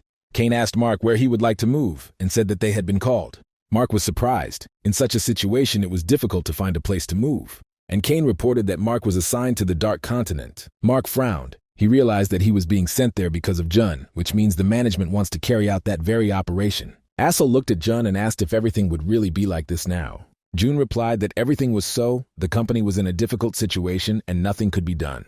Jun expected them to protest, although not everyone would express dissatisfaction. But he was not going to give in to them and was ready for their indignation. Assel asked whether a ban on overtime would harm the company. Jun was surprised and asked her what harm could come from saving overtime. Assel replied that they did not often receive payment for her anyway, but Jun objected that this was illegal. Chloe asked him if he was such a good person or just a fool. Jun reminded her that he was her boss. All the cleaners were upset that they could no longer get overtime, but otherwise they wouldn't have their regular pay. Chloe insisted that if the company is having a hard time, they need to work even harder. If he prohibits everything, then who will make money? She wouldn't be upset if she wasn't paid, Chloe shouted. But then Jun just wanted to destroy the company. People were lining up for the night ones. Jun absolutely did not understand why they all wanted to work for nothing, and what did ordinary employees care about the bankruptcy of the company. But Chloe replied that it matters who runs the company. And they all looked at Jun with burning eyes. They were ready to follow him even to hell. Jun thought they all hit their heads a little. Chloe realized there was nothing she could do and said she was leaving. Shirley warned that there would be complaints. Jun said he did not expect workers to refuse money. He expected the cleaners to act like hunters and demand millions in overtime because everyone equally wants to get more money. Shirley explained to him that for workers the company is more important than an increase in salary. He still did not understand, because now is not the time for ideals. Their basic income is already in no way comparable to the association's salary, and besides, they pay all the expenses themselves. But Shirley objected that it was their boss who rushed around like crazy for the sake of his people and smiled at him. She would have agreed to work here until she was old. He was an ideal leader, but a terrible businessman. Shirley told him that the main problem for the company was maintaining funds, even though he was not one for receiving help.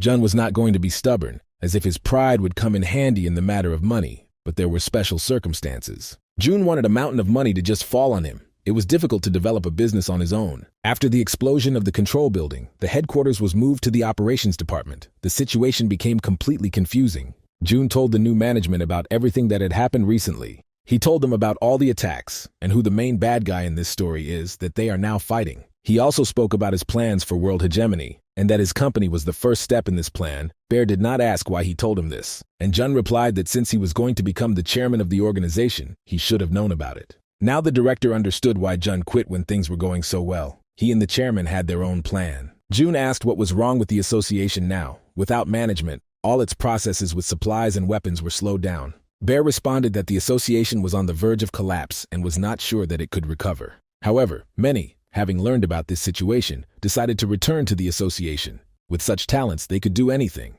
Jun thought that for these people, the association was just a company, but they were still ready to work conscientiously. Bear gave him the contact information of a man who had helped the association during difficult times and suggested that he contact him. A few days later, they met Alfred, who said that he was honored to meet him. Jun greeted him simply and introduced his employees. Alex approached Jun. Now he was sure that they would survive, because he thought that the director would return to the association.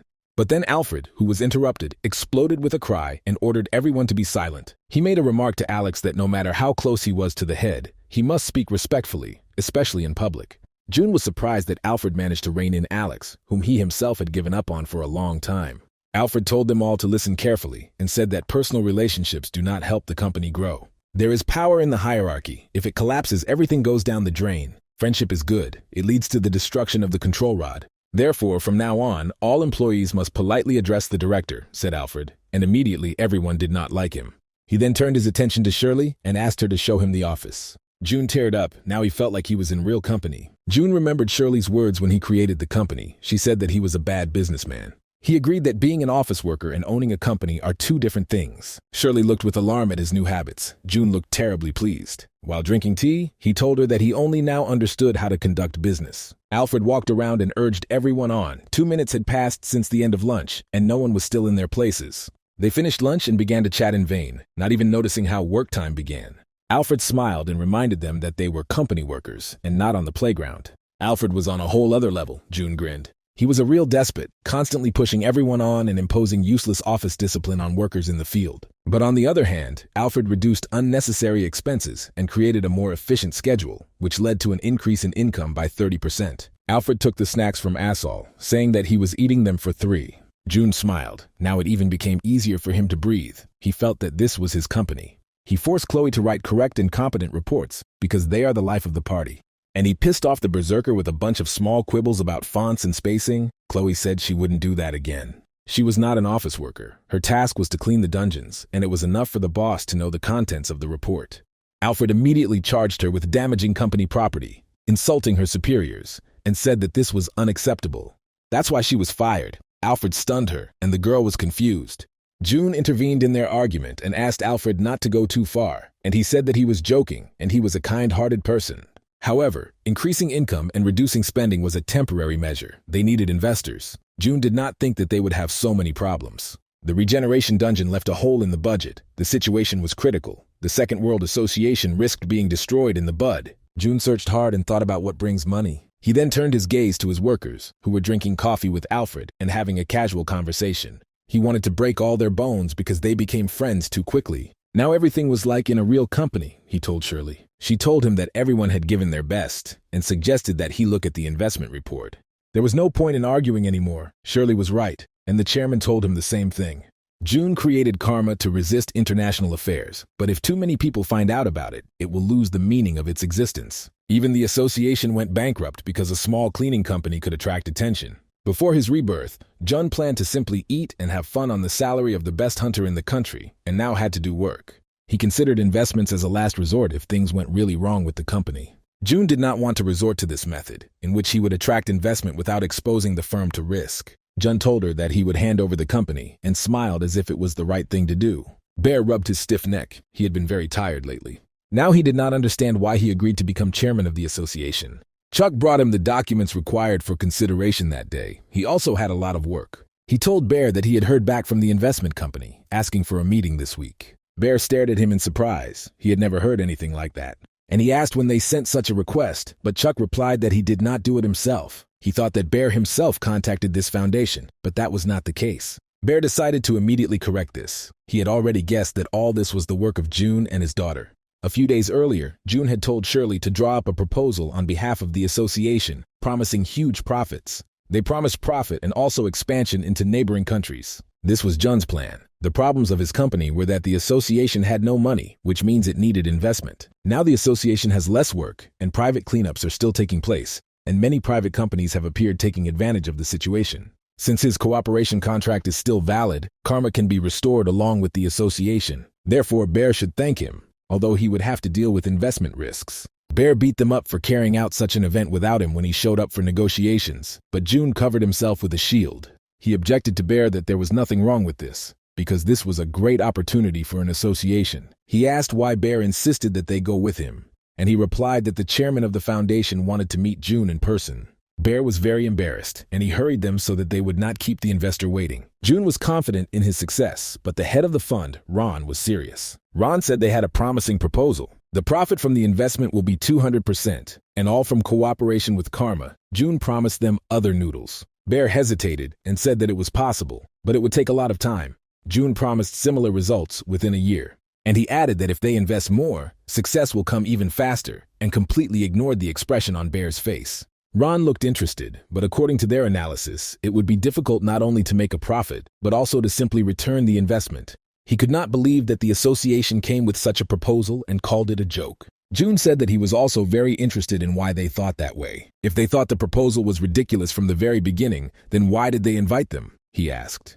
Ron understood that June was a high-flying bird and had long wanted to meet him. His rapid career growth aroused interest. Even though June exaggerated the profit margin, there were some things only an association could do. And to get to the point, Ron offered June direct cooperation. He wanted to enter into an exclusive import contract with the Black Continent United branch. Jun was interested in this proposal, so he asked for more details. Dungeon clearing companies have become much more active, with hundreds of operational teams appearing in just 1 week. Business is different, June realized the scale of competition. But the supply of weapons and supplies did not keep up with demand. If in this situation the fund monopolizes supplies, it will receive excess profits. June asked Ron what kind of contract he wanted, and he started talking about a fractal. Fractal is an indispensable element for creating high-end weapons, and since its deposits are few, it is very expensive. The largest deposits of this element were located on the Black Continent, and the Foundation wanted to receive a special contract for the supply of the fractal. Now June understood why Ron made such an offer to them. There was a difficult situation on the Dark Continent. The fire of war was constantly burning there. They had a constant shortage of hunters, and the government interfered heavily with their activities. In addition, corruption and smuggling of important products flourished. For continuous supplies, the branch must constantly mine the fractal, and for this it is necessary to constantly clear dungeons. First of all, you need to stabilize the situation in the branch, as June did earlier. For them, it was a win-win deal. The Foundation needed their skills and experience, and the association needed the money.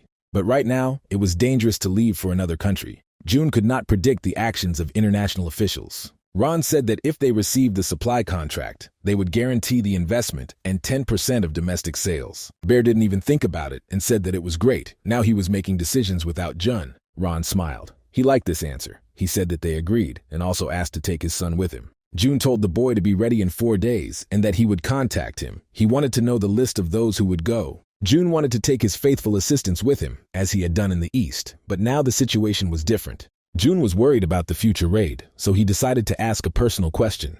There was danger on the continent, dungeon breaches, civil war, but the chairman sent his son on this mission. He explained that his father had long been worried about his gentle nature, and since many people were aiming for his place, he decided to let him gain experience. June was surprised that the one who will be the successor of a large foundation talks about his shortcomings at the first meeting. It's not for nothing that his father is worried about him. The guy stopped in front of the window and looked out onto the street. He was worried about his appointment. And June asked what happened on the continent that he was so worried. Then Ron Jr. replied that it was very hot there, as if that was the main problem. Everyone was stunned by his answer. June, Shirley, and Bear, who was walking behind them. His father really had something to worry about. Alex scolded Chloe for going on vacation tomorrow. Going on vacation at such a difficult time for the company. And she replied that everything had been approved a long time ago. Alfred confirmed her words. Every employee had the right to leave. Chloe threw up her hands. Maybe he will miss her, but he will have to be patient. June returned from the meeting, and the first thing he noticed was Chloe. He asked her if she had time next week, and the girl replied that she was on vacation. June handed her the folder and said that it was a gift. Chloe was even happy, thinking that it was a bonus. But there was a temporary hunter's license. He asked her to replace Miranda in the association, because she was leaving with him for several days. Chloe really wanted to take this piece of paper and hammer it into June's head, who canceled her vacation again. Jun told the others to follow his deputy's instructions while he was gone. On the day of departure, Miranda was waiting for him with a suitcase. Her mood was high. Chloe was filling in for her at the association. Shirley was working as a deputy at Karma, so it was just the two of them with June, and she was worried. When he called her, she joyfully greeted her teacher. Jun said that there was a lot to do in the association, but she went with him, and he was grateful for that. They had difficult work ahead of them. Miranda replied that it was not worth thanking, and that she was a little embarrassed that it was just the two of them, and smiled shyly. But June introduced her to Ron Jr., the son of the head of the foundation, who knew Miranda and was her fan. The guy smiled and blushed and asked and wanted to shake her hand. Miranda, whose entire mood had been lost, barely touched him. June walked forward, and Ron Jr. endlessly tried to start a conversation with Miranda and serve her. June put on his glasses, and now his second business trip has arrived, equally unexpected. They arrived in the capital of the country with the largest fractal deposits. Miranda immediately began to sweat. It was hotter than she thought. Jun agreed. Due to the heat, their activities would be more limited than in the East. Ron Jr. did not lose heart and followed them using 2 hand fans. He was like a child on a walk. He constantly stuck to Miranda and said that he also works in this industry and should make her work comfortable. June decided to look after him. June told the guy that he had more experience. Ron replied that he had been here a couple of times, but made small deals and could not teach them anything. But then someone came up to Ron and recognized him and asked if he was from the background. The guy in front of them apologized for being late and introduced himself as Bruce. He was the head of the joint branch on the continent. He pointed them to the limousine and said that the car was waiting. June tensed, since the head himself personally came to meet them. Ron asked him what was wrong when he saw the expression on Jun's face, but he replied that everything was fine and got into the transport. June reminded Miranda of their last trip and said that this time it was better not to sleep. Khan sneezed several times, wondering who remembered him without an angry, quiet word. Bruce started by reading their contract that they sent out earlier. He agreed that it was a very profitable offer for his branch, but now they were in a difficult situation. He wanted to ask for help from the operational detachments of third-party companies. A year had already passed since the international experts promised to help, but they were gone. June realized that the international organization had set them up. June asked to describe in more detail what was happening with their operations department. Hand on heart, he said that he was something of an expert in this matter. Bruce then handed over the reports to them for their review, because he already knew what kind of person June was. Jun said that even for him it seemed like complete nonsense. June told Bruce that if he wanted to cooperate, he better be honest. He had 43 task forces, but they carried out 300 sweeps a month, which was a very small number, so June doubted. Bruce explained that due to the constant war, many hunters are constantly being drafted into the army. Jun realized that the hunters were being used as regular soldiers and asked if the International Association knew about it. Bruce admitted that they did not know about this, otherwise he would not be sitting in this place. June was surprised that Bruce was talking about this so calmly. The situation was serious. He realized that it was not Bruce's decision and asked who gave the order, and he said that it was the work of the government. Jun was surprised because this was a branch of an international organization, how the government could interfere in their work. Bruce replied that they did not belong to one country, but united the entire continent, and said that if he rejected the call, he would not be able to leave the country. The government refuses to consider their situation, and because of this, the conflict has only worsened. Jun was nervous. He was just coming here to sign a contract, and now he was embroiled in international problems that needed to be resolved. And when he was already thinking about refusing to cooperate with them, Ron Jr. firmly stated that they would take up this matter and resolve the issue. Bruce was incredibly happy about this. He heard that they were capable guys and knew that they could handle it. Ron grinned, full of confidence. This was a business after all. June and Miranda floated away. They no longer understood why they had come here. Ron later realized he had made a mistake and apologized. June told him that such decisions need to be discussed. Other governments were involved in this matter. Ron thought that if he simply asked the governments not to send hunters, they would do so, but if only it were that simple. Ron said that he had friends in the government of this country, and he decided that he could somehow negotiate with him. He reminded them that he had been here several times, and during the signing of contracts, he had met several people. June suddenly grabbed him by the shoulders, which stunned the guy, and he ordered them to talk about such things in advance. Now he understood why Ron Sr. said that their son would be useful to them. The next day, they sent Ron to the government, and he was determined to get everything done. Miranda asked him if it was worth sending the guy alone, and June replied that they couldn't help him anyway. Miranda was still worried about him. June was worried too, but now they could only wait. Jun didn't have many memories of this place from his past life. He was not connected in any way with the continent, so it was not interesting to him. However, in his previous life, this branch definitely existed, but he had never heard of sending hunters to the front. Then someone asked to sit next to them, citing the fact that there were no more empty seats. And although June agreed, he belatedly saw that there were still plenty of places, and an ominous figure appeared in front of them. Miranda immediately took out her weapon, and June tried to figure out who attacked them. The woman in front of him had an evil aura surrounding her, as if she had risen from the dead. But then she smiled and introduced herself to him. Her name was Emma, and she was from the Secret Department of International Relations. The fact that she came so openly was strange. Emma again asked to sit down and talk. They had a lot of questions for each other. Jun said this is the first time this has happened for their department to come directly to him. After all, their specialty was stealth attacks, and he asked them what they were planning this time.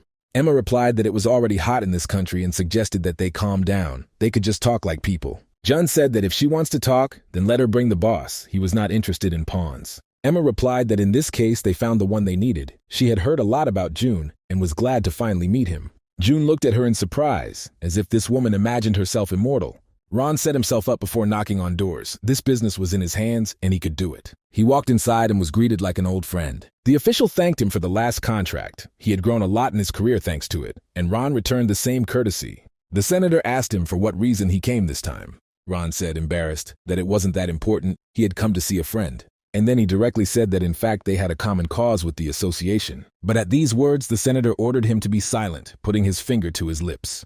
there was another person in the room that Ron didn't notice. Kane politely noted that it was already time for another visit, but he simply did not notice it. He thanked the senator for the reception and said that he had to go. Before leaving, he said that he would wait for a positive outcome on his issue. The senator put his hand on Ron's shoulder and suggested they go to a more suitable place when the creepy guy left. Ron explained the essence of his question to the senator. He needed stable supplies. But the senator interrupted him and said that he considered him his friend, but they were in the midst of a war. The government alone could not stop the civil war. The entire continent's task forces were led by their countries, and sending hunters to war was bad, Ron said. But the senator angrily told the young man that now was not the time to condemn business. When the internationalists united them, they destroyed all independent branches, and then the civil war began. Small organizations used to be able to support themselves on small incomes from dungeon clearings. But now international officials are destroying them, the senator said. But Ron didn't understand why internationals were doing this. The senator himself did not understand and grabbed his friend by the shoulders. It was a plan to unite all the associations of the continent into one. They caused endless competition by unevenly distributing the forces of the hunters and thus pushed them towards collapse. Then they want to devour the entire continent without much effort, the senator said, and Ron countered that they could stop sending hunters to war. The senator's hands began to tremble. He said that the government was in cahoots with the international experts, and they were then counting on getting better places from them. The senator advised Ron to leave the continent. This was not just a war. The man he saw in the senator's office belonged to an international organization. This was the first time they had acted openly and wanted a deal to buy weapons for use in the Civil War. Ron asked if he could talk about it. Emma said that because of him, they had suffered great losses, and she did not think to meet him here, and she asked him why he hated them.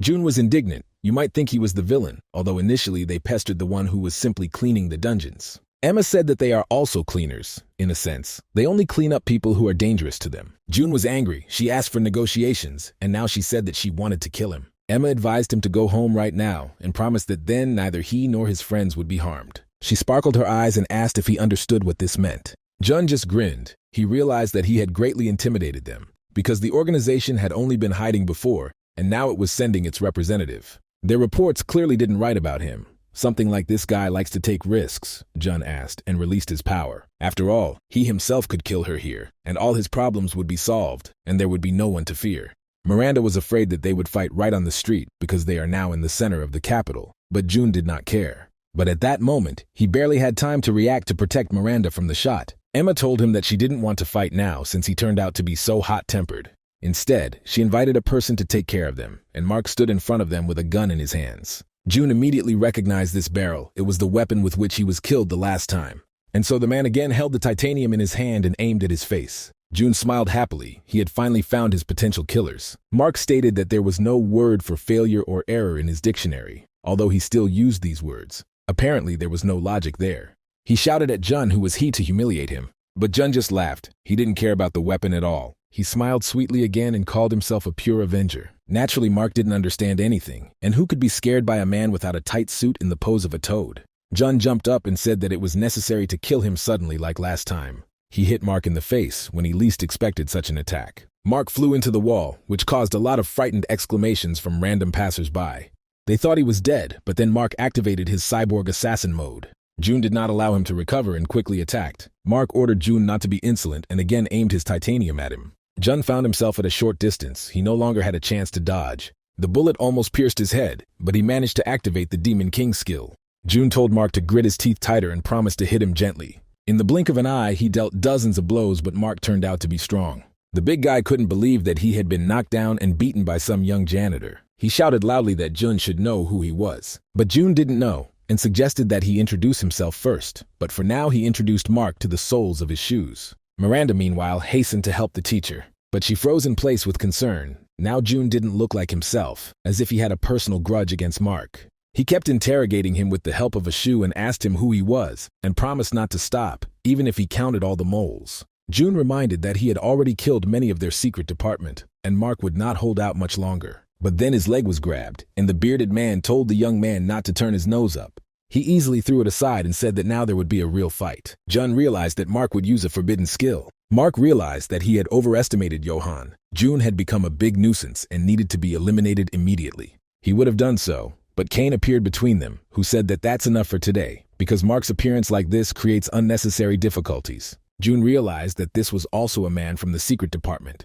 and told him to move away if he did not want to lose his mustache. The mustache said that Jun has no manners and stroked his cockroach mustache. He attacked Jun with his sword and asked if he knew how they knew where he was so easily. This place was in their hands, so it was a matter of time how quickly they discovered Jun and his allies. Therefore, in this country, and even on the entire continent, Jun cannot hide. Jun was surprised. He had already killed so many of their friends. Such threats did not work on him. Meanwhile, Miranda entered the battle. Kane, who learned shadow cloning, told Jun not to be mistaken, because now he was not a priority. He told Mark that there was a call from General Secretary Wesley, and that was enough for today. Kane said that they had an appointment, and they should leave. For their next meeting, he asked Jun to learn some manners.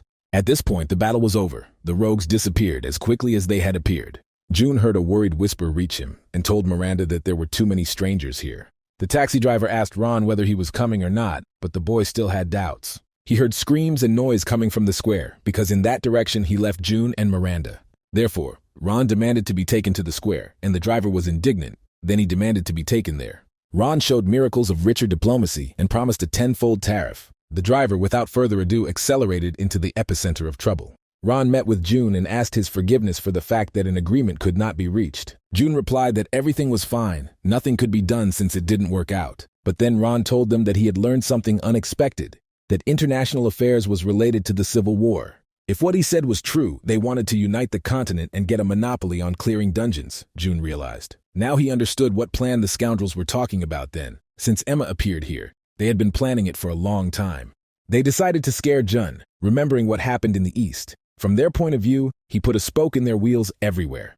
This means they became mortal enemies of each other and could not retreat. Jun understood that if the hunters continued to go to the front, the war would not end until the entire continent passed into the hands of internationalists. Jun just grinned. This was a great opportunity for him. He told Miranda to get ready. They will destroy the internationals here. He also told Ron Jr. to get ready, and the guy nodded dumbfounded. And then they followed him together, Jun leading them to the task. Their opponents also did not waste time.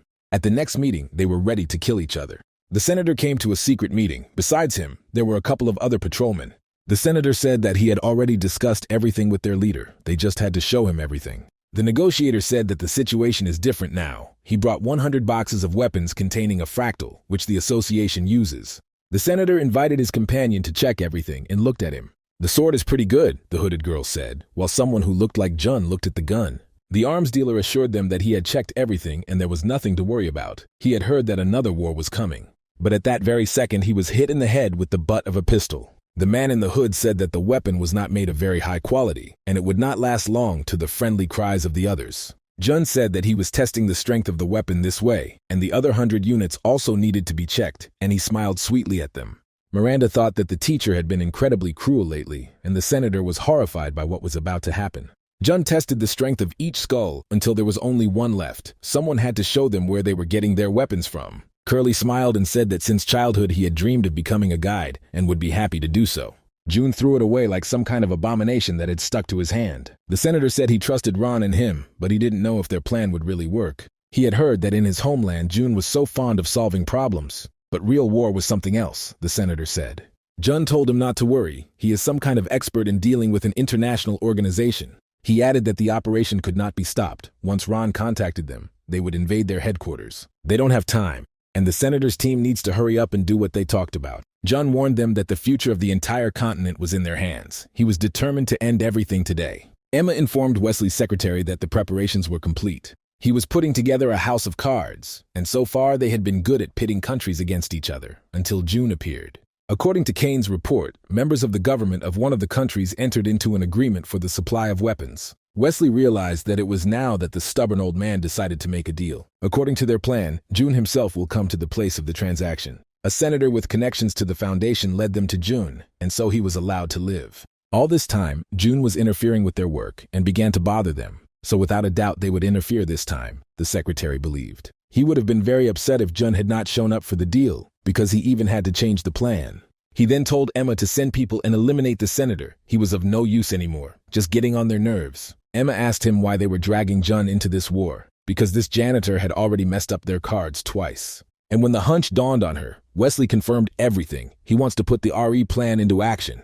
And then she realized why he didn't tell Mark and Kane about the plan. Because he must fulfill his duty, the secretary said mysteriously, and she has a separate mission. She must find Noah. Emma contacted Kane and Mark and demanded a report. They reported that the arms deal had been concluded and the people were heading back. Kane also sent mercenaries who, on his orders, should attack civilians. Their plan was close to ideal in order to pit the two countries against each other. He also took care of the senator and sent him a couple of guests. Emma told them that the secretary had assigned her a separate mission, so they must complete this task themselves. But at that moment, Miranda burst into their headquarters and began to restore order. And besides, according to them, June was also here.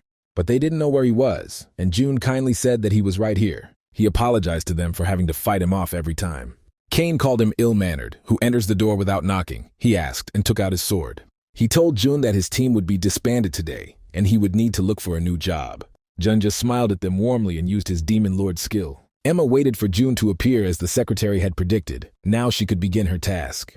Jun was fighting two opponents at once, and he was moving so fast that he seemed to have a series of clones. Last time it was boring, and he hoped that this time Mark would last longer. He gritted his teeth and endured. A little more and his defense would crack, he felt. But then Jun was attacked from above by Kane, who told him that it was he who was scared last time. And now he can't cope with them. He struck him in the throat with his sword. But his blow was quickly parried right in the air by Miranda, who appeared. Meanwhile, June grabbed Mark and told him not to be distracted from their fight. Each now had an opponent, and Miranda told him to attack. Kane told her that he was looking forward to this sword-on-sword fight with due respect. He hoped that the famous huntress, third in the country's ranking, would not disappoint him. Before the fight, June warned her that she was the main link of this operation, and her opponent was the strongest she had ever met. The time had come to test her capabilities, and the girl proudly declared that she could handle it.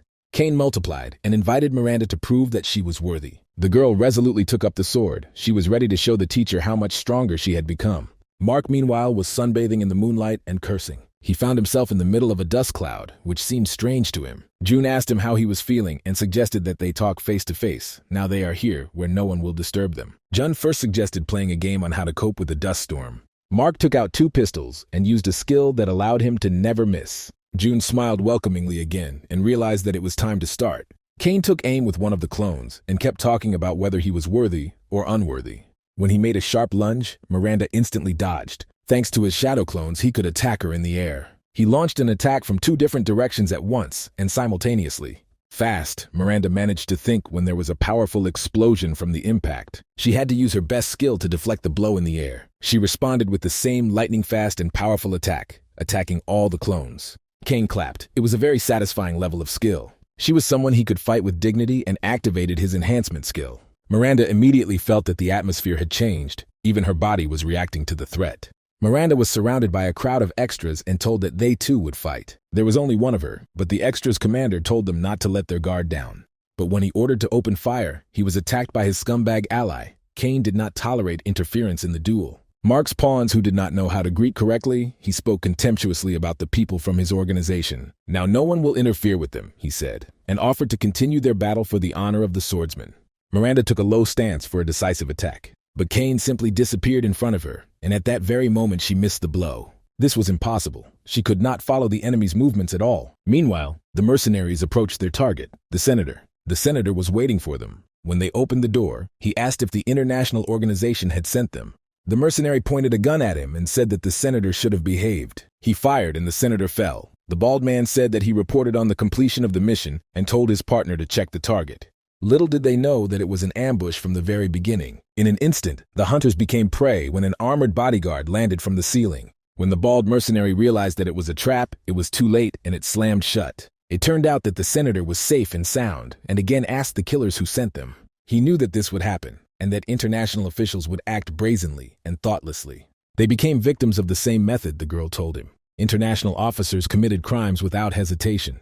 It was Shirley. She brought the senator an agreement on the merger of hunter associations and promised protection from enemies if he signed it. Representatives of other countries saw everything with their own eyes. The same thing can happen to them if they are not careful with international affairs. They always do things on a large scale, the senator said, and Shirley replied that they had a long way to get there. Now Bruce realized that all those who died in the Civil War were on the conscience of international workers. However, others doubted that they could be abandoned so easily. Bruce replied that first they need to ban the mobilization of hunters. They must return them to the main profile of work. He promised to start with his own country and step by step to protect the entire continent from the machinations of internationalists. Miranda could barely breathe. She was in deep shock after being wounded. Kane jumped up and knocked her down. She dropped her sword and didn't even resist. He was angry that victory came to him so easily because Cain expected more from her. Miranda crawled towards the sword, and Cain had already promised her a decent funeral. She didn't believe that this was the end, and she would just die like that. Cain told her to be polite before she died. Miranda was overcome by a wave of self-pity. She was too weak and did not live up to the teacher's expectations. This time he would not save her as he did every time. Although June hoped for her and believed that she could cope, Miranda thought that this was impossible from the very beginning.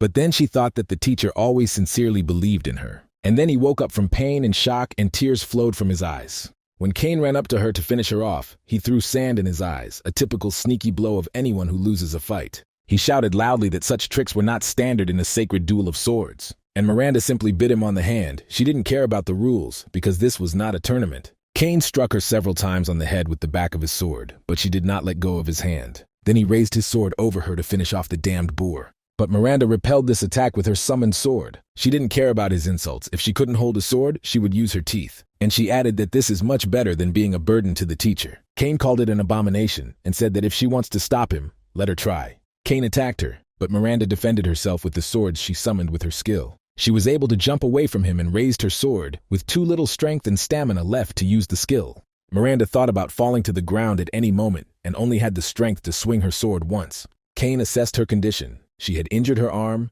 had spent all her skills, and had no more strength. He did not understand what she was hoping for. Now when he looked at her crazy look, anger was seething in him. Before he took this position, he fought with many opponents according to all the rules. He bore the wounds he received from those battles with pride. But Miranda left him a wound from her teeth and not from a sword. Now Cain was furious. There was no way he could let her die with dignity now. Cain used a bunch of skills and they went towards each other at the same time. The blades crossed and the fighters moved apart, as if in a samurai action movie. Cain said that he was sorry that her talent had been lost for so long in the association. Now she couldn't even use the skill, and coughed up blood. Miranda replied that she also realized that he was the strongest enemy she had faced, but he relied only on physical strength and fighting stance. Just now he was slightly deflected due to an arm injury, but Miranda also had an injury. But I remembered the teacher's first instruction, to train both hands to hit with more force, so that the wound did not become a big problem. He struggled with pain in his shoulder for a long time, so he got used to it and managed to maintain his balance. Cain called it ironic. He lost because of his own power. Even though she was a brute with no manners, he recognized her fencing skills and hoped she would work harder. And then Cain exploded and burned alive from a surprise attack. When Miranda looked up, she saw a strange statue there, which destroyed Cain with one shot. A strange, ugly creature looked at her with compound eyes, and Miranda tried to understand what it was. The angel statue then shot out rays of evil and killed many of the organization's still living minions. June, meanwhile, was fighting with Mark, who could hit him from any position. Then June, moving from side to side, began to get closer to him. And he kicked Mark in the jaw, saying that he came to him as he wanted. Game over, said June, and was going to finish off the enemy from above. After he laid the bearded man face down on the floor, he offered to talk. Jun wanted to know why the secretary wanted to monopolize dungeon clearing around the world. Mark laughed and replied that he knew nothing, and how could he know the global plans of the leader? June realized that the slowpoke never answers questions the first time, and decided to get him to talk. But then they were attacked by a statue. Fortunately, a high-ranked defensive skill saved Jun. He didn't understand what he was seeing. Before his rebirth, he had never met such a monster. Mark said that Rio is here and he will get rid of everyone who is left. Then their secret department will start all over again. According to the code, the leader must use any means to complete the mission, Mark said, and took out the stone. Then the secretary himself praised him for his great contribution to the work of the balance detachment. And he would probably have found out how useful he was to the organization if he had not failed the mission, Wesley said. Since then, Mark has convinced himself that he is not the kind of pawn that can simply be thrown away. He proved to himself that he could not be replaced. He waited for Wesley to tell him to come back after Rio finished the case, but he told him to just do what he had to do. Mark ate the stone pill and said that he would get rid of Jun, and then he turned into a dragon, grabbed Jun in his hand, and swung him into the sky.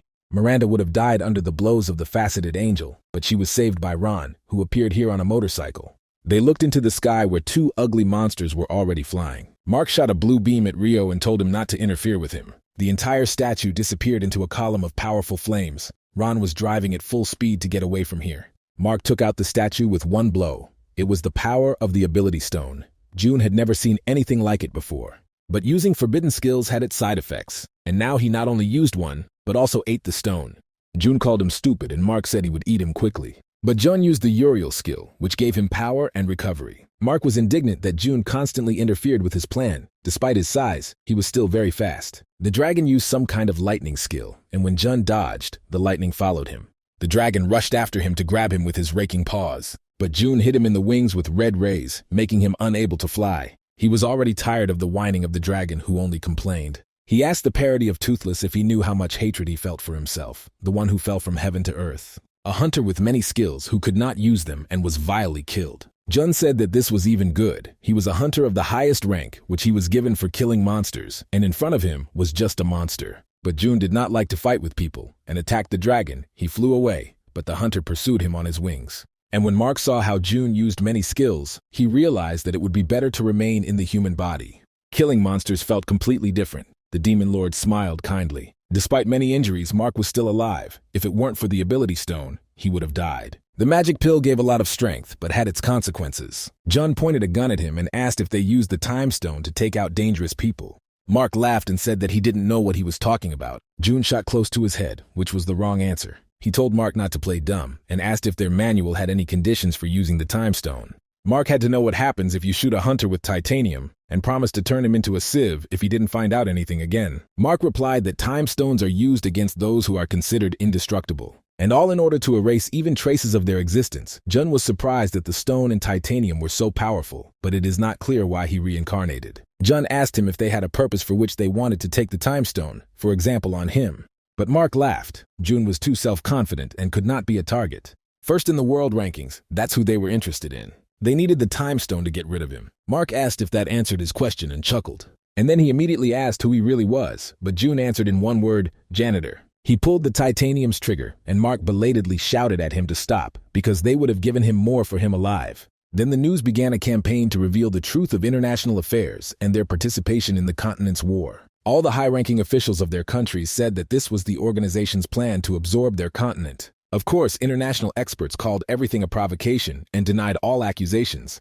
but it still caused large-scale protests and investigations. At the same time, the association led by Bear announced the merger of their branch with the continental one. After everything that happened, Bruce sat in his office and did not believe that it was all over. Now these alarming events were in the past, but the threat did not disappear. Ron thought that since they had caught members of the international organization, they had nothing more to fear, but Jun didn't think so. We could only hope for an Interpol investigation. Bruce knew that Jun was an influential person, but he did not think that he would remain so even after leaving the association. Jun handed him a special contract, for which he came. Their branch must report to him about the purges, and all the items belonged to them. Bruce studied the contract, but saw these parts for the first time, and again carefully read the contents of the document. In addition, the profit was divided 8-2, not in their favor. Jun smiled welcomingly and reminded them that they had to work here. Besides, they are now their branch, and these conditions are still better than what they were. Bruce didn't know how to respond to this. He realized that they would never be happy. Jun also added that they can independently manage their troops, but they cannot be sent to war. Ron reported to his father about the successful conclusion of a special contract for the supply of fractal. Ron Sr. had already heard about everything from the association itself and congratulated them on their success. He told his son that he was proud of him and believed that the future of the foundation was in good hands. This is what it means to be rich and to get used to making important decisions from a young age. Ron promised to call when you got home, and then Jun called him. He said that he had one request for the guy, and he perked up in surprise. And not in vain, because Jun asked him for money, citing the fact that medical care here is very expensive. Miranda lay in the ward and slept peacefully after all the work. For the umpteenth time, she ended up in the hospital. Shirley wondered if he was asking too much of his student. This time, she really almost died. The wounds were serious, and recovery would take a long time. Jun replied that this test had definitely made her stronger, and she would be fine. Shirley sadly replied that what would be the point if she just died. Jun told her not to worry. International experts would no longer be able to act as confidently as before. However, he still had a headache due to the fact that he had become an enemy of the International Association, of which he was supposed to be the leader. Internationals lost many branches, as well as very important leaders. Unlike previous encounters, this time he had damaged them on their territory, and they now considered Jun dangerous. This time he learned a lot. Because of the karma skill, he became a dungeon cleaner. His karma skill obliged him to become the head of a world organization, but due to problems with them, he decided to create his own, with whiskey and dancers. It is now obvious that in his past life he died precisely because of international affairs. And if you dig even deeper, you will be able to unravel the reasons for this. Before he could realize it, their association had absorbed many branches. In addition, now he had money, a top-ranking fighter, and an experienced assistant, Chloe and others. These achievements cannot be compared with what he had in his previous life, where he was on his own. And now there was an excellent opportunity to strike at the enemy. He hoped that international officials were waiting for this. A bald man in a coat was sitting on a stone and catching butterflies when Emma came to him.